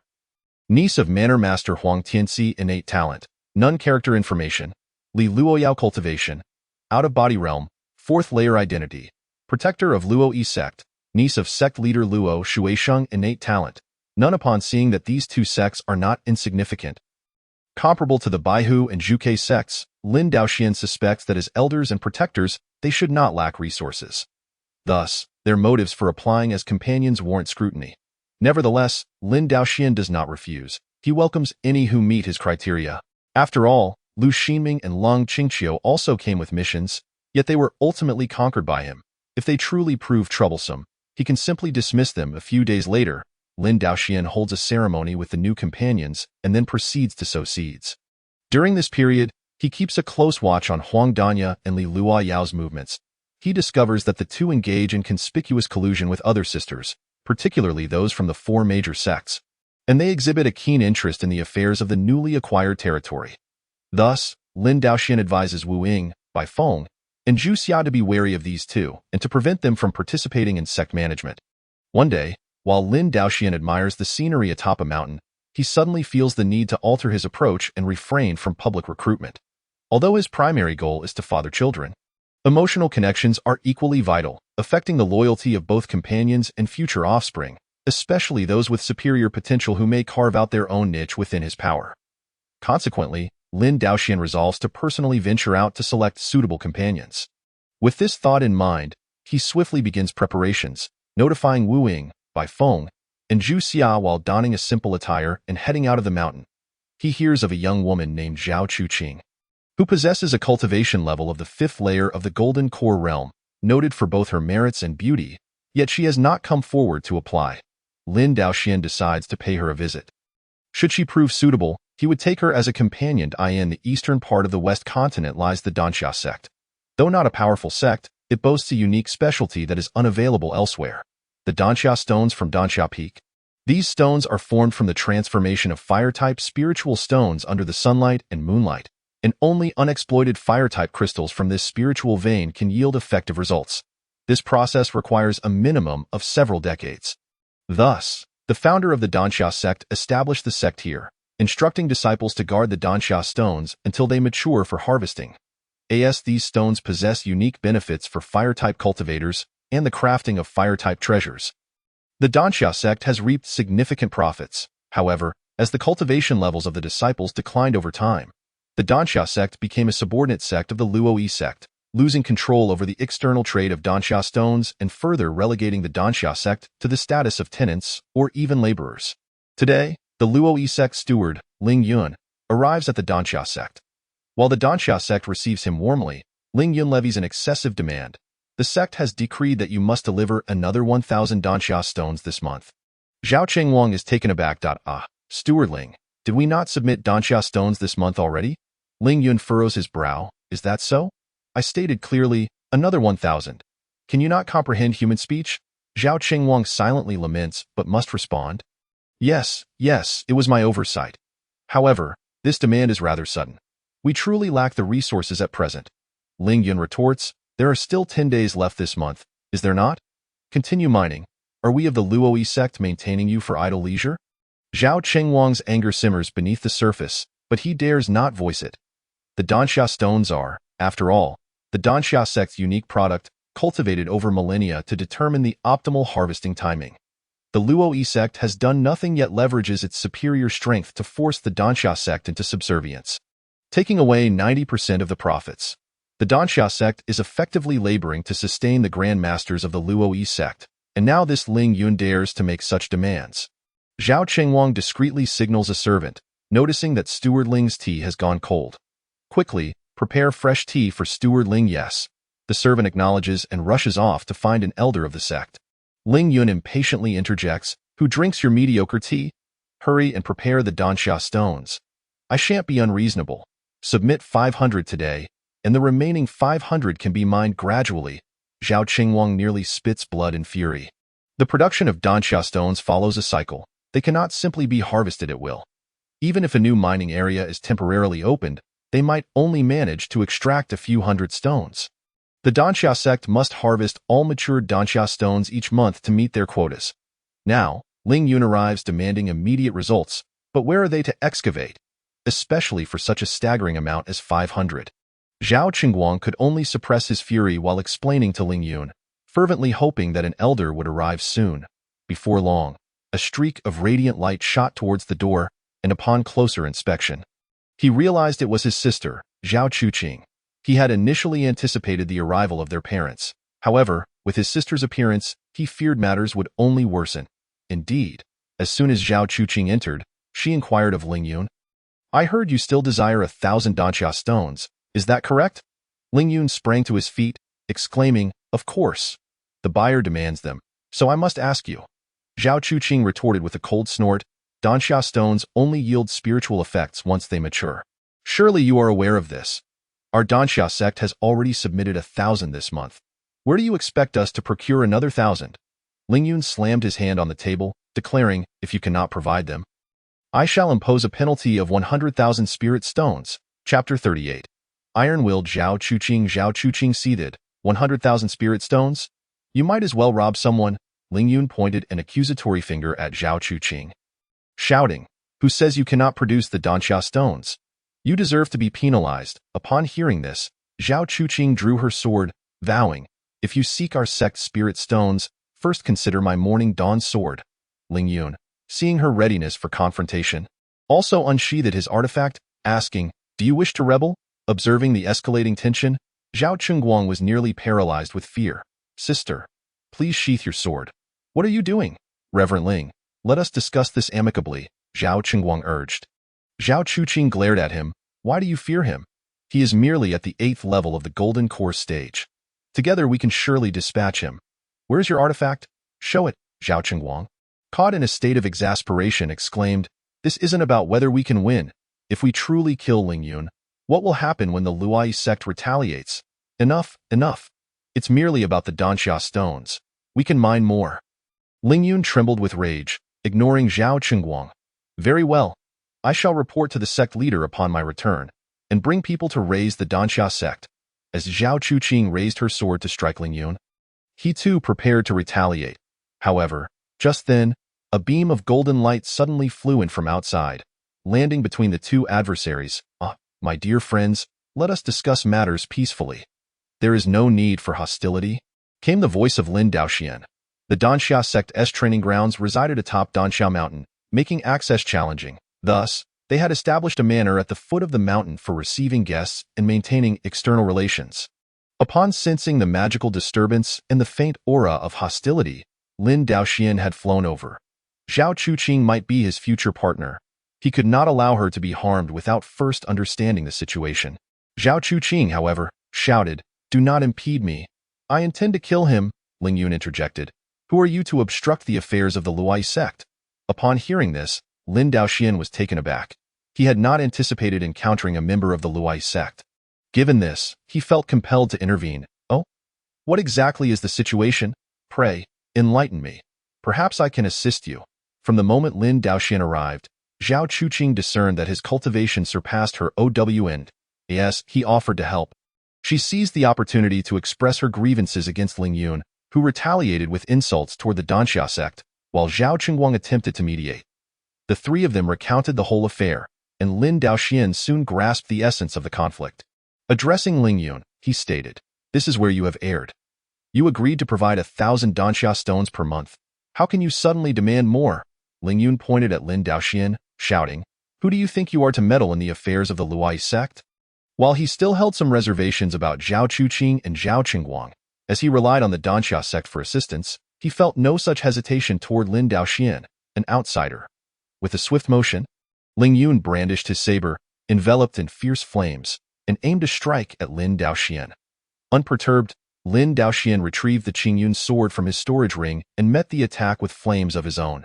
The conflagration erupted in the air upon impact, propelling Ling Yun out the door. Startled, he realized that despite Lin Daoxian's unassuming appearance, his cultivation was formidable. "Which sect do you belong to? Do you truly disregard the Luai sect?" Lin Daoxian smiled faintly. "I genuinely do not regard the Luai sect with any significance." Seeing that even the name of the Luai sect failed to intimidate him, Ling Yun acknowledged that Lin Daoxian possessed genuine skill. "Very well, you are quite arrogant. You seem unaware that our sect's protector has already become Lin Daoxian's partner. When I send word to our protector, we shall bring forces to raise your sect." Lin Daoxian found himself at a loss for words. He had never anticipated being threatened in such a manner. Noticing Lin Daoxian's lack of response, Ling Yun seized the opportunity to flee. Whether Lin Daoxian was genuinely intimidated remained uncertain, but the fierce Zhao Chuqing certainly was not. Fearing that Zhao Chuqing might truly pursue him, Ling Yun bolted, but she was intercepted by Zhao Qingyun. "Sister, you must stop. If you kill him, there will be no turning back." Zhao Chuqing shoved Zhao Qingyun aside, exclaiming, "I have had enough of this. I will fight them if necessary." At that moment, 2 more streaks of light flew in from outside. Zhao Xiu called out, "Qingyun, I just saw Ling Yun leave in haste." "What transpired?" Lu Caixia added, "Chuqing, why do you wield a sword? Who is this person?" Her gaze shifted to Lin Daoxian, wondering if he had come to cause trouble. Zhao Chuqing sheathed her sword, explaining, "Mother, Ling Yun came to extort us." And this young hero drove him away. Meanwhile, Zhao Xiu inquired of Zhao Qingyun, "Qingyun, what happened just now?" The siblings took turns recounting the events, and Lu Caixia's brow furrowed deeper with each detail. Finally, she jabbed a finger at Zhao Chuqing's forehead, saying, "You see, I suggested you seek a partnership with the Xuanwu sect. Had you married Lin Daoxian, none of this would have occurred. If you had been more agreeable, perhaps the Luai sect would not dare to bully us." Zhao Chuqing scoffed, "He is merely a lecher, sharing a partner with numerous women. I would never stoop to that." Lu Caixia poked her again. "Can't you think of the Danxia sect?" Zhao Chuqing pushed her mother's hand away defiantly. "I, Zhao Chuqing, would rather starve or leap from here than marry such a man." Lin Daoxian found himself in an awkward position. It seemed that while his prowess was acknowledged by various sects in the Western continent, his reputation left much to be desired. Can my fondness for beauty truly be blamed? Is it not all for the sake of cultivation? As Lu Caixia was about to speak again, Zhao Xiu intervened. "Enough, enough. The situation has passed, has it not?" Lu Caixia retorted. "What do you mean it has passed? What will we do if Ling Yun returns to the Luai sect with reinforcements?" She then turned her attention back to Lin Daoxian, asking, "And you? What right do you have to drive him away? Will you take responsibility if the Luai sect comes for us? Lin Daoxian chuckled. A mere Luai sect holds little weight in my eyes. Lu Caixia pointed at Lin Daoxian. Very well, do not leave. When the Luai sect arrives, I shall hand you over. Zhao Chuqing protested. Mother, what are you saying? This young hero helped me, by the way. Young hero, what is your name? I have yet to express my gratitude, Zhao Chuqing inquired. Lin Daoxian replied, My name is Lu Qingyun. Zhao Chuqing smiled. Ah, Lu Xiaoxia, thank you for assisting our Danxia sect. Please join us for a drink atop the mountain. Lin Daoxian nodded. Certainly. Though Lu Caixia wished to object, she reconsidered and decided it best to let Lin Daoxian remain. Chapter 39. Handing over Lin Daoxian, the five of them ascended the mountain. Arriving at the Danxia sect's training grounds, the spiritual energy here was abundant, and the scenery was quite pleasant. Zhao Chuqing pointed to a building, saying, This is where we dine. Though we no longer require food at our level, I still come here daily for a drink. Lin Daoxian followed her to the ground, remarking, Not bad. There's even a kitchen.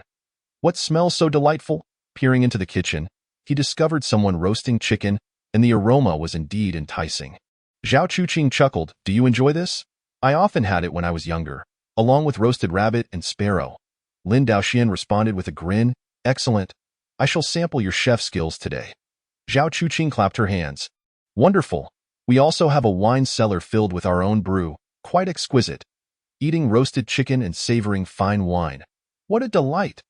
Lu Caixia interjected disapprovingly. That is food for the servants, as cultivators. How can we indulge in such mundane fare? And why drink wine? There are countless elixirs and nectar here that would aid your cultivation. Why not consume those? In truth, the servants Lu Caixia referred to were not ordinary individuals. They were foundational level or even chi-refining cultivators. Far stronger than the average person, yet they could not utilize spells, thus often engaged in menial tasks within the sect. Zhao Chuqing rolled her eyes at her mother. I relish it, as long as it's delicious. What does it matter? Must everything revolve around cultivation? Isn't life exhausting enough? Lin Daoxian observed the scene before him and suddenly found it rather amusing. After years of being accustomed to the affairs of various immortal sects, he felt as though he was experiencing the essence of an ordinary family here. A few individuals bustled into the room, and then Zhao Chuqing summoned someone to bring over roasted chicken and fine wine. Lin Daoxian took a taste and found the roasted chicken to be quite delightful, seasoned with salt and herbs, yielding a remarkable flavor. The winemaking technique, however, left much to be desired, possessing some impurities and a mild potency. Yet it was quite piquant. Nonetheless, compared to the exquisite nectar of the heavens, it offered a unique charm that Lin Daoxian had not encountered in a long time. At the dining table, Lin Daoxian and Zhao Chuqing indulged in food and drink, laughing and clinking their glasses frequently. Meanwhile, three others sat nearby, each holding a small cup of jade, simply sitting in silence. Lu Caixia, observing the interaction between Lin Daoxian and Zhao Chuqing, sensed something amiss. Could it be that these two were developing feelings for each other? She cleared her throat and said, Lu Qingyun, you managed to repel Ling Yun with a single sword strike. Your cultivation must be quite formidable. Yes, Lin Daoxian replied. Oh, I am merely at the 9th level of the Golden Core stage, unable to break through for quite some time. Hence I ventured out in search of opportunities. This was a premeditated response. If he revealed himself as Lin Daoxian, currently at the 2nd level of the spirit separation stage, it would defeat the purpose of his low-profile visit. Upon hearing this, Lu Caixia laughed. Oh dear, merely at the 9th level of the Golden Core stage. And yet you dare to stir up trouble? I thought you were an ancestor of the out-of-body stage. Zhao Chuqing was not pleased with this and retorted, Did Lu brother truly misjudge Ling Yun? Had he not fled swiftly, I would have slain him, Lu Caixia replied disdainfully. What do you understand? The leader of the Luo sect, Luo Shueshang, is at the 6th level of the out-of-body stage. And now he has aligned himself with Lin Daoxian, a great pillar of support. Neither my father, at the 6th level of the heavenly man stage, nor I, at the 9th level, would dare provoke him. Yet you, at the 9th level of the Golden Core stage, would engage in such folly. With that, she directed her voice towards Lin Daoxian, lower by an entire realm, and yet your audacity is commendable. Eat up, it may be your last meal, Lin Daoxian chuckled, not taking offense. However, Zhao Chuqing once again defended him, leading Lu Caixia and her companions to resume their quarrel. Just then, a disciple rushed in, exclaiming, "Not good. The Luoyi sect has arrived," Zhao Xiu inquired. "Ah? How many have come?" Before the disciple could respond, a flurry of figures from the Luoyi sect soared into the vicinity. "How many, you ask, Zhao Xiu? Your Danxia sect is becoming increasingly unreasonable." Although the Danxia sect possessed a protective formation, the Luoyi sect was a superior faction, and when they commanded their disciples to open the door, the latter dared not refuse. Seeing the aggressive approach of the Luoyi sect, the Zhao family rose to their feet. Zhao Xiu stepped forward, addressing the several celestial beings, "Esteemed ones, this is all a misunderstanding. It is simply that we do not possess sufficient Danxia stones." At that moment, Ling Yun spotted Lin Daoxian, who remained seated, partaking in food and drink. "Uncle, it is this man." Ling Kaishan turned his gaze. "Oh, it is you? You dare to strike our Luoyi sect members?" Lin Daoxian took a sip of wine, nonchalantly turning to face him. "Indeed, what of it? Do you wish to be struck as well?" Ling Kaishan chuckled. "You speak boldly, young man. It seems you truly do not regard our Luoyi sect with any respect." Lu Caixia interjected hastily, "Leader Ling, it was this rascal who struck Elder Ling. This matter has nothing to do with our Danxia sect. Take him away as you please. Do with him as you will." Zhao Chuqing interjected, "Mother, what are you doing? It is clearly their fault." Lin Daoxian smiled slightly. "No need to worry. Feel free to hand me over." Ling Kaishan nodded. "At least you are perceptive. However, your Danxia sect cannot escape either. The 1,000 Danxia stones must still be paid, or else you will face a fine of 100,000 crystal stones." Before the Danxia sect members could further explain, Lin Daoxian rose to his feet. "If your Luoyi sect insists on being unreasonable, then I shall advocate for some reason." Ling Kaishan sneered, "On what grounds?" Before he could finish, Lin Daoxian retrieved the Qingyun sword from his storage ring and sent a streak of fire towards Ling Kaishan. Ling Kaishan did not anticipate that Lin Daoxian would truly take action. Hastily raising his blade in defense, a vibrant shield of multicolored mana enveloping him. With a resounding clash, Ling Kaishan was sent flying backward, crashing into the courtyard. He was astonished. As a master at the 9th level of the Heavenly Man stage, he had been struck back so easily. Could it be that this opponent was an ancestor of the out-of-body stage? In truth, Lin Daoxian had cultivated the Qiyang divine art to a transformative state, achieving the ability to simplify complexity. This seemingly ordinary strike was, in fact, as potent as a shooting star. Ling Kaishan did not spit blood. He was quite resilient. Casting a bewildered glance at Lin Daoxian, he quickly turned and fled, not daring to utter a single word. "Hey, uncle, wait for me." Ling Yun, perplexed by the sudden turn of events, found himself compelled to flee as well, with a series of swift movements. The members of the Luoyi sect departed even faster than they had arrived. Lu Caixia stood in stunned silence. One of equal standing was chased away just like that. Does that mean I am no different? Zhao Chuqing was equally astonished, not expecting Lu Qingyun to be so formidable. Did that mean he had lied earlier? Lu Shaoxia, were you not at the 9th level of the Golden Core stage? Lin Daoxian then clarified, "Oh, actually, I misspoke earlier. I am at the 9th level of the Heavenly Man stage." Chapter 40. The legendary Lin Daoxian. None of the Zhao family members believed his words. However, since Lin Daoxian chose not to elaborate, they refrained from pressing further. Lu Caixia threw up her hands. "What now? This trouble is only escalating." Zhao Chuqing remained unfazed. What is there to fear? Lu Shaoxia is so formidable that he drove Ling Kaishan away in an instant. Lu Caixia, with a furrowed brow, lamented, "What good does that do? No matter how strong he is, can he surpass Lin Daoxian? After all, the Luoyi sect's support was Lin Daoxian himself. What was the significance of defeating a Ling Kaishan? Lin Daoxian was rendered speechless.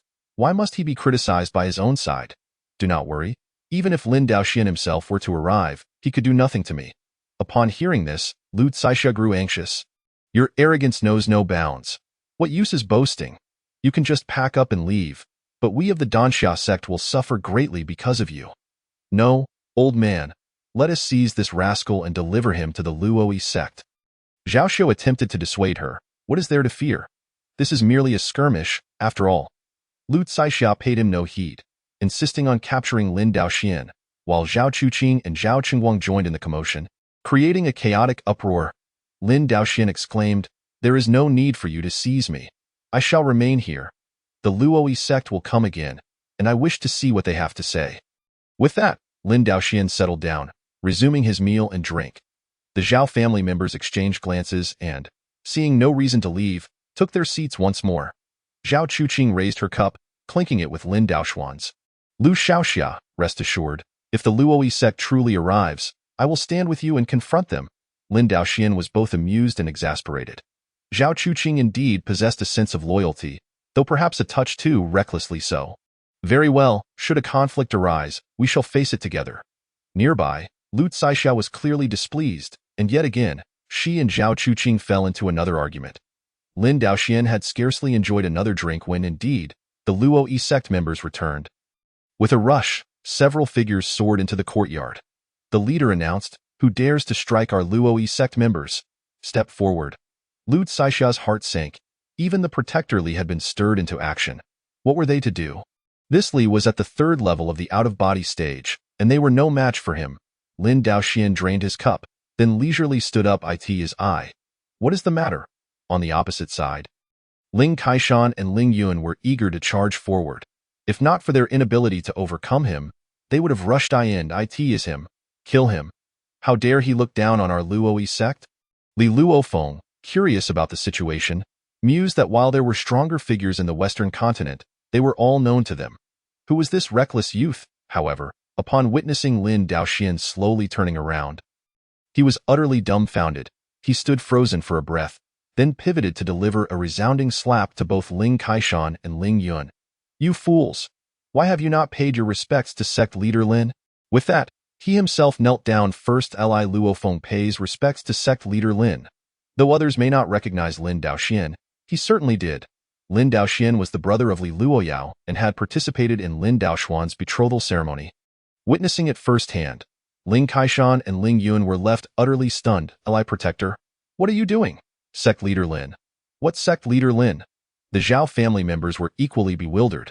Just moments ago, they had been bracing for disaster. And now, in an instant, Li Luofeng was kneeling. It was Lu Caixia who first reacted. Ah? Sect leader Lin. Could it be that you are Lin Daoxian? With her prompting, Zhao Chuqing and the others also came to the realization. Oh, so that is why he seemed so fearless. He is the illustrious Lin Daoxian. Earlier, he had even said that not even Lin Daoxian could do anything to him. What a farce, they thought. How could he be the same person? However, they were perplexed as to why Lin Daoxian, dressed in plain clothing, had come to the Danxia sect. Once Lin Daoxuan's identity was revealed, he ceased to feign modesty. He, arise. This matter is not your fault. If blame must be assigned, it lies with these two. Lin Daoxian undoubtedly referred to Ling Kaishan and Ling Yun, who, terrified, dropped to their knees, repeatedly bowing their heads to him. Master Lin, we did not recognize you. Otherwise, even with 100 times the courage, we would not have dared, they implored. Master Lin, please spare me this time. I promise I shall not dare again. Lin Daoxian gently shook his head, saying, your fault lies not in failing to recognize me, but in oppressing the Danxia sect. Even as a superior sect, one must consider the realities of subordinate sects. How can one deplete resources recklessly? Upon hearing this, Li Luofeng hurriedly shouted at Ling Kaishan and Ling Yun. Speak. What transpired? Ling Kaishan replied. In response to the request from the Qingyun sect to purchase Danxia stones, I summoned Ling Yun to demand 1,000 pieces. Ling Yun added, indeed, without the Danxia stones, I intended to impose a fine of 100,000 crystal stones. To provide an explanation to the Qingyun sect, Li Luofeng's nose nearly crinkled in anger. 1,000 Danxia stones? 100,000 crystal stones? Do you truly have the audacity to say such things? Our Luoyi sect does not harbor fools like you. From this day forth, you are both expelled from the sect. Turning back, he respectfully asked Lin Daoxian, Master Lin, does this resolution meet your approval? Lin Daoxian replied indifferently.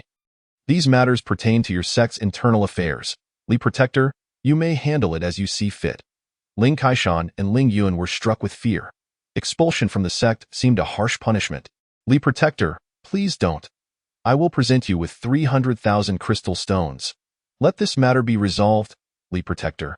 I have served the sect for many years, not without hardship, if not merit, Li Luofeng. Now amused by his rage, pointed at several disciples, instructing, take them away and investigate their embezzlement.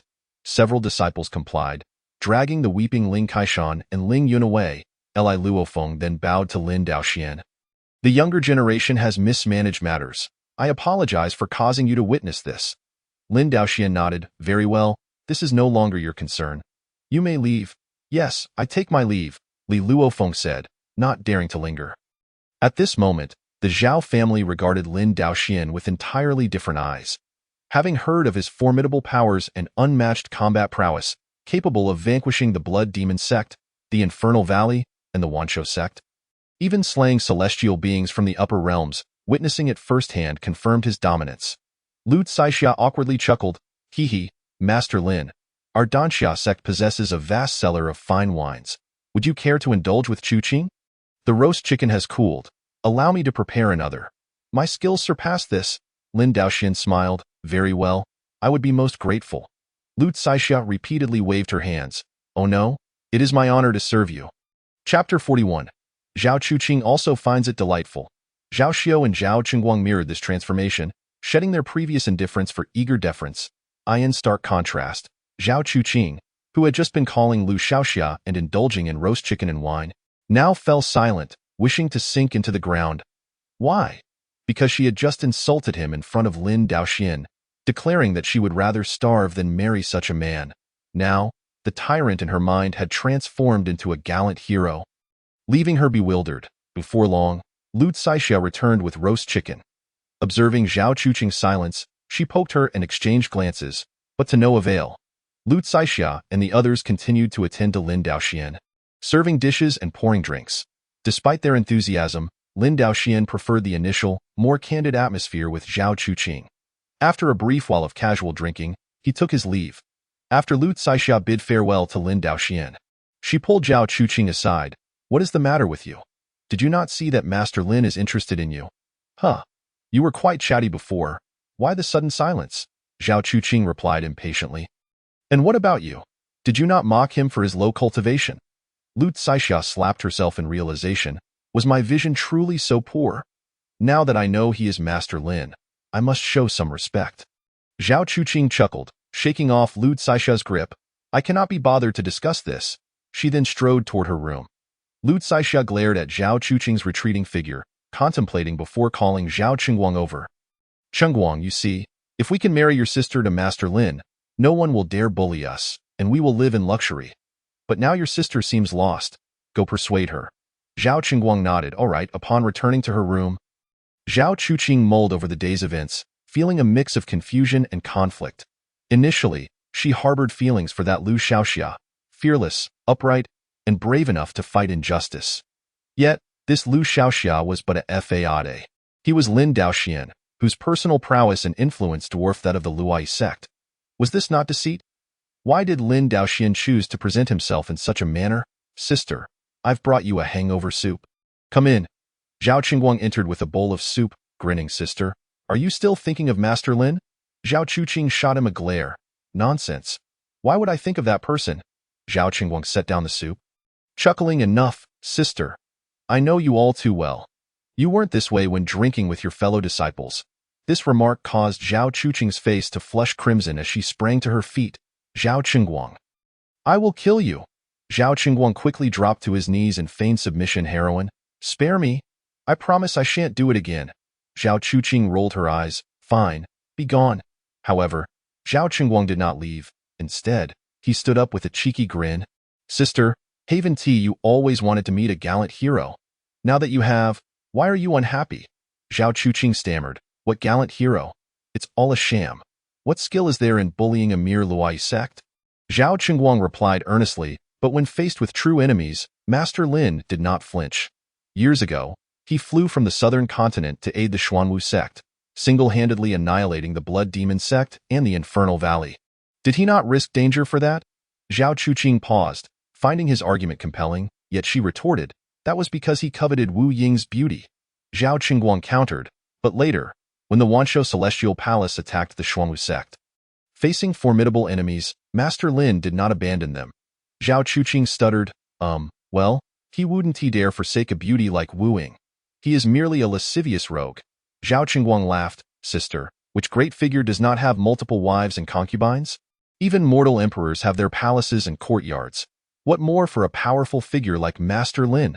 Zhao Chuqing found herself at a loss for words. Suddenly, she stood up, adopting a fierce demeanor.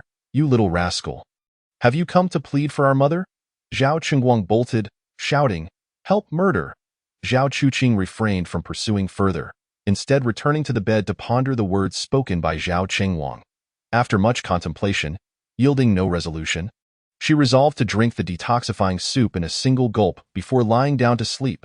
It remains a mystery what dreams may have visited her, yet after a while, a smile graced her lips. A sign of delight.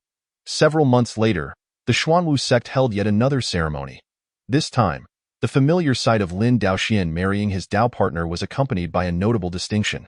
Zhao Chuqing was the sole woman present. Numerous sects from the West Continent arrived to extend their congratulations, presenting an array of gifts, with the Luai sect offering a particularly generous double portion. Subsequently, the Danxia sect gained independence from the Luai sect, which continued to assist Danxia sect as a form of compensation. Li Luoyao and Huang Danya received their reprimands and became significantly more subdued.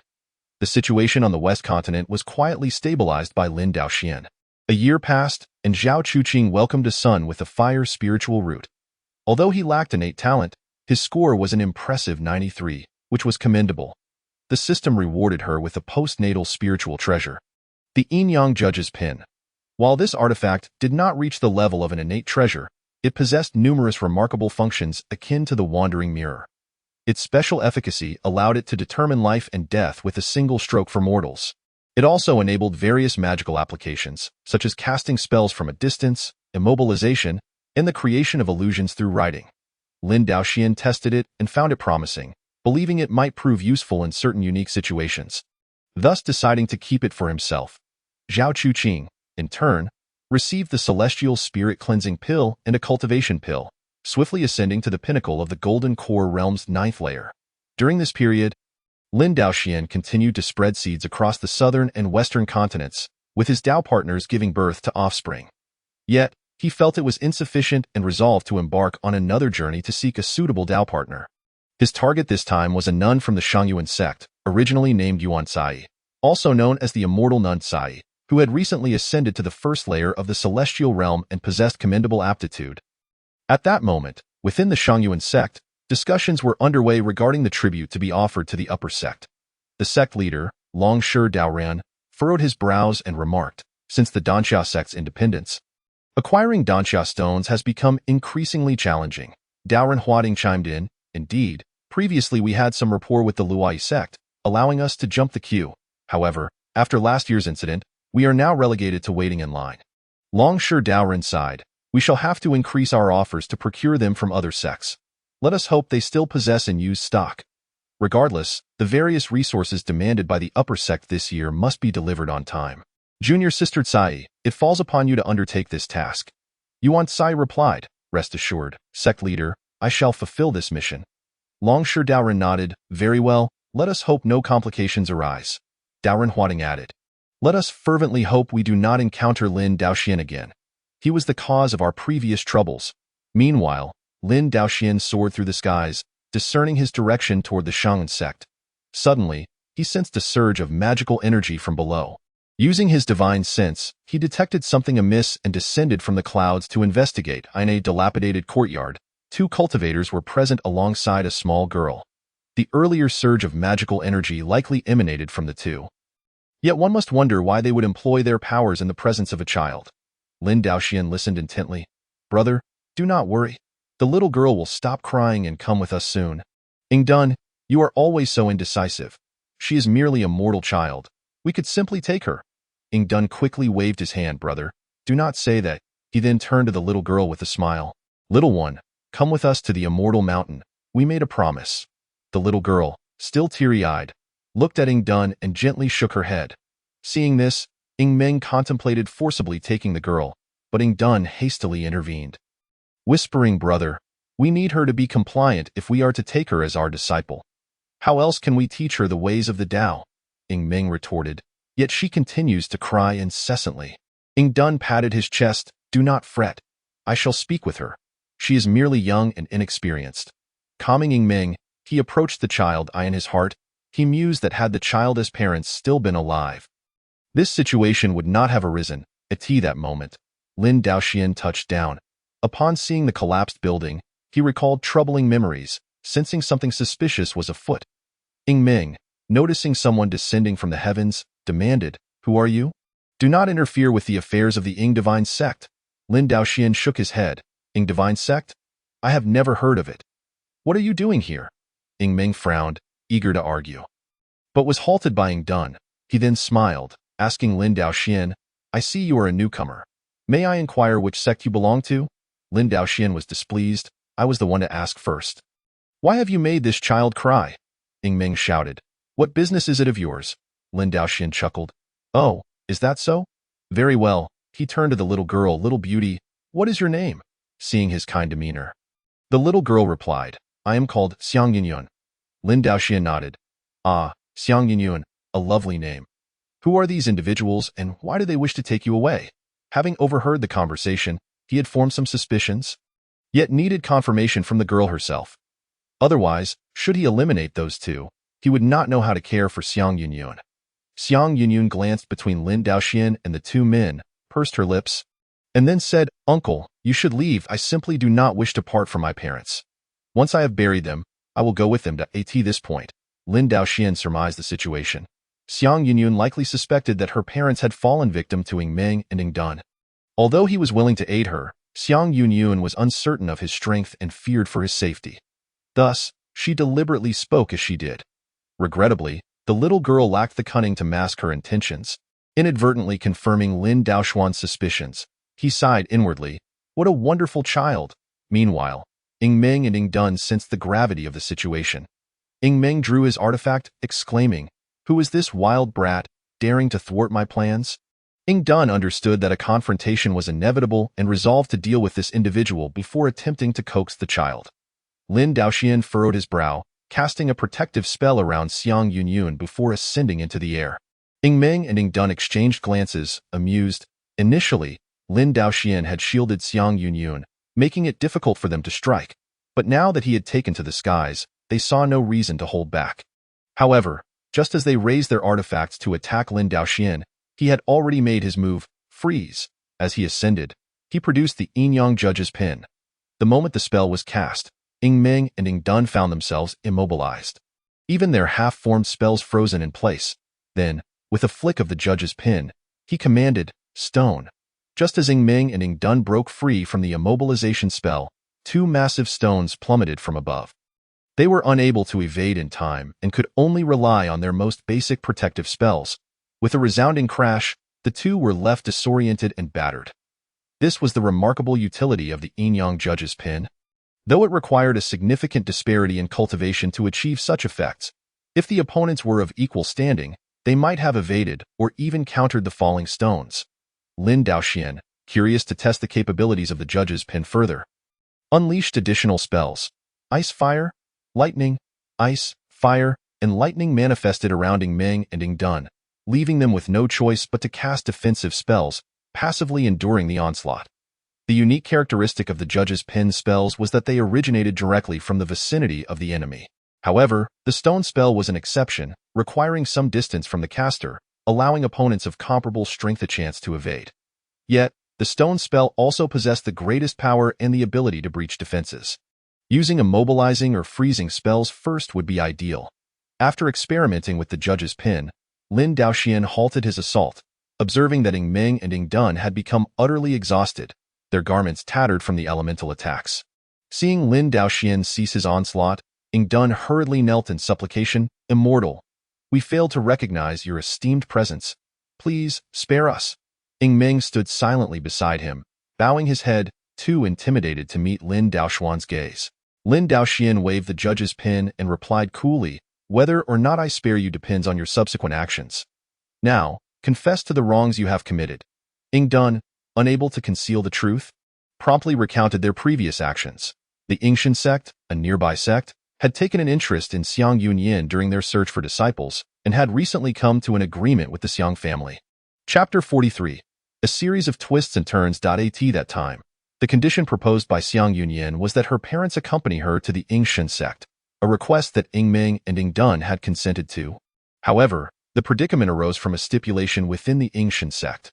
If a disciple brought their family to the sect upon recruitment, the expenses would fall upon the recruiter, with 2 parents. Xiang Yunyan's monthly cost amounted to 20 spirit stones, a sum that would be deducted from Meng and Dun's resources. While for them, as cultivators, 20 spirit stones per month was not a substantial figure. It still caused them considerable distress, as it was a recurring expense. If Xiang Yunyan were to care for her parents and provide them with supplements, how many more years would that entail? A staggering total of 24,000 spirit stones. This astronomical figure deeply pained Meng and Dun, who lamented the loss of such resources due to the presence of these 2 mortals. Consequently, Meng suggested that they take advantage of the night to eliminate Xiang Yunyan's parents. Although Dun harbored concerns about potential exposure, he did not dissuade Meng as it happened. Xiang Yunyan's parents had some matters to attend to and had scheduled their journey to the Shan sect 3 days later, thus granting Meng and Dun the time to execute their plan. They feigned agreement and returned to the Xiang residence that very evening, casting 2 spells that resulted in the deaths of Xiang Yunyan's parents in their slumber. The Xiang family's house collapsed at that moment. They had aimed to ensure that Xiang Yunyan was in another room, yet they underestimated her intelligence. Although Xiang Yunyan could not ascertain who had killed her parents, she instinctively sensed something was amiss. Coupled with Meng's attitude towards her, it only deepened her suspicions, leading to Lin Daoxian becoming entangled in the affair. Upon hearing the tale, Lin Daoxuan's expression darkened significantly. Beside him, Xiang Yunyan was already in tears, glaring furiously at Meng and Dun. "Indeed, it was you who killed my parents," she exclaimed. Suddenly, she turned and knelt before Lin Daoxian, pleading, "Esteemed immortal, please help me avenge them by slaying these 2 treacherous scoundrels. I vow to serve you for life in gratitude." Lin Daoxian nodded, "Very well." Meng and Dun were taken aback. Meng protested, "Esteemed immortal, we cannot be blamed for this. Blame the sect's rules." Dun added, "They merely lost their lives, while we stand to lose over 20,000 spirit stones." Lin Daoxian angrily retorted, "They were 2 living beings." Meng, puzzled, responded, "Esteemed immortal, they are merely 2 mortals incapable of cultivation." Dun chimed in, "Indeed, what can this young girl offer you? If you spare us today, we will certainly bring you great benefits upon reporting to the sect." Meng added, "Yes, yes, yes. Whatever treasures you desire." "Esteemed immortal, just ask." Lin Daoxian did not respond to their pleas, but instead unleashed 2 spells. "Beasts, perish." With a flick of the judge's pen, 2 clouds of gray mist enveloped Meng and Dun. In the next instant, both were reduced to mere bones, their belongings clattering to the ground. Upon witnessing this, Xiang Yunyan immediately bowed thrice in gratitude to Lin Daoxian. "Thank you, esteemed immortal, for your immense kindness. I, Xiang Yunyan, shall be yours for this lifetime." Lin Daoxian helped her to her feet, gently wiping the dirt from her forehead. "Little Yunyan, how old are you this year?" Xiang Yunyan replied, "Esteemed immortal, I am 13 years old." Lin Daoxian nodded, pondering how to arrange for Xiang Yunyan, when he suddenly sensed a surge of magical energy from above. Shortly after, a figure descended swiftly to the ground. Lin Daoxian swiftly cast a protective spell around Xiang Yunyan and coldly inquired, "Who are you?" His demeanor was unwelcoming, not only due to the unexpected arrival but also because the newcomer wore a decidedly sinister expression. The individual, a young man wielding a long spear, sneered, "You are already a dead man. Why concern yourself with such matters?" Lin Daoxian was taken aback. This young man had an audacity that was unfathomable. Did he somehow believe that he was not to be trifled with? In truth, the young man's confidence had some foundation. He recognized Meng and Dun, knowing they were both at the 3rd level of the Golden Core stage, while Lin Daoxian had expended effort to defeat them, at best reaching the 9th level of the Golden Core stage himself. Furthermore, Lin Daoxuan's earlier naivety suggested he was inexperienced or had spent too much time in the sect, lacking practical combat experience. Meanwhile, the young man was a 1st-level celestial realm cultivator in peak condition, while Lin Daoxian had just emerged from a fierce battle and was likely drained of magical energy. In this contest, victory seemed assured for him. Once he vanquished Lin Daoxian, he could claim the possessions of all 3 individuals, making for a substantial profit. He had been observing from above, waiting for the outcome of their struggle, eager to seize the opportunity. Particularly, he coveted the mysterious artifact in Lin Daoxuan's possession. Seeing Lin Daoxian momentarily dazed offered him a perfect opportunity. He charged forward with his spear. Lin Daoxian took a glance, then surveyed the sky once more, ultimately casting a defensive spell with a casual flick. The assailant sensed the presence of others above, but could not afford to delay. He had to eliminate the immediate threat first. With all his might, he thrust his spear, unleashing a torrent of fierce magical energy aimed directly at Lin Daoxian. Xiang Yunyan clenched her small fists behind him, anxiously hoping for Lin Daoxuan's success. However, lacking any cultivation herself, she could offer no assistance and could only silently pray for him. Lin Daoxian, however, proved his mettle. Facing the assailant's full-force attack, his protective spell exhibited no weaknesses. When the attacker realized he could not deliver a decisive blow, he quickly retreated and looked to the sky. At that moment, another figure descended from above. Su Tian too, once again engaging in your nefarious deeds. With a sharp cry, a Taoist maiden descended gracefully from the heavens. Upon seeing her, Lin Daoxian smiled. This was precisely the colorful robed fairy he had been seeking. Unexpectedly, before he could pursue the opportunity, fortune had presented itself. Su Tian too, noticing Lin Daoxuan's expression, immediately grasped the situation. Leering as he proposed, "Let us subdue this girl together, and I shall only take the possessions of the two over there. Her life and belongings will be yours." Lin Daoxian was left speechless. What kind of reasoning was this? Upon hearing this, Yuan Cai, infuriated, declared, "Wretched beast, I will slay you." With that, she flicked her wrist, and countless long threads shot forth, aiming to reduce Su Tiantu to dust. Seeing Yuan Cai take action, Lin Daoxian knew he could not remain idle. He wielded the Qingyun judge's pin, declaring, "Ice." Su Tiantu found himself in a state of panic as he faced the dual assault, hastily wielding his spear to fend off the onslaught of Yuan Cai's threads. However, while he could parry her attacks, he was powerless against Lin Daoxuan's spell. The magic from the Qingyun judge's pin surged forth, transforming into a chilling frost. Su Tiantu let out a pained scream before being encased in ice. Before he could free himself from the icy prison, Yuan Cai's assault ensnared him like a zongzi. Finally breaking free from the ice, Su Tiantu was immediately besieged by the myriad threads, resulting in another scream before silence fell.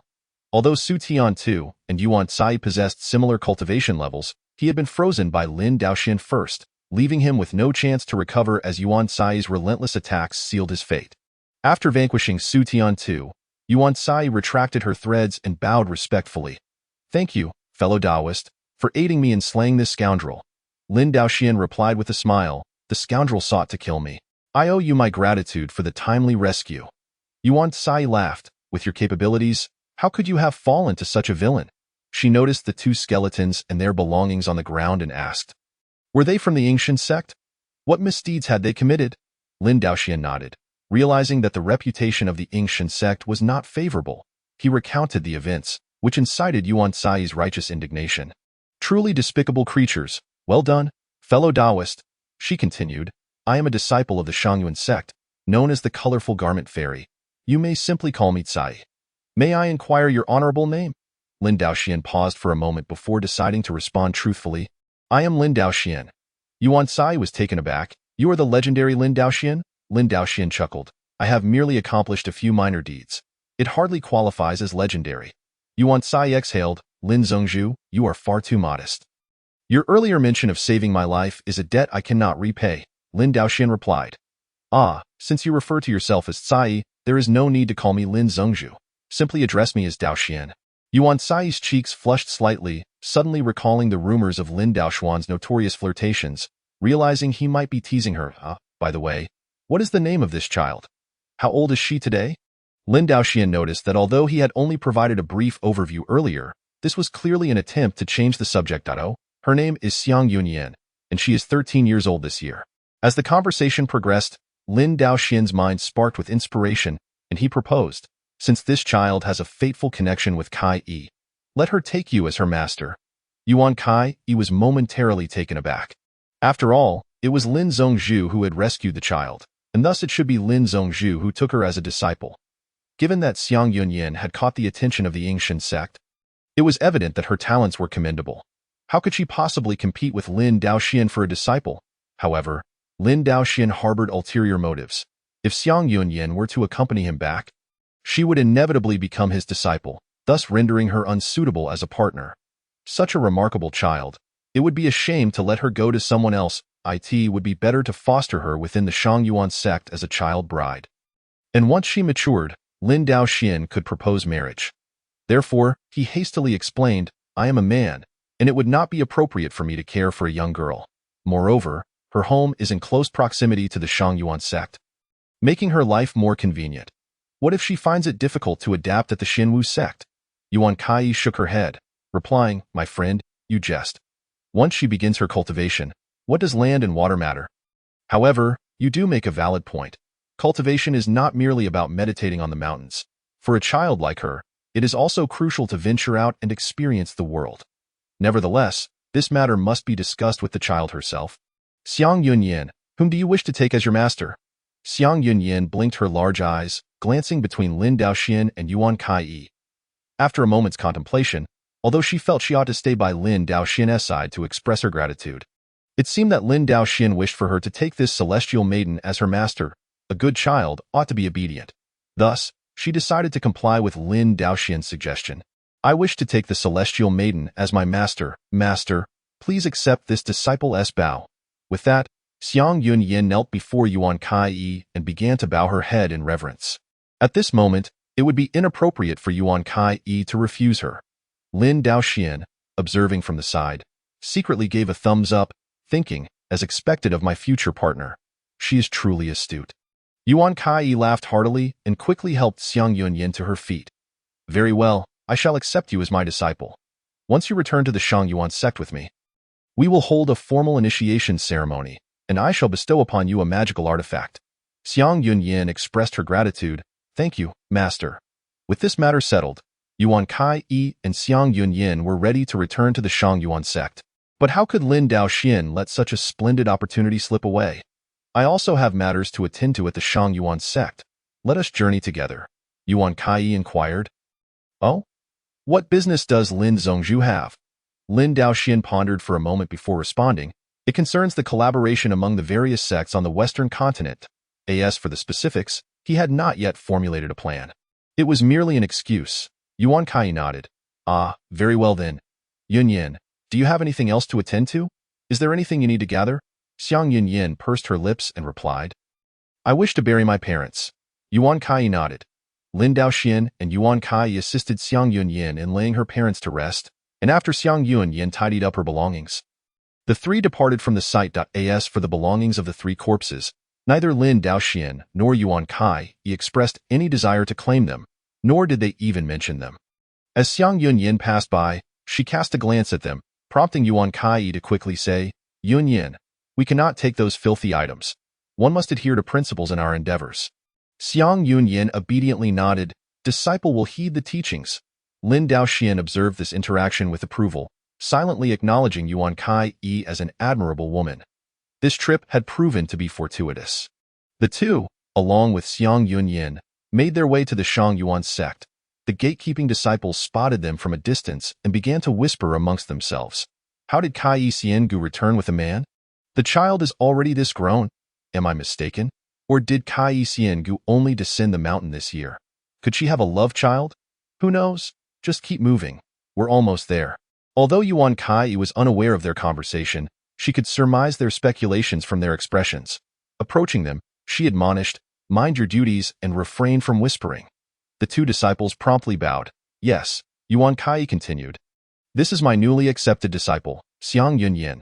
You may make her acquaintance. The two disciples greeted Xiang Yunyan. Yunyan Shimi, greetings, Shimi. Xiang Yunyan returned the greetings. I have met both Shixiang. Yuan Kai further clarified. They are not my disciples, but are of your generation. Hence you may address them as Shixiang. This is the custom within our cultivation sections. Xiang Yunyan nodded. Disciple will remember. Yuan Kai then pointed to Lin Daoxian and said, This is the legendary Lin Daoxian, Lin Zhongzhu. The two disciples were so startled that they immediately knelt. Lin Daoxian? Chapter 45. The Conspiracy of the Wanxiang Immortal Palace. The name Lin Daoxian resonated throughout the Western continent. known to all cultivators save for those who had long been in seclusion. Had Kai Xiangu entangled herself with Lin Daoxian? This news spread rapidly within the Shangyuan sect. Yuan Kai, however, could not concern herself with their gossip. She merely focused on registering Xiang Yunyin, issuing her identification tokens, and arranging her accommodations, with Lin Daoxian closely following her. Meanwhile, within a secret chamber of the Shangyuan sect, the sect master Long Shi Daoren and the protector Huading Daoren were engaged in discussion. Huading Daoren remarked, "What brings Lin Daoxian to the Shangyuan sect? What could his intentions be?" Long Shi Daoren speculated. It must be for the sake of Kai Xiangu. After all, it is well known that Lin Daoxian is quite the womanizer.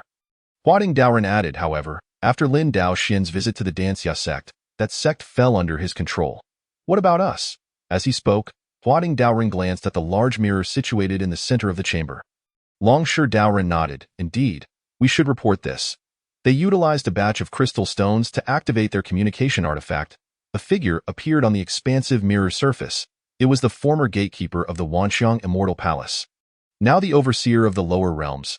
After greeting him, Long Shi Daoren and Huading Daoren recounted the developments regarding Lin Daoxian. Wang Guangyao, upon hearing this, rolled his eyes a few times and chuckled. "Ah, this is fortuitous." Long Shi Daoren and Huading Daoren exchanged puzzled glances. How could Lin Daoxian's arrival be considered fortunate? Is he not here to bring calamity upon the Shangyuan sect? Wang Guangyao explained. Is he not drawing closer to that Kai Xiangu? You should facilitate their union. Then, under the pretense of requesting a ceremony at the Shangyuan sect, we may launch our attack on Lin Daoxian. First, gather a few allies, and then, Long Shi Daoren and Huading Daoren, upon hearing this plan, deemed it entirely feasible.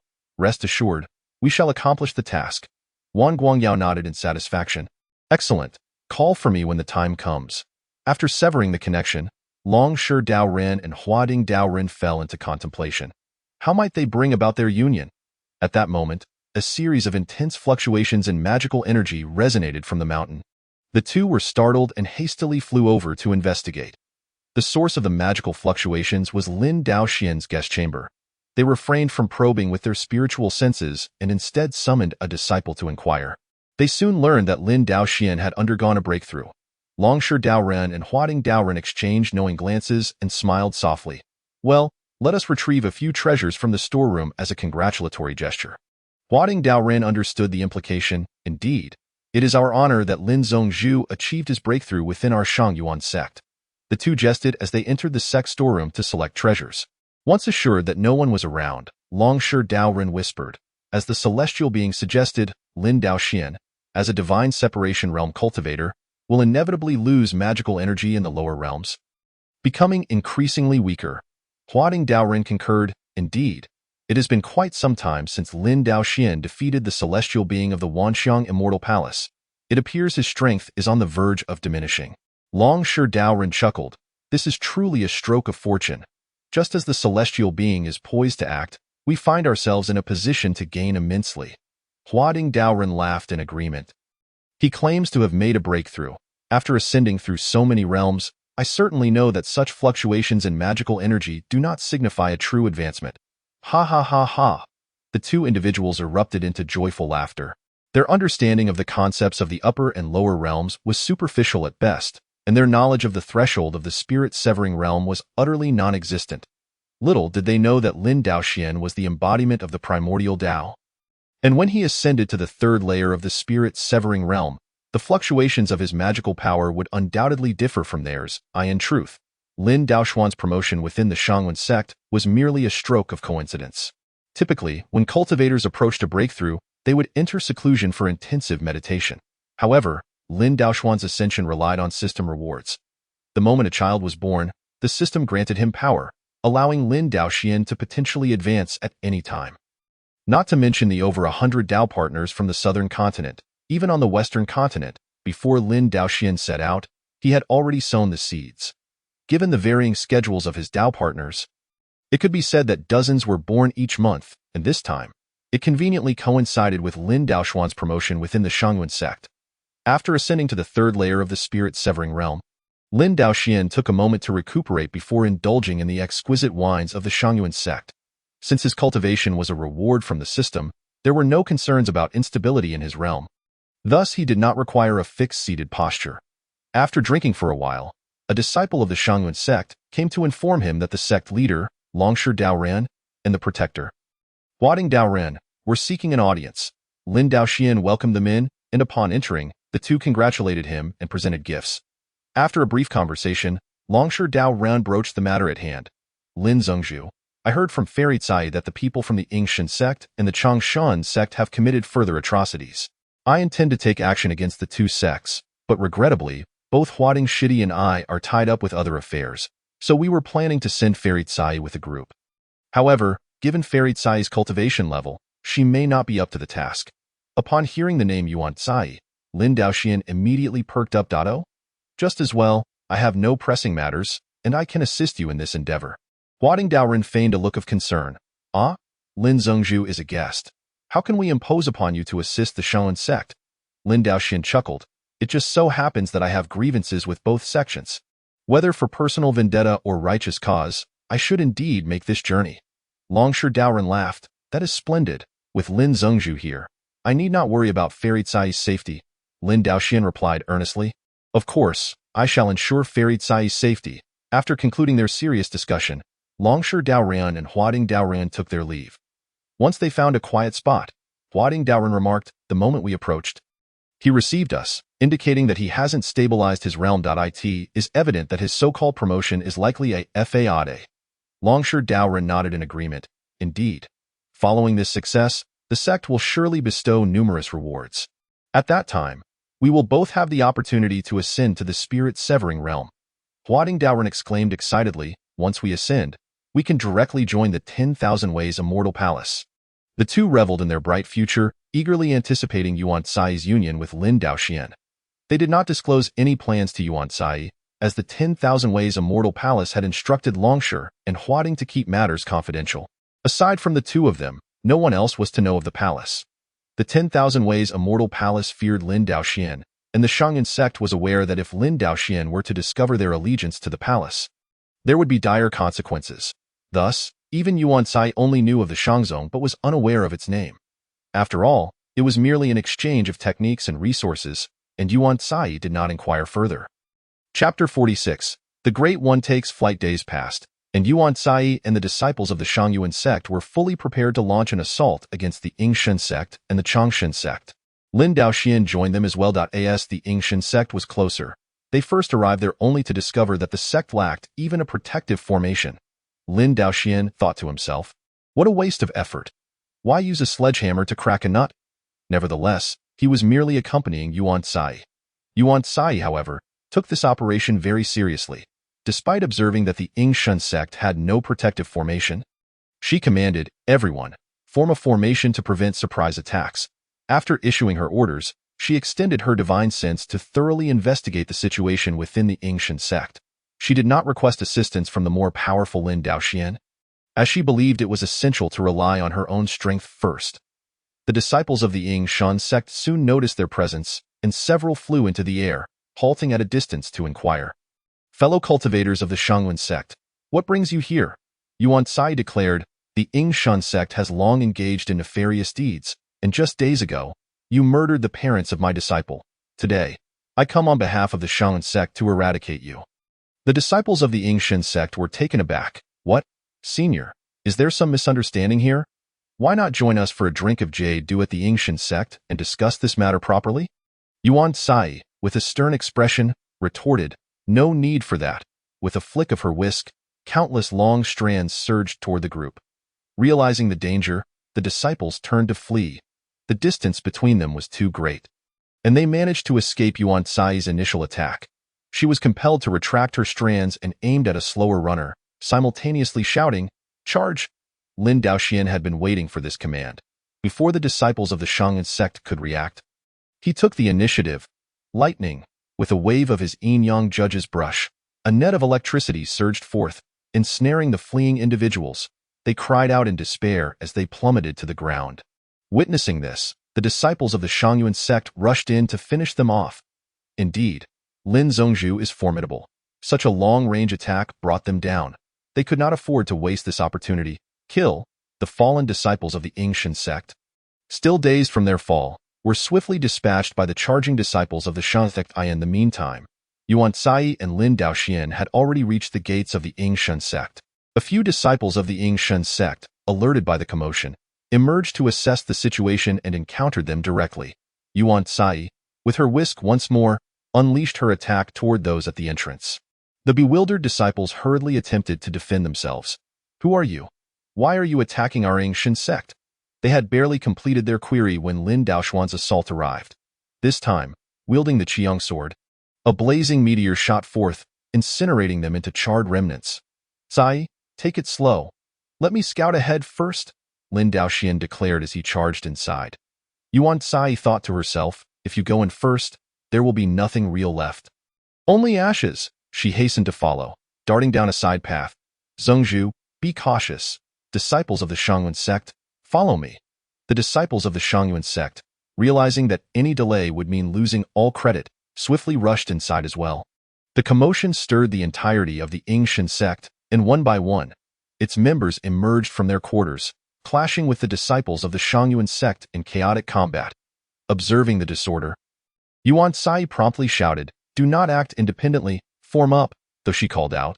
The disciples of the Shangyuan sect were already engaged with the Yingshan sect, unable to retreat, let alone form a proper formation. Some were so caught up in the fray that they could not hear Yuan Cai's voice. Frustrated, Yuan Cai muttered under her breath, what a bunch of useless fools. With that, she soared into the fray to support her fellow disciples.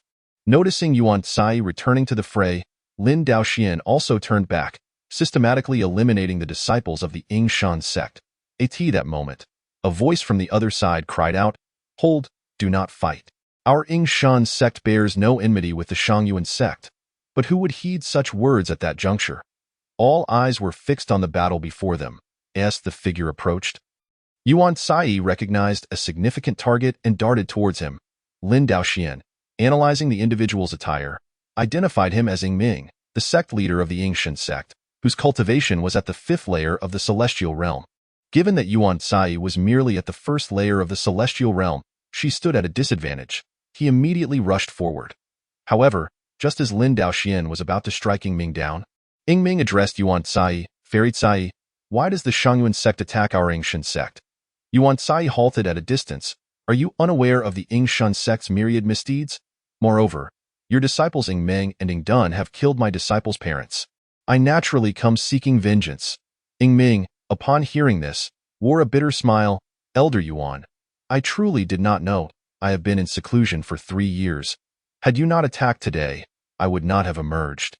I genuinely know nothing of Yingming and Yingdun's actions. Yuan Cai's expression wavered slightly.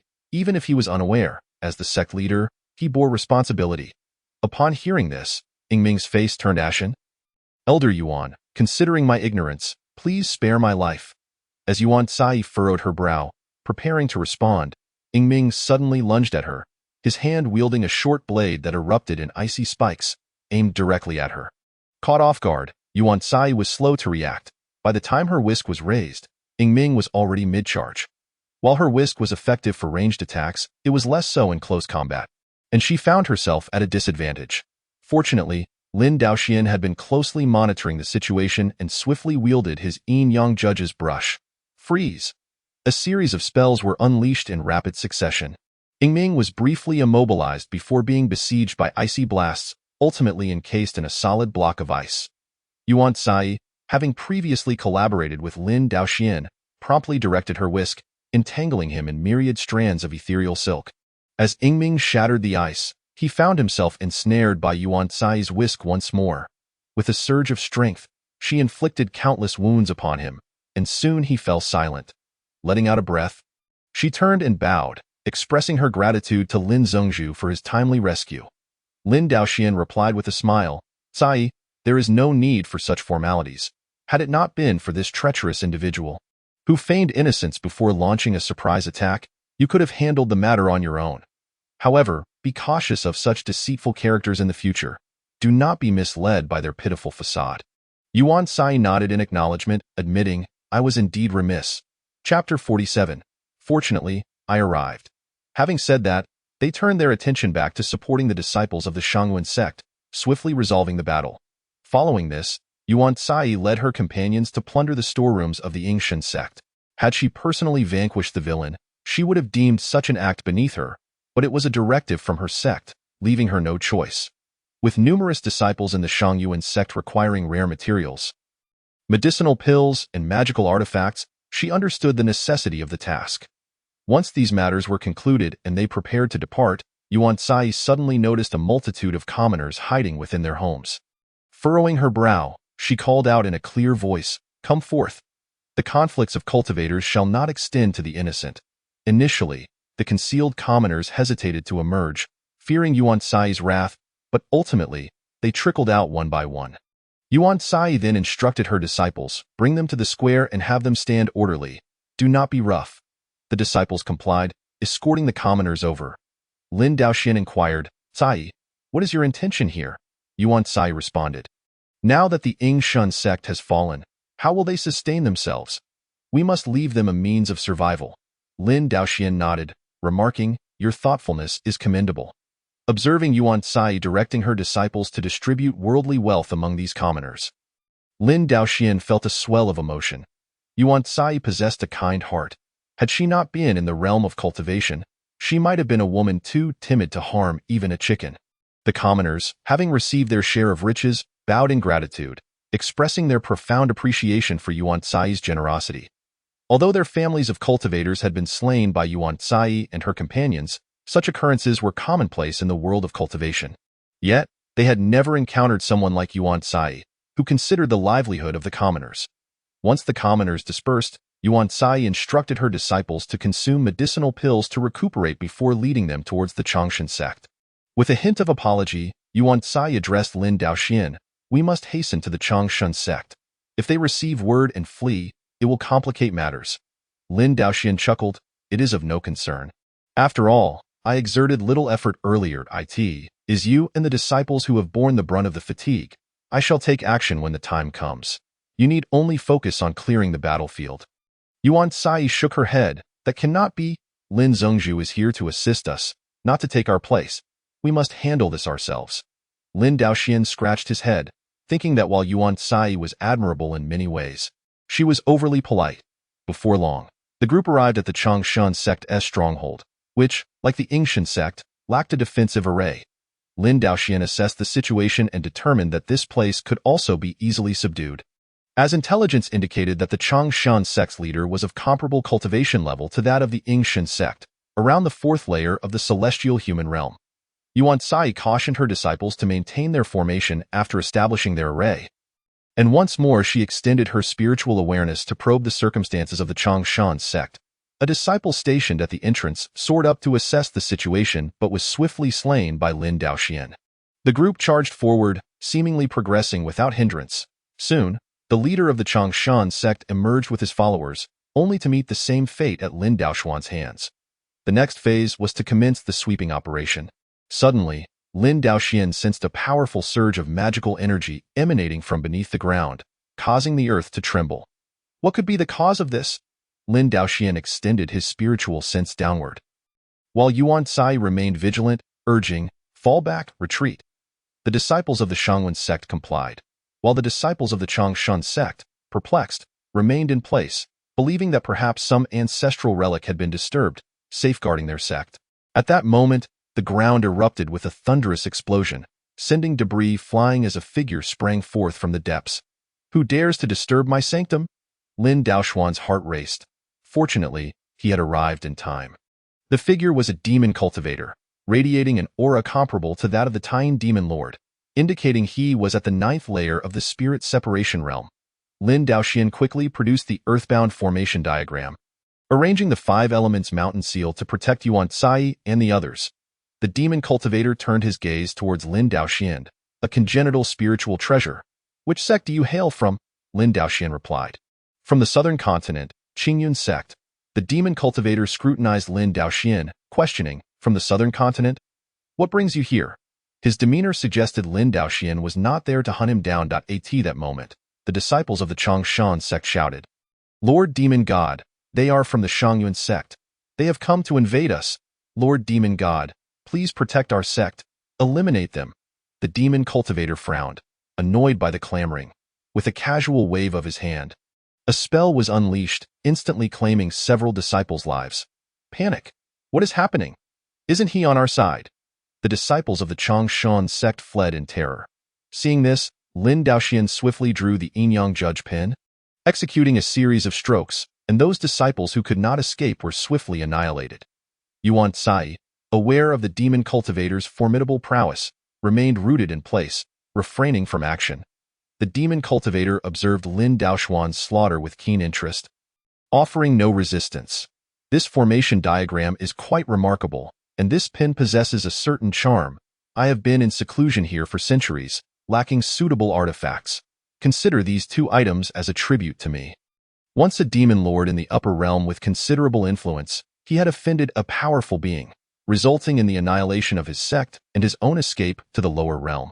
In his time, he had chosen the Qingyun sect, instructing the sect leader to capture young boys and girls for sustenance, residing underground to recuperate.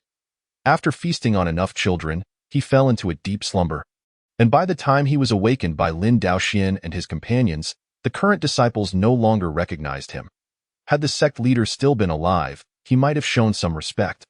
But he felt no obligation to these disciples. He also discerned that Lin Daoxian might be a figure from the upper realm, but chose to disregard it. Though his artifacts had long been destroyed, he believed that dispatching a newly ascended spirit separation cultivator would be a trivial task.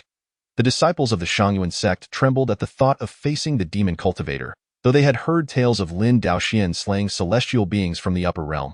Who could say how he would fare against this demon? Lin Daoxian, however, remained at ease, amused by the demon's request for his artifacts. I am merely here to assist the Qingyun sect in eliminating the Qingyun sect. I had no intention of killing you, but if you seek your own demise, I shall oblige. As he spoke, Lin Daoxian unveiled the Zhujian formation diagram. The demon cultivator, oblivious to the impending danger, chuckled. Ah, another congenital spiritual treasure. What a delightful surprise. With that, he raised his hand to cast a spell, though Lin Daoxian did not discern its nature. As the moment he spoke, the four swords of Zhujian soared forth. Chapter 48. The Qingyun sect in disarray. The four swords of Zhujian emerged, with the celestial countering the celestial and the demonic confronting the demonic. The demon cultivator's spell was swiftly devoured, and he was subsequently torn into fragments by the four swords of Zhujian. Lin Daoxian retracted the four swords and the earthbound formation diagram. Is that all? You dare to speak so arrogantly? The disciples of the Qingyun sect fell silent for a moment before erupting in cheers. Wow! Such a powerful demon cultivator, vanquished in a single strike? Lin Zhongzhu is truly formidable. That demon's aura surpassed even that of our sect leader. He must have been at the pinnacle of the 9th layer of the spirit separation realm. Lin Daoxian, hearing this, shook his head and replied, No, that demon cultivator was at the 9th layer of the spirit separation realm.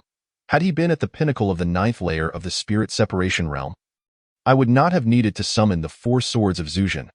His words were truthful. Had the demon been at that level, a mere Qiyang sword would suffice. The disciples of the Qingyun sect gasped in astonishment. Good heavens! The 9th layer of the spirit separation realm? Shouldn't that be a being from the upper realm? How did he end up here in the lower realm? Lin Zhongzhu's words held weight. After all, Lin Zhongzhu had even dispatched beings from the myriad-form celestial palace. Yuan Cai also bowed, saying, Today, we owe our lives to Lin Zhongzhu. Had that demon cultivator emerged, my disciples and I would surely have perished here. Thank you for your life-saving grace, Lin Zhongzhu. The disciples echoed in unison. Lin Daoxian chuckled and waved his hand. Cai, there is no need for such formality. Is this not precisely why I came? Yuan Cai exchanged a few more polite words before attending to serious matters. Once everything was settled, the group returned to Qingyun sect. Upon hearing of the perilous nature of their journey, the sect leader, Longsher Daoist, expressed profound gratitude towards Lin Daoxian. Following this incident, the disciples of Qingyun sect developed a more intuitive understanding of Lin Daoxian, who, without any airs, found himself increasingly engaging with them. Yuan Cai felt similarly. After several months of interaction, she deemed Lin Daoxian exceedingly trustworthy and consented to become his Dao partner. Longsher Daoist immediately proposed that a ceremony be held at Qingyun sect, to which Lin Daoxian readily agreed. As news of Lin Daoxuan's impending nuptials spread, various sects from the western continent arrived to offer their congratulations. The four great sects also sent representatives, although the Dao partners were absent. Present were Zhu Kei's sect's leader, Zhu Yi, Bai Hu's sect's leader, Bai Song, the newly appointed leader of Qinglong sect, Lan Jie, and a disciple from Xuanwu sect, Fei Yin. Consequently, the atmosphere at Qingyun sect was vibrant and festive. Continuing late into the night, culminating in Lin Daoxian and Yuan Cai entering the bridal chamber together. At this juncture, only the two of them remained, and after partaking in a cup of mingled wine, they prepared to consummate their union. However, before they could formally begin, Yuan Cai fainted. Lin Daoxian immediately sensed something was amiss. Had someone poisoned her? He raised his wine cup to his nose, but detected no issues. Meanwhile, in another room, several individuals were observing the situation. Longsher Taoist, Protector Huading Taoist, and two others from different sects, each masters of the out-of-body realm, were present. Additionally, the most formidable force was Wang Guangyao from Wanxiangxian Palace. The poison in question was crafted in the upper realm, colorless and tasteless. Even cultivators at the spirit division level would fall victim to it. Its sole disadvantage was that it could only incapacitate without causing any lethal harm. Wang Guangyao gazed toward the distant window and spoke in a measured tone. Longsher Taoist smiled, commenting on the treasure's efficacy, suggesting that they could simply deal with Lin Daoxian afterward. Wang Guangyao added, should an unexpected turn of events occur, the five of them could act together, ensuring that he could not escape unscathed. Longsher Taoist gave a thumbs up, acknowledging the meticulous planning of the immortal. With such a web of schemes, Lin Daoxian would find it exceedingly difficult to evade capture. Suddenly, Wang Guangyao remarked, they've drunk and taken to the bedchamber. Let us proceed. The others, having spotted shadows at the window, breathed a sigh of relief. After all, Lin Daoxian was a top-tier master from the Western continent, and avoiding direct confrontation was the optimal approach. As long as Lin Daoxian met his demise, they would receive the rewards from Wanxiangxian Palace, making it a win-win situation. Rather than flying, the group approached Lin Daoxuan's quarters on foot. Wang Guangyao carefully listened for any sounds from within. His caution was warranted, for Lin Daoxian had previously slain his predecessor, Wan Lufeng. After a moment of listening, he discreetly extended his spiritual sense to verify that both individuals inside were indeed unconscious before stealthily entering the room. Wang Guangyao refrained from acting himself, signaling Longsher Taoist to eliminate Lin Daoxian. Longsher Taoist nodded, unsheathing his sword, and advanced to behead Lin Daoxian. At that moment, Lin Daoxian erupted into action, unfurling the Zhuxian formation diagram and unleashing the four swords of Zhuxian at lightning speed. His target was Wang Guangyao, as he surmised that the mastermind was undoubtedly from Wanxiangxian Palace. Should he vanish like Wan Lufeng, it would pose a significant problem. Currently, he had no Wanhua mirror by his side. Wang Guangyao could not evade the attack due to the proximity, and even a spirit division cultivator's reflexes could not keep pace. The four swords of Zhuxian swiftly reduced Wang Guangyao to mere fragments. The other conspirators, terrified, fled in a panic, astonished that Lin Daoxian had not succumbed to the poison. Had their scheme been uncovered? Without further ado, they turned and fled. In truth, Lin Daoxian had been entirely unprepared, and the poison Wang Guangyao had brought was indeed insidious. However, being of the Hongmeng Dao body, he was impervious to all toxins, feeling no adverse effects whatsoever. Upon witnessing their retreat, Lin Daoxian conjured a doppelganger to guard Yuan Cai with the grounding formation diagram while he pursued the attackers. Yet, the four assailants were cunning, splitting into four directions in their escape. Lin Daoxian retrieved the Zhuxian formation diagram once more, dispatching the four swords of Zhuxian to pursue each fleeing figure. 3 of the directions were swiftly dealt with, eliminating the foes, but one path encountered an unforeseen complication. Longsher Taoist purposefully ran toward the guest quarters, shouting, "Assassins! Someone help!" The guests inside, hearing the commotion, emerged to investigate.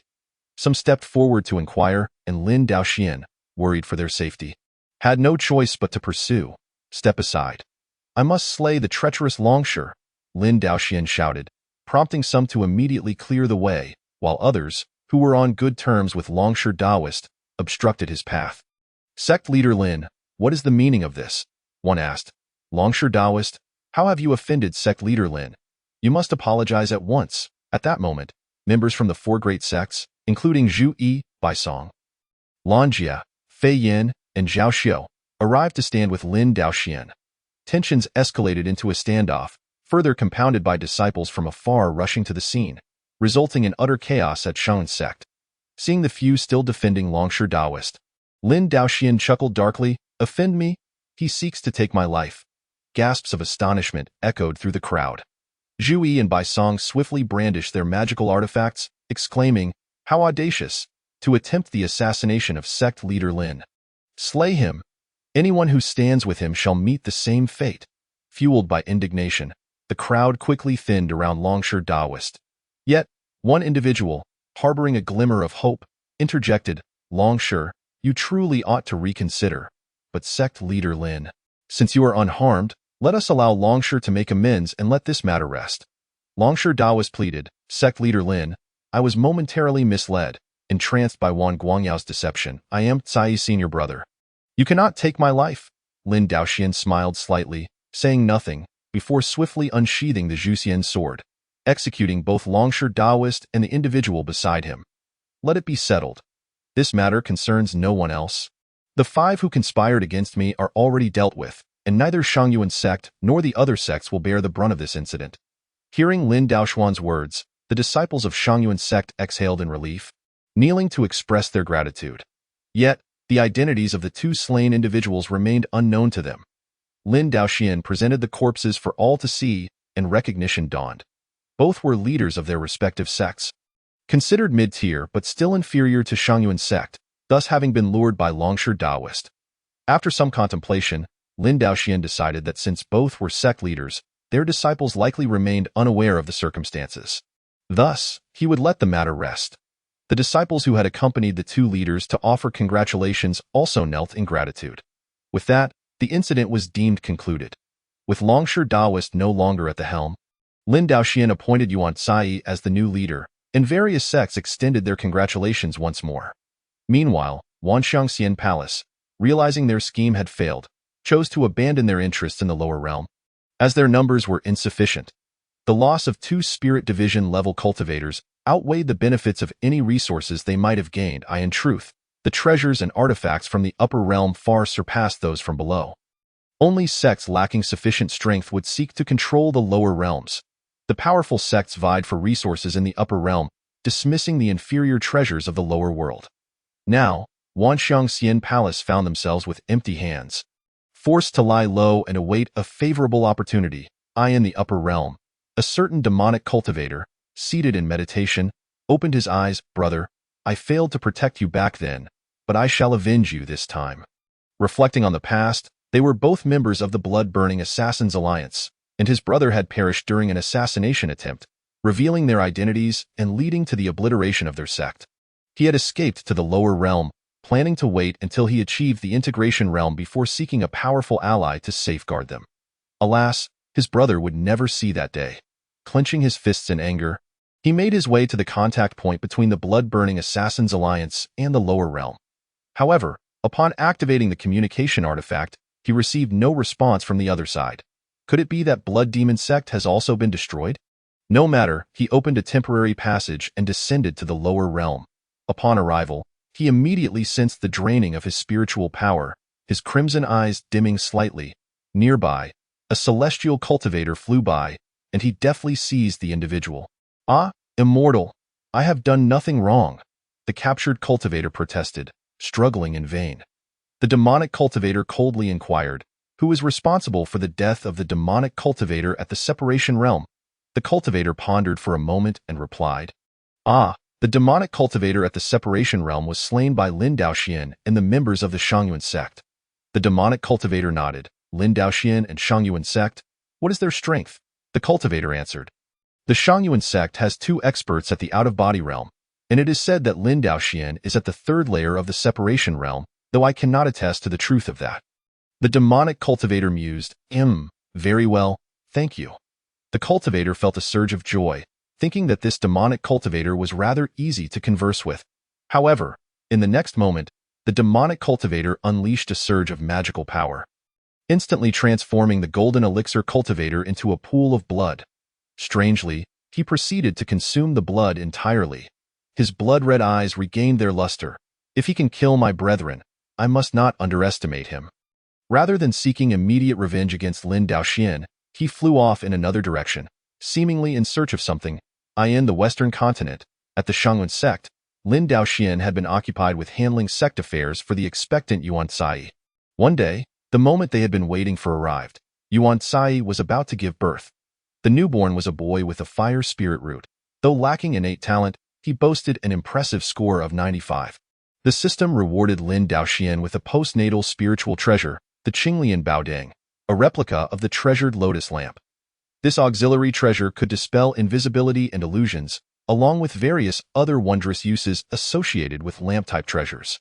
Upon seeing it, Lin Daoxian thought that if he encountered someone from the Wuxiang Xian Palace again, he could use it to unveil their hidden form, thus avoiding the need to bring Lu Ximing from the southern continent. He reserved the Qingyun Baodang for his own use and also presented Yuan Cai with a heavenly spirit-cleansing pill and a cultivation pill. These two elixirs enabled Yuan Cai to ascend from the first layer of the heavenly realm to the first layer of the out-of-body realm. Once this news spread, many female cultivators traveled great distances, seeking to become Lin Daoxian's partner. After careful selection, he accepted them all and continued to sow seeds, awaiting the harvest. This endeavor of marrying and raising children was growing ever larger. One day, a group of men sought an audience with Lin Daoxian, claiming urgent matters at hand. Lin Daoxian welcomed them. "Gentlemen, what pressing issues do you wish to discuss?" Upon seeing Lin Daoxian, the men immediately knelt down. "Sect Master Lin, please save our Changhe sect." "Sect Master Lin, our Zhanjiang sect has also been attacked by demonic cultivators. That demonic cultivator is exceedingly brutal." Lin Daoxian, bewildered, urged, "Calm yourselves, speak one at a time." Changhe sect leader, "You may begin." As each individual recounted their tale, Lin Daoxian gradually understood that a formidable demonic cultivator had assaulted the nearby sects, resulting in multiple casualties even among those at the out-of-body realm. Chapter 50. The Marvels of the Qingyun Baodang. Moreover, all those slain by the demonic cultivator had been transformed into blood, which he then consumed. Lin Daoxian furrowed his brow, realizing that this must be a being from the upper realm. Otherwise, it would be impossible for them to possess such power. "Is there a pattern to his attacks?" he inquired. The Changhe sect leader responded, "After attacking a sect, he disappears for a period of time. Though the duration is inconsistent," the Zhanjiang leader added, "I suspect he retreats to recuperate or to digest the blood. The variability may be due to the differing number of cultivators in each sect." Lin Daoxian asked, "Is there a pattern to the locations of his attacks?" The men exchanged glances, and the Changhe sect leader replied, "It is primarily in the Changhe and Zhanjiang regions, but it does not follow the order of the most recent assaults." Zhanjiang shook his head. "There seems to be no discernible pattern. Perhaps he fears we might be prepared." Nonetheless, the sects in that area have begun to flee collectively. Lin Daoxian tapped his fingers on the table. "This complicates matters. I will first investigate the site of the incidents." The men, delighted by Lin Daoxian's willingness to assist, quickly led the way. They arrived at the Changhe sect, where Lin Daoxian observed a scene of utter devastation. Indicative of a fierce battle, selecting a central position, he retrieved the Qingyun Baodang and initiated its incantation. The Qingyun Baodang emitted countless rays of light, piercing through the myriad obstructions and illuminating the entirety of the Changhe sect's grounds. Subsequently, as Lin Daoxian altered his incantation, ethereal figures began to materialize beneath the radiant light. The Changhe sect leader exclaimed, "Ah, this is a depiction of the events from that day?" The Zhanjiang leader remarked, "Such a marvelous spell truly exists in this world." They were all astounded, while Lin Daoxian immersed himself in the vision, as if he stood upon the battlefield of that fateful day. He beheld the visage of the demonic cultivator and even sensed his aura. After a while, Lin Daoxian retracted the Qingyun Baodang. "Let us proceed to the next location." The Zhanjiang leader led them onward, and they soon arrived at the Zhanjiang sect, where Lin Daoxian repeated his previous actions. After visiting 5 locations in total, Lin Daoxian declared, "I have recorded his aura. When he manifests again, the Qingyun Baodang will react. However, the distance must not be too great." The Zhanjiang leader promptly suggested, "The largest sect nearby is the Taihu sect. It may very well be the next target of the demonic cultivator's assault. Perhaps we should wait there for news, and we could enlist the assistance of the Taihu sect." Lin Daoxian nodded. "Very well, we shall head to the Taihu sect." He had no intention of summoning his partners for assistance, preferring to confront the demonic cultivator alone. However, having others to aid in protecting the remaining cultivators would be advantageous. Upon arriving at the Taihu sect, they relayed the situation to the sect leader, who agreed to lend his support. Nevertheless, should the demonic cultivator not target the Taihu sect, he could only dispatch his two protectors for aid. One was at the 6th layer of the out-of-body realm, while the other was at the 8th layer, both formidable combatants. Lin Daoxian calculated that with the sect leaders of Taihu and Zhanjiang also at the out-of-body realm, they would have 4 experts combined, which should suffice to withstand the demonic cultivator. Satisfied, Lin Daoxian settled down at the Taihu sect, awaiting the Qingyun Baoding's signal. After approximately half a month, the Qingyun Baoding stirred to life. Lin Daoxian immediately gathered everyone and set off toward the direction of the demonic cultivator's appearance.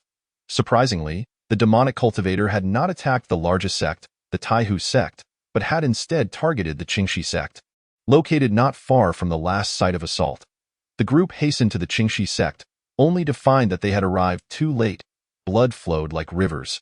Amidst the scattered bones, a figure was seen grasping a corpse, consuming its blood. Upon noticing their arrival, he discarded the skeletal remains with a sinister chuckle. Lin Daoxian, your timing is impeccable. This time, he had chosen a nearby target, as his goal was nearing fruition. A lesser intake of blood was inconsequential. Since descending to the lower realm, he had relied on devouring humans to stave off the depletion of his magical power. At this moment, he had not only returned to the pinnacle of the 9th layer of the separation realm, but had also accumulated an abundance of blood-burning power. This was a secret technique of the blood-burning killer alliance, which allowed one to harness magical power by igniting their own blood. This blood could be one's own or that of others. Upon being singled out, Lin Daoxian inquired, "Are you here to seek me?" The demonic cultivator retorted coldly, "Of course, have you forgotten? You killed a demonic cultivator named Han Cheng." Lin Daoxian, perplexed, responded, "What Han Cheng? I do not know him." He had not inquired about names when he eliminated the demonic cultivator beneath the Gun God sect. However, to this demonic cultivator, it was a blatant mockery. "Very well, if you do not remember, then you may go underground to inquire of him." With that, the demonic cultivator ignited in a crimson glow and charged toward Lin Daoxian. Lin Daoxian, seeing the demonic cultivator rushing at him, found it rather convenient. He swiftly produced the Zhuxian formation diagram, summoning the 4 swords of immortal execution to obliterate the demonic cultivator. The demonic cultivator, sensing the aura of annihilation from the 4 swords of immortal execution, instinctively recoiled, yet having already committed to his charge, he could not evade in time. Lin Daoxian, feeling relaxed, anticipated a swift conclusion. However, in the next instant, the demonic cultivator exploded, transforming into hundreds of phantoms. Lin Daoxian could not help but click his tongue, astonished by the sheer number of the demonic cultivator's clones.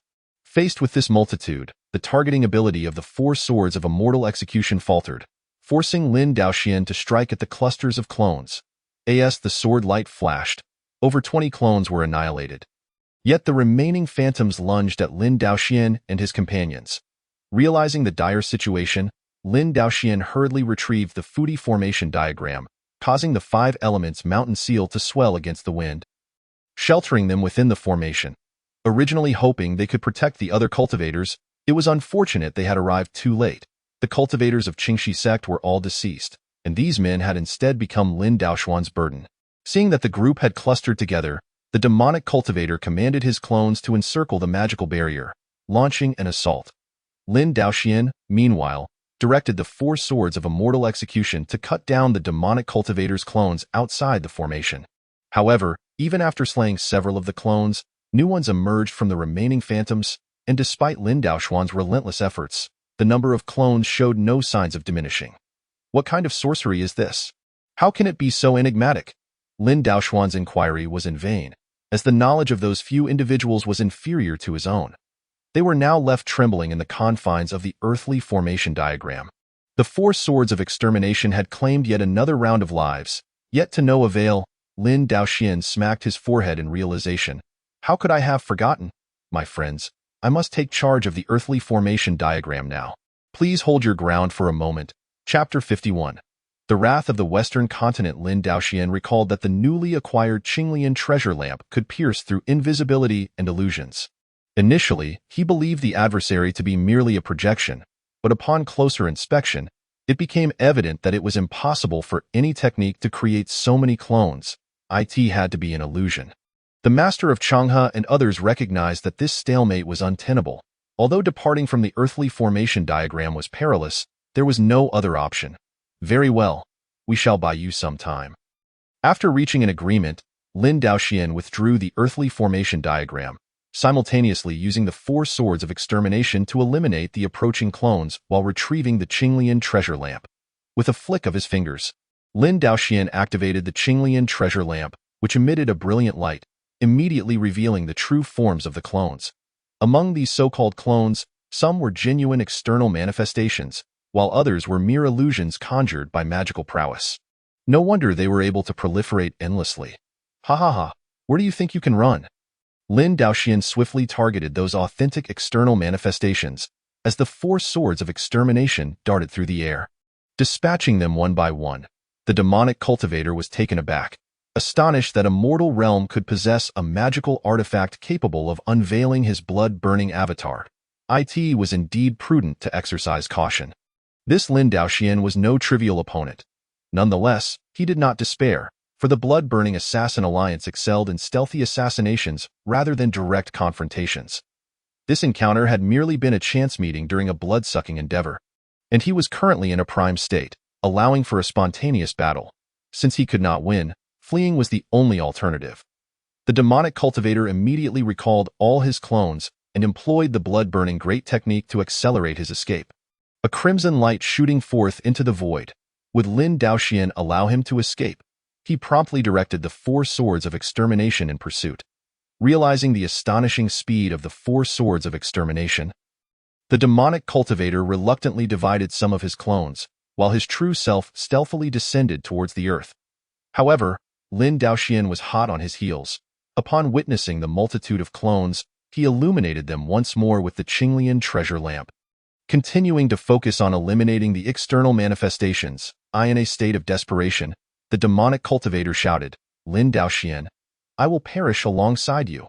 He directed dozens of clones to simultaneously charge at Lin Daoxian.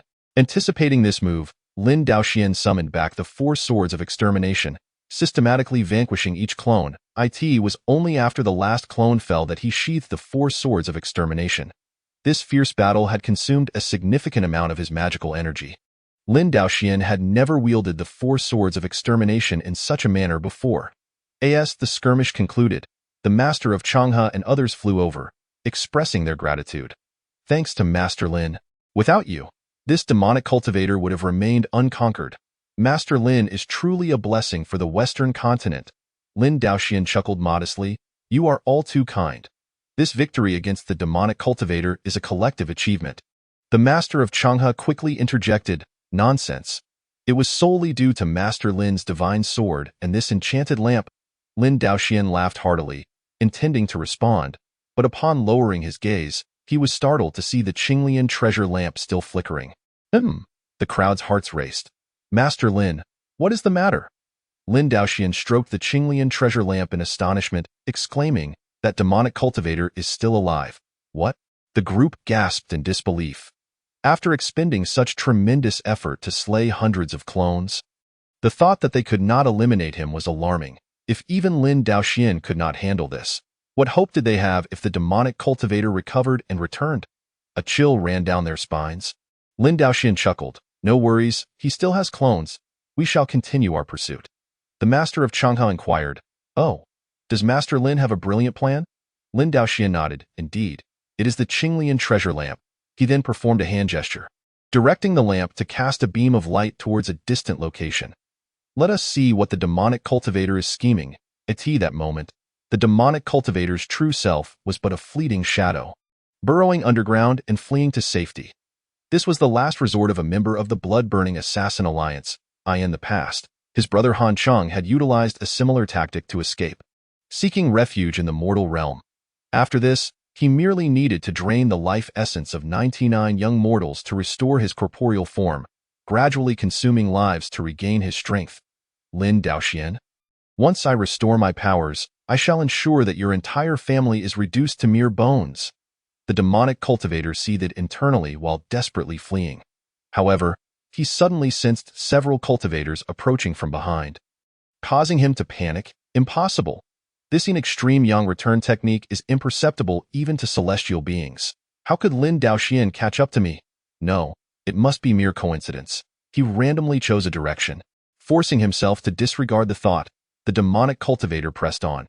Yet in the next instant, Lin Daoxuan's 4 swords of extermination soared forth, splitting into 4 directions to encircle the demonic cultivator. The demonic cultivator's soul nearly fled his body in terror.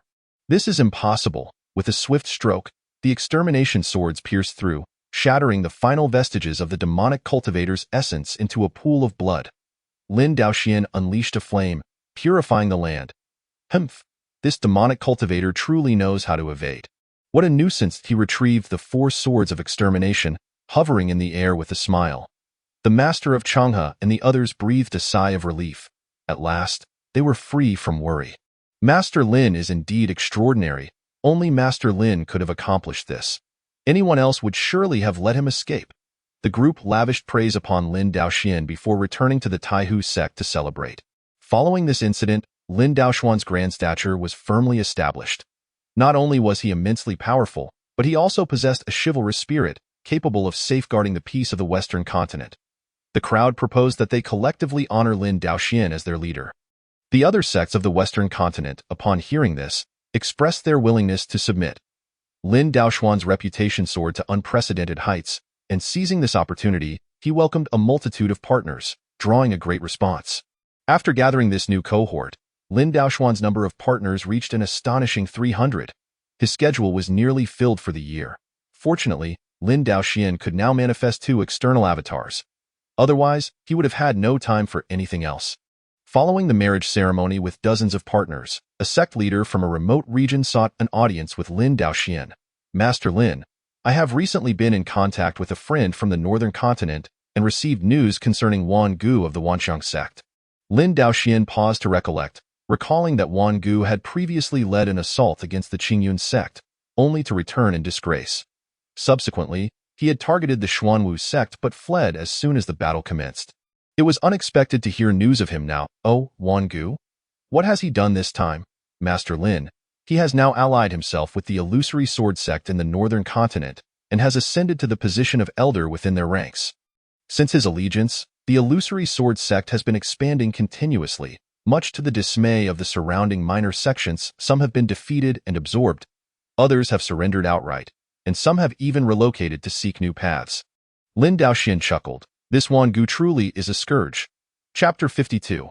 Arrival in the northern continent. Lin Daoxian promptly resolved to leave behind an avatar while he personally ventured to the northern continent to eliminate Wan Gu. Although he was unafraid, he worried that Wan Gu might resort to underhanded tactics against those around him. When dealing with an enemy, one must eradicate the threat in its infancy rather than wait until those nearby suffer irreparable harm before regretting it. Lin Daoxian rewarded the informant with precious materials and then briefed his partners before setting off for the northern continent alone.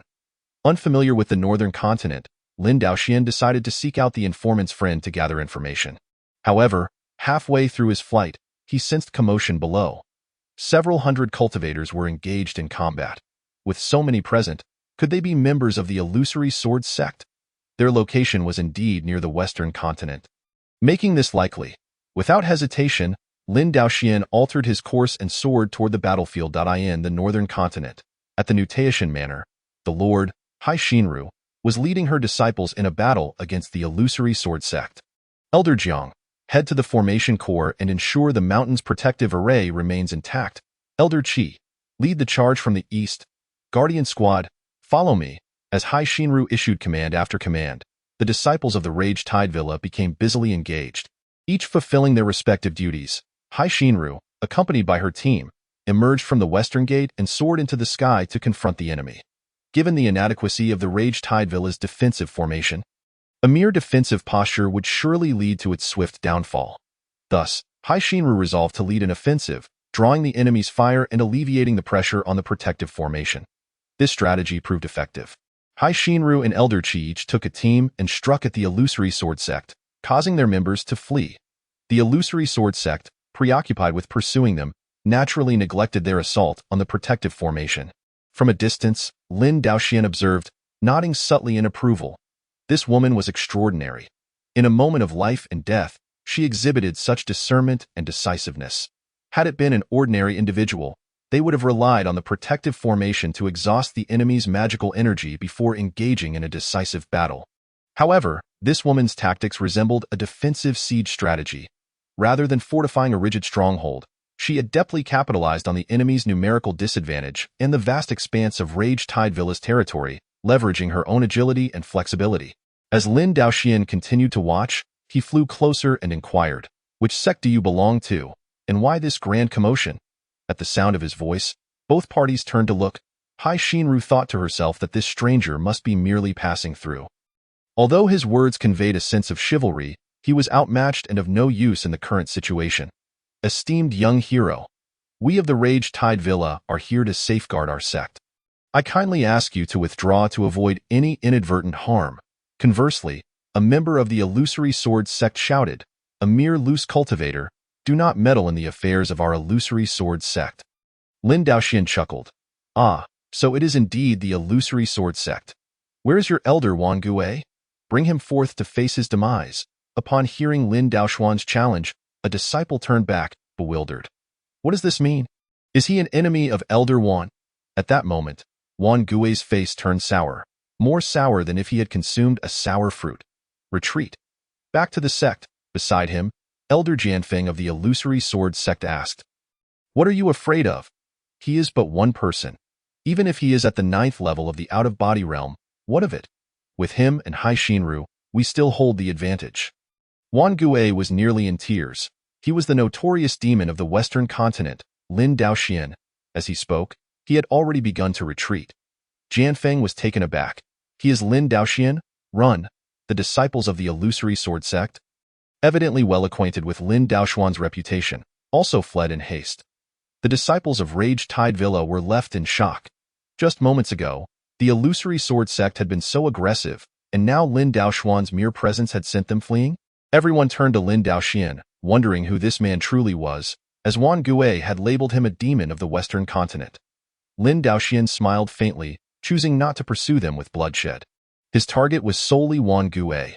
After all, he had already captured Wan Gue's aura with the Qingyun treasure lamp, making it impossible for him to escape.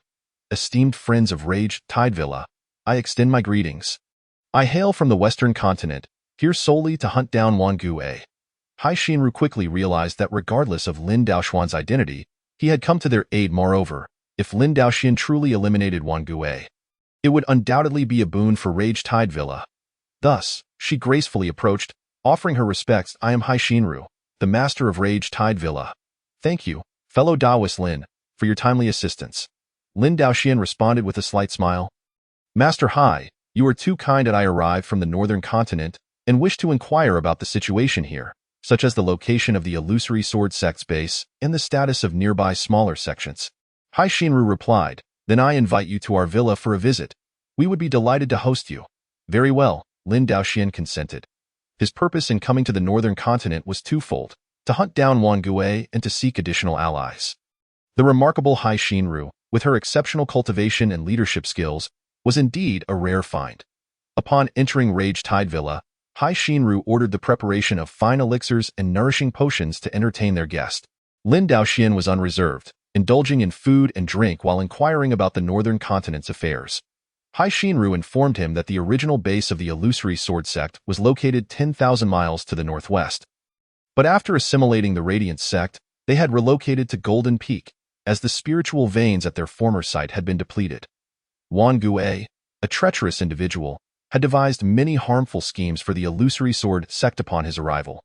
Consequently, the Illusory Sword sect, through the division of enemies, had achieved continuous victories, absorbing many smaller sections. Lin Daoxian nodded, concluding that Wan Gue must be eliminated without fail. Hai Xinru smiled. If Sect Master Lin were to rid us of Wan Gue, the Illusory Sword sect would certainly become compliant, ensuring the safety of Rage Tide Villa. Elder Zhang added, "We are truly grateful to Sect Master Lin," Elder Qi declared. "When you slay Wan Gue, Rage Tide Villa will undoubtedly lend our full support." Everyone understood. With Lin Daoxuan's appearance, the two elders of the Illusory Sword sect had fled. Following Lin Daoxian into battle against the illusory sword sect would merely be a matter of cheering him on, posing no real danger. Seizing the opportunity to ally with a powerful figure like Lin Daoxian was a prospect too enticing to resist. Lin Daoxian smiled gently, "Thank you all, but you have just endured a great battle. It would be wise to rest for a few days." Wan Gui is hardly a concern. Laughter-filled rage-tide villa, while the illusory sword sect was shrouded in gloom. Jianfeng asked, "Wan Gui, do you truly believe that Lin Daoxian is as formidable as they say?" Wan Gui, with a grim expression, replied, "Of course. Otherwise, with so many of us today, why wouldn't we have taken the opportunity to kill him amidst the chaos?"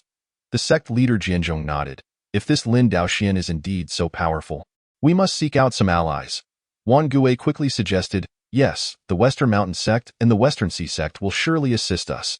Jianfeng responded, "Indeed, I am on good terms with the leader of the Western Mountain sect.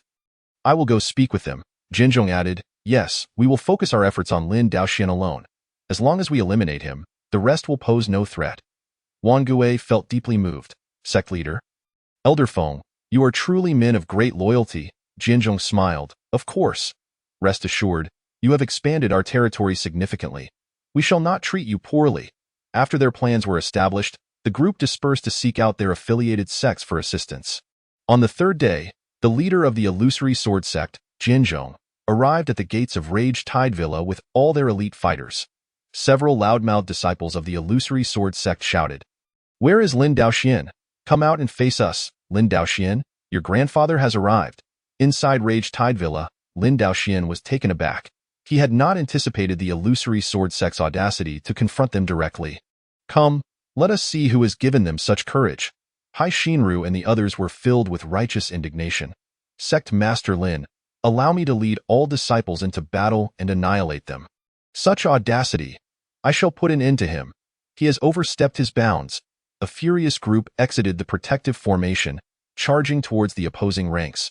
Wan Gui felt exhilarated. They now possessed 6 out-of-body realm experts, which should be sufficient to contend with Lin Daoxian. They had agreed to focus on Lin Daoxian alone and ignore the others.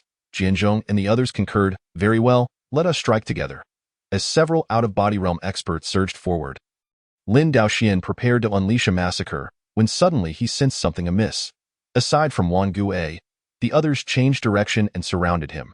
Wan Gui, still bewildered, was struck by 5 simultaneous attacks, as they were all of the same realm. At such close range and with no defenses, Wan Gui nearly met his endi in terror. Wan Gui exclaimed, "What are you doing?" Jianzhong replied with a smile, "What are we doing? We are delivering you to Sect Master Lin." "Sect Master Lin, I was unaware that Wan Gui was your enemy. Today I have lured him here for you. Please accept him." As Jianzhong and Jianfeng dragged Wan Gui towards Lin Daoxian, Lin Daoxian truly smiled. "Excellent! Those who recognize the times are indeed wise. You two are truly men of righteousness." When Wan Gui was brought before him, Lin Daoxian unsheathed the Qiyang sword. "Wan Gui, you truly know how to cause trouble. Had you hidden away, I might have forgotten about you. What was the point of courting death?" Surprisingly, Wan Gui was no longer fearful. Instead, he laughed heartily. "Ha! I am born with talent. How could I live in mediocrity?" Lin Daoxian nodded. "You possess ambition, but unfortunately, you have not done well." He ceased conversing with Wan Gui and directly ended his life with a single stroke of his sword. Seeing the task accomplished, Jianzhong clasped his fists in salute, saying, "Sect Master Lin, Master Hai, the green mountains remain, and the waters flow. We shall meet again in the future."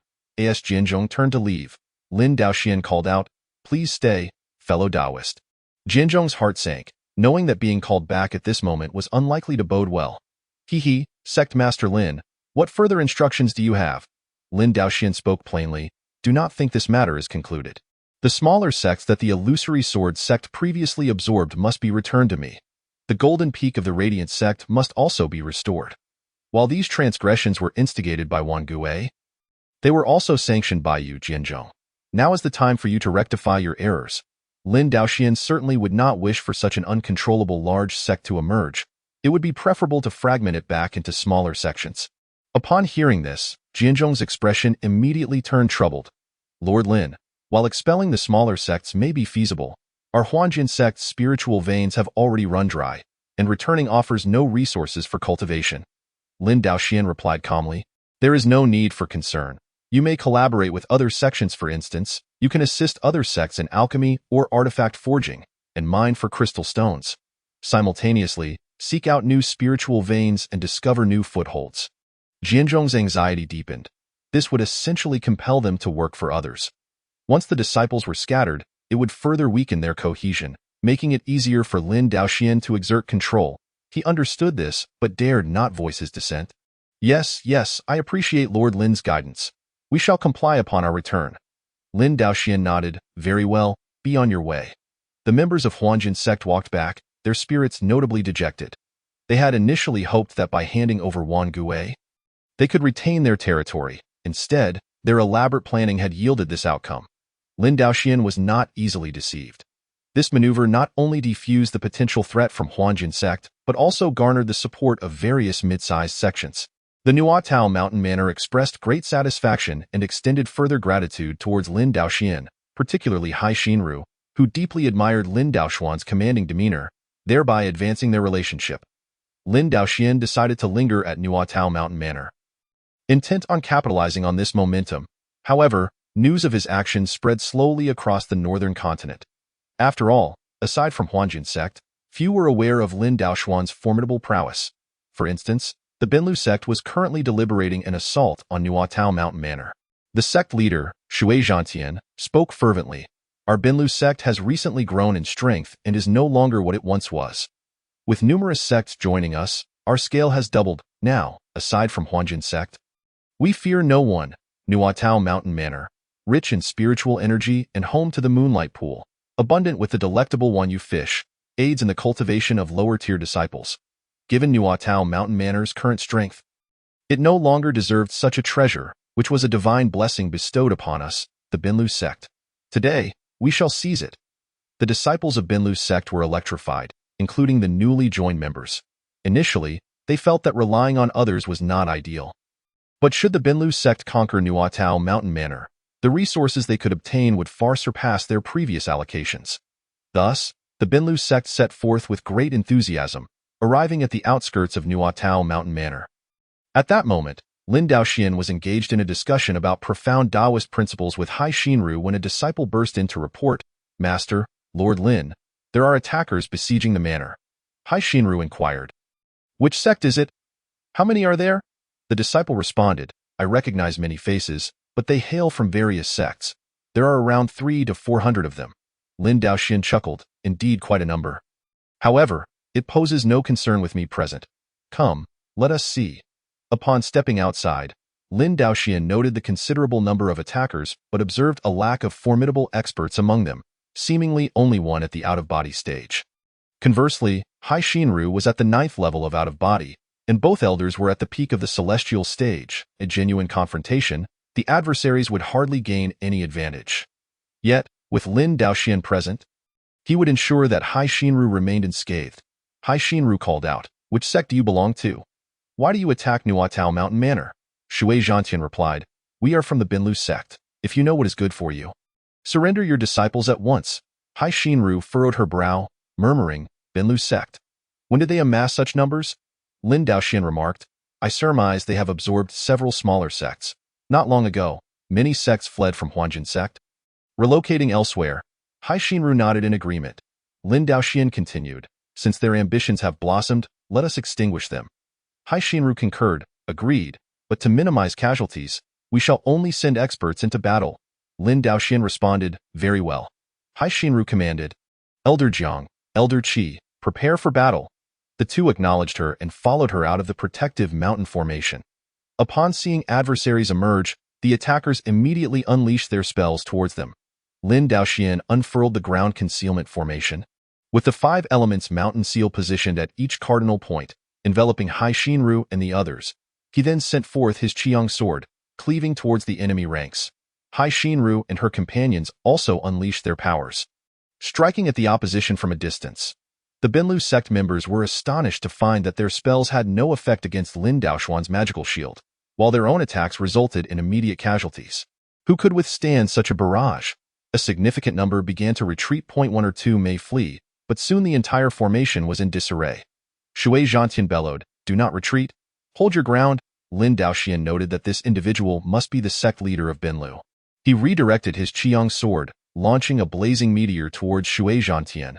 Sensing the lethal threat, Shui Zhantian hastily conjured a protective spell. His senior disciples followed suit, attempting to shield against the Qiyang sword. Lin Daoxian, undeterred by his initial strike's failure, conjured a spell once more, swiftly. The flames upon the Qiyang sword blazed intensely as it darted forward. Shui Zhantian and his disciples' protective spells were effortlessly pierced. Creating a gaping hole, Shui Zhantian screamed as he plummeted from the sky. Lin Daoxian retracted the Qiyang sword, refraining from further attacks, for the enemy had already begun to fall and surrender. Lin Daoxian glanced at Hai Xinru. Awaiting her decision, Hai Xinru said, "To spare a life is to show mercy. Since they have surrendered, let it be." Lin Daoxian nodded, "Very well, but I have one matter I wish to inquire of them." He advanced a short distance to stand before the Binlu sect members. "I ask you, why did you specifically choose to attack Nuatao Mountain Manor? Logically, the Binlu sect strength is not significantly greater than that of Nuatao Mountain Manor. Even if your sect leader harbors ambitions, why not target other smaller sects first? Are you not afraid of casualties?" Upon hearing Lin Daoxuan's inquiry, several individuals stepped forward. Reporting to the immortal, Shui Zhantian chose to target Nuatao Mountain Manor due to its abundant spiritual energy. Additionally, the Moonlight Pool, with its one you fish, tempts him greatly. Our Binlu sect's spiritual veins have run dry, and we are left with no choice. This vicinity is the only place that can accommodate us. Lin Daoxian interjected, "Wait, you mentioned your spiritual veins have run dry." One replied, "Indeed, our spiritual veins collapsed months ago, and the unmined spirit stones have lost their spiritual energy." Lin Daoxian was further perplexed. It was not merely a depletion of resources, but a loss of spiritual energy? Another responded, "Yes, we too find it strange. Yet if this continues, our Binlu sect will have no spirit stones left." Lin Daoxian stepped back and asked Hai Xinru. The members of Huanjin sect previously claimed their spiritual veins had dried up. Could there be a connection? Hai Xinru pondered. Huanjin sect lies to the west, while Binlu sect is to the east. If their spiritual veins are depleted, why is Nuatao Mountain Manor unharmed? Lin Daoxian suggested. Summon the disciples of Huanjin sect for inquiry. Huanjin sect had lost its resources and its disciples were now scattered among various sects, some even at Nuatao Mountain Manor. Hai Xinru instructed Elder Jiang to bring forth the disciples of Huanjin sect and question them regarding the depletion of resources. The disciples recounted the details, revealing a situation identical to that of Binlu sect, except that the depletion of Huanjin sect's spiritual veins occurred 2 months prior. Lin Daoxian remarked, "This situation seems rather suspicious. I intend to investigate both Binlu sect and Huanjin sect." Hai Xinru nodded, "Very well, I shall accompany you. Elders Jiang and Qi, you will guard the sect." With that, Lin Daoxian and Hai Xinru followed the members of Binlu sect to their stronghold. Lin Daoxian retrieved the Qingyun treasure lamp and employed magic to investigate the events that transpired there up until the time of the spiritual veins depletion. No anomalies were discovered, however, as he continued to investigate earlier occurrences. He identified a problem. One night, the spiritual vein suddenly trembled, and from that day forth, it began to collapse. Lin Daoxian stowed the Qingyun treasure lamp and addressed the elders of Binlu sect. "In my opinion, this incident may not be a natural disaster, but rather the result of human interference." The elders were taken aback. Human interference? What kind of person could stealthily damage a spiritual vein? Lin Daoxian responded, "With your current strength, do you truly believe that causing destruction is a difficult task? If an entity from the upper realm were to come, they would openly destroy it, and you would be powerless to stop them." The elders gasped, "Upper realm?" For them, Lin Daoxian was already a fearsome presence, while an immortal from the upper realm was unfathomably distant. However, why would an immortal from the upper realm target the Binlu sect? Lin Daoxian chose not to elaborate further. "I must investigate Huanjin sect to confirm the matter. Additionally, you Binlu sect should also expel the smaller sects you have annexed, just as Huanjin sect has done." Lin Daoxian addressed the members of the minor sects, saying, "You may return home with peace of mind. The illusionary sword sect no longer dares to cause chaos." The representatives of the small sects were elated, never expecting that the Anger Tide Manor would not fall, but they could now safely journey back home. They expressed their gratitude to Lin Daoxian for delivering justice, and each began to prepare for their return. Lin Daoxian and Hai Xinru proceeded to the spiritual vein of the illusionary sword sect for an investigation, yielding similar results. It appeared that individuals from a higher realm were indeed causing disturbances. Yet their intentions were not directed towards the illusionary sword sect and the flowing current sect. Chapter 55. The essence of the mind. Hai Xinru inquired, if this is not for the illusionary sword sect and the flowing current sect, then what is it for? Lin Daoxian pointed to the depleted spiritual vein and replied, what they seek is the essence of the mind, a rare substance invaluable for artifact crafting, yet unattainable by ordinary individuals. This substance was akin to the essence of the fire vein found in the vermilion bird staff, leading Lin Daoxian to deduce that the individuals from the higher realm aimed to forge artifacts. This was the first time Hai Xinru had heard of such a substance being extracted from a spiritual stone mine, and she realized that the illusionary sword sect and the flowing current sect were merely victims of circumstance. Lin Daoxian nodded, fearing that individuals from the higher realm would return to claim the essence of the mine, jeopardizing other sects in the process. Hai Xinru queried, will you intervene in this matter? She believed this was primarily a concern for the illusionary sword sect and the flowing current sect, and even if Lin Daoxian involved himself, it seemed unlikely to yield any benefit for him. Lin Daoxian responded, certainly, if we allow those from the higher realm to pilfer the essence of the mine unchecked, do not expect them to cease their actions. Once a sect's spiritual vein runs dry, they will seek to seize resources from others, creating a vicious cycle that will plunge the lower realm into chaos. Hai Xinru gazed at Lin Daoxian in admiration, astonished that this man bore the ambition of taking on the world's responsibilities. To stand against the individuals from the higher realm for the sake of the cultivators in the lower realm was a determination not commonly possessed by mere experts. Very well, should that thief descend again? The Anger Tide Manor shall lend you our full support, Hai Xinru declared. Lin Daoxian looked at her and smiled. Excellent. Hai Xinru dispatched individuals to contact various sects, informing them that Lin Daoxian had conducted an investigation and discovered that individuals from the higher realm were stealing the essence of the mine, advising all sects to remain vigilant. Should any anomalies be detected, they were to immediately contact the Anger Tide Manor using their communication treasures. The message was disseminated. A month later, indeed, anomalies arose once more. A disciple from the West Mountain sect, tasked with guarding the spiritual vein, sensed unusual activity and promptly contacted the Anger Tide Manor. Lin Daoxian and Hai Xinru hurried to the scene, simultaneously instructing the various sects to send their elite members to the West Mountain sect to encircle the thief. Lan Ruching, a disciple of the Heavenly Dao sect, employed earth-escaping techniques to arrive beneath the spiritual vein of the West Mountain sect, utilizing the sect's secret methods to extract the essence of the mine.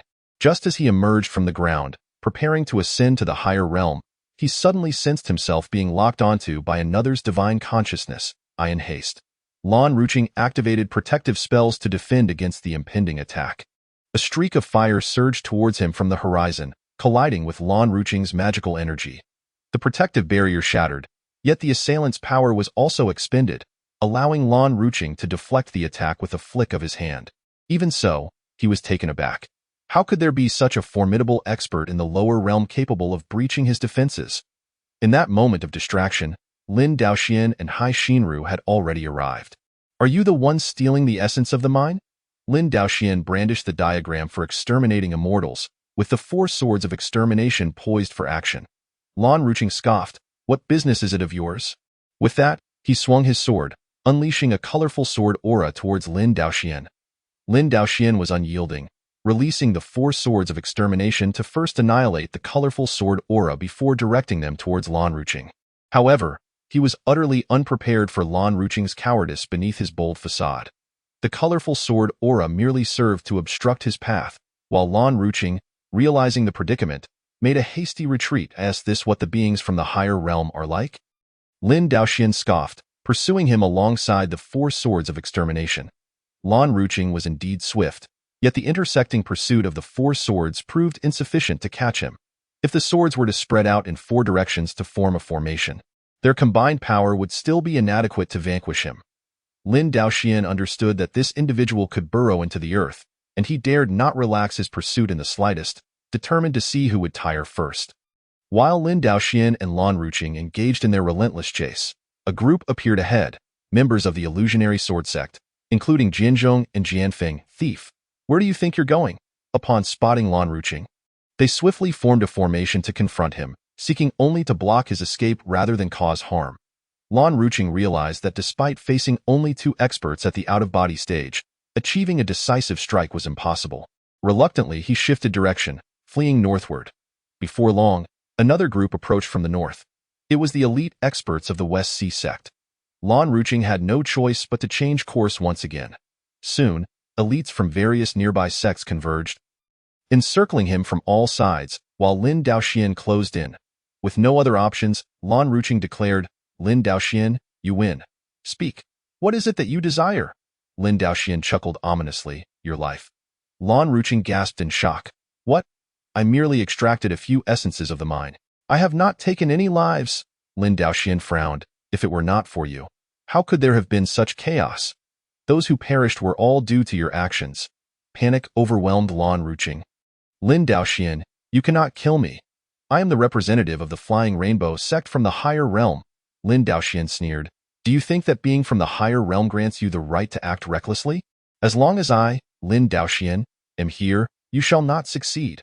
Lan Ruching attempted to say more, but Lin Daoxian denied him the opportunity. The four swords of extermination surged forth from all directions, intent on reducing Lan Ruching to mere fragments. Lan Ruching summoned his protective spells, desperately attempting to withstand the onslaught. "Lin Daoxian, if you kill me today, my master will." His words were cut short as the protective spells shattered, and the four swords of extermination intersected, leaving Lan Ruching's remains scattered upon the ground. Lin Daoxian sheathed the four swords of extermination and clasped his fists towards those around him, saying, "I thank you all for your invaluable assistance. You may divide the spoils of this thief as you see fit." The crowd responded with quick bows. "We are but fulfilling our duties. The sect leader Lin is also safeguarding the peace of the northern continent." They added. Lin Daoxian smiled and replied, "You are all being too courteous. However, having slain this thief today, it is likely his sect will seek revenge in the lower realm. To preempt such occurrences, we must maintain our communication and regularly check in with one another. Should any sect fall silent, it may indicate an attack." Upon hearing this, those present understood the implications. "We honor sect leader Lin as our alliance leader." Lin Daoxian clasped his fists in return, expressing his gratitude for their trust. "Rest assured, should individuals from the higher realm stir trouble again, it will be their end. Furthermore, I will assist in resolving the issue of the spiritual veins depletion." True to his word, in the following days, Lin Daoxian wielded the Qingyun treasure lamp to explore, swiftly uncovering two new spiritual veins. Although their scale was smaller than those previously held by the illusionary sword sect and the flowing current sect, their quality was superior. As a result, both sects would not lack for spiritual stones in the near term. Under Lin Daoxian's protection and benefaction, their respect for him naturally deepened. This small alliance grew increasingly cohesive, and when interacting with outsiders, they referred to themselves as the cultivators of the West Sea Alliance. Before long, this drew the ire of certain individuals. Chapter 56. Envy brews in the Northern Continent. At the Southridge sect, recent developments regarding the West Sea Alliance had stirred discontent. "This West Sea Alliance is gaining quite the prominence, is it not? Are they not challenging our status?" one remarked. "Indeed, they engage in trade with the locals, calling themselves the cultivators of the West Sea Alliance. The local cultivators dare not take advantage of them." Another added, "I've heard that the illusionary sword sect and the flowing current sect have developed two new spiritual veins, all of which yield high-quality crystals," spoke the sect leader, Nanli. "Yes," he continued, "these two veins are crucial. The three principal sects of the West Sea Alliance are the Anger Tide Manor, the illusionary sword sect, and the flowing current sect. The Anger Tide Manor has formidable experts stationed there, making it a difficult opponent. However, we can initially target the illusionary sword sect and the flowing current sect to sever their support." The assembled members turned their gaze towards sect leader Nanli. "However, sect leader, our strength, while surpassing any individual sect, may still falter if we attack the flowing current sect and the Anger Tide Manor comes to their aid," one cautioned. "Indeed, sect leader, our goal is to seize the spiritual veins, not to take lives. If we strike and flee, it would lose all significance," another added. "We must not underestimate those smaller sects.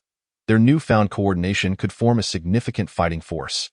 In response to the doubts of his fellows, Nanli smiled confidently. "None of these are insurmountable issues. We can join forces with the Southwind sect to simultaneously assault the Flowing Current sect and the Illusionary Sword sect, preventing them from aiding each other. Once we have vanquished one of them, we can unite our forces to guard a singular mind. At that point, both sides will be evenly matched. They will hardly be willing to risk everything over a single vein. We can negotiate while we extract. With that, the initiative would rest firmly in our grasp. The assembly nodded in agreement, yet Elder Nan Su raised another question. While it is true that the Anger Tide Manor and another sect may be comparable in strength to us, what of those minor sects? Nanli chuckled. Those minor sects will simply follow the prevailing winds.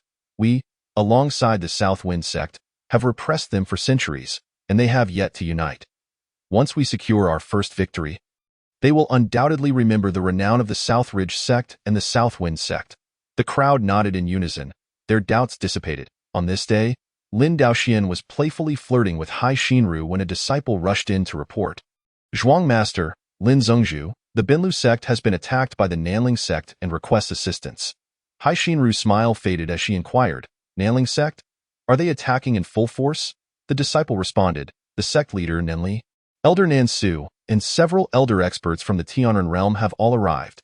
Hai Xinru nodded, realizing the gravity of the situation. Go summon Elder Jiang and assemble the elite forces in preparation for battle. I shall attend to Elder Qi. Yes. The disciple departed upon receiving his orders. Lin Daoxian was displeased.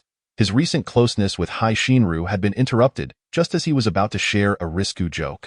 Damn it, I must ensure they pay for this. He and the others joined forces with Elder Jiang and soared towards the new stronghold of the Binlu sect. However, halfway there, Hai Xinru's communication artifact activated once more. A disciple stationed at the sect reported, the Illusionary Sword sect is under attack from the Nanfeng sect, who have also launched a full-scale assault. The situation is dire. We request assistance. Hai Xinru's expression darkened. The coordinated strikes from both the Nanling and Nanfeng sects indicated a long-planned scheme. It seems we must split our forces, she declared. Lin Daoxian smiled lightly. No need to worry. Have you forgotten that I am at the spirit division level? Hai Xinru gasped. Are you going to use the legendary external incarnation? But that will disperse your magical power. Lin Daoxian chuckled. It matters not. Though my power may be diminished, with the Juxian array diagram in hand, I require little. With that, Lin Daoxian sent forth an incarnation, clutching the Juxian array diagram as he flew westward. Lin Daoxuan's true form observed the separation of his spirit. Speaking calmly, the Illusionary Sword sect has 2 experts in the out-of-body realm. My incarnation will assist in eliminating their formidable adversaries. Seeing Lin Daoxuan's confidence, Hai Xinru felt reassured. Very well, let us proceed to support the Binlu sect. The group continued their flight, quickly approaching the battlefield. Hai Xinru directed her disciples to split into 2 flanking formations while she and Lin Daoxian advanced through the center, preparing to confront the enemy's main force. Opposite them, Nanli had been watching intently. Upon noticing reinforcements arriving, he immediately sent out his divine sense to probe. That must be Lin Daoxian. I have heard tales of his formidable array, which supposedly contains 4 swords, all innate spiritual treasures. Nan Su remarked, but he only wields 1 sword. Does he underestimate us? Nanli sneered, all the better. Let them witness the might of our Nanling sect. With that, Nanli charged directly at Lin Daoxian and Hai Xinru, followed closely by Nan Su and several other elders. Form the formation, Nanli bellowed, and the group instantly arranged themselves into the Nanling Chongsong formation. This formation was the Nanling sect's ultimate technique. Once established, its members became one entity, automatically sharing the burden of any incoming damage. Unless they were all destroyed at once, they could only be repelled together. Thus, even knowing Lin Daoxian was a superlative expert, Nanli dared to charge at him. Lin Daoxian could not help but chuckle. Well, I was concerned they might flee. I did not expect such bravery. Flying fire meteor? Lin Daoxian released the Qiang sword, sending it hurtling towards the enemy's formation. With a tremendous crash, the formation was momentarily halted, yet the individuals within appeared unscathed. Lin Daoxian nodded. Intrigued, I shall assist you. Hai Xinru declared, swinging her Heishinzhong to unleash a barrage of water arrows at the opposing formation. Hai Xinru aimed her water arrows at the same point in the formation, attempting to carve out an opening. However, her magical power was mitigated by the collective defense of the formation's members, rendering her efforts ineffective. Nanli and his companions, unaffected, pressed forward towards Lin Daoxian and Hai Xinru. Lin Daoxuan's spirits lifted further. "Come forth, breaking heaven's sword." With a mighty shout, the Qiyang sword blazed with red light, transforming into a colossal blade that filled the space between Lin Daoxian and Nanli. Nanli was taken aback. What incredible power! Ah, an innate spiritual treasure. It was only then that he recognized the sword's might rival that of the legendary four-sword array. Unfortunately, he had no time for regret. The Nanling Chongsong formation shattered with a resounding crash, and the individuals within were instantly reduced to ashes. Lin Daoxian, having exhausted much of his power, promptly retrieved a recovery pill and consumed it. Moments later, his magical energy was fully restored. The power of this sword reverberated throughout the battlefield, drawing the attention of both the Binlu sect and the Anger Tide Manor, as well as the disciples of the Nanling sect. What is happening? Chapter 57, Wei Lingyan. The might of this sword was unprecedented in the experience of all present cultivators, particularly for those of the Nanling sect, who were profoundly shaken in their minds. The Nanling Chongsong formation, formed by their leader and elders, was invincible. Even if they could not win, they could flee. However, before Lin Daoxian, merely 2 strikes had dismantled the formation, annihilating their leader and elders. The very pillars of their sect were gone. The concept of their sect crumbled in the hearts of the Nanling disciples. They fell to the ground, kneeling in surrender. Disciples from the Binlu sect and Anger Tide Manor moved in to accept their capitulation. Hai Xinru turned to Lin Daoxian, asking, "How goes it on the other side?" Lin Daoxian smiled faintly, easily accomplished. His incarnation had arrived there and, upon unleashing the Zhuxian Four Swords, had dispatched the leader and elders of the Nanfeng sect. The subsequent events mirrored those on this side. Following this battle, both the Nanling and Nanfeng sects were rendered virtually non-existent. Lin Daoxian instructed Elder Jiang and Elder Qi from Anger Tide Manor to oversee the management of the 2 sects' territories. The smaller sects that had previously relied on the 2 major sects, having heard of their elite forces' annihilation, dared not make any moves and submitted without hesitation. Lin Daoxuan's reputation spread far and wide, attracting numerous female cultivators from the central region of the northern continent to seek his companionship. Hai Xinru also became his partner, and the following year, they welcomed a son, with a water spirit root and an innate talent of emerging from the Azure Sea. Rated at 94, the system rewarded Lin Daoxian with a cultivation method called Emerging from the Azure Sea Melody and a postnatal spiritual treasure, the 9 Nether Conch. This conch served as an auxiliary artifact, capable of expanding the range of one's divine sense and enhancing its precision and subtlety. Additionally, it could be used to cast various sound-based spells, rendering it exceedingly versatile. Lin Daoxian gifted both items to Hai Xinru, along with a heavenly spirit cleansing pill. With her already exceptional aptitude, Hai Xinru found her cultivation accelerated after consuming the pill. Coupled with her practice of the Emerging from the Azure Sea Melody, it was believed she would ascend to the Spirit Division realm in a few years, enabling her to stand independently in the northern continent in the higher realm. At the Underworld Palace, Gong Shaoxian inquired, "Junior sister, has the tribute from the lower realm not yet arrived?" Wei Lingyan shook her head. "I have been using the communication artifact to call for it, but neither the Nanling nor the Nanfeng sects have responded." A millennium ago, the Underworld Palace had supported both the Nanling and Nanfeng sects, enabling them to gather rare materials, elixirs, and spiritual stones for tribute. Due to the absence of issues over the centuries, they rarely used the communication artifacts. They would come on this day to check, and upon the artifacts activating, they would descend to collect the tributes. However, Wei Lingyan had waited an entire day without a response from either sect. If there were delays, it could be understood, but after actively reaching out the next day with no reply, it became perplexing. Gong Shaoxian furrowed his brow. Could something have happened? Perhaps they have defected to another sect? Wei Lingyan shook her head. Who could they possibly turn to? Even if another sect desired this territory, they would simply eliminate both. I suspect the Nanling and Nanfeng sects may have already been eradicated. Eradicated? That is impossible. If they were truly attacked by someone from the higher realm, why did they not seek our assistance? They have connections between the 2 sects. Even if one was attacked and fell, the other could contact us. Wei Lingyan shook her head. I cannot fathom it either.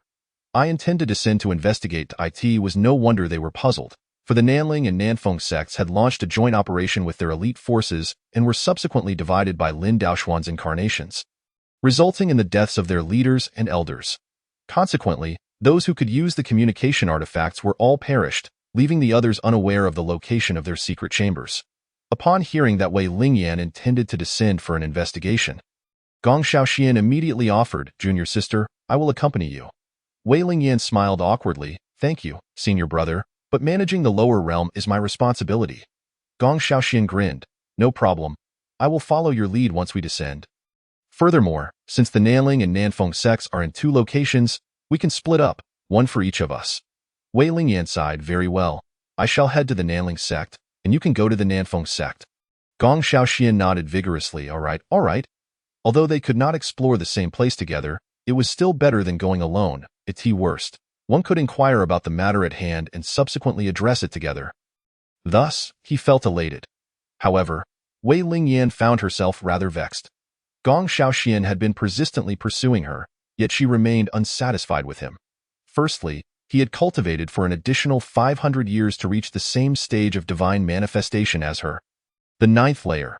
Secondly, being the daughter of the Lord of the Underworld Palace, she harbored the suspicion that Gong Shaoxian was merely coveting her father's position, which fueled his relentless pursuit. Within their sect, Gong Shaoxian held no advantages. There were several seniors at the combined body stage, yet he always exhibited an ambition to lead his peers, which raised suspicions among them. Nevertheless, for the sake of unity, Wei Lingyan felt compelled to maintain a courteous demeanor. After descending to the mortal realm, they parted ways. Wei Lingyan arrived at the entrance of the Nanling sect. Presenting her token, she declared, "I am the steward of the Underworld Palace from the upper realm. Summon your sect leader forth." The disciple on guard was momentarily taken aback. The Underworld Palace? Oh. Given that the Nanling sect had always been the one to call upon their upper sect and transfer tributes via storage rings, most disciples had never encountered Wei Lingyan. However, during significant ceremonies, they would first pay tribute to the celestial beings of the Underworld Palace. Once the guard disciple regained his composure, he understood that a figure from the upper sect had arrived. Disciple greets the celestial being, but alas, our sect leader has passed away. Wei Lingyan furrowed her brow. Passed away? The disciple replied, "Indeed. Not only the sect leader, but also those elders have perished. Currently, Elder Jiang from the Rage Wave Mountain Manor is managing affairs here." The disciple recounted the events that had transpired recently, prompting Wei Lingyan to sigh. "Alas, how prescient of me with that." She turned and soared into the sky, intending to summon Gong Shaoxian to return to the upper realm and report to her father, the Lord. However, she had barely flown a few hundred miles when she encountered Gong Shaoxian. He halted abruptly, urgency lacing his voice. "Junior sister, the Nanfeng sect has been annihilated." Wei Lingyan nodded. "I am already aware. Let us return to the upper realm." Gong Shaoxian hastily insisted. "How can we return? We must slay Lin Daoxian." Wei Lingyan, perplexed, inquired, "Why must we kill him? After reporting to the Lord, we may even need to collaborate with him." Gong Shaoxian shook his head vehemently. "That cannot be. What of our Underworld Palace's prestige? Moreover, he possesses 2 innate spiritual treasures." Chapter 58. The temptation of innate spiritual treasures. Wei Lingyan was taken aback. 2 innate spiritual treasures? Gong Shaoxian affirmed, "Indeed. Seizing his innate treasures is far superior to any tribute." Wei Lingyan remained unconvinced. "But he possesses 2 innate treasures," Gong Shaoxian urged. "We are both at the divine manifestation stage. Can we not take down one?" His eagerness for merit was palpable. Innate spiritual treasures were exceedingly rare. The Underworld Palace possessed only 2, one belonging to the Lord and one to Wei Lingyan. Should they eliminate Lin Daoxian and seize both treasures, it would be a significant accomplishment. Perhaps one would even be entrusted to him. Gong Shaoxian envisioned a future where his strength would rival that of Wei Lingyan. However, Wei Lingyan did not place much value on the innate treasures. Her own underworld garb was an innate spiritual treasure, boasting exceptional defense while enabling the use of spells such as flowing cloud flying sleeves and underworld devouring sky. But he has many allies, including several at the exit realm. Moreover, our prolonged stay in the mortal realm will deplete our power. Gong Shaoxian, aware of Wei Lingyan's gentle nature, proposed, "We can lay an ambush outside." Striking when he is alone, as for the depletion of power, he is losing it too. Having lingered for so long, his power must have already regressed to the exit realm level. Wei Lingyan contemplated for a moment. "Very well, let us give it a try. If he does not emerge in due time or proves too formidable, We shall retreat to the upper realm. Gong Xiaoxian rejoiced, rubbing his hands together. Excellent. Let us find a suitable location outside Rage Wave Mountain Manor. Once they located a suitable place to hide, Gong Xiaoxian felt a pang of regret. Having come to the mortal realm, it was just the two of them, yet they could not converse, only sit in silence. Suppressing their aura to minimize power loss, he mused, endure a little longer. We will be victorious over Lin Daoxian. In truth, had it been anyone else rather than Lin Daoxian, they could have lain in wait for an entire year without an encounter. However, Lin Daoxian was restless, needing only to wed and sire offspring to elevate his cultivation and acquire resources.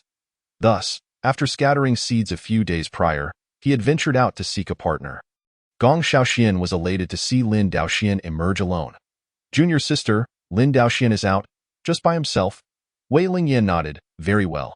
If they could slay Lin Daoxian and seize the two innate treasures, she would undoubtedly be pleased, as the underworld palace was, after all, her family's legacy. The two trailed Lin Daoxian, maintaining stealth as they followed at a distance. In truth, Lin Daoxian was aware of their presence, but could not discern their formidable status due to their well-concealed auras. After flying for a while longer, Lin Daoxian sensed something amiss. Clearly, two individuals were tailing him. He halted and inquired, "Who are you? Why are you following me?" Gong Xiaoxian and Wei Lingyan were taken aback, astonished at Lin Daoxian's keen perception. Could he truly sense the aura of danger? In actuality, Lin Daoxian relied on the Hongmeng Dao body to perceive the spiritual energy of heaven and earth. Although they were at a distance, their power depletion was enough to alert him. Realizing they were in an open area, Gong Xiaoxian and Wei Lingyan ceased hiding, soaring into the sky to confront Lin Daoxian from different angles. Wei Lingyan accused, "Did you kill the people of the Nanling and Nanfeng sects?" Gong Xiaoxian added, "We have heard you possess two innate spiritual treasures. Surrender them, and we shall spare your life." Lin Daoxian laughed. For he possessed 3 innate treasures, 2 sets, and 1 additional. They included the extermination of a mortal's formation diagram accompanied by the 4 swords of extermination, the earth suppression formation diagram with the 5 elements mountain seal, and the Qiyang sword. However, he typically did not employ all 3 simultaneously, hence most were unaware. "You speak the truth," Lin Daoxian declared, producing the extermination of a mortal's formation diagram, unleashing the 4 swords of extermination.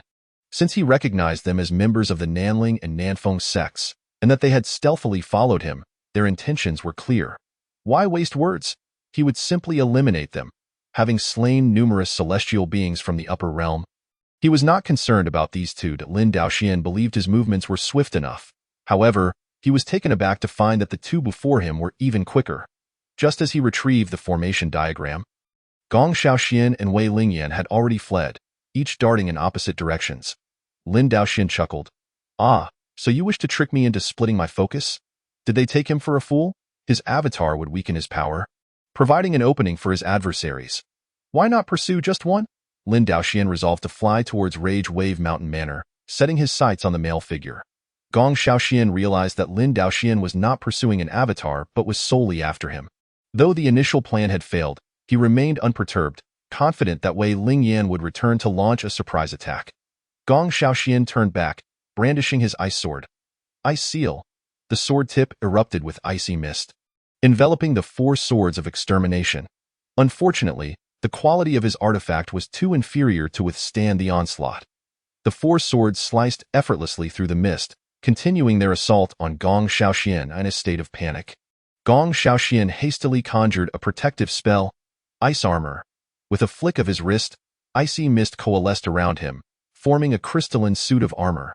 Yet, as the 4 swords struck, the ice armor shattered upon impact, offering no resistance. Gong Xiaoxian was horrified, hastily casting another protective spell, managing only a thin layer of ice crystals. Just as he was on the verge of being cleaved into fragments by the 4 swords, Lin Daoxian suddenly lost his connection to him, as darkness enveloped the sky. Lin Daoxian looked up to see that the woman had arrived, her sleeves transforming into an immense canopy that engulfed him. This was Wei Lingyan's spell, Underworld Devouring Sky. She never relied on weapons. Her underworld garb sufficed. Once enveloped, Lin Daoxian immediately summoned the 4 swords back, aiming to cut through the vast sleeve. Upon seeing the return of the 4 swords, Wei Lingyan retracted her spell, her flowing sleeves morphing into long ribbons, attacking Lin Daoxian from various angles. Recognizing the woman's prowess, Lin Daoxian retrieved the Earth Suppression Formation diagram. The 5 elements mountain seal unfurled, preventing Wei Lingyan's flowing sleeves from advancing. Innate spiritual treasures. Innate spiritual treasures. Wei Lingyan finally confirmed that Lin Daoxian indeed possessed 2 innate spiritual treasures, marveling at his wealth. Lin Daoxian, upon witnessing a being from the upper realm descending with innate spiritual treasures, felt a sense of astonishment. Although he had previously encountered the blood-floating pagoda, the circumstances were different this time. In Chapter 59, Unexpected Gains, the blood-floating pagoda, an unparalleled magical treasure of the demonic sect, was of comparable quality to innate spiritual treasures, yet the methods of their crafting were entirely distinct. Innate spiritual treasures were typically forged from exceptionally rare materials found within the world, such as the bones of divine beasts or the leaves of special spiritual herbs. In contrast, the crafting of unparalleled magical treasures often necessitated the sacrifice of countless mortal lives, and even the bodies of cultivators. Thus, the presence of such treasures in the lower realm was not entirely unexpected. However, beings from the upper realm conducting affairs in the lower realm generally had no need to carry innate spiritual treasures, for their cultivation at the spirit-severing stage was sufficient to dominate there. With the exception of encounters with Lin Daoxian, among the beings Lin Daoxian had slain from the upper realm, save for Wan Lufeng of the Wanxiang Immortal Palace, none had borne innate spiritual treasures, underscoring their rarity. While Lin Daoxian was taken aback, his subordinates did not falter. He simultaneously utilized the earth-subduing array to withstand the assaults of Wei Lingyan and Gong Xiaoxian while launching a counterattack with the 4 swords of immortal execution. However, he soon discovered that Wei Lingyan's attire could indeed withstand the 4 swords of immortal execution. During their previous encounter, Wan Lufeng had not engaged Lin Daoxian directly, so Lin Daoxian held no particular impression of that innate spiritual treasure. This time, however, Lin Daoxian realized that the 4 swords of immortal execution could be blocked by innate spiritual treasures. His actions suddenly became hesitant, as if he found himself at a loss against the spectral attire. On the other side, Gong Xiaoxian watched with delight, intensifying his attacks with the ice blade. As Wei Lingyan was busy entangling herself with the 4 swords of immortal execution, she suddenly noticed one of the swords hurtling towards Gong Xiaoxian. In haste, she raised one sleeve to block the remaining 3 swords while her other hand sought to unleash the netherworld devouring heaven, intending to envelop Lin Daoxian. However, this time Lin Daoxian was prepared. He expanded the range of the earth-subduing array and flew towards Gong Xiaoxian along with the array. Wei Lingyan's sleeve followed closely, but in that brief moment, Lin Daoxuan's exquisite sword had already arrived. Just moments ago, Gong Xiaoxian had been ardently attacking with the ice blade. Now, upon seeing the incoming sword, he hastily shifted to defense. Unfortunately, the ice armor required time to activate, while the exquisite sword's speed was unmatched. That thin layer of ice crystal shattered like paper upon impact. With a thrust, the exquisite sword pierced through Gong Xiaoxian, who coughed up blood and plummeted to the ground. Fire meteor! Lin Daoxian unleashed a fiery strike, incinerating Gong Xiaoxian into charred remains. At that moment, Wei Lingyan's sleeve finally caught up, and Lin Daoxian had freed his hands. With a twist of the 4 swords of immortal execution, Wei Lingyan's sleeve was forced back.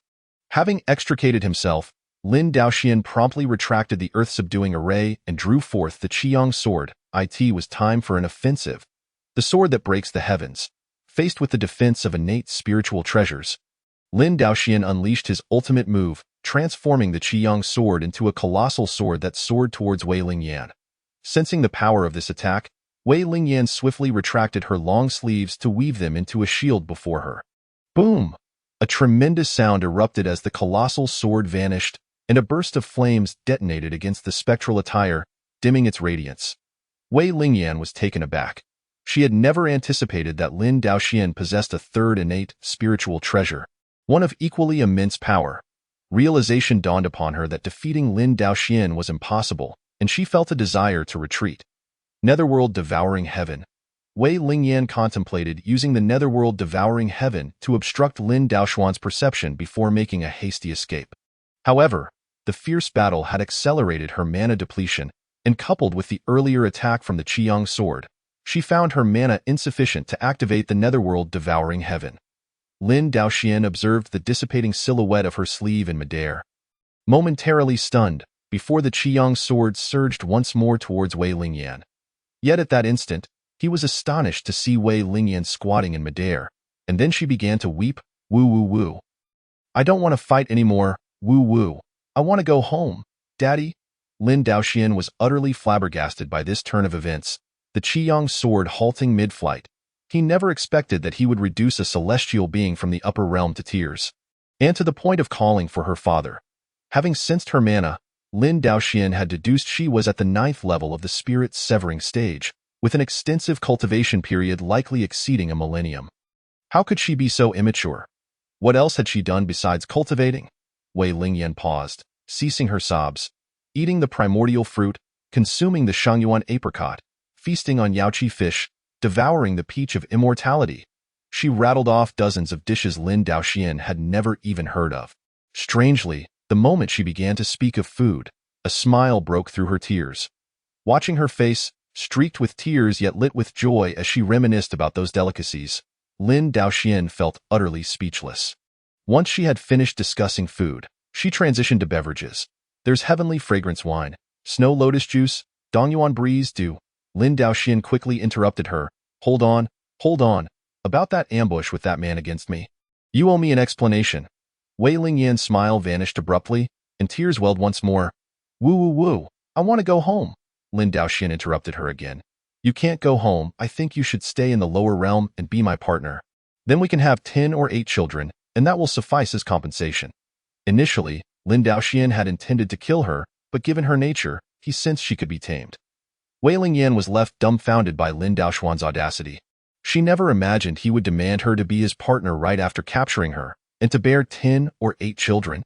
She had always been well protected by her father, and had never faced life and death crises, let alone such a bizarre situation. Woo woo woo, no? Lin Daoxian grinned mischievously. That's not for you to decide.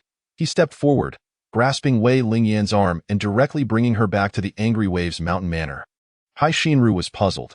Wasn't it said you were going out to visit your partner? Why did you bring someone back so quickly? No. You brought someone back by force. Upon inquiry, she learned that the process had been rather convoluted. Hai Xinru, somewhat exasperated, asked, You're not afraid of her sect seeking revenge after capturing a celestial being from the upper realm as your partner? Lin Daoxian replied nonchalantly, I've already killed so many. Why should I care about capturing one more? Besides, if she marries me, her sect will become my in-laws. Beside him, Wei Lingyan wailed, Woo woo woo, I don't want to marry you. I want to go home. Let me go. Lin Daoxian chuckled, Stop making a fuss. I'll get you something delicious. Wei Lingyan inquired, What delicious food? Chapter 60. Lost in joy, completely captured. Within the Angry Waves Mountain Manor, the disciples were bustling about, flitting to and fro as they transported provisions. They were neither cultivating nor attending to sect affairs, but were delivering food to Wei Lingyan, essentially acting as delivery personnel. Initially, Lin Daoxian treated her to the crescent moon fish from the moonlight pool, which delighted Wei Lingyan, who devoured one after another without end. However, as this fish was meant to assist lower-level disciples in their cultivation, such indulgence was unsustainable. Thus, Hai Xinru ordered the retrieval of various exquisite brews from the storeroom, which Wei Lingyan accepted without hesitation, drinking to her heart's content. Later, Lin Daoxian noticed that Wei Lingyan consumed everything offered to her, relishing even the communal meals meant for lower-level disciples. He promptly instructed Hai Xinru to send disciples to scour the vicinity for culinary delights. It was uncertain whether Wei Lingyan had cultivated some special technique, perhaps akin to a gluttonous divine art, but she continued to eat for half the day without showing any signs of satiation. Moving with the fervor of a famished spirit, Lin Daoxian couldn't help but reflect that if Zhao Chuqing were present, they would surely enjoy a feast together. By the time night fell, Lin Daoxian and Hai Xinru finally persuaded Wei Lingyan to cease her culinary exploits. Wei Lingyan, beaming, expressed her gratitude. Thank you both. Everything was incredibly delicious. Having cultivated in the upper realm since childhood, she had only tasted celestial delicacies, and such food from the lower realm was a novel experience for her. Lin Daoxian responded with a smile, As long as you obediently listen, there will be delicious food every day. Wei Lingyan nodded eagerly, her eyes wide in agreement. Lin Daoxian, in a tone of fondness, added, All right, you should rest now. We can continue eating tomorrow. Obediently, Wei Lingyan settled into her room and fell asleep. The next morning, the disciples of Angry Waves Mountain Manor were once again bustling with activity. Not only did they venture out to sell mundane food, but they also traveled to distant sects to procure exquisite brews, spiritual fruits, and celestial wines. Whispers among the disciples circulated. Has the sect leader captured a pig demon as a partner? How can she eat so much?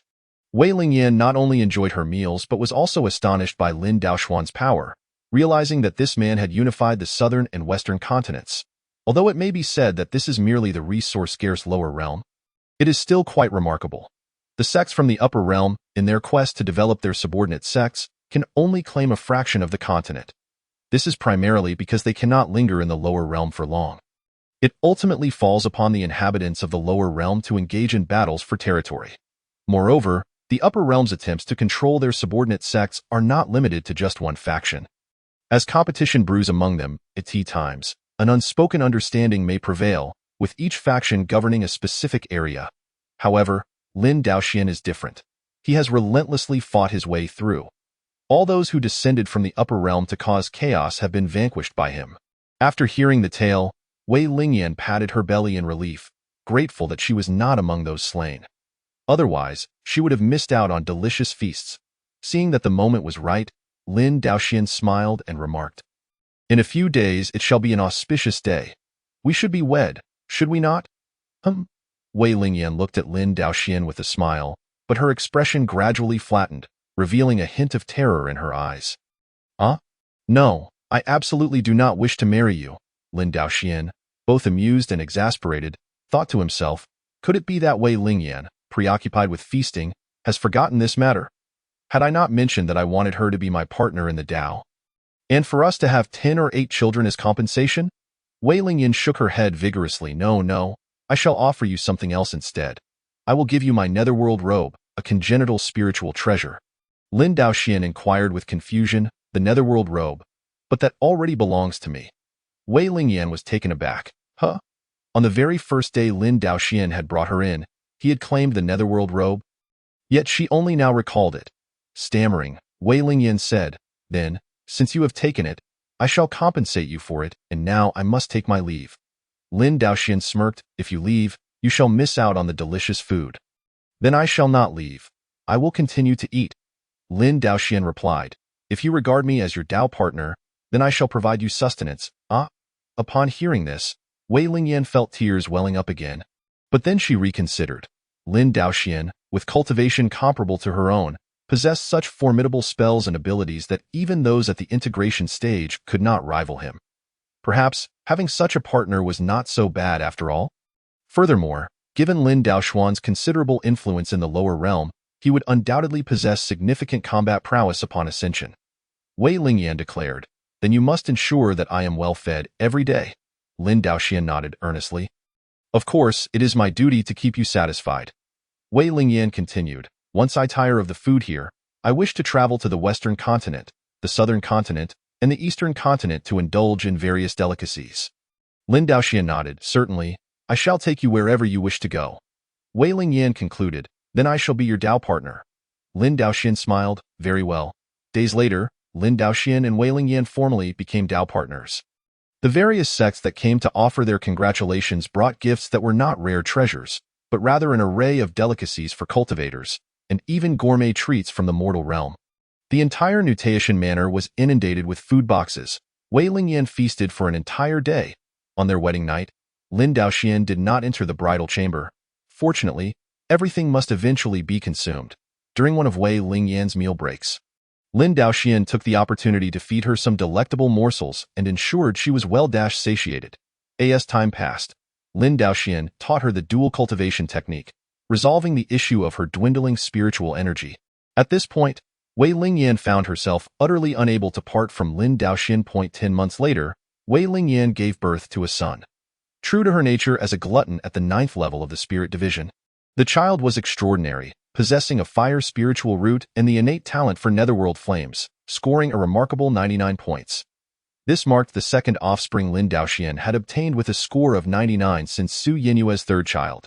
The system rewarded Lin Daoxian with a century's worth of cultivation, elevating him to the 4th level of the spirit division, enhancing not only his magical prowess, but also his spiritual perception and the number of corporeal manifestations he could summon. Additionally, he received a Qingyun sword, a congenital spiritual treasure crafted from the eye of the abyss stone, capable of emitting abyssal nether fire. Lin Daoxian intended to present this sword to Wei Lingyan and return the netherworld robe to her. Entering the room with both items in hand, he said, "Lingyan, take a look. This sword is called the Qingyun sword, a congenital spiritual treasure. Oh, just place it there," Wei Lingyan responded, casting a fleeting glance before once again focusing on the child in her arms. "Such a darling little baby. Mother will provide you with delicious food." As she spoke, Wei Lingyan seized a large pork knuckle from the table and attempted to feed it to the child. Lin Daoxian was left speechless. A cultivator's child should not be fed in such a manner. "No, no, the baby needs milk. Allow me to teach you." Chapter 61. The Yangji sect after a time of dual cultivation. Wei Lingyan's magical energy had returned to the level it was at in the upper realm. Lin Daoxian felt it was time to take her out. He enlisted Hai Xinru to look after the child and set off with Wei Lingyan to the northern extreme Yang region to seek out a Dao partner. Lin Daoxian had heard that Yang Junhan, who had trained in fire-related techniques since childhood, possessed commendable aptitude. Unfortunately, she was unwilling to join a major sect, thus remaining at the 6th level of the Golden Core stage. Lin Daoxian believed she was a worthy candidate for cultivation. With the right techniques, her progress would be swift. The sect where Yang Junhan resided was called the Beiwai sect, named after the Beiwai mountain, and it was a modest sect. In the southernmost part of the southern continent, there lay an extreme Yin sect, while in the northern continent's extreme Yang region, there existed a Yangji sect. The northern regions of the northern continent were predominantly vassals of the Yangji sect. Yet the Beiwai sect was not among them. On this day, the Beiwai sect was visited by a delegation from the Yangji sect. "Yang Junhan, have you made your decision? If you do not come to a decision soon, your father may not have a chance at salvation." Yang Junhan shook her head. "Please do not come here again. My father has made it clear that he will not accept assistance from the Yangji sect." The leader of the Yangji sect chuckled. "It must be tough for your Beiwai sect, relying solely on your father Yang Junhan for support. If your father were to perish, what do you think would become of the Beiwai sect?" Yang Junhan retorted coldly, "What do you mean by that?" The man continued to smile. No hidden agenda, merely a kind reminder. Suddenly, someone shouted, "Yin Juanda, do not feign sympathy. The Beiwai sect does not welcome you. You need not harbor any thoughts about Junhan. Even if I were to die, I would never sell my daughter." Yin Juanda turned to look, laughing as he said, "Oh, is that not the legendary Yang Junhan? I was under the impression you were bedridden. How is it that you are standing now?" At that moment, Yang Junhan held a long sword in one hand, using it as a makeshift cane. Seeing this, Yang Junhan rushed over to assist him. "Father, did not the divine physician instruct you to rest? Why have you come out?" Yang Junhan, panting heavily, declared, "I shall slay this scoundrel." He swung the long sword, attempting to draw it from its sheath, nearly losing his balance in the process. Yin Juanda laughed heartily. "Ha ha ha! Yang Junhan, are you not merely one level higher than me? Even at your best, you could only draw with me, and now in such a state, you think you can kill me?" Yang Junhan glared angrily at Yin Juanda. "Junhan, do not hold me back. Let me slay him." Yang Junhan grasped his father's arm, eager to leave quickly. "Father, let us return home." Yin Juanda suddenly shifted his tone. "Yang Junhan, this is your final opportunity. If you agree to marry me, I shall procure a revitalizing pill to save your father." Yang Junhan paused, her expression one of astonishment, before she retorted, "Do not indulge in fantasies." With that, she continued to assist her father back home. However, Yang Junhan noticed the glimmer in her eyes and understood her thoughts. "Junhan, you must not agree to him. The children of the Yang family must stand tall and firm. We cannot ally with such a person." Yang Junhan, her gaze evasive, replied, "Indeed, I have not agreed to him." Yet truthfully, upon hearing of the revitalizing pill, her heart had wavered. The revitalizing pill is the most crucial medicinal item of the Yangji sect, said to have the power to restore life as long as one still draws breath. Although her father had sustained grave injuries, his foundational cultivation remained. If he were to consume the revitalizing pill, he could gradually return to the 9th level of the out-of-body stage. Moreover, the revitalizing pill was extremely precious within the Yangji sect, reserved for elders like Yin Juanda. Thus, Yang Junhan intended to first help her father home and then negotiate with Yin Juanda. Unaware that her father had seen through her intentions, Yin Juanda, observing their interaction, recognized that the allure of the revitalizing pill had ensnared Yang Junhan. Heh, Yang Junhan, you truly dote on your daughter. It is a pity that by refusing the revitalizing pill, you shall never rise again. In truth, Yin Juanda had no intention of genuinely providing them with the revitalizing pill. He planned to substitute it with a rising sun pill. The rising sun pill could also heal Yang Junhan's injuries to a considerable extent, ensuring he would not perish, but his cultivation would certainly be rendered useless. Yin Juanda's true aim was to marry Yang Junhan, incapacitate Yang Junhan, and thus gain legitimate control over the Beiwei sect. Placing it firmly in his own grasp rather than that of the Yangji sect. To achieve this goal, he had even resorted to bribing experts to ambush Yang Junhan, leaving him in his current state. Upon hearing this, Yang Junhan abruptly halted, gazing tenderly at his daughter. Junhan, in the future, I may no longer be able to protect you. As he spoke, tears of despair streamed down Yang Junhan's face. Yang Junhan also wept, shaking her head and saying, "No, no, father, you will be fine." Yin Juanda witnessed this scene and could not help but smile. In his eyes, it was evident that Yang Junhan would undoubtedly agree for her father's sake. However, in the next moment, Yang Junhan suddenly erupted, flames engulfing his body as he raised his long sword and lunged toward him. The fury in Yang Junhan's eyes burned even more fiercely. Yin Juanda felt a chill run down his spine. Instinctively drawing a talisman to shield himself, the talisman, sensing the impending attack, ignited spontaneously, transforming into a fiery red barrier. Boom! The collision between Yang Junhan's flaming sword and the shield erupted into a massive fireball. In the next instant, Yin Juanda gripped his sword, glaring menacingly at Yang Junhan. "You seek death," he exclaimed, his sword glowing red as he swung it toward Yang Junhan. At this moment, Yang Junhan had exhausted his last vestige of magical power, leaving him utterly defenseless. All that remained in his heart was boundless regret. He never anticipated that Yin Juanda possessed the fire god talisman, rendering all his efforts futile. "No!" Yang Junhan cried out, seeing her father on the brink of death. She swiftly drew her sword to intercept. Alas, she was only at the 5th level of the Golden Core stage. Even if she could block it, it would be akin to an ant trying to stop a chariot. Just when the situation seemed dire, a flash of fire descended from the heavens, striking Yin Juanda's sword. The sword veered downward, carving a deep gash into the ground. The firelight landed on the earth, revealing its true form, a sword. Yin Juanda was taken aback, hastily retreating a few steps and looking up at the sky. A man and a woman descended, none other than Lin Daoxian and Wei Lingyan. Yin Juanda furiously asked, "Who are you?" Lin Daoxian paid him no heed and instead turned to Yang Junhan with a smile, asking, "You must be Yang Junhan, correct?" Yang Junhan quickly bowed. "Indeed, I am. Thank you, young hero, for your rescue. No need for thanks," Lin Daoxian replied with a nod, then turned his attention to Yang Junhan. Chapter 62. An extraordinary man. This gentleman's condition is quite dire. I have a healing elixir. You should take it quickly.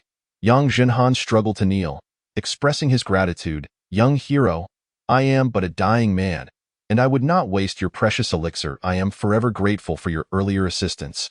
But alas, I shall not have the chance to repay you." Lin Daoxian shook his head, saying, "There's no need for such thoughts. I have assessed your condition. Your meridians are only slightly damaged and can be healed." Yang Junhan added, "Thank you, young hero, but my father's injuries are likely beyond the remedy of ordinary elixirs. Even the divine physician from the medical Immortal Valley declared that my father's fate was sealed." Lin Daoxian chuckled. "This is no ordinary elixir. You'll understand once you take it." With that, he directly placed the elixir into Yang Junhan's mouth. The elixir dissolved instantly, and its healing energy spread throughout his body. Yang Junhan felt as if he were immersed in warm water, every pore tingling with comfort. Moments later, he leapt to his feet in astonishment.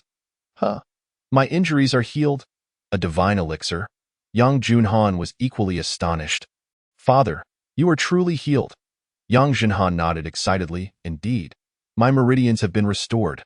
With joyful tears, Yang Junhan knelt before Lin Daoxian, proclaiming, "Young hero, I vow to repay your immense kindness." Yang Junhan immediately knelt beside her. Offering his thanks profusely, Yin Juanda stood dumbfounded. Where did you steal that resurrection elixir? His voice lacked conviction, for even the resurrection elixir of the Yangji sect could not produce such effects. Lin Daoxian sneered, what a joke. Does every divine elixir belong to your sect? Yin Juanda glanced at Lin Daoxian, then at Yang Junhan. Fine. You shall pay for this. With that, he turned to leave. Lin Daoxian replied nonchalantly, did I permit you to leave? Upon hearing this, Wei Lingyan elegantly swept her sleeve, blocking Yin Juanda and his companions. Yin Juanda was startled. This woman possessed profound magical power. What is the meaning of this? Do you wish to oppose the Yangji sect? Lin Daoxian laughed. What is the Yangji sect to me? He then turned to Yang Junhan. I see this man is bullying you. What is the situation here?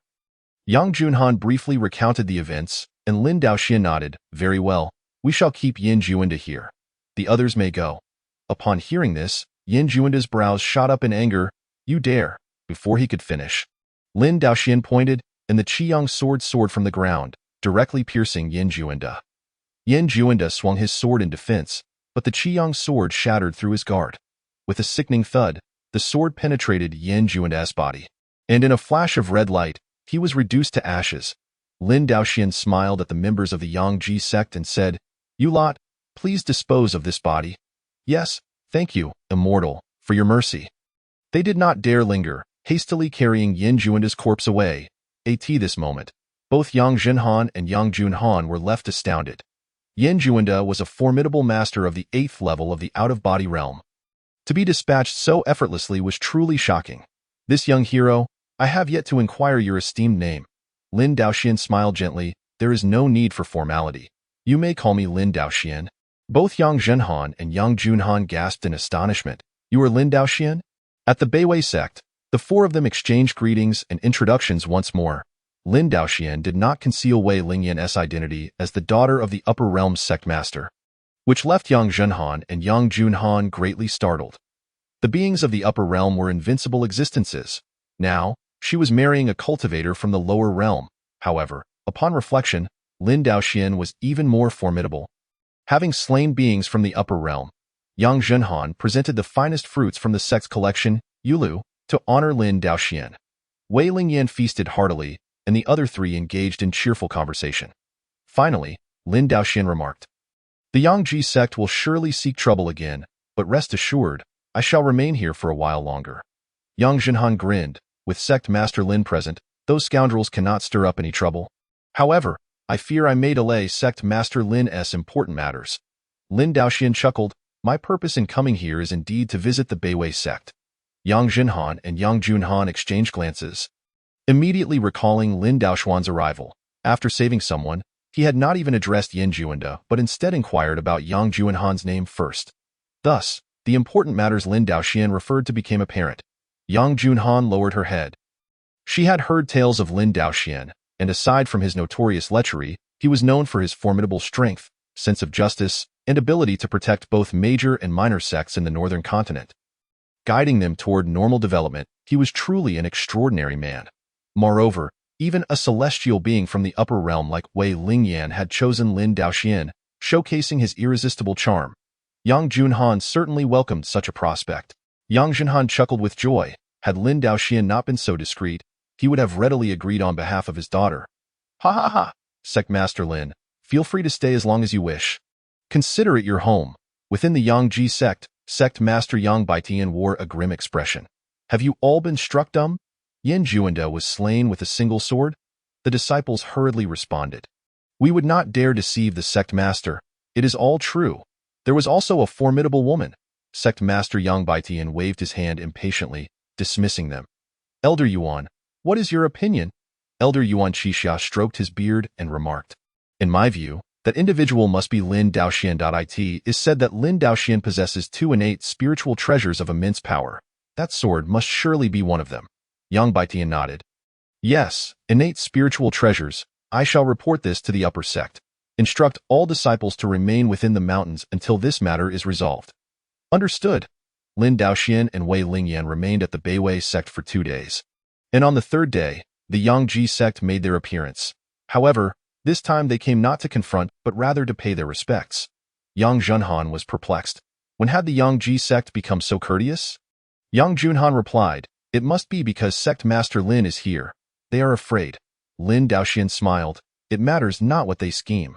I can handle it.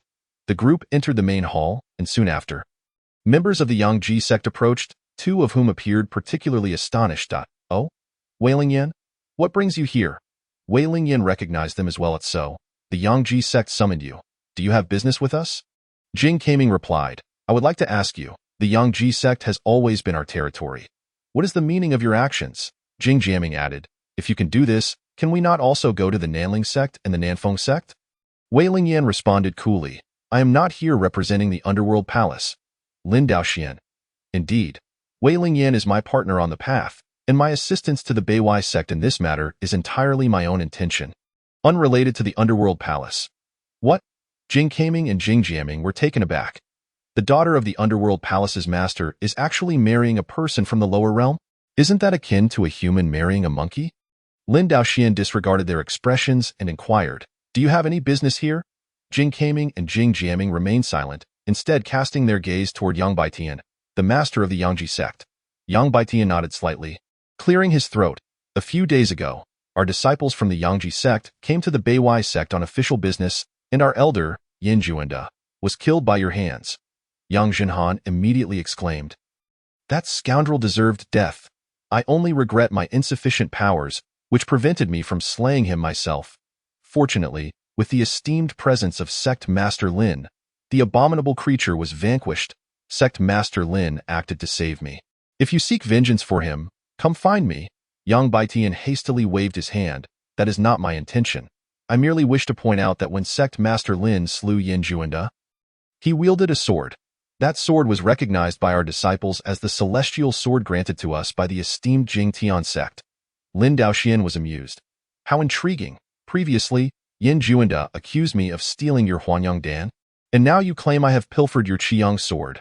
Truly, a family affair, Yang Baitian, with an unabashed grin, replied. I did not assert it was certain. Only that my disciples found it remarkably similar to an entry on our sect's weapon roster. I kindly request Sect Master Lin to present the celestial sword for our examination, and we can ascertain the truth. Lin Daoxian nodded. Very well. My celestial sword was forged from the divine fire of the sun and could not possibly belong to your sect. As he spoke, he retrieved the Qiyang sword from his storage ring, eager to see what tricks the Yangji sect and Jing Tian sect might have up their sleeves. Upon seeing the Qiyang sword, Yang Baitian's eyes immediately lit up. Although he had never encountered a congenital spiritual treasure before, the energy and quality embodied in this sword far surpassed his own treasures. A magnificent sword, indeed. Jing Kaming and Jing Jiaming, having previously beheld congenital spiritual treasures, quickly recognized the Qiyang sword. Indeed, it is the Yangji divine sword. How could it have ended up in your possession? Lin Daoxian burst into hearty laughter. Ha, how amusing. You brothers couldn't even agree on a name. Jing Kaming and Jing Jiaming exchanged glances, feeling somewhat awkward, partly due to their misremembered names, and partly because of Lin Daoxuan's demeanor. They had initially assumed that upon encountering them, Lin Daoxian would be instantly intimidated. They had released their combined might upon entering, though it was merely at the second and third levels. It was certainly not something Lin Daoxian could contend with. However, they had not anticipated Wei Lingyan's presence. It seemed Lin Daoxian had some backing. With intimidation failing, they resolved to demonstrate their prowess. Thinking this, Jing Kaming chuckled. On this trip to the lower realm, I intended to broaden my horizons. Since Sect Master Lin can wield this divine sword, it stands to reason his powers must also be formidable. Why don't we engage in a friendly spar? Lin Daoxian smiled slightly and stowed the Qiyang sword. Why use a sledgehammer to kill a chicken? Lingyan, your newly acquired Qingming sword is yet unmastered. Why not spar with them? Wei Lingyan nodded, rising and discreetly gesturing A1 to Lin Daoxian. He understood this to mean she would eat heartily today. He nodded in agreement. Wei Lingyan smiled, drawing forth the Qingming sword. Let us begin with that. She soared out of the grand hall and ascended into the sky. Jing Kaming was astonished once more, not realizing Wei Lingyan had also acquired a congenital spiritual treasure. Previously, he had only known of her possessing a formidable underworld robe, and now it seemed she had become even more formidable. However, the situation had reached this point, and Jing Kaming had no choice but to follow her into the sky. Jing Jiaming cast a contemptuous glance at Lin Daoxian, thinking him cowardly for letting Wei Lingyan fight on his behalf, hiding behind a woman. Had they known that Wei Lingyan had been brought to tears by Lin Daoxian, their perceptions might have shifted. The crowd within the grand hall moved to the entrance, gazing upward at the duel between Jing Kaming and Wei Lingyan. Jing Kaming wielded a long sword, a fire-type treasure of postnatal quality. Jing Tian Divine Fire. Knowing of Wei Lingyan's formidable defenses, he unleashed a killing move right from the outset.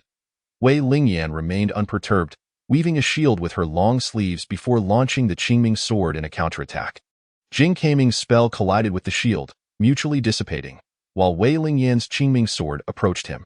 Jing Kaming employed protective spells, but Wei Lingyan directed the Qingming sword to unleash the underworld fire against him. The Jing Tian sect utilized Yang fire, while the Qingming sword wielded Yin fire, the two being as incompatible as water and fire. Upon first contact, they exploded. Boom! Jing Kaming was thrown back several miles. Wei Lingyan immediately charged forward, employing her water sleeves for defense while continually attacking Jing Kaming with the Qingming sword. Although Jing Kaming's magical power exceeded Wei Lingyan's, he could not breach the defenses of the underworld robe in a short time. Instead, he expended a significant amount of his own magical power to counter the assaults of the Qingming sword. Continuing in this manner would inevitably lead to his defeat. Jing Kaming, wishing to conserve strength, had no choice but to concede. I yield. Wei Lingyan retracted the Qingming sword. Thank you for the match. As Jing Kaming descended, he conferred quietly with Jing Jiaming. Something feels off. How can Wei Lingyan have such ample magical power? She should have long descended to the lower realm. Who knows? Logically, since she has become Lin Daoxuan's partner, it must not be a recent affair. That Qingming sword is also a congenital spiritual treasure. Its might is formidable. I excel in defense. Allow me to give it a try. Yes, she has expended quite a bit of magical power.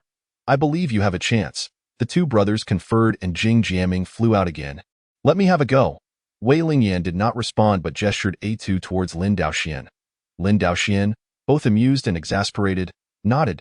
It appeared she was set to feast yet again. Wei Lingyan, seeing Lin Daoxuan's approval, was delighted and beckoned Jing Jiaming. Come, Jing Jiaming chuckled, thinking that if they could not win in a rotating battle, they were better off dead. Chapter 64. The backup of Jing Tian sect. Despite being in the combined stage, with their powers and spells fused, they were certainly stronger than Wei Lingyan. Had it not been for Wei Lingyan's two congenital spiritual treasures backing her, they would not be so easily defeated. Moreover, Jing Jiaming was confident that Wei Lingyan must be low on power now. Take this, Jing Jiaming launched an attack on Wei Lingyan, but unlike his brother, he refrained from using a killing move, focusing instead on a contest of magical power. Yet, Wei Lingyan remained unfazed, her underworld robe shielding her while she attacked with the Qingming sword. Jing Jiaming's defenses were indeed superior to his brother's. Employing various spells that consumed minimal magical power, he awaited Wei Lingyan to exhaust her power, intending to win without a fight. However, after waiting for an extended period, he saw no sign of her attacks weakening, and the defenses of the underworld robe remained impeccable. Growing anxious, Jing Jiaming realized this approach was futile.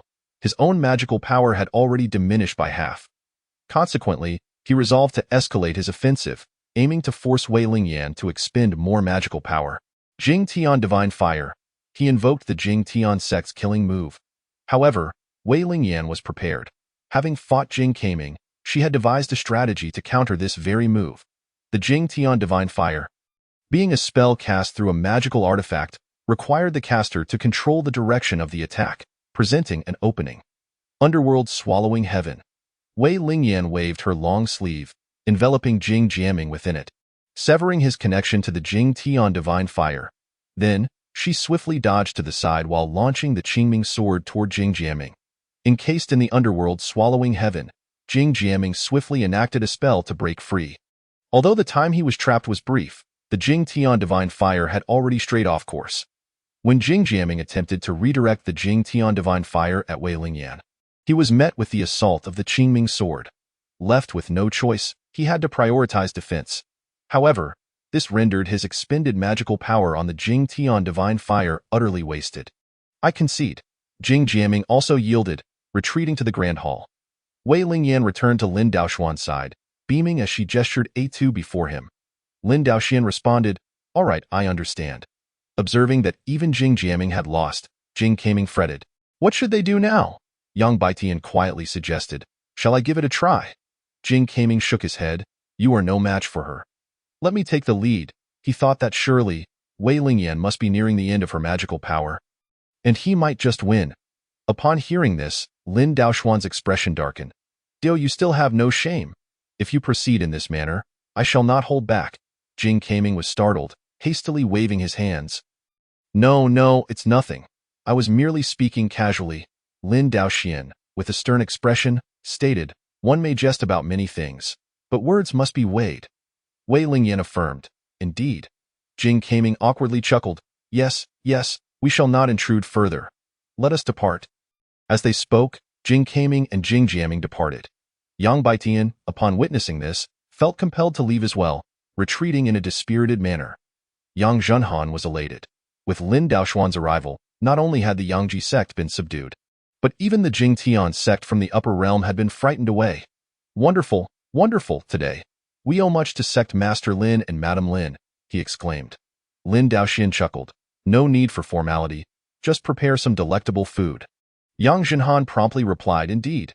We have a variety of celestial fruits and exquisite nectar in abundance. Wei Lingyan added, and don't forget the mortal food and drinks. Showcase your local specialties. I wish to feast for 2 consecutive days. What? Both Yang Zhenhan and Yang Junhan were taken aback. We have plenty. I'll send my disciples to procure some.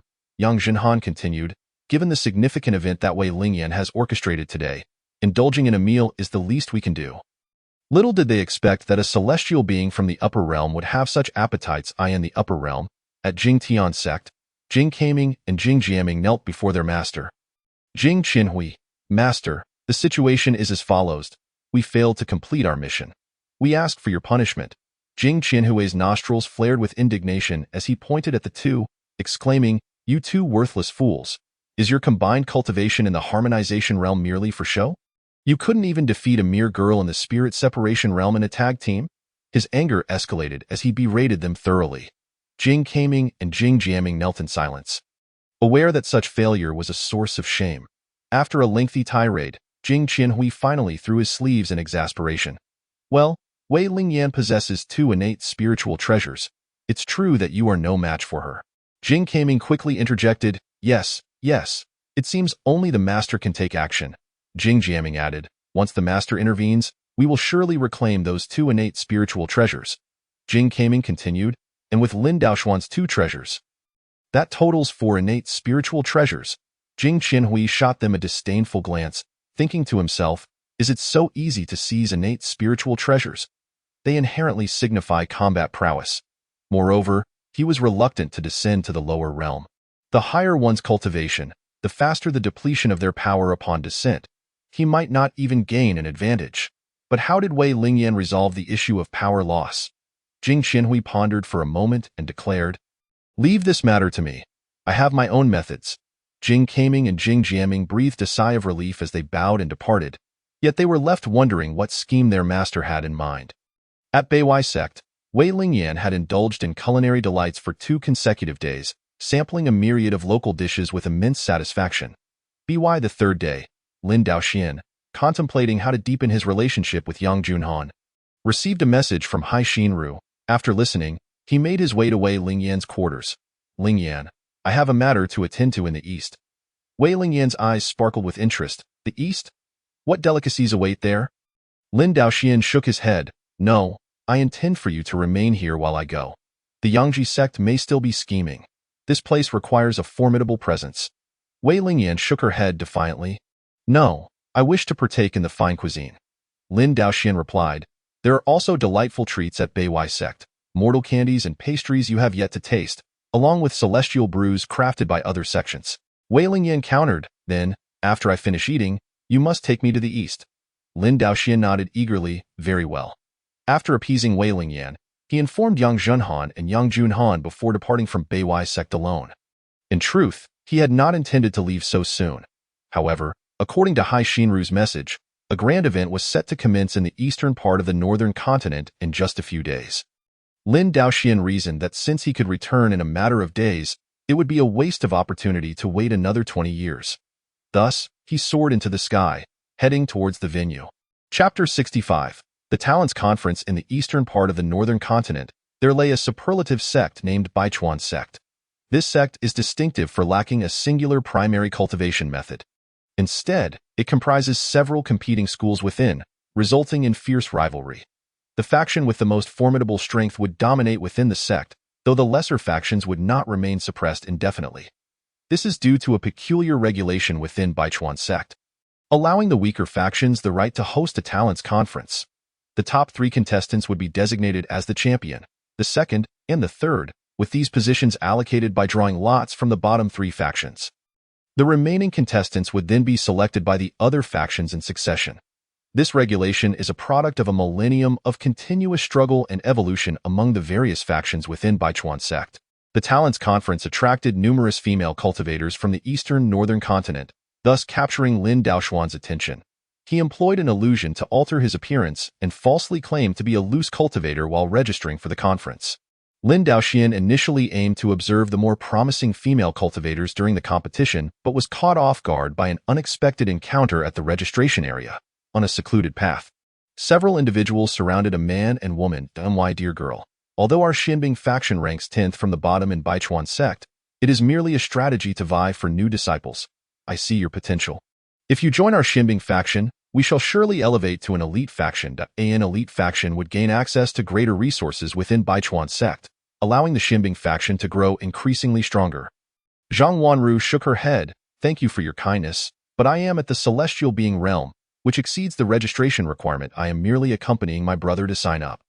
This is a regulation of the Talents Conference, requiring participants to be below the celestial being realm to ensure that disciples of Baichuan sect are nurtured from within. Should a celestial being wish to join Baichuan sect, they must have sufficient disciples to form a new faction. However, the men clearly had other intentions. Upon hearing Zhang Wanru's response, they chuckled, and the leader remarked, so-called regulations always have loopholes. While those at the celestial being realm cannot register, if you were to form a partnership with a disciple of Baichuan sect, you would naturally join our faction. Zhang Yuru bristled with indignation. What? You want my sister to marry you? Have you no shame? The members of Xinbing faction exchanged glances, then unsheathed their magical weapons, declaring, since you refuse to join us, you shall be our enemies, Zhang Yuru shouted. Do you dare to attack? Zhang Wanru quickly pulled Zhang Yuru back, speaking soothingly, dear friends, I have no intention of joining any faction, and my brother may not even qualify. How could we be enemies? The Xinbing faction retorted, silence. You must be seeking a partner to secure your brother's entry. Otherwise, why would your brother with such poor aptitude come to the Talents Conference? They insinuated that she sought to leverage her looks to assist him. Zhang Wanru was incensed. You speak nonsense. If I were that kind of person, I would have agreed just now, the Xinbing faction shouted. You look down on us in Xinbing faction? You surely wish to leverage your beauty to gain favor with a higher-ranked faction, you shameless woman. Zhang Yuru, unable to contain his fury, gritted his teeth. You scoundrels, perish with that. He launched an attack, unleashing 2 flames that surged toward the men before him. This startled Zhang Wanru, for she was merely at the 1st level of the celestial being realm, and her brother was only at the 3rd level of the golden core realm, while 2 of the men faced them were at the celestial being realm and the rest at the golden core realm. They stood no chance, however. With Zhang Yuru already engaged, she had no choice but to retaliate. Frozen in 1,000 miles, a series of ice spikes erupted beneath her feet, avoiding Zhang Yuru, and surged towards the others. If she had prepared adequately, freezing the golden core cultivators would have been no challenge. Unfortunately, her execution was too hasty, and the Xinbing faction members were well versed in ice magic. They swiftly took to the air. Unifying their powers, they conjured ice walls, forming a dome that ensnared the siblings within. Zhang Yuru's flames merely singed 2 small holes in the ice wall. The Xinbing members laughed heartily. Now you understand our strength? What say you? Will you join us in Xinbing faction? Seeing their smug expressions only fueled Zhang Yuru's rage, as he frantically unleashed spells against the ice wall. Scoundrels! I will slay you. Zhang Wanru, surveying the surrounding cultivators, identified a relatively weaker spot. Gritting her teeth, she prepared to create an opening to send her brother to safety, intending to hold the assailants off herself as for her fate or whether her brother would return to rescue her. Those thoughts were beyond her at that moment. Ice disintegration? Zhang Wanru seized her opportunity and cast her spell. The magic struck the ice wall, instantly melting a large hole. She then pushed her hand against her brother's back. urging, "Yuru, run. Don't worry about me." Zhang Yuru was suddenly struck with immense force, sending him flying several miles away. "Sister," Zhang Wanru exclaimed, her face grave as she called out, "If you dare return, I shall never acknowledge you for the rest of my life." Zhang Yuru was taken aback, momentarily stunned. Just then, a member of the Zuan Bingliu shouted, "Quick, capture him and use him to threaten his sister." Observing a cultivator of the celestial realm heed the command, Zhang Wanru screamed hoarsely. "Run!" Gritting his teeth, Zhang Yuru declared, "Sister, I will come to your rescue." With that, he unleashed a fireball towards the celestial cultivator. Upon witnessing this, Zhang Wanru's face turned ashen. "It's over, it's he." That moment, a voice resonated from the heavens. "Freeze." Instantly, the members of Zuan Bingliu found themselves immobilized. In the next instant, a man clad in simple garments descended from above, wielding a pin. Lin Daoxian, having just introduced himself, happened to be passing by and, upon hearing the commotion below, swooped down. Although he had only caught the last few words, it was evident that these individuals were not benign. "What is the matter with these people?" Lin Daoxian inquired of Zhang Wanru. Before she could explain, the two celestial cultivators had already dispelled the freezing spell. "Be careful, it's nothing." "Fire!" Lin Daoxian responded while reinforcing the spell once more. Chapter 66. I am Lin Qingyun, disguised for a visit. The earlier freezing was merely a delay tactic. This fire could prove deadly. Flames erupted around the assailants, compelling them to cast protective spells. Yet they were still scorched severely. A few golden core cultivators exhausted their energy, suffering grievous injuries, while the two celestial cultivators fared slightly better, though they were left blackened and coughing incessantly. "All right, now we can speak," Lin Daoxian stated to Zhang Wanru. Beside them, Zhang Yuru stood in astonishment. "Good heavens, that fire spell is extraordinary." Lin Daoxian chuckled softly, thinking to himself that this was merely the power of the Qingyun Judge Pin. He hadn't even showcased the prowess of the Qiyang sword yet. Zhang Wanru was equally taken aback but regained her composure. "Thank you, young hero, for your rescue. I brought my brother to register, only to be obstructed by these members of the Baichuan sect." Zhang Wanru quickly recounted the events, and Lin Daoxian nodded. "Well, they deserve to perish." The two celestial cultivators shouted, "Do you dare kill us? We are from the Baichuan sect." Lin Daoxian paid them no mind and unleashed a spell. Lightning! The already charred figures were struck again by bolts of electricity, rendering them unrecognizable even in death. "Naturally, I heard that earlier," Lin Daoxian remarked as he stowed away the Qingyun Judge Pin. He then asked, "Are you both unharmed?" Zhang Wanru bowed and replied, "Thank you for your great kindness, young hero. I am unscathed." Zhang Yujia chimed in, "I am also unharmed, great hero. That move was incredible. What spell was that? How could it ignite flames around them?" Zhang Wanru quickly admonished, "Yuru, cease your inquiries. One cannot pry into another's spell so casually." She then turned to Lin Daoxian with an apologetic expression, saying, "I apologize, young hero. It is my negligence and upbringing. This child lost our parents at a young age, and I have been preoccupied with my cultivation." Zhang Yujia, clearly displeased, retorted, "Sister, I am no longer a child. I am already at the 3rd level of the Golden Core realm." Lin Daoxian burst into laughter. "Ha ha ha, no worries. If the opportunity arises, I shall teach you, though I fear you may struggle to learn." This spell was a unique application of the Qingyun Judge Pin, and Lin Daoxian had never employed any other spells, making him uncertain of how to instruct. However, if this lad truly became his brother-in-law, Lin Daoxian would not mind delving into the study of this spell. Indeed, Lin Daoxian had taken a liking to Zhang Wanru. Having listened to her story, he recognized her as a woman of loyalty and virtue. Moreover, given her commendable aptitude and her self-created profound technique of ice dissipation, with a bit of nurturing using the heavenly spirit cleansing pill, she could make for a splendid partner. Upon hearing Lin Daoxian's words, Zhang Wanru hastily waved her hands. "Young hero, please do not stoop to the level of this child. By the way, I have yet to inquire about your esteemed name." Lin Daoxian replied, "I am called Lin Qingyun." Zhang Wanru introduced herself. "I am Zhang Wanru, and this is my younger brother, Zhang Yurud. We learned cultivation from our parents, but now that they are no longer with us, we are both solitary cultivators." Lin Daoxian expressed his regret. "That is indeed unfortunate. May I ask how your parents passed?" Zhang Wanru shook her head. It is no one's fault why parents perished while hunting a spirit beast to craft us magical artifacts. Lin Daoxian sighed. Ah, the heavens are indeed envious of talent. He then asked, so, do you not possess any magical artifacts? Zhang Wanru replied, we did have some, but we sold them to exchange for spirit stones for cultivation.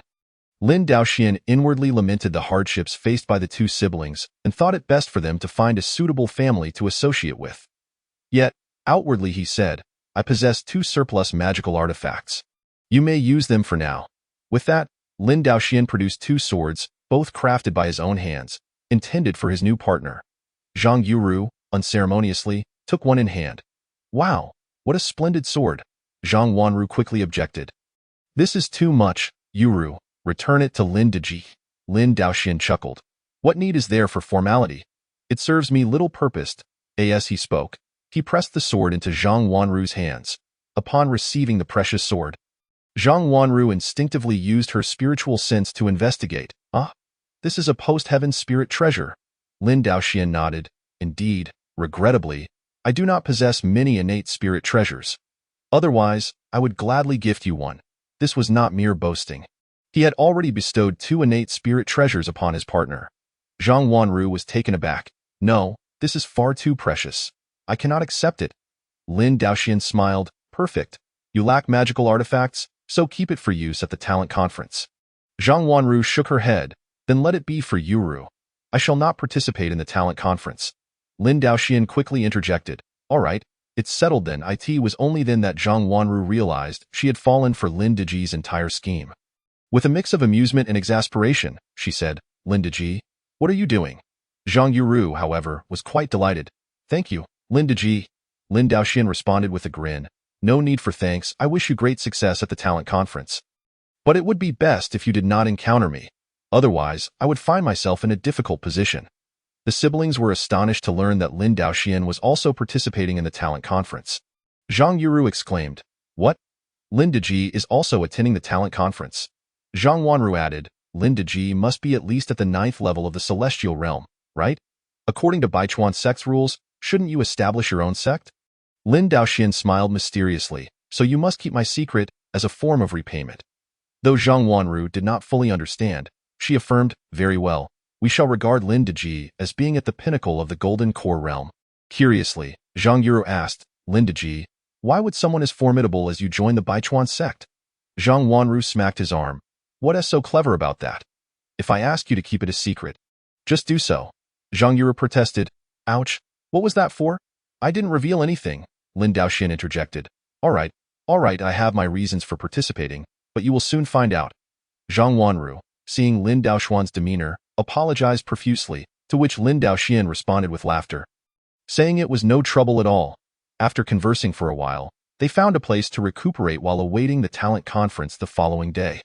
The preliminary rounds would be held in a valley, where representatives from various factions of the Baichuan sect were seated on either side, while participants battled in the center of the valley. Competitors could take to the skies or engage on the ground, but they were not permitted to leave the valley's confines. Participants could challenge anyone on the stage in any order, which is why Lin Daoxian initially refrained from stepping up. It was only when a Golden Core expert appeared that Lin Daoxian decided to enter the fray. Without employing any magical artifacts, he effortlessly defeated the opponent, after which others began to challenge him. Chapter 67. A grand display of double standards. Due to Lin Daoxian's decisive victory, no one dared to step forward for quite some time. Eventually, a man flew into the valley. Impressive, to have defeated Qin Shoshing of the Qinling sect so swiftly. Allow me to test my mettle against you. Lin Daoxian smiled. It seems you are aware of Qin Shoshing's strength and mine. Yet you still dare to come down. You possess quite the courage. The man replied, Indeed. I am Gu Yongde. I hope you will remember my name. Lin Daoxian chuckled. Very well, I shall remember. You may now retreat. With that, Lin Daoxian formed his fingers into a sword shape and unleashed a wave of sword energy. This sword energy traveled with astonishing speed, reaching Gu Yong in an instant. Jiu Yong hurriedly cast a defensive spell. You attacked without warning, Lin Daoxian retorted. Fool, to accuse me of a sneak attack in a face-to-face duel? Moreover, this is a contest. Lin Daoxian unleashed 2 more waves of sword energy that shattered Gu Yong's defenses in an instant. Gu Yong coughed up blood, nearly plummeting from the sky. You have lost, Lin Daoxian stated coolly. With no choice but to concede, Gu Yong retreated. Representatives from various sects on the mountain nodded in approval. This individual is quite impressive. Let us keep him, so effortlessly overcoming two opponents of the Golden Core realm. How impressive! Let us observe further. Perhaps it is merely a stroke of luck. The individuals atop the mountain are engaged in discussion, while those who have come to compete and spectate are also paying close attention. Zhang Yuru is somewhat puzzled. Why would Lin Dage, such a formidable cultivator, engage in such actions? Would he truly feel elated after defeating these Golden Core practitioners? After all, Lin Dage can easily vanquish even those at the celestial being level. Zhang Wanru is equally curious about Lin Dage's intentions. He mentioned that they would soon understand, yet Zhang Wanru remains unable to discern anything at this moment. Meanwhile, the competitors notice that the members of the Baichuan sect have not yet allowed Lin Daoxian to advance, sensing an opportunity. Perhaps, from the Baichuan sect's perspective, they view Lin Daoxian as merely fortunate in his victories. Before long, a woman flies into the valley, exclaiming, "Prepare yourself." Upon realizing she is a woman, Lin Daoxuan's interest is piqued. "Excellent," he responds, drawing forth a shield to deflect her attack. This shield, of his own forging, is a post-heaven spirit treasure, more than adequate for such an encounter. The woman launches a flurry of attacks, which Lin Daoxian skillfully blocks while scrutinizing his opponent. She should be at the 6th layer of the Golden Core realm. Her magical power is commendable, though her techniques appear somewhat rudimentary, yet it is evident she has put in considerable effort. The duel stretches on for quite some time. The previous two male challengers were swiftly defeated by Lin Daoxian. Yet this woman has been engaged for a quarter of an hour. The representatives from various sects atop the mountain begin to sense something amiss. What is happening? Is he perhaps more adept at defense? I suspect it is merely a case of a surprising victory with basic techniques. Such methods are not suitable for our sect. Lin Daoxian, however, pays no heed to their opinions. He is merely here to seek a wife. As he waits for the woman to exhaust her techniques and magical power, Lin Daoxian finally strikes back. His counterattack is not overly aggressive. He simply charges forward with his shield and gently nudges the woman out of the valley. "Thank you for the match. Your skills are impressive, and I was fortunate to prevail," he says, clasping his fists in respect. The woman returns the gesture, stating, "Indeed, your magical prowess is profound." Zhao is truly convinced. Lin Daoxian quickly notes. Number 1 is surnamed Zhao. That moment, a member of the Baichuan sect approaches the woman, presenting her with a token. "Miss, you have qualified. Please follow me." Zhao, filled with joy, did not expect to qualify despite her loss, realizing her performance had earned her recognition. "Thank you, senior brother," she expresses, hoping to establish a rapport as they may become fellow disciples in the future. Lin Daoxian observes from a distance, thinking to himself that he will not allow her to join the Baichuan sect. Even if she did, she must be my Dao partner. The onlookers realize that one can qualify even after a defeat, and this has inadvertently turned the arena into a target for others. A mere defensive participant, this presents an excellent opportunity. Several individuals rush forward. The Baichuan sect members point at one person and declare, "You go first." The individual, elated, exclaims, "Watch me." The others step aside as he approaches Lin Daoxian.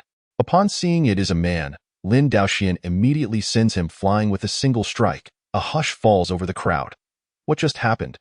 How did this champion's attack become so formidable? Is the challenger simply too weak? No, judging by his speed, he should be at the Golden Core realm.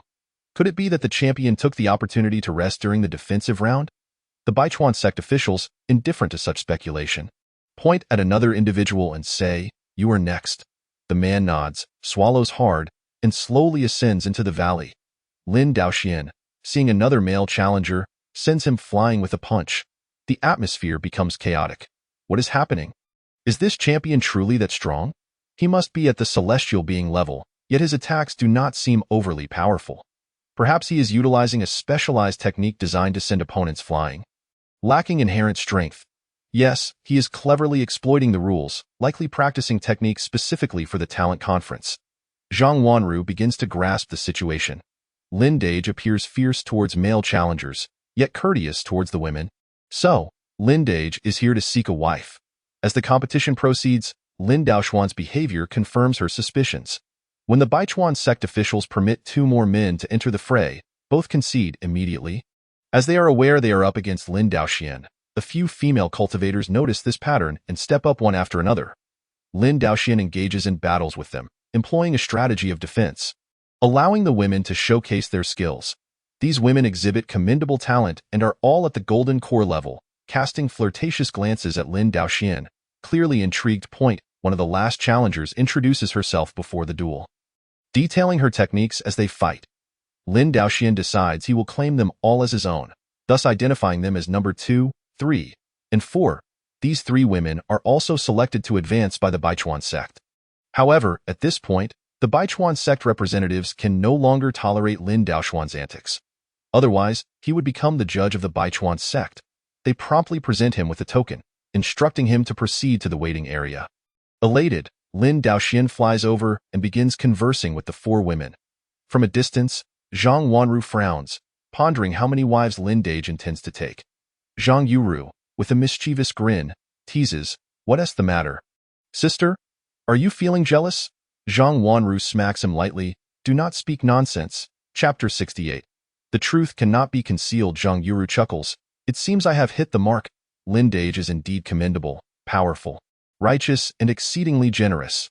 This sword is marvelous. Why don't you take it, sister?" Zhang Wanru kicks him playfully. "Stop being flippant.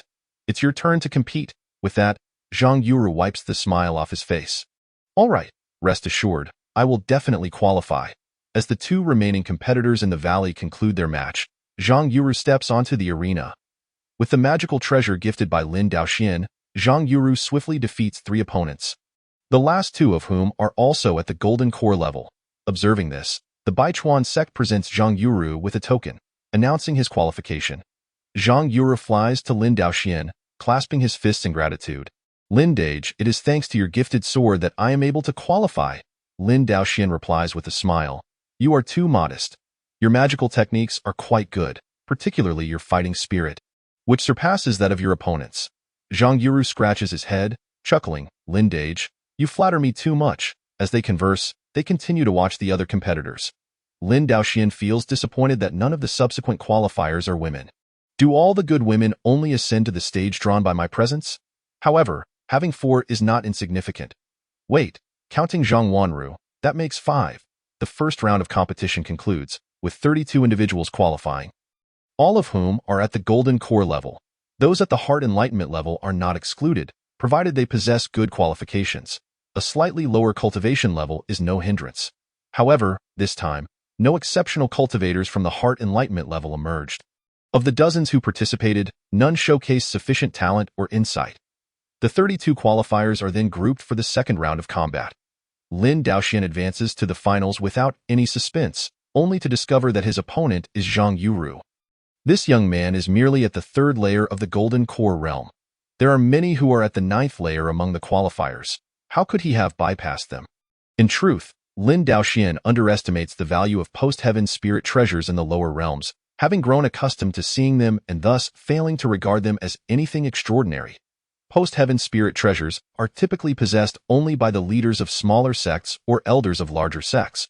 Yet such individuals would not attend this talent conference. This explains why Zhang Yuru's combat prowess stands out significantly. Lin Daoxian gestures to Zhang Yuru. "Come on, let me see your skills." However, Zhang Yuru shakes his head. "Lin Dage, I am not your match.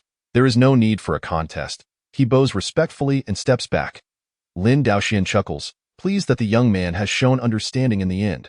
The results are announced. Lin Daoxian is the champion, Zhang Yuru the runner-up, and Zhao Xiyao, the first woman he fought, is the 3rd place. Zhao Xiyao indeed possesses strength, yet Zhang Yuru relies on the post-heaven spirit treasure, which the Baichuan sect has recognized. Although they see that Zhang Yuru's qualifications and techniques fall somewhat short, the value of the post-heaven spirit treasure means they must accept him. After all, combat effectiveness is combat effectiveness, and no one has stated that one cannot use magical artifacts in battle. Thus, Zhang Yuru is an exemplary force in immediate combat. Furthermore, with some instruction in the advanced techniques of the Baichuan sect, he can certainly improve. A few more medicinal pills could elevate him to the 9th layer of the golden core realm, making him as formidable as a master at the celestial being level. Representatives from the 3 lowest-ranked sects of the Baichuan sect approach them. Lin Qingyun, Zhang Yuru, Zhao Xiyao, congratulations. You shall join the largest sect in the eastern part of the northern continent, the Baichuan sect, to learn profound Taoist arts. However, according to the customs of our Baichuan sect, the specific sect one joins ultimately depends on fate. Lin Daoxian and the others clasped their fists in salute, expressing their gratitude for the elder's favor. Yet, they were bound by the arrangements of the sect. Regrettably, they could not join the same sect as Lin Dage. Lin Daoxian chuckled, aren't we still part of the same sect? We are all Baichuan sect members, he thought to himself. I am sorry, Baichuan sect, but I intend to take these individuals with me. Soon, the drawing of lots concluded, and the sects for the three were determined. Lin Qingyun was quite pleased with his draw, while the other two were also satisfied. Zhang Wanru flew over, congratulating her younger brother. Then, they proceeded to return to the sect's residence to handle the admission formalities. Since the three of them needed to draw lots, they lagged behind the others, creating a distance from the main group. This was not particularly concerning at first, but as they flew, Lin Daoxian sensed something amiss. Ahead of their route lay an illusory formation. At this time and place, it was evident that it had been set up by members of the Baichuan sect. Lin Daoxian smiled slightly, choosing to remain silent and observe what tricks the Baichuan sect was up to. Before long, the group flew into the illusion, and others began to notice something was off. Why do I feel like we are going in circles? Didn't we just pass that mountain? As they spoke, the sky suddenly darkened ominously. Just as they were conversing, the heavens transformed into an expanse of blackness. All that was visible to the group was the peak beneath their feet. An ambush. Who are they? Ha ha ha! A series of laughter echoed in the darkness, followed by the emergence of a group of individuals. The members of the three sects were taken aback. What does this mean? Members of the Taiyang Flow and Fenghuang Flow? Lin Daoxian whispered. Who are they? A Baichuan sect member explained. The Taiyang Flow and Fenghuang Flow are the two strongest sects within our Baichuan sect. Lin Daoxian nodded. Oh, so they do not have the authority to select new talents? The Baichuan sect member confirmed. Indeed, they cannot choose newcomers from the talent conference. This is a rule established by the Baichuan sect to maintain balance among the various sections, the Fenghuang Flow members exclaimed. What do you mean? You selected these three best new disciples and thought we would stand by idly? The Jinglei Flow members shouted. Feng Shishan. Are you intending to break the 1,000-year rules of the Baichuan sect? The Taiyang Flow members laughed. Nonsense. Rules are meant to be broken. The future Baichuan sect will belong to us and the Fenghuang Flow. Zhang Wanru lamented. Why are we so unfortunate? We have encountered infighting within the sect. Zhang Yuru reassured her, it's fine. Lin Dage is here. Lin Daoxian felt equally vexed. Sigh, rest assured. I will protect you all, but it's unfortunate that we can no longer keep this a secret. Keep what a secret? Just as they were puzzled, Lin Daoxian drew a sword, its blade ablaze with flames. Wildfire spreads. With the sweep of the Qiyang sword in Lin Daoxuan's hand, countless flames shot toward the members of the Taiyang Flow and Fenghuang Flow. They attempted to cast spells to defend themselves, but to no avail, as they were swiftly reduced to charred remains. Chapter 69. A convergence of thoughts. As these individuals perished, the surrounding illusion shattered, revealing the picturesque mountains and rivers once more. The members of the three sects stood in stunned silence. Among the members of the Taiyang Flow and Fenghuang Flow were 4 at the 9th level of the out-of-body realm, and the rest were also out-of-body realm practitioners.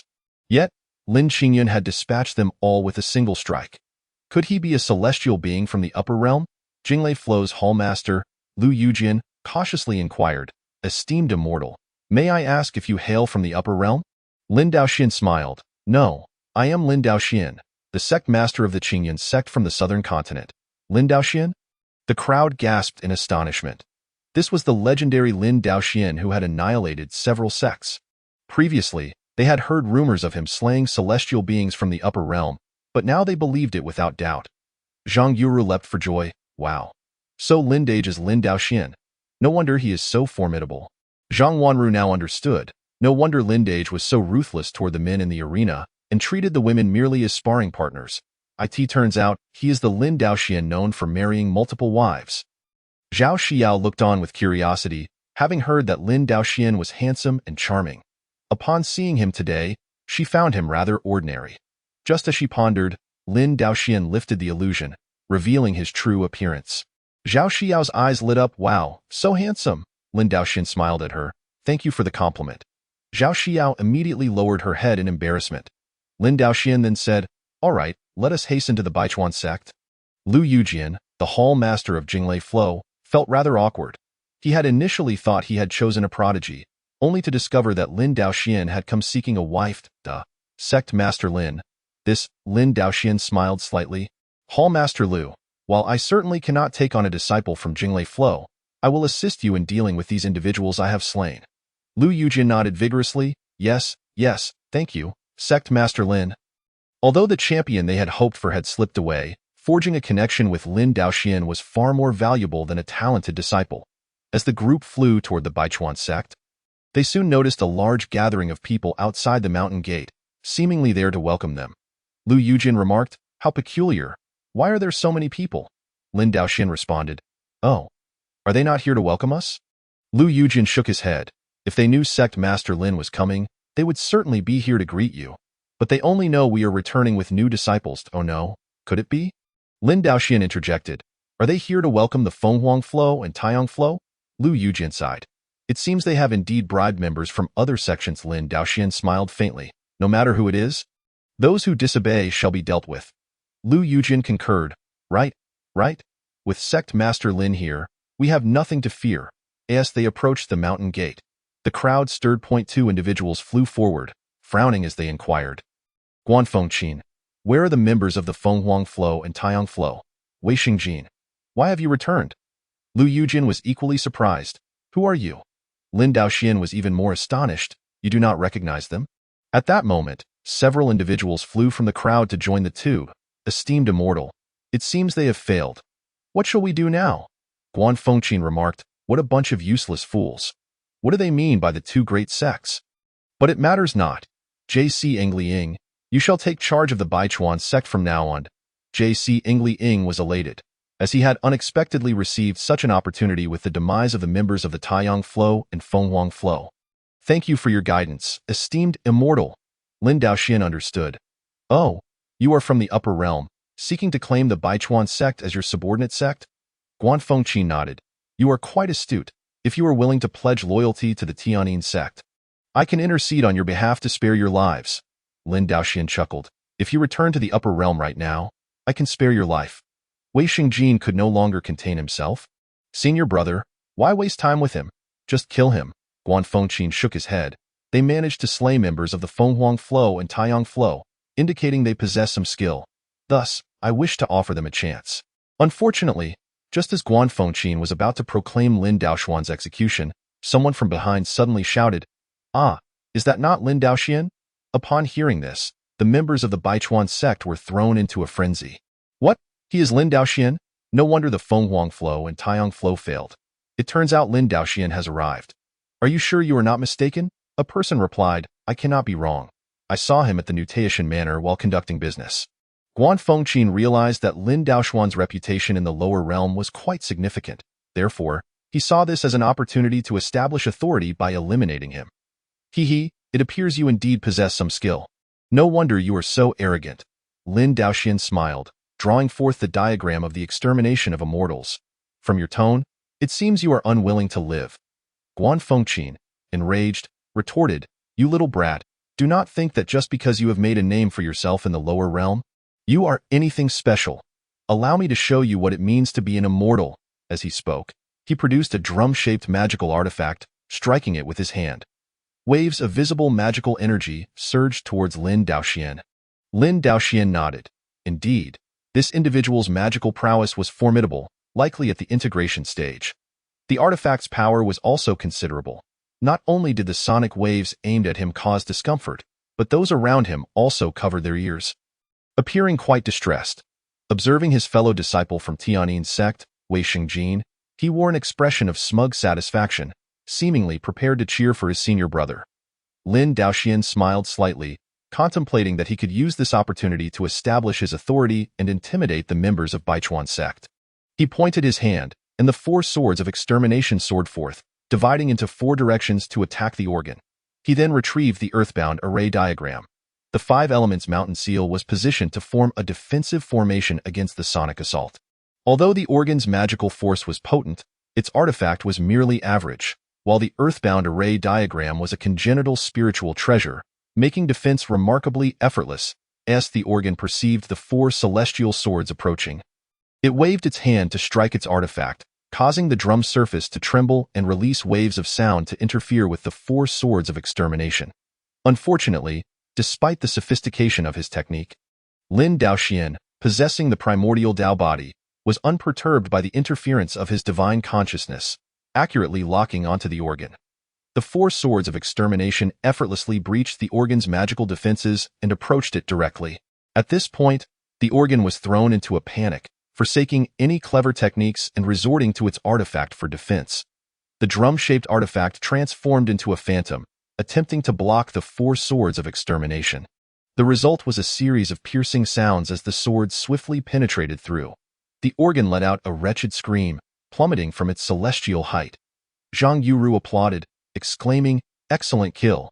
What a mortal are you? Let us see how arrogant you remain." Zhang Wanru, Zhao Shiyao, and others gaped in astonishment. Incredible. Chapter 70.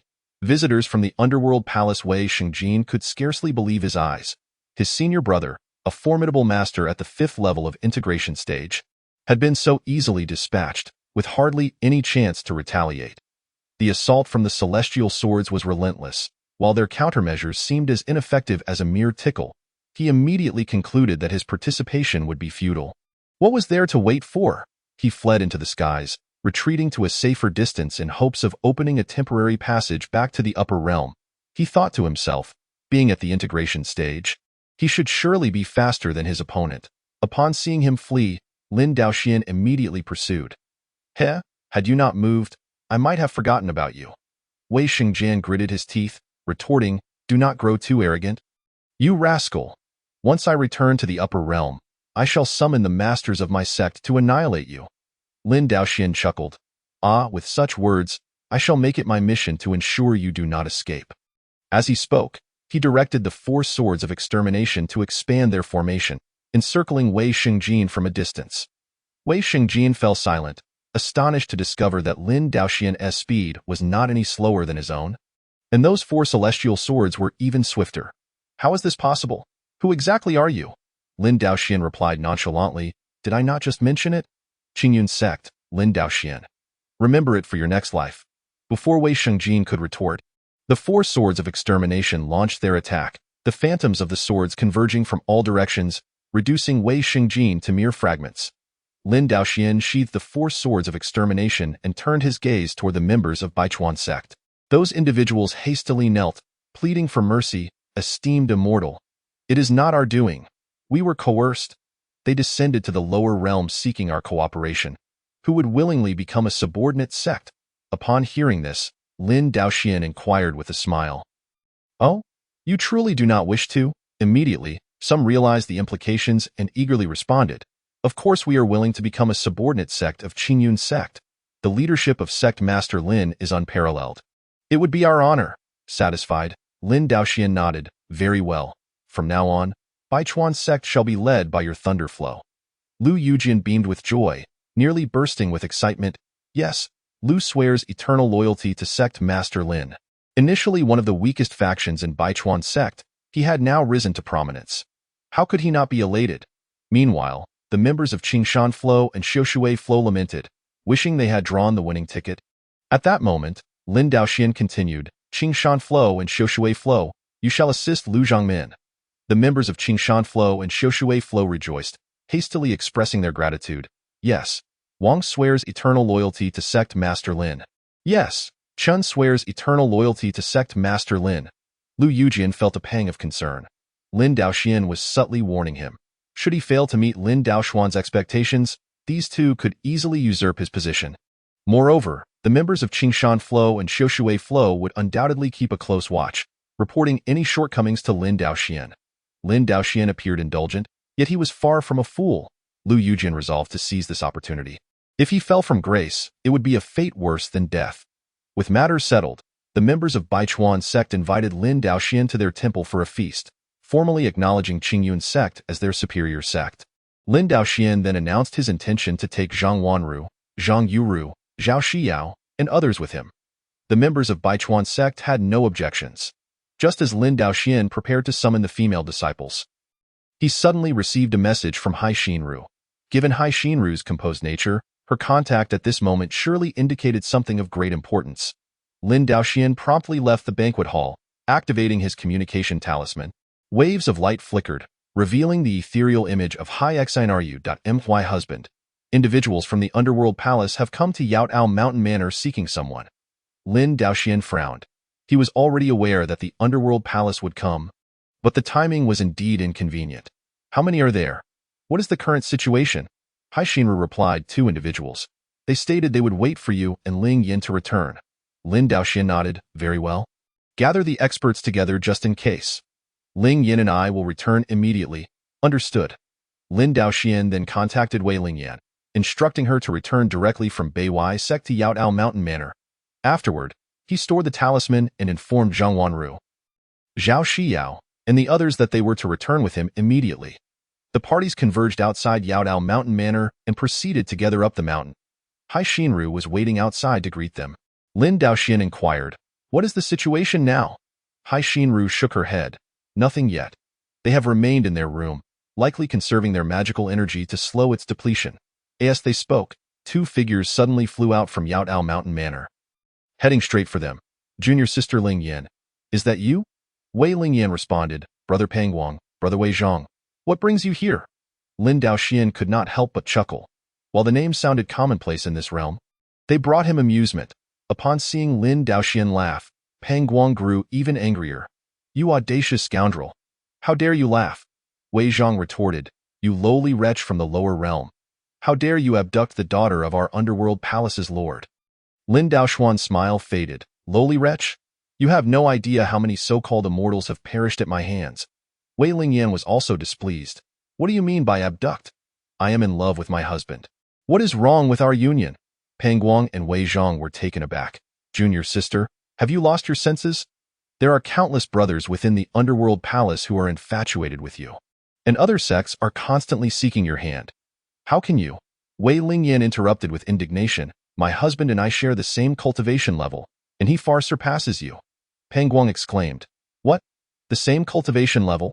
Impossible. Wei Zhang added, even if he is at the same level, what makes you think he is stronger than I? I am at the 3rd level of the integration stage. Lin Daoxian scoffed, and what of the integration stage? I have slain my fair share. Wei Zhang's anger flared. You dare speak such arrogance? Let me show you the might of the integration stage. With that, Wei Zhang drew a blazing sword and lunged at Lin Daoxian. Instead of summoning the 4 swords of extermination, Lin Daoxian opted for the Qiyang sword. After all, she was Wei Lingyan's fellow disciple, and he had no intention of killing her. Flying fire meteor, the Qiyang sword was launched forward, piercing toward Wei Zhang. Seeing the technique, Wei Zhang's heart tightened. The power of this flying fire meteor was indeed tremendous. It was clear that Lin Daoxian's cultivation was formidable. However, he had no time to ponder why Lin Daoxian remained in the lower realm despite his strength. He had to adapt quickly. Chapter 71. Wei Zhenan Wei Zhang had initially committed fully to charging at Lin Daoxian, his sword engulfed in flames, ready to strike. Yet upon witnessing Lin Daoxian's full-force attack, he promptly altered his strategy, aiming to first deplete Lin Daoxian's magical energy. He swiftly transitioned from offense to defense, positioning his sword horizontally to create a fiery shield with his magical energy. This was a significant advantage of the integration stage over the divine separation stage, where the fusion of magical energy and techniques flowed as naturally as eating and drinking. Lin Daoxian's flying fire meteor struck the fiery shield, dispersing into rippling waves that radiated outward. Surrounding individuals quickly cast protective spells. Wei Zhang laughed triumphantly. Behold my technique, fiery flame slash. He transformed his defense into offense, igniting his large blade with a blazing inferno, morphing it into a flaming sword that he swung toward Lin Daoxian. The power of this strike was formidable. That moment, Pangguang cast a glance at Wei Lingyan, noticing her composed demeanor, seemingly unconcerned for Lin Daoxian's safety. Could it be that Lin Daoxian was truly that formidable? Lin Daoxian, however, was quite pleased with Wei Zhang's performance, contemplating that this Wei Zhang indeed possessed some strength. With that thought, he felt reassured. Breaking the Heaven Sword, Lin Daoxian unleashed the ultimate move of the Qiyang divine art, transforming the Qingyun sword into a colossal sword that pierced toward Wei Zhang. Wei Zhang was somewhat caught off guard. The previous technique, Fire Meteor, had already been powerful, but he had not anticipated this next move to possess such immense force. Nevertheless, since his technique was already in motion, retracting to defend would yield no advantage, so he decided to engage head-on. With that thought, he summoned his magical weapon, intensifying the flames upon his blade. Boom! The flaming sword collided with the colossal sword, producing a deafening roar. Those nearby covered their ears while bracing against the shockwaves from the clash. Goodness, this is what it means to witness deities battling. In the heart of the explosion, Wei Zhang cast a protective spell around himself, gasping for breath, and silently lamented the dire situation. As a third-tier cultivator in the integration realm, he was already experiencing rapid depletion of his magical energy in this lower realm. Having been here for half a day and enduring such a fierce battle, he now felt his magical power waning. Seeing this, Pang Guang swiftly flew forward. "Senior brother, allow me to assist you." He produced a fiery spear, preparing to charge at Lin Daoxian. Halt! At that moment, Wei Lingyan sprang into action. Her Qingming sword shot forth, radiating a swirling dark flame, striking toward Pang Guang. "What is this? So powerful!" Pang Guang hurriedly twisted the spear to block the attack from the Qingming sword. "Junior sister," he found it peculiar. This magical weapon and technique were not characteristic of Wei Lingyan. Wei Zhang was equally astonished. "Junior sister, what are you doing?" Wei Lingyan furrowed her brow and remarked, "What do you mean by attacking my husband?" Wei Zhang's face flushed with anger and embarrassment. "Pang Guang, who said you could help?" Pang Guang felt wronged. "Huh?" Wei Zhang turned around. "Let us go." After pondering, Pang Guang realized that if Wei Lingyan intervened, the two of them would certainly be at a disadvantage, so they should return to report to the Hall Master. After all, their mission was merely to gather intelligence. "Let us go." Pang Guang also turned to leave. Lin Daoxian waved his hand, calling out, "No need to see us off." Pang Guang and Wei Zhang remained silent, opening a temporary passage to return to the upper realm. Wei Lingyan pouted. "How annoying, making me waste my energy." "I am starving." Lin Daoxian was both amused and exasperated. "All right, since we're home, let us eat first." Upon returning to the manor, the disciples immediately busied themselves, carrying food for Wei Lingyan. Lin Daoxian, unusually, sat down to meditate and replenish his magical energy, for he knew that his father-in-law would be arriving soon. Sure enough, the following day, while Lin Daoxian was meditating in his room, he sensed an enigmatic fluctuation of magical energy in the sky. It was the temporary passage. Lin Daoxian hurriedly got up to call for Wei Lingyan. She was currently gnawing on a piece of fried chicken when Lin Daoxian entered and said, "Stop eating. Your father seems to be coming." Cough, cough, cough. Wei Lingyan choked and quickly took a swig of water. "Huh? My father is coming," Lin Daoxian replied. "I sense the temporary passage. At this time and place, it's most likely your father. But don't worry, if it comes to it, I can just chase him away." Wei Lingyan shot him a glare. "What do I have to worry about?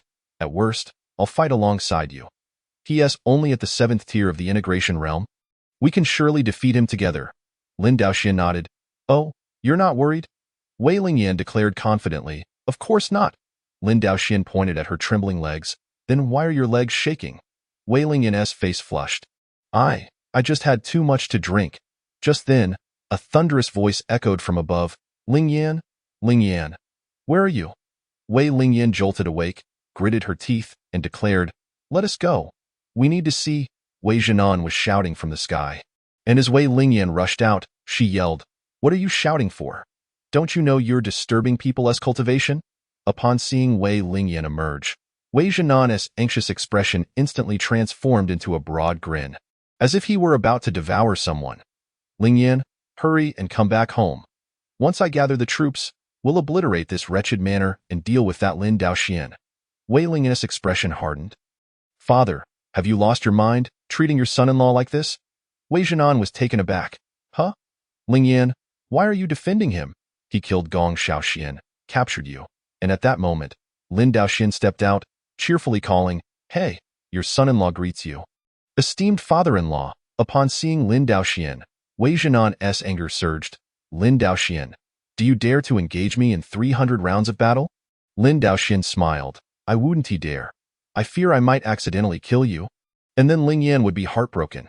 Wei Jianan was fuming. You? He then shouted at Wei Lingyan. Lingyan, come here quickly. Let me deal with this brat. Wei Lingyan ignored him, instead wrapping her arm around Lin Daoxian's. You can go back. Don't disturb our blissful life. Wei Jianan was on the verge of tears. Lingyan, what kind of potion have you consumed? Wei Lingyan rolled her eyes. I haven't taken any potion, but I have feasted on delicacies from all over for days. Wei Jianan was stunned. What's wrong with the upper realm? You actually crave the food from the lower realm? Wei Lingyan turned her head. I am tired of the upper realm's food. Wei Jianan fell silent for a moment before suddenly covering his face and weeping. Werwu, Lingyan. Father begs you, come back home. Lin Daoxian was dumbfounded. So this weeping was a family tradition. Wei Lingyan disdainfully waved her hand. Please stop embarrassing me. Go back. Wei Jianan wailed. Werwu, Lingyan. You weren't like this before. Our Lingyan used to be so well behaved. It's all your fault. Wei Jianan glared at Lin Daoxian, gritting his teeth. Chapter 72. The attempt to break up the couple fails. Lin Daoxian scratched his head. Perhaps it really is. Wei Jianan wiped his tears. All right, very well. He exhaled deeply, seemingly having made a decision. Wei Lingyan felt an ominous premonition. Hey, what are you planning to do? Without answering, Wei Jianan instantaneously split into over a dozen clones, charging toward Lin Daoxian and Wei Lingyan.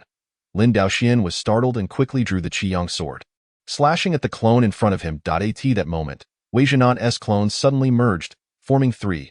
One blocked Lin Daoxian's attack, another extended a palm to strike at Lin Daoxian, while the last reached out to grab Wei Lingyan. This illustrated the second significant advantage of the integration realm over the spirit separation realm. Clones could be freely created and retracted. Wei Lingyan became irate, waving her Yomiya robe-s sleeves, sending Wei Jianan flying. I will not go with you, however. While she managed to repel Wei Jianan, she herself was forced back a few steps. On the other side, Lin Daoxian, caught off guard, could only cast a protective spell around himself, which resulted in him being jolted back by Wei Jianan as well. Consequently, Lin Daoxian and Wei Lingyan found themselves separated by Wei Jianan. Wei Jianan's two clones immediately advanced again, sandwiching Wei Lingyan between them. Lingyan, come home with me? Wei Lingyan was furious, drawing her Qingming sword. You bastard! The Qingming sword emitted waves of dark flames, scorching one of Wei Jianan's clones. Simultaneously, Wei Lingyan unleashed the Yomiya devouring heaven, aiming to engulf Wei Jianan's other clone and toss it away. Meanwhile, Lin Daoxian was not idle. He summoned the four swords of Zhanqian, attacking Wei Jianan's third clone. Since Wei Jianan had split into clones, he was not worried about collateral damage. Even if one clone were destroyed, it would merely result in a reduction of his cultivation and a significant loss of magical energy, which he could recover later. Wei Jianan was in a predicament. One clone had to cast a spell to counter the dark flames of the Qingming sword. Is this the innate spiritual treasure? Truly impressive. Another clone had to evade the Yomiya devouring heaven. Lingyan, this Yomiya robe was given to you by me, and the Yomiya devouring heaven was taught by me. Can you really handle me? The third clone had to fend off Lin Daoxian's four swords of Zhanqian. Kid, are you trying to fight me to the death? I'll indulge you. Yomiya annihilation. Lin Daoxian observed. This was simply a scene of madness. Father-in-law, are you unwell? Battling with clones and still talking? This is mental assault. Setting aside everything else, this Yomiya annihilation was indeed formidable. Waves of dark, profound magical energy surged forth, managing to withstand the four swords of Zhanqian. Wei Jianan shouted, Who is your father-in-law? While he engaged in battle with Lin Daoxian, a clone was hit by Wei Lingyan's dark flames, directly struck by the Qingming sword, and was sent flying. Another clone continuously dodged Wei Lingyan's Yomiya devouring heaven, leaving it with no time for anything else. How strange, don't you experience a loss of magical energy? Lin Daoxian smiled slightly. Father-in-law, your skills have reached their limit. With that, Lin Daoxian infused his magical energy into the four swords of Zhanqian, breaking through Wei Jianan's Yomiya annihilation in one fell swoop, and directly annihilated one of his clones. Wei Jianan let out a cry of despair as the remaining two clones swiftly retreated. Lingyan, how could you be so ruthless to your own father, you brat? How is this magical artifact so formidable? Wei Jianan exclaimed. After speaking, the two clones fused into one, casting a perplexed gaze at Lin Daoxian. Lin Daoxian responded with a smile. Did you think I killed that Gong fellow by mere chance? Wei Lingyan approached Lin Daoxian. linking her arm with his, and teased. Now you realize the prowess of my husband. Do you? Wei Zhenan glanced between Wei Lingyan and Lin Daoxian and suddenly burst into laughter. Ha! Excellent! No wonder our Lingyan chose such a remarkable man. Lin Daoxian, rendered speechless, remarked, Oh? So you were testing me just now? Wei Zhenan nodded, not only to assess you, but also to see if Lingyan is truly willing. With a sigh, he added, Alas! My clones have suffered, and now it will take me centuries to cultivate again. Wei Lingyan retorted, Isn't this all you're doing? Wei Zhenan replied, feigning innocence. Who knew he would be this powerful? Lin Daoxian chuckled heartily and produced a rejuvenation pill. Father-in-law, here is a pill that can mend your injuries. Wei Zhenan took it, inhaled its fragrance, and popped it into his mouth. Exquisite. This is truly a celestial elixir. Where did you procure such a treasure? Although it would still take time to cultivate the clones, his physical ailments had completely healed, and the speed of recovery was remarkable. This was no ordinary pill. Lin Daoxian smiled. That is my little secret. He certainly couldn't reveal that it was a reward from the system for marrying and having children. No one would believe him and would think he was merely boasting. Wei Zhenan nodded. Ah, right. Wei Lingyan interjected. After all this fighting, I'm famished. Lin Daoxian replied. All right, let us return indoors.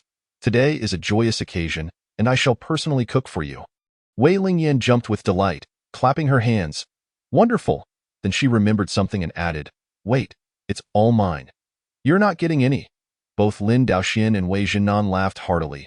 Meanwhile, at the Heavenly Dao sect, in the artifact refinement room, Zhuo Yinbing focused intently on the refining furnace. When he sensed the perfect temperature, he swiftly formed seals with both hands, channeling his mana into the furnace. Before long, the lid of the furnace flew off.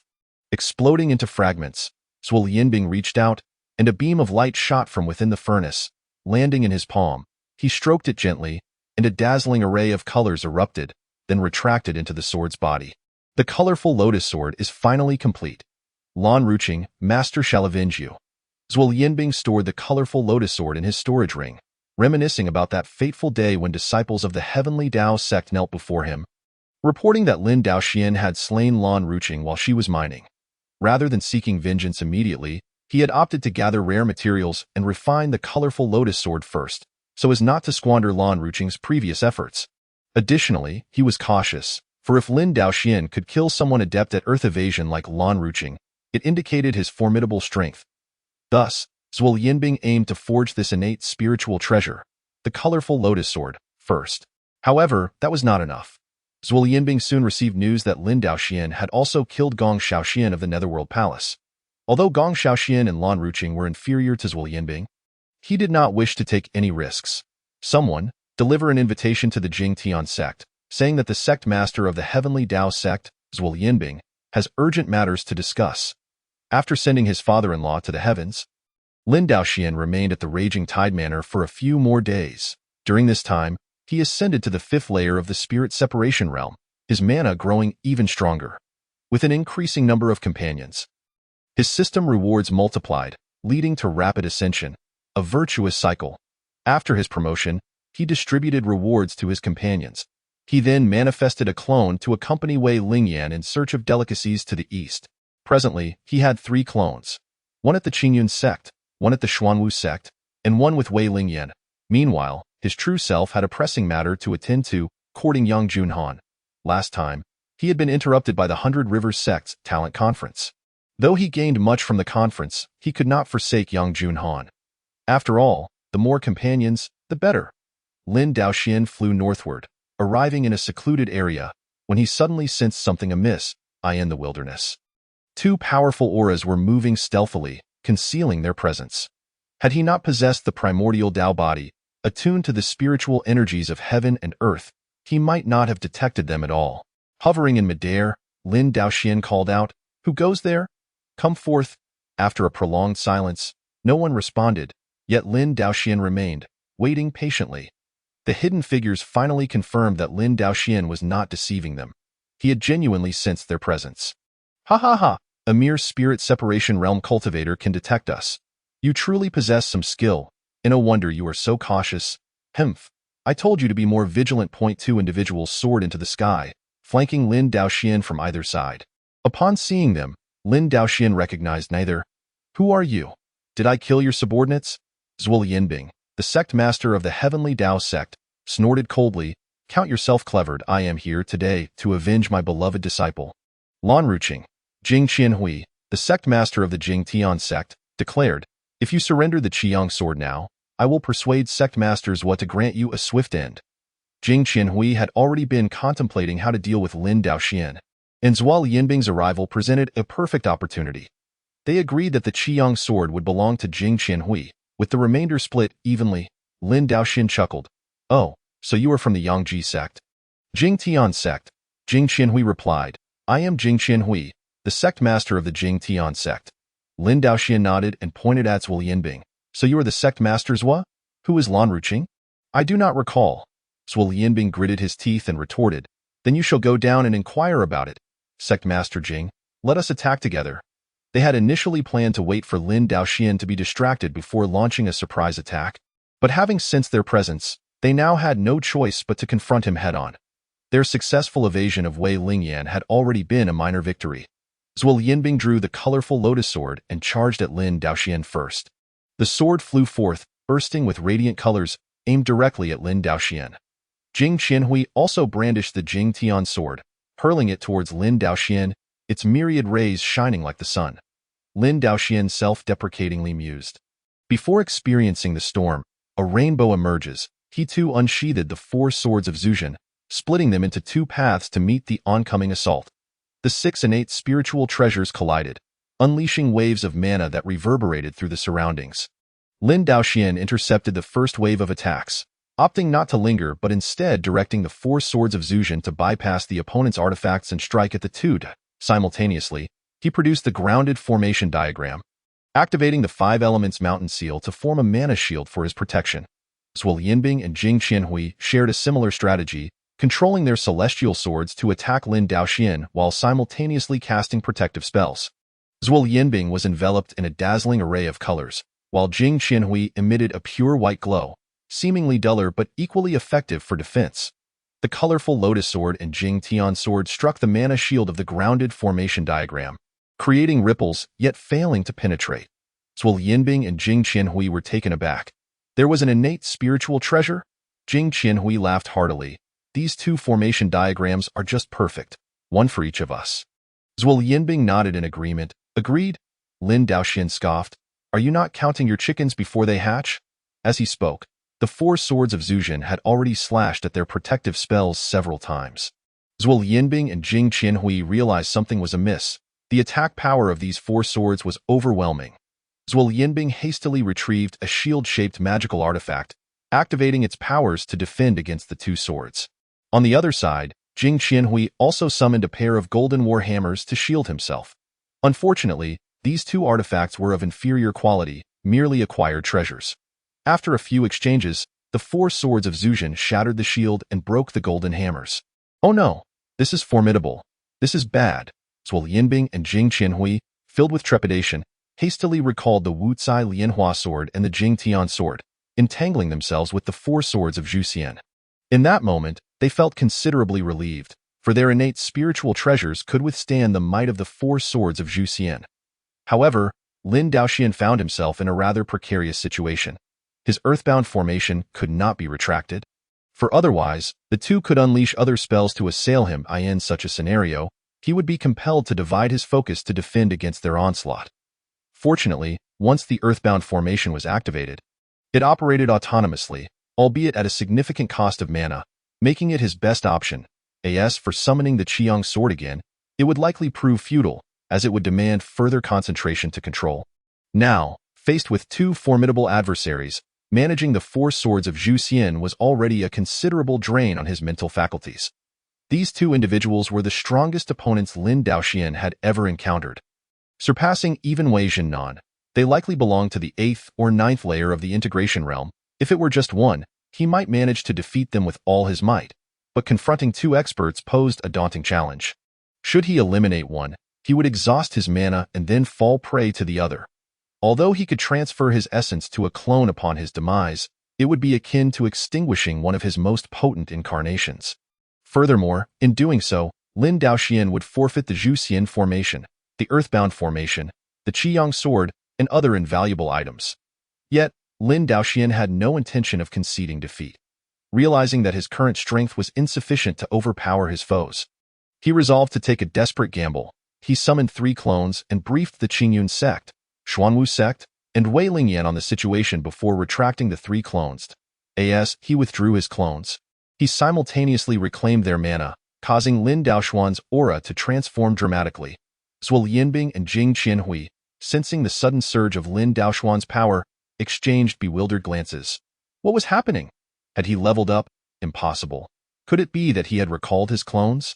Chapter 74. The old fox cannot compete with a skilled hunter. Upon contemplating this answer, both Zhuo Yinbing and Jing Qianhui inhaled sharply. Was the Lin Daoxian they had just battled not his true self?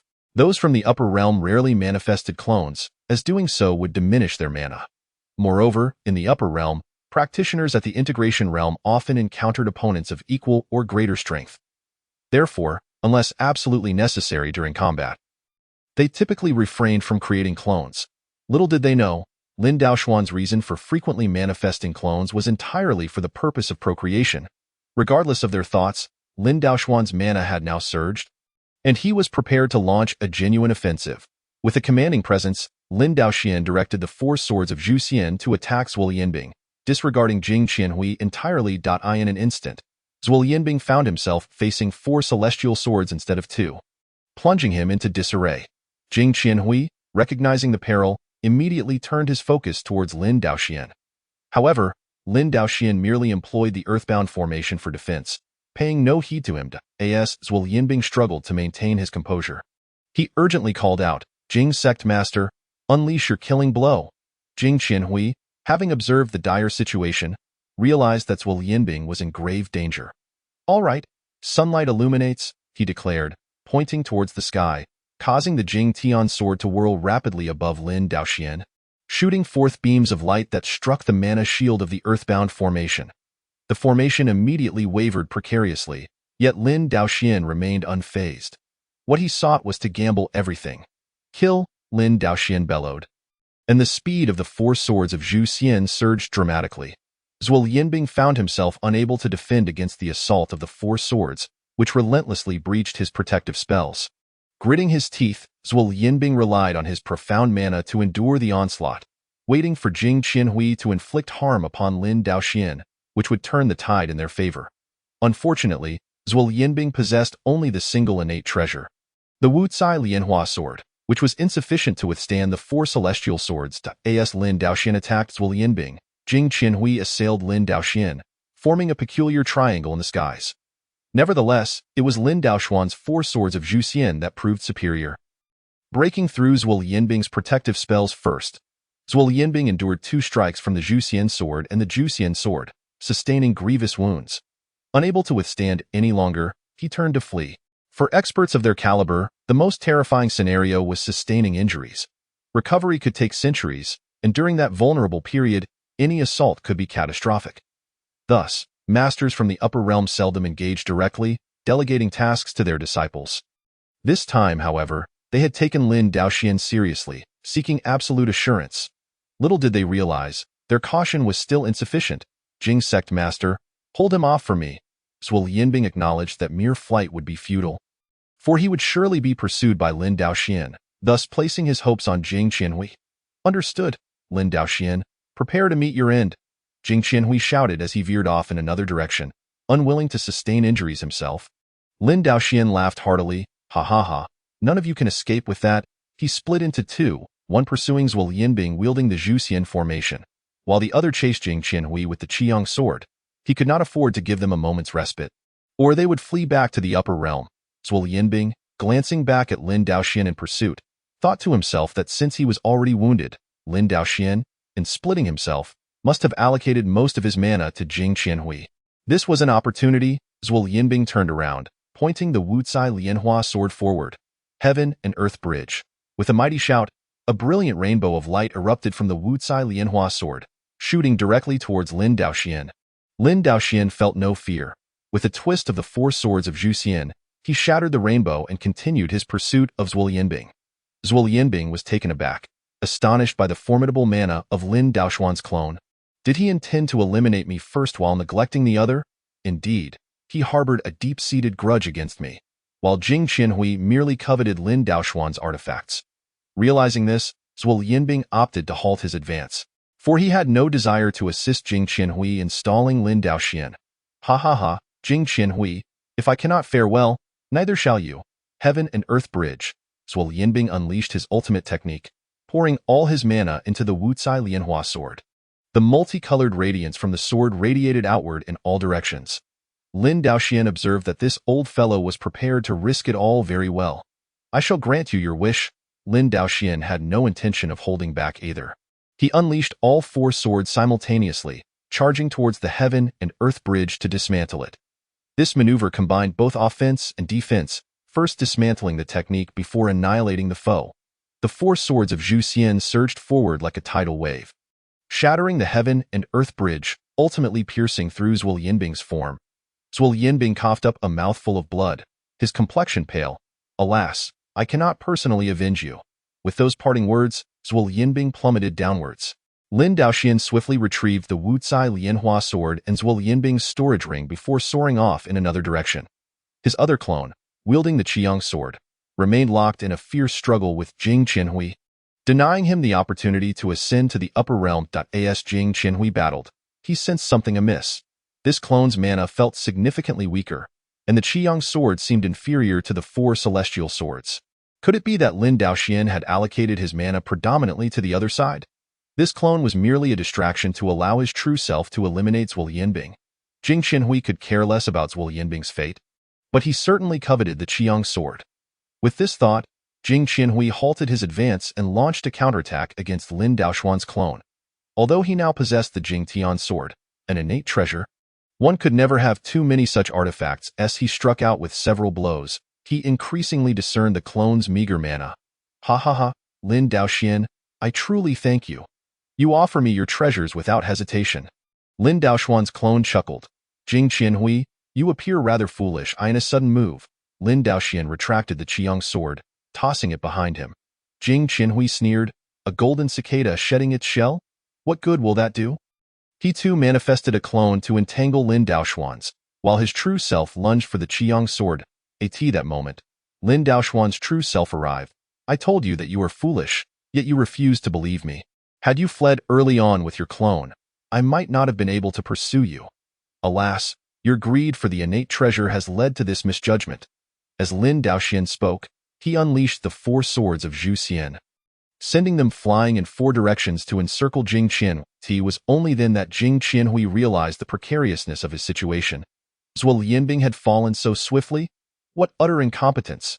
He muttered as he conjured numerous clones, scattering in every direction. However, Lin Daoxian did not manifest clones to pursue. Instead, he silently activated the Zhu Xian formation. Chapter 75. First, divide the spoils, then settle accounts. The prior dispersal of the 4 swords of Zhu Xian was orchestrated for this very moment.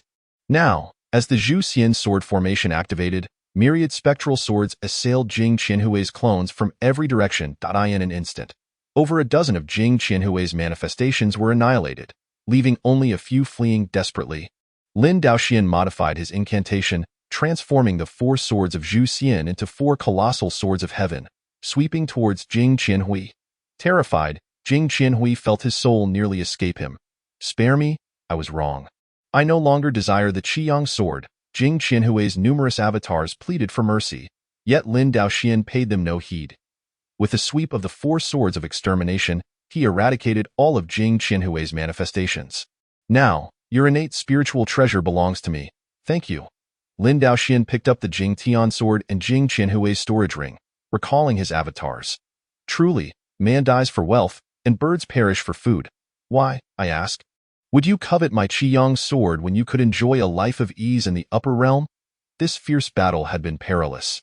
Had the opponent seized the opportunity to flee decisively, Lin Daoxian might not have managed to eliminate even one. Moreover, Lin Daoxian had expended considerable mana, rendering him nearly incapable of summoning more avatars.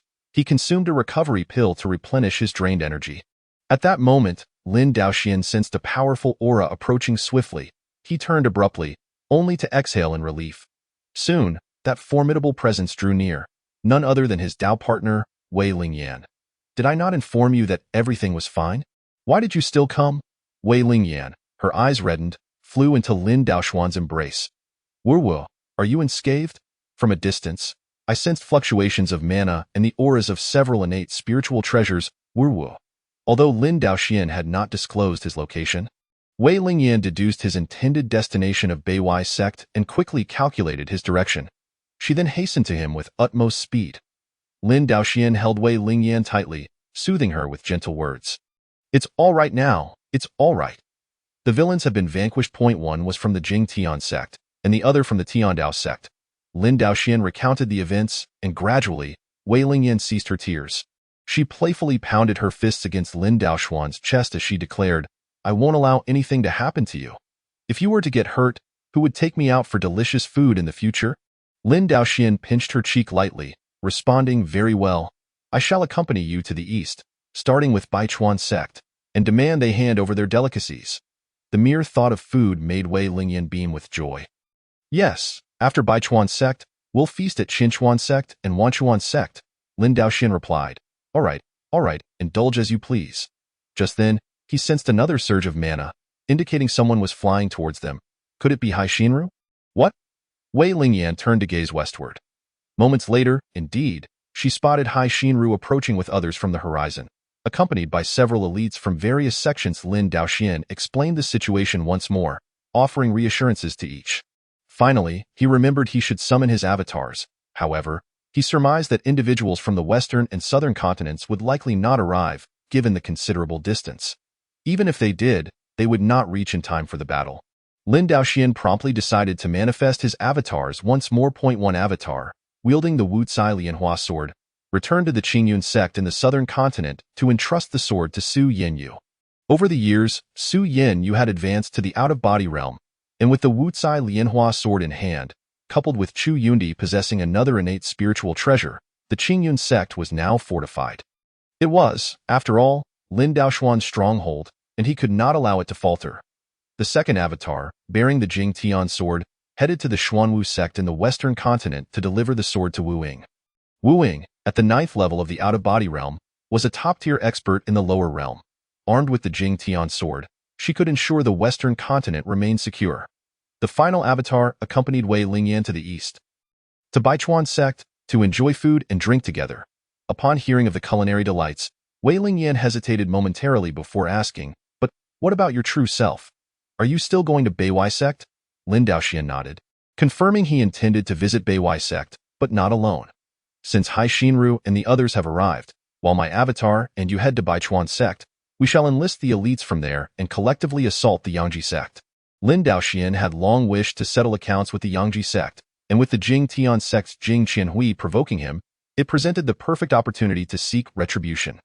Wei Lingyan clutched Lin Daoxuan's sleeve, stating, then I shall also join the assault on the Yangji sect. Lin Daoxian chuckled, that won't be necessary. With Jing Qianhui, the sect leader, dead, even if the Jing Tian sect sends more individuals, I can handle it. Besides, we have so many capable experts with us. What is one Yangji sect to us? Wei Lingyan pondered for a moment before conceding. All right then, but if you find yourself in danger, recall your avatars. Lin Daoxian nodded in agreement. With their plans finalized, Lin Daoxuan's 3 avatars took flight. To his surprise, 2 avatars encountered others en route. In the western continent, Wu Ying had arrived with the 4 major sects. While in the southern continent, Su Yenyu also brought several of her out-of-body realm companions. Lin Daoxian was deeply moved and embraced them once more, offering explanations. He then bestowed the Wu Cai Lianhua sword and the Jing Tian sword to Wu Ying and Su Yenyu, respectively, culminating in a joyful consensus. The following day, Lin Daoxian, accompanied by the elite members from Yuntao Mountain Manor, Beiwai sect, Huanjin sect, Baichuan Flow, and other sects, totaling 18 out-of-body realm experts, alongside numerous cultivators in the Celestial and Golden Core realms, launched an offensive against the Yangji sect. Unbeknownst to the Yangji sect, who were entirely unprepared for Jing Qianhui's treachery, their mountain protection formation was swiftly breached. In truth, even had they been ready, Lin Daoxuan's forces were overwhelming. They surged through the gates of the Yangji sect, and the sect leader, Yang Baitian, rushed in a desperate attempt to defend. Upon witnessing the overwhelming force, Yang Baitian nearly broke into tears. Sect leader Lin, why have you come with such a multitude of heroes to attack my Yangji sect? Lin Daoxian replied coldly. Jing Qianhui of the Jing Tian sect conspired with others to ambush me. But I turned the tables and vanquished him. I have come to settle the score. Yang Baitian was genuinely distraught. With the death of the Jing Tian sect's leader, what hope did he have? Sect leader Lin, I was entirely unaware of this matter. I implore you to spare my Yangji sect, Lin Daoxian sneered. Were it not for your involvement in bringing them to seize my Qiyang sword, would we find ourselves in this predicament? Do you still dare claim innocence? Yang Baitian stammered. I merely reported truthfully to the Jing Tian sect. How was I to know they would dispatch individuals to seize your innate spiritual treasure? Lin Daoxian waved his hand dismissively. Spare me the excuses. Today, I shall spare the Yangji sect, but I cannot show mercy to you. With that, Lin Daoxian produced the Qiyang sword. Receive the sword, Lin Daoxian bellowed as the Qiyang sword soared forth. Engulfed in blazing flames, aimed directly at Yang Baitian. Yang Baitian could only manage a rueful smile, realizing that in the end, it all stemmed from this very celestial sword. Aware that he had no hope of survival, he refrained from channeling any mana to resist, allowing the Qiyang sword to reduce him to ashes. Lin Daoxian then proclaimed loudly, Today, I shall slay only Yang Baitian. The rest may surrender and live. Behind him, the assembled experts echoed in unison, Surrender and live. The disciples of the Yangji sect, bereft of other thoughts, knelt one by one in submission. Lin Daoxian ordered his men to step forward to collect the surrenders, documenting each name meticulously. Subsequently, he opened the Yangji sect's warehouse and treasury, distributing the spoils among the accompanying individuals. This approach not only rewarded these individuals, securing their loyalty, but also weakened the Yangji sect's strength. Achieving a dual benefit, Lin Daoxian then appointed Yang Zhenhan as the new sect leader of the Yangji sect, tasking him with overseeing the northern region of the northern continent. Yang Zhenhan swore fealty. Accepting his new responsibilities, as he gazed upon the kneeling disciples of the Yangji sect, he couldn't help but reflect on the irony of fate. Who could have predicted that he, once nearly ruined by an elder of the Yangji sect, would now find himself as its leader? All this, he owed to Lin Daoxian. Following this incident, the relationship between Lin Daoxian and Yang Zhenhan rapidly intensified, and they soon became partners in the Dao. A few months later, Zhang Wanru, Zhao Xiyao, and others consecutively welcomed their offspring. Zhang Wanru gave birth to a daughter with an ice spirit root, endowed with no innate talent yet receiving a system score of 90. The system rewarded her with a century's worth of cultivation and a technique known as Fengshui Quangsha. Lin Daoxian promptly bestowed this technique upon Zhang Wanru, instructing her to pass it on to their daughter in the future. In contrast, the children of Zhao Xiyao and others possessed no spirit roots or innate talents, yet their system scores hovered around 85, and the system granted them some elixirs as rewards. With this as a pretext, Lin Daoxian convened a grand banquet attended by the major sects of the northern continent. During the feast, he proclaimed the establishment of an alliance among the present sects and proposed mutual support and resource sharing with the southern and western continents. All the sects echoed in agreement, unanimously electing Lin Daoxian as their leader, a role he accepted without hesitation. Seizing this opportunity, Lin Daoxian announced his intention to widely accept partners in the Dao. In an instant, applicants flocked to him, and he amassed over 100 new partners on the northern continent alone. Thus, the number of his partners soared to an astonishing 500, without his clones. Managing such a number would indeed have been overwhelming. The southern continent, western continent, and northern continent all fell under Lin Daoxian's influence, with many exceptional partners acquired. His gaze then turned toward the eastern continent. This time, he did not intend to venture alone. He planned to bring Wei Lingyan along, having promised her that she would accompany him wherever he went. Lin Daoxian sowed his newly acquired partners and left a clone behind before setting off for the eastern continent with Wei Lingyan. Upon arriving, Lin Daoxian and Wei Lingyan chose not to visit the local sects first, but instead made their way to the realm of mortals. Wei Lingyan was captivated by everything new, indulging in a feast along the way. Fortunately, no one followed them. Otherwise, they would have been alarmed by Wei Lingyan's appetite.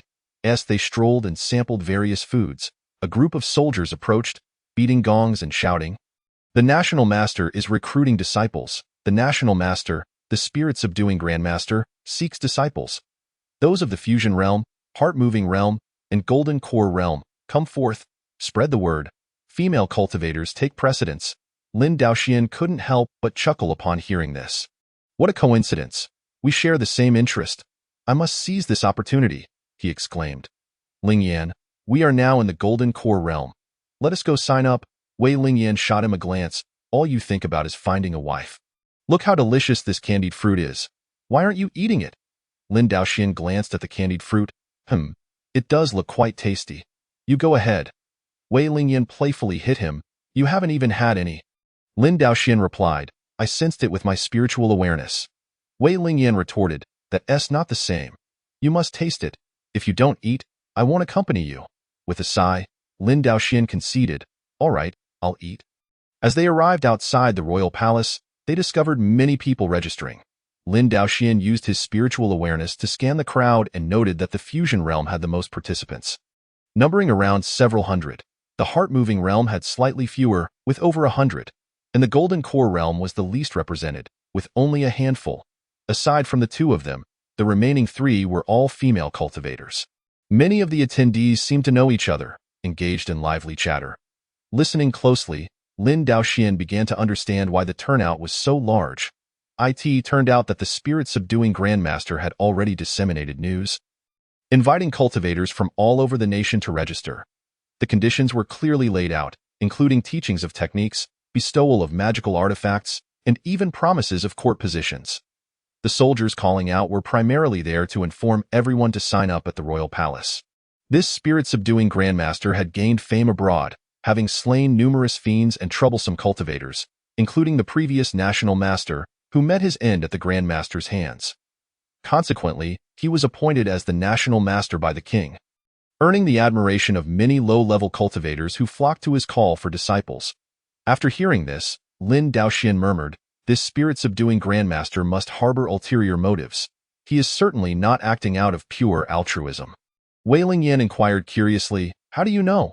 Lin Daoxian replied with a smile, otherwise, what are the odds? The previous national master was a villain, and no one dealt with him until this Grandmaster arrived and killed him. Moreover, the recruitment of disciples, especially prioritizing female cultivators, certainly raises suspicion. Wei Lingyan nodded. Oh, this sounds just like something you would do. Lin Daoxian was rendered speechless, but contemplated that if this national master were indeed a villain, he might very well engage in such actions. Rubbing his head, he mused, I differ from him. If it were me, I would only accept female disciples, or rather, partners in the Tao. Wei Lingyan covered her mouth and laughed. All right, I see you are quite the lecher, without even trying to hide it. Lin Daoxian proudly declared, of course, I am an open-minded gentleman. When seeking partners, I say it outright. As they spoke, the line moved forward, and they entered the royal palace to officially register. They provided their true names, but their cultivation levels were all listed as the 5th layer of the Golden Core Realm, registering as loose cultivators. Behind them stood the 3 female Golden Core cultivators, and as they registered, Lin Daoxian quietly noted their information. Next, they proceeded to a square where numerous officials in robes were testing the strength of the registrants with various magical artifacts. After a round of tests, astonishingly, everyone passed. The group then entered a grand hall, standing in line according to their registration order. A figure approached the stage and began expounding the doctrines of the spirit-subduing sect. Our spirit-subduing sect is the closest to the heavenly Tao, the most perfect. The techniques you previously practiced were impure, allowing various spirits to attach themselves to you. You must suppress them with your original heart. Do thank the Grandmaster, for he will grant all of you spirit-subduing pills. These pills will expel the spirits within you, purifying your bodies. At this point, someone began distributing the pills to the registrants. Lin Daoxian chuckled. This sounds just like the heavenly spirit cleansing pill. This Grandmaster is far more generous than I reward partners for giving birth. He hands out rewards upon first meeting, Wei Lingyan remarked. He must be deceiving them. What are you planning to do? Lin Daoxian replied. Let us observe what he is up to. At the very least, I want to see him first. The two exchanged whispers, watching as the spirit-subduing sect members distributed pills, which the registrants consumed obediently. Lin Daoxian pondered, how curious. Why are they so compliant? While contemplating this, he extended his spiritual awareness to probe the surroundings. This investigation revealed the issue. Many spirit stones were embedded around the hall, forming a formation that was currently in gentle operation. This was an illusion formation designed to assist in bewitching the hearts of the people. However, it held no effect on them, which was why he had overlooked it earlier. Lin Daoxian had initially thought it was merely the decor of the spirit-subduing sect. Little did he realize its true purpose. Wei Lingyan commented, "It seems this national master indeed harbors ill intentions." Lin Daoxian nodded, "Let us keep this under wraps. We'll pretend to consume these pills die in truth, with their cultivation levels. Taking the pills would pose no threat." Yet Lin Daoxian and Wei Lingyan still cast an illusion to make it appear as though they had ingested them, while the real pills were secretly stowed away by Lin Daoxian. After consuming the pills, the registrants soon exhibited unusual behavior. Their movements became stiff, their gazes vacant. Lin Daoxian mused, "No wonder they only require those of the Golden Core realm. It turns out he is not afraid of teaching them poorly but rather fears the ineffectiveness of the illusion formation and the pills." He and Wei Lingyan feigned dazed expressions, following the crowd deeper inside. They traversed a corridor and arrived at a smaller hall, which could not accommodate everyone, prompting the spirit-subduing sect members to direct them to queue for entry. As Lin Daoxian walked slowly, he used his spiritual awareness to sense the happenings inside. Within the hall was a sort of altar, where a lavishly dressed individual sat, presumably the national master, the spirit-subduing grandmaster himself. The person at the front of the line stepped up to the altar, taking a seat opposite the grandmaster. The grandmaster regarded him with a satisfied smile. "Excellent. Let me purify your soul." He raised a staff and waved it, causing the altar to spring to life. A force entered the registrant's body, rendering him transparent, while a look of bliss spread across his face. "Ah, the spirits within me are leaving," he exclaimed. Suddenly, his body emitted a blinding light before vanishing. His garments fell upon the altar, which nearby members of the spirit-subduing sect quickly discarded. Meanwhile, a beam of white light rose from the Grandmaster's seat, which he absorbed entirely. Next, the spirit-subduing sect members guided the next registrant to the altar. Upon seeing a female cultivator, the Grandmaster's eyes gleamed with excitement. "Well then, let us cultivate together." The female cultivator nodded in agreement and began to disrobe. At that moment, Lin Daoxian charged in. "Demon, it turns out you are here to devour humans." Lin Daoxian, with the Qingyun sword in hand, launched a direct assault on the Master of Spirit Suppression. The Master of Spirit Suppression remained unperturbed, waving his staff, sending forth a beam of white light to meet the Qingyun sword head-on. Yet another disobedient cultivator was silenced before he could finish his words, as the Qingyun sword shattered his spell and pierced right before him. Instinctively, he activated his protective mana but was swiftly sent flying, crashing against the wall. "Oh no! Seize him!" The Master of Spirit Suppression initially thought it was a cultivator from the celestial realm attempting to secretly register, but upon closer inspection, realized this was at least a 9th-level cultivator from the out-of-body realm. At his command, disciples of the Spirit Suppression sect surged toward Lin Daoxian. In that moment, Wei Lingyan waved his sleeve, summoning a dozen ethereal water sleeves, effortlessly dispatching the disciples of the Spirit Suppression sect. The Master of Spirit Suppression gasped in shock and promptly knelt. "Hero, spare my life." "You cannot kill me," Lin Daoxian chuckled. "Oh, do you have a master in the upper realm?" The Master of Spirit Suppression shook his head vigorously. "No, no. The souls of these cultivators are intertwined with mine. If you kill me, they will perish as well." Lin Daoxian nodded thoughtfully. "Oh, so you are linked with them? That makes things quite complicated for me." The Master of Spirit Suppression hastily replied, "Yes, yes. As long as you spare me, feel free to demand any treasures you desire." Lin Daoxian's smile abruptly stiffened. "To hell with you." The Qingyun sword thrust forward, piercing the Master of Spirit Suppression through. "What? You? How could you?" Lin Daoxian pointed his hand. The Qingyun sword's power erupted, and the Master of Spirit Suppression met his demise on the spot. "Oh, you take me for a fool? Did you think I wouldn't see through your deception?" Retrieving the Qingyun sword, Lin Daoxian heard a hum of chaos erupting around him. "Where am I?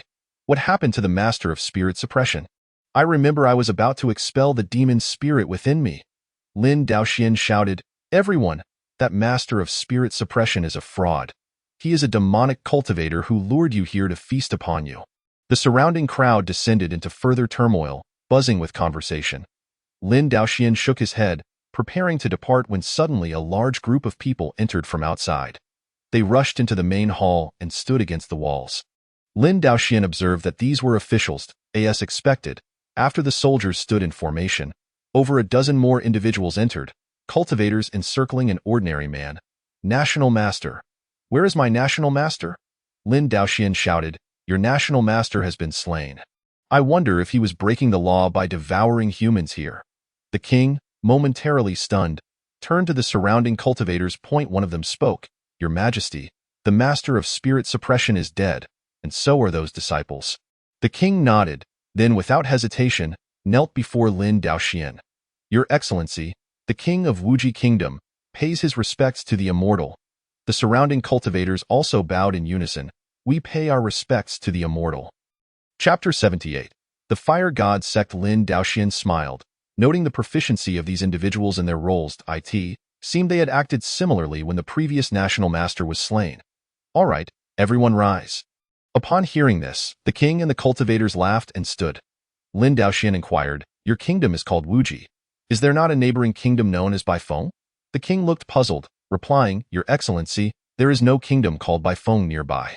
Lin Daoxian waved his hand dismissively, just a jest. The king, momentarily taken aback, then burst into laughter, and the nearby cultivators joined in as if they understood the humor. Lin Daoxian turned to Wei Lingyan and said, Let us take our leave. Wei Lingyan nodded in agreement, and the two began to exit. The king, seeing this, knelt again, Immortal, please become the National Master of Wuji Kingdom. Lin Daoxian raised an eyebrow. Oh, what benefits come with being a National Master?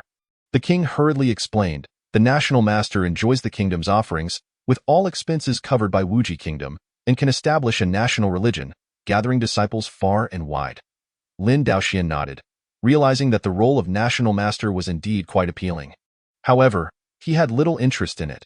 Seeing Lin Daoxian's resolve to depart, the king nearly wept, Immortal. Other nations have national masters. Without one, our Wuji Kingdom would be doomed.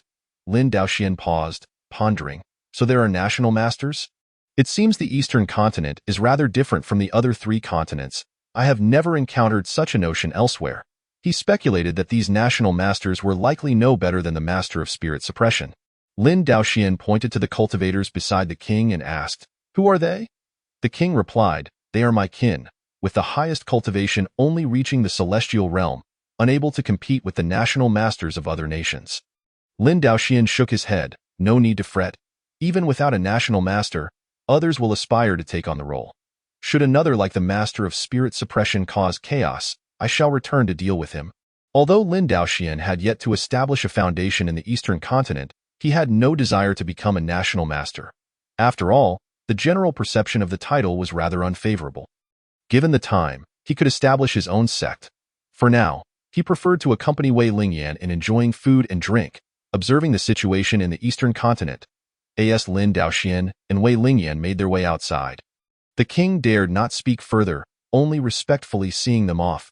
Meanwhile, the applicants, now without guidance, gradually dispersed.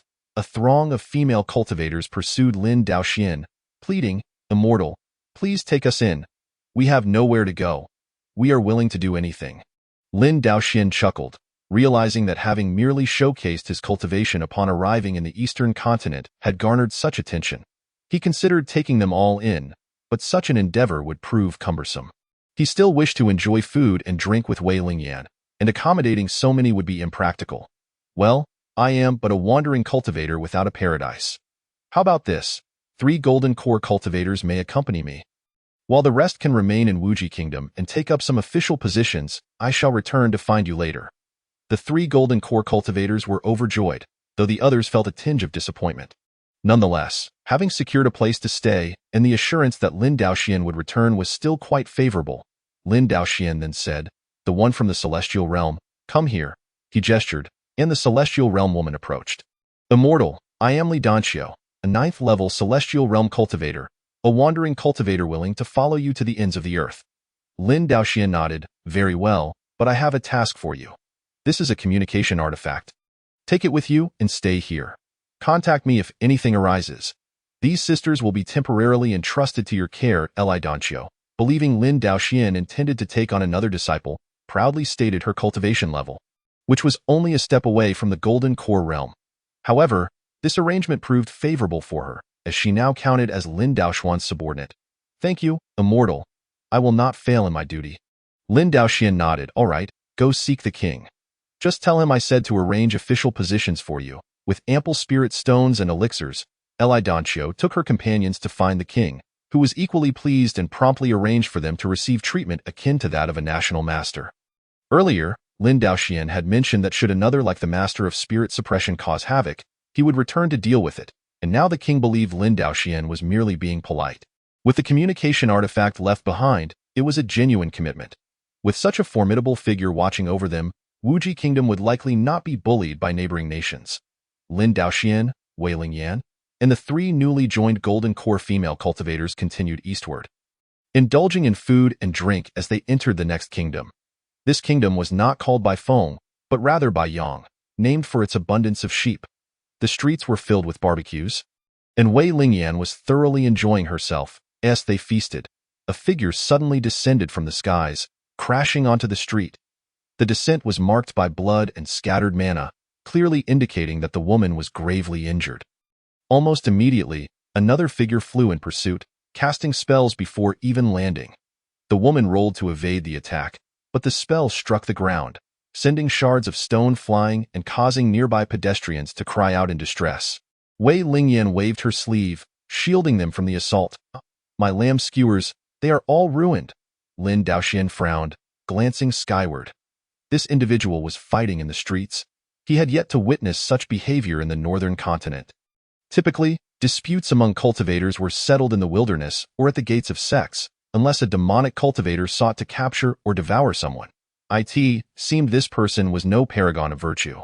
After dodging the initial spell, the woman attempted to take flight again but stumbled instead.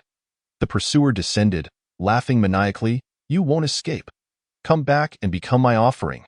The woman struggled to her feet, defiantly declaring, "I would rather die here. Come on, kill me." The assailant landed, approaching the woman. "I can't bear to kill you yet. I still need." Before he could finish his sentence, a spell flew in from the roadside. "Fire meteor!" The attacker hastily conjured a protective spell, only to be flung away by the force. With the street now cleared of people, Lin Daoxian felt free to intervene.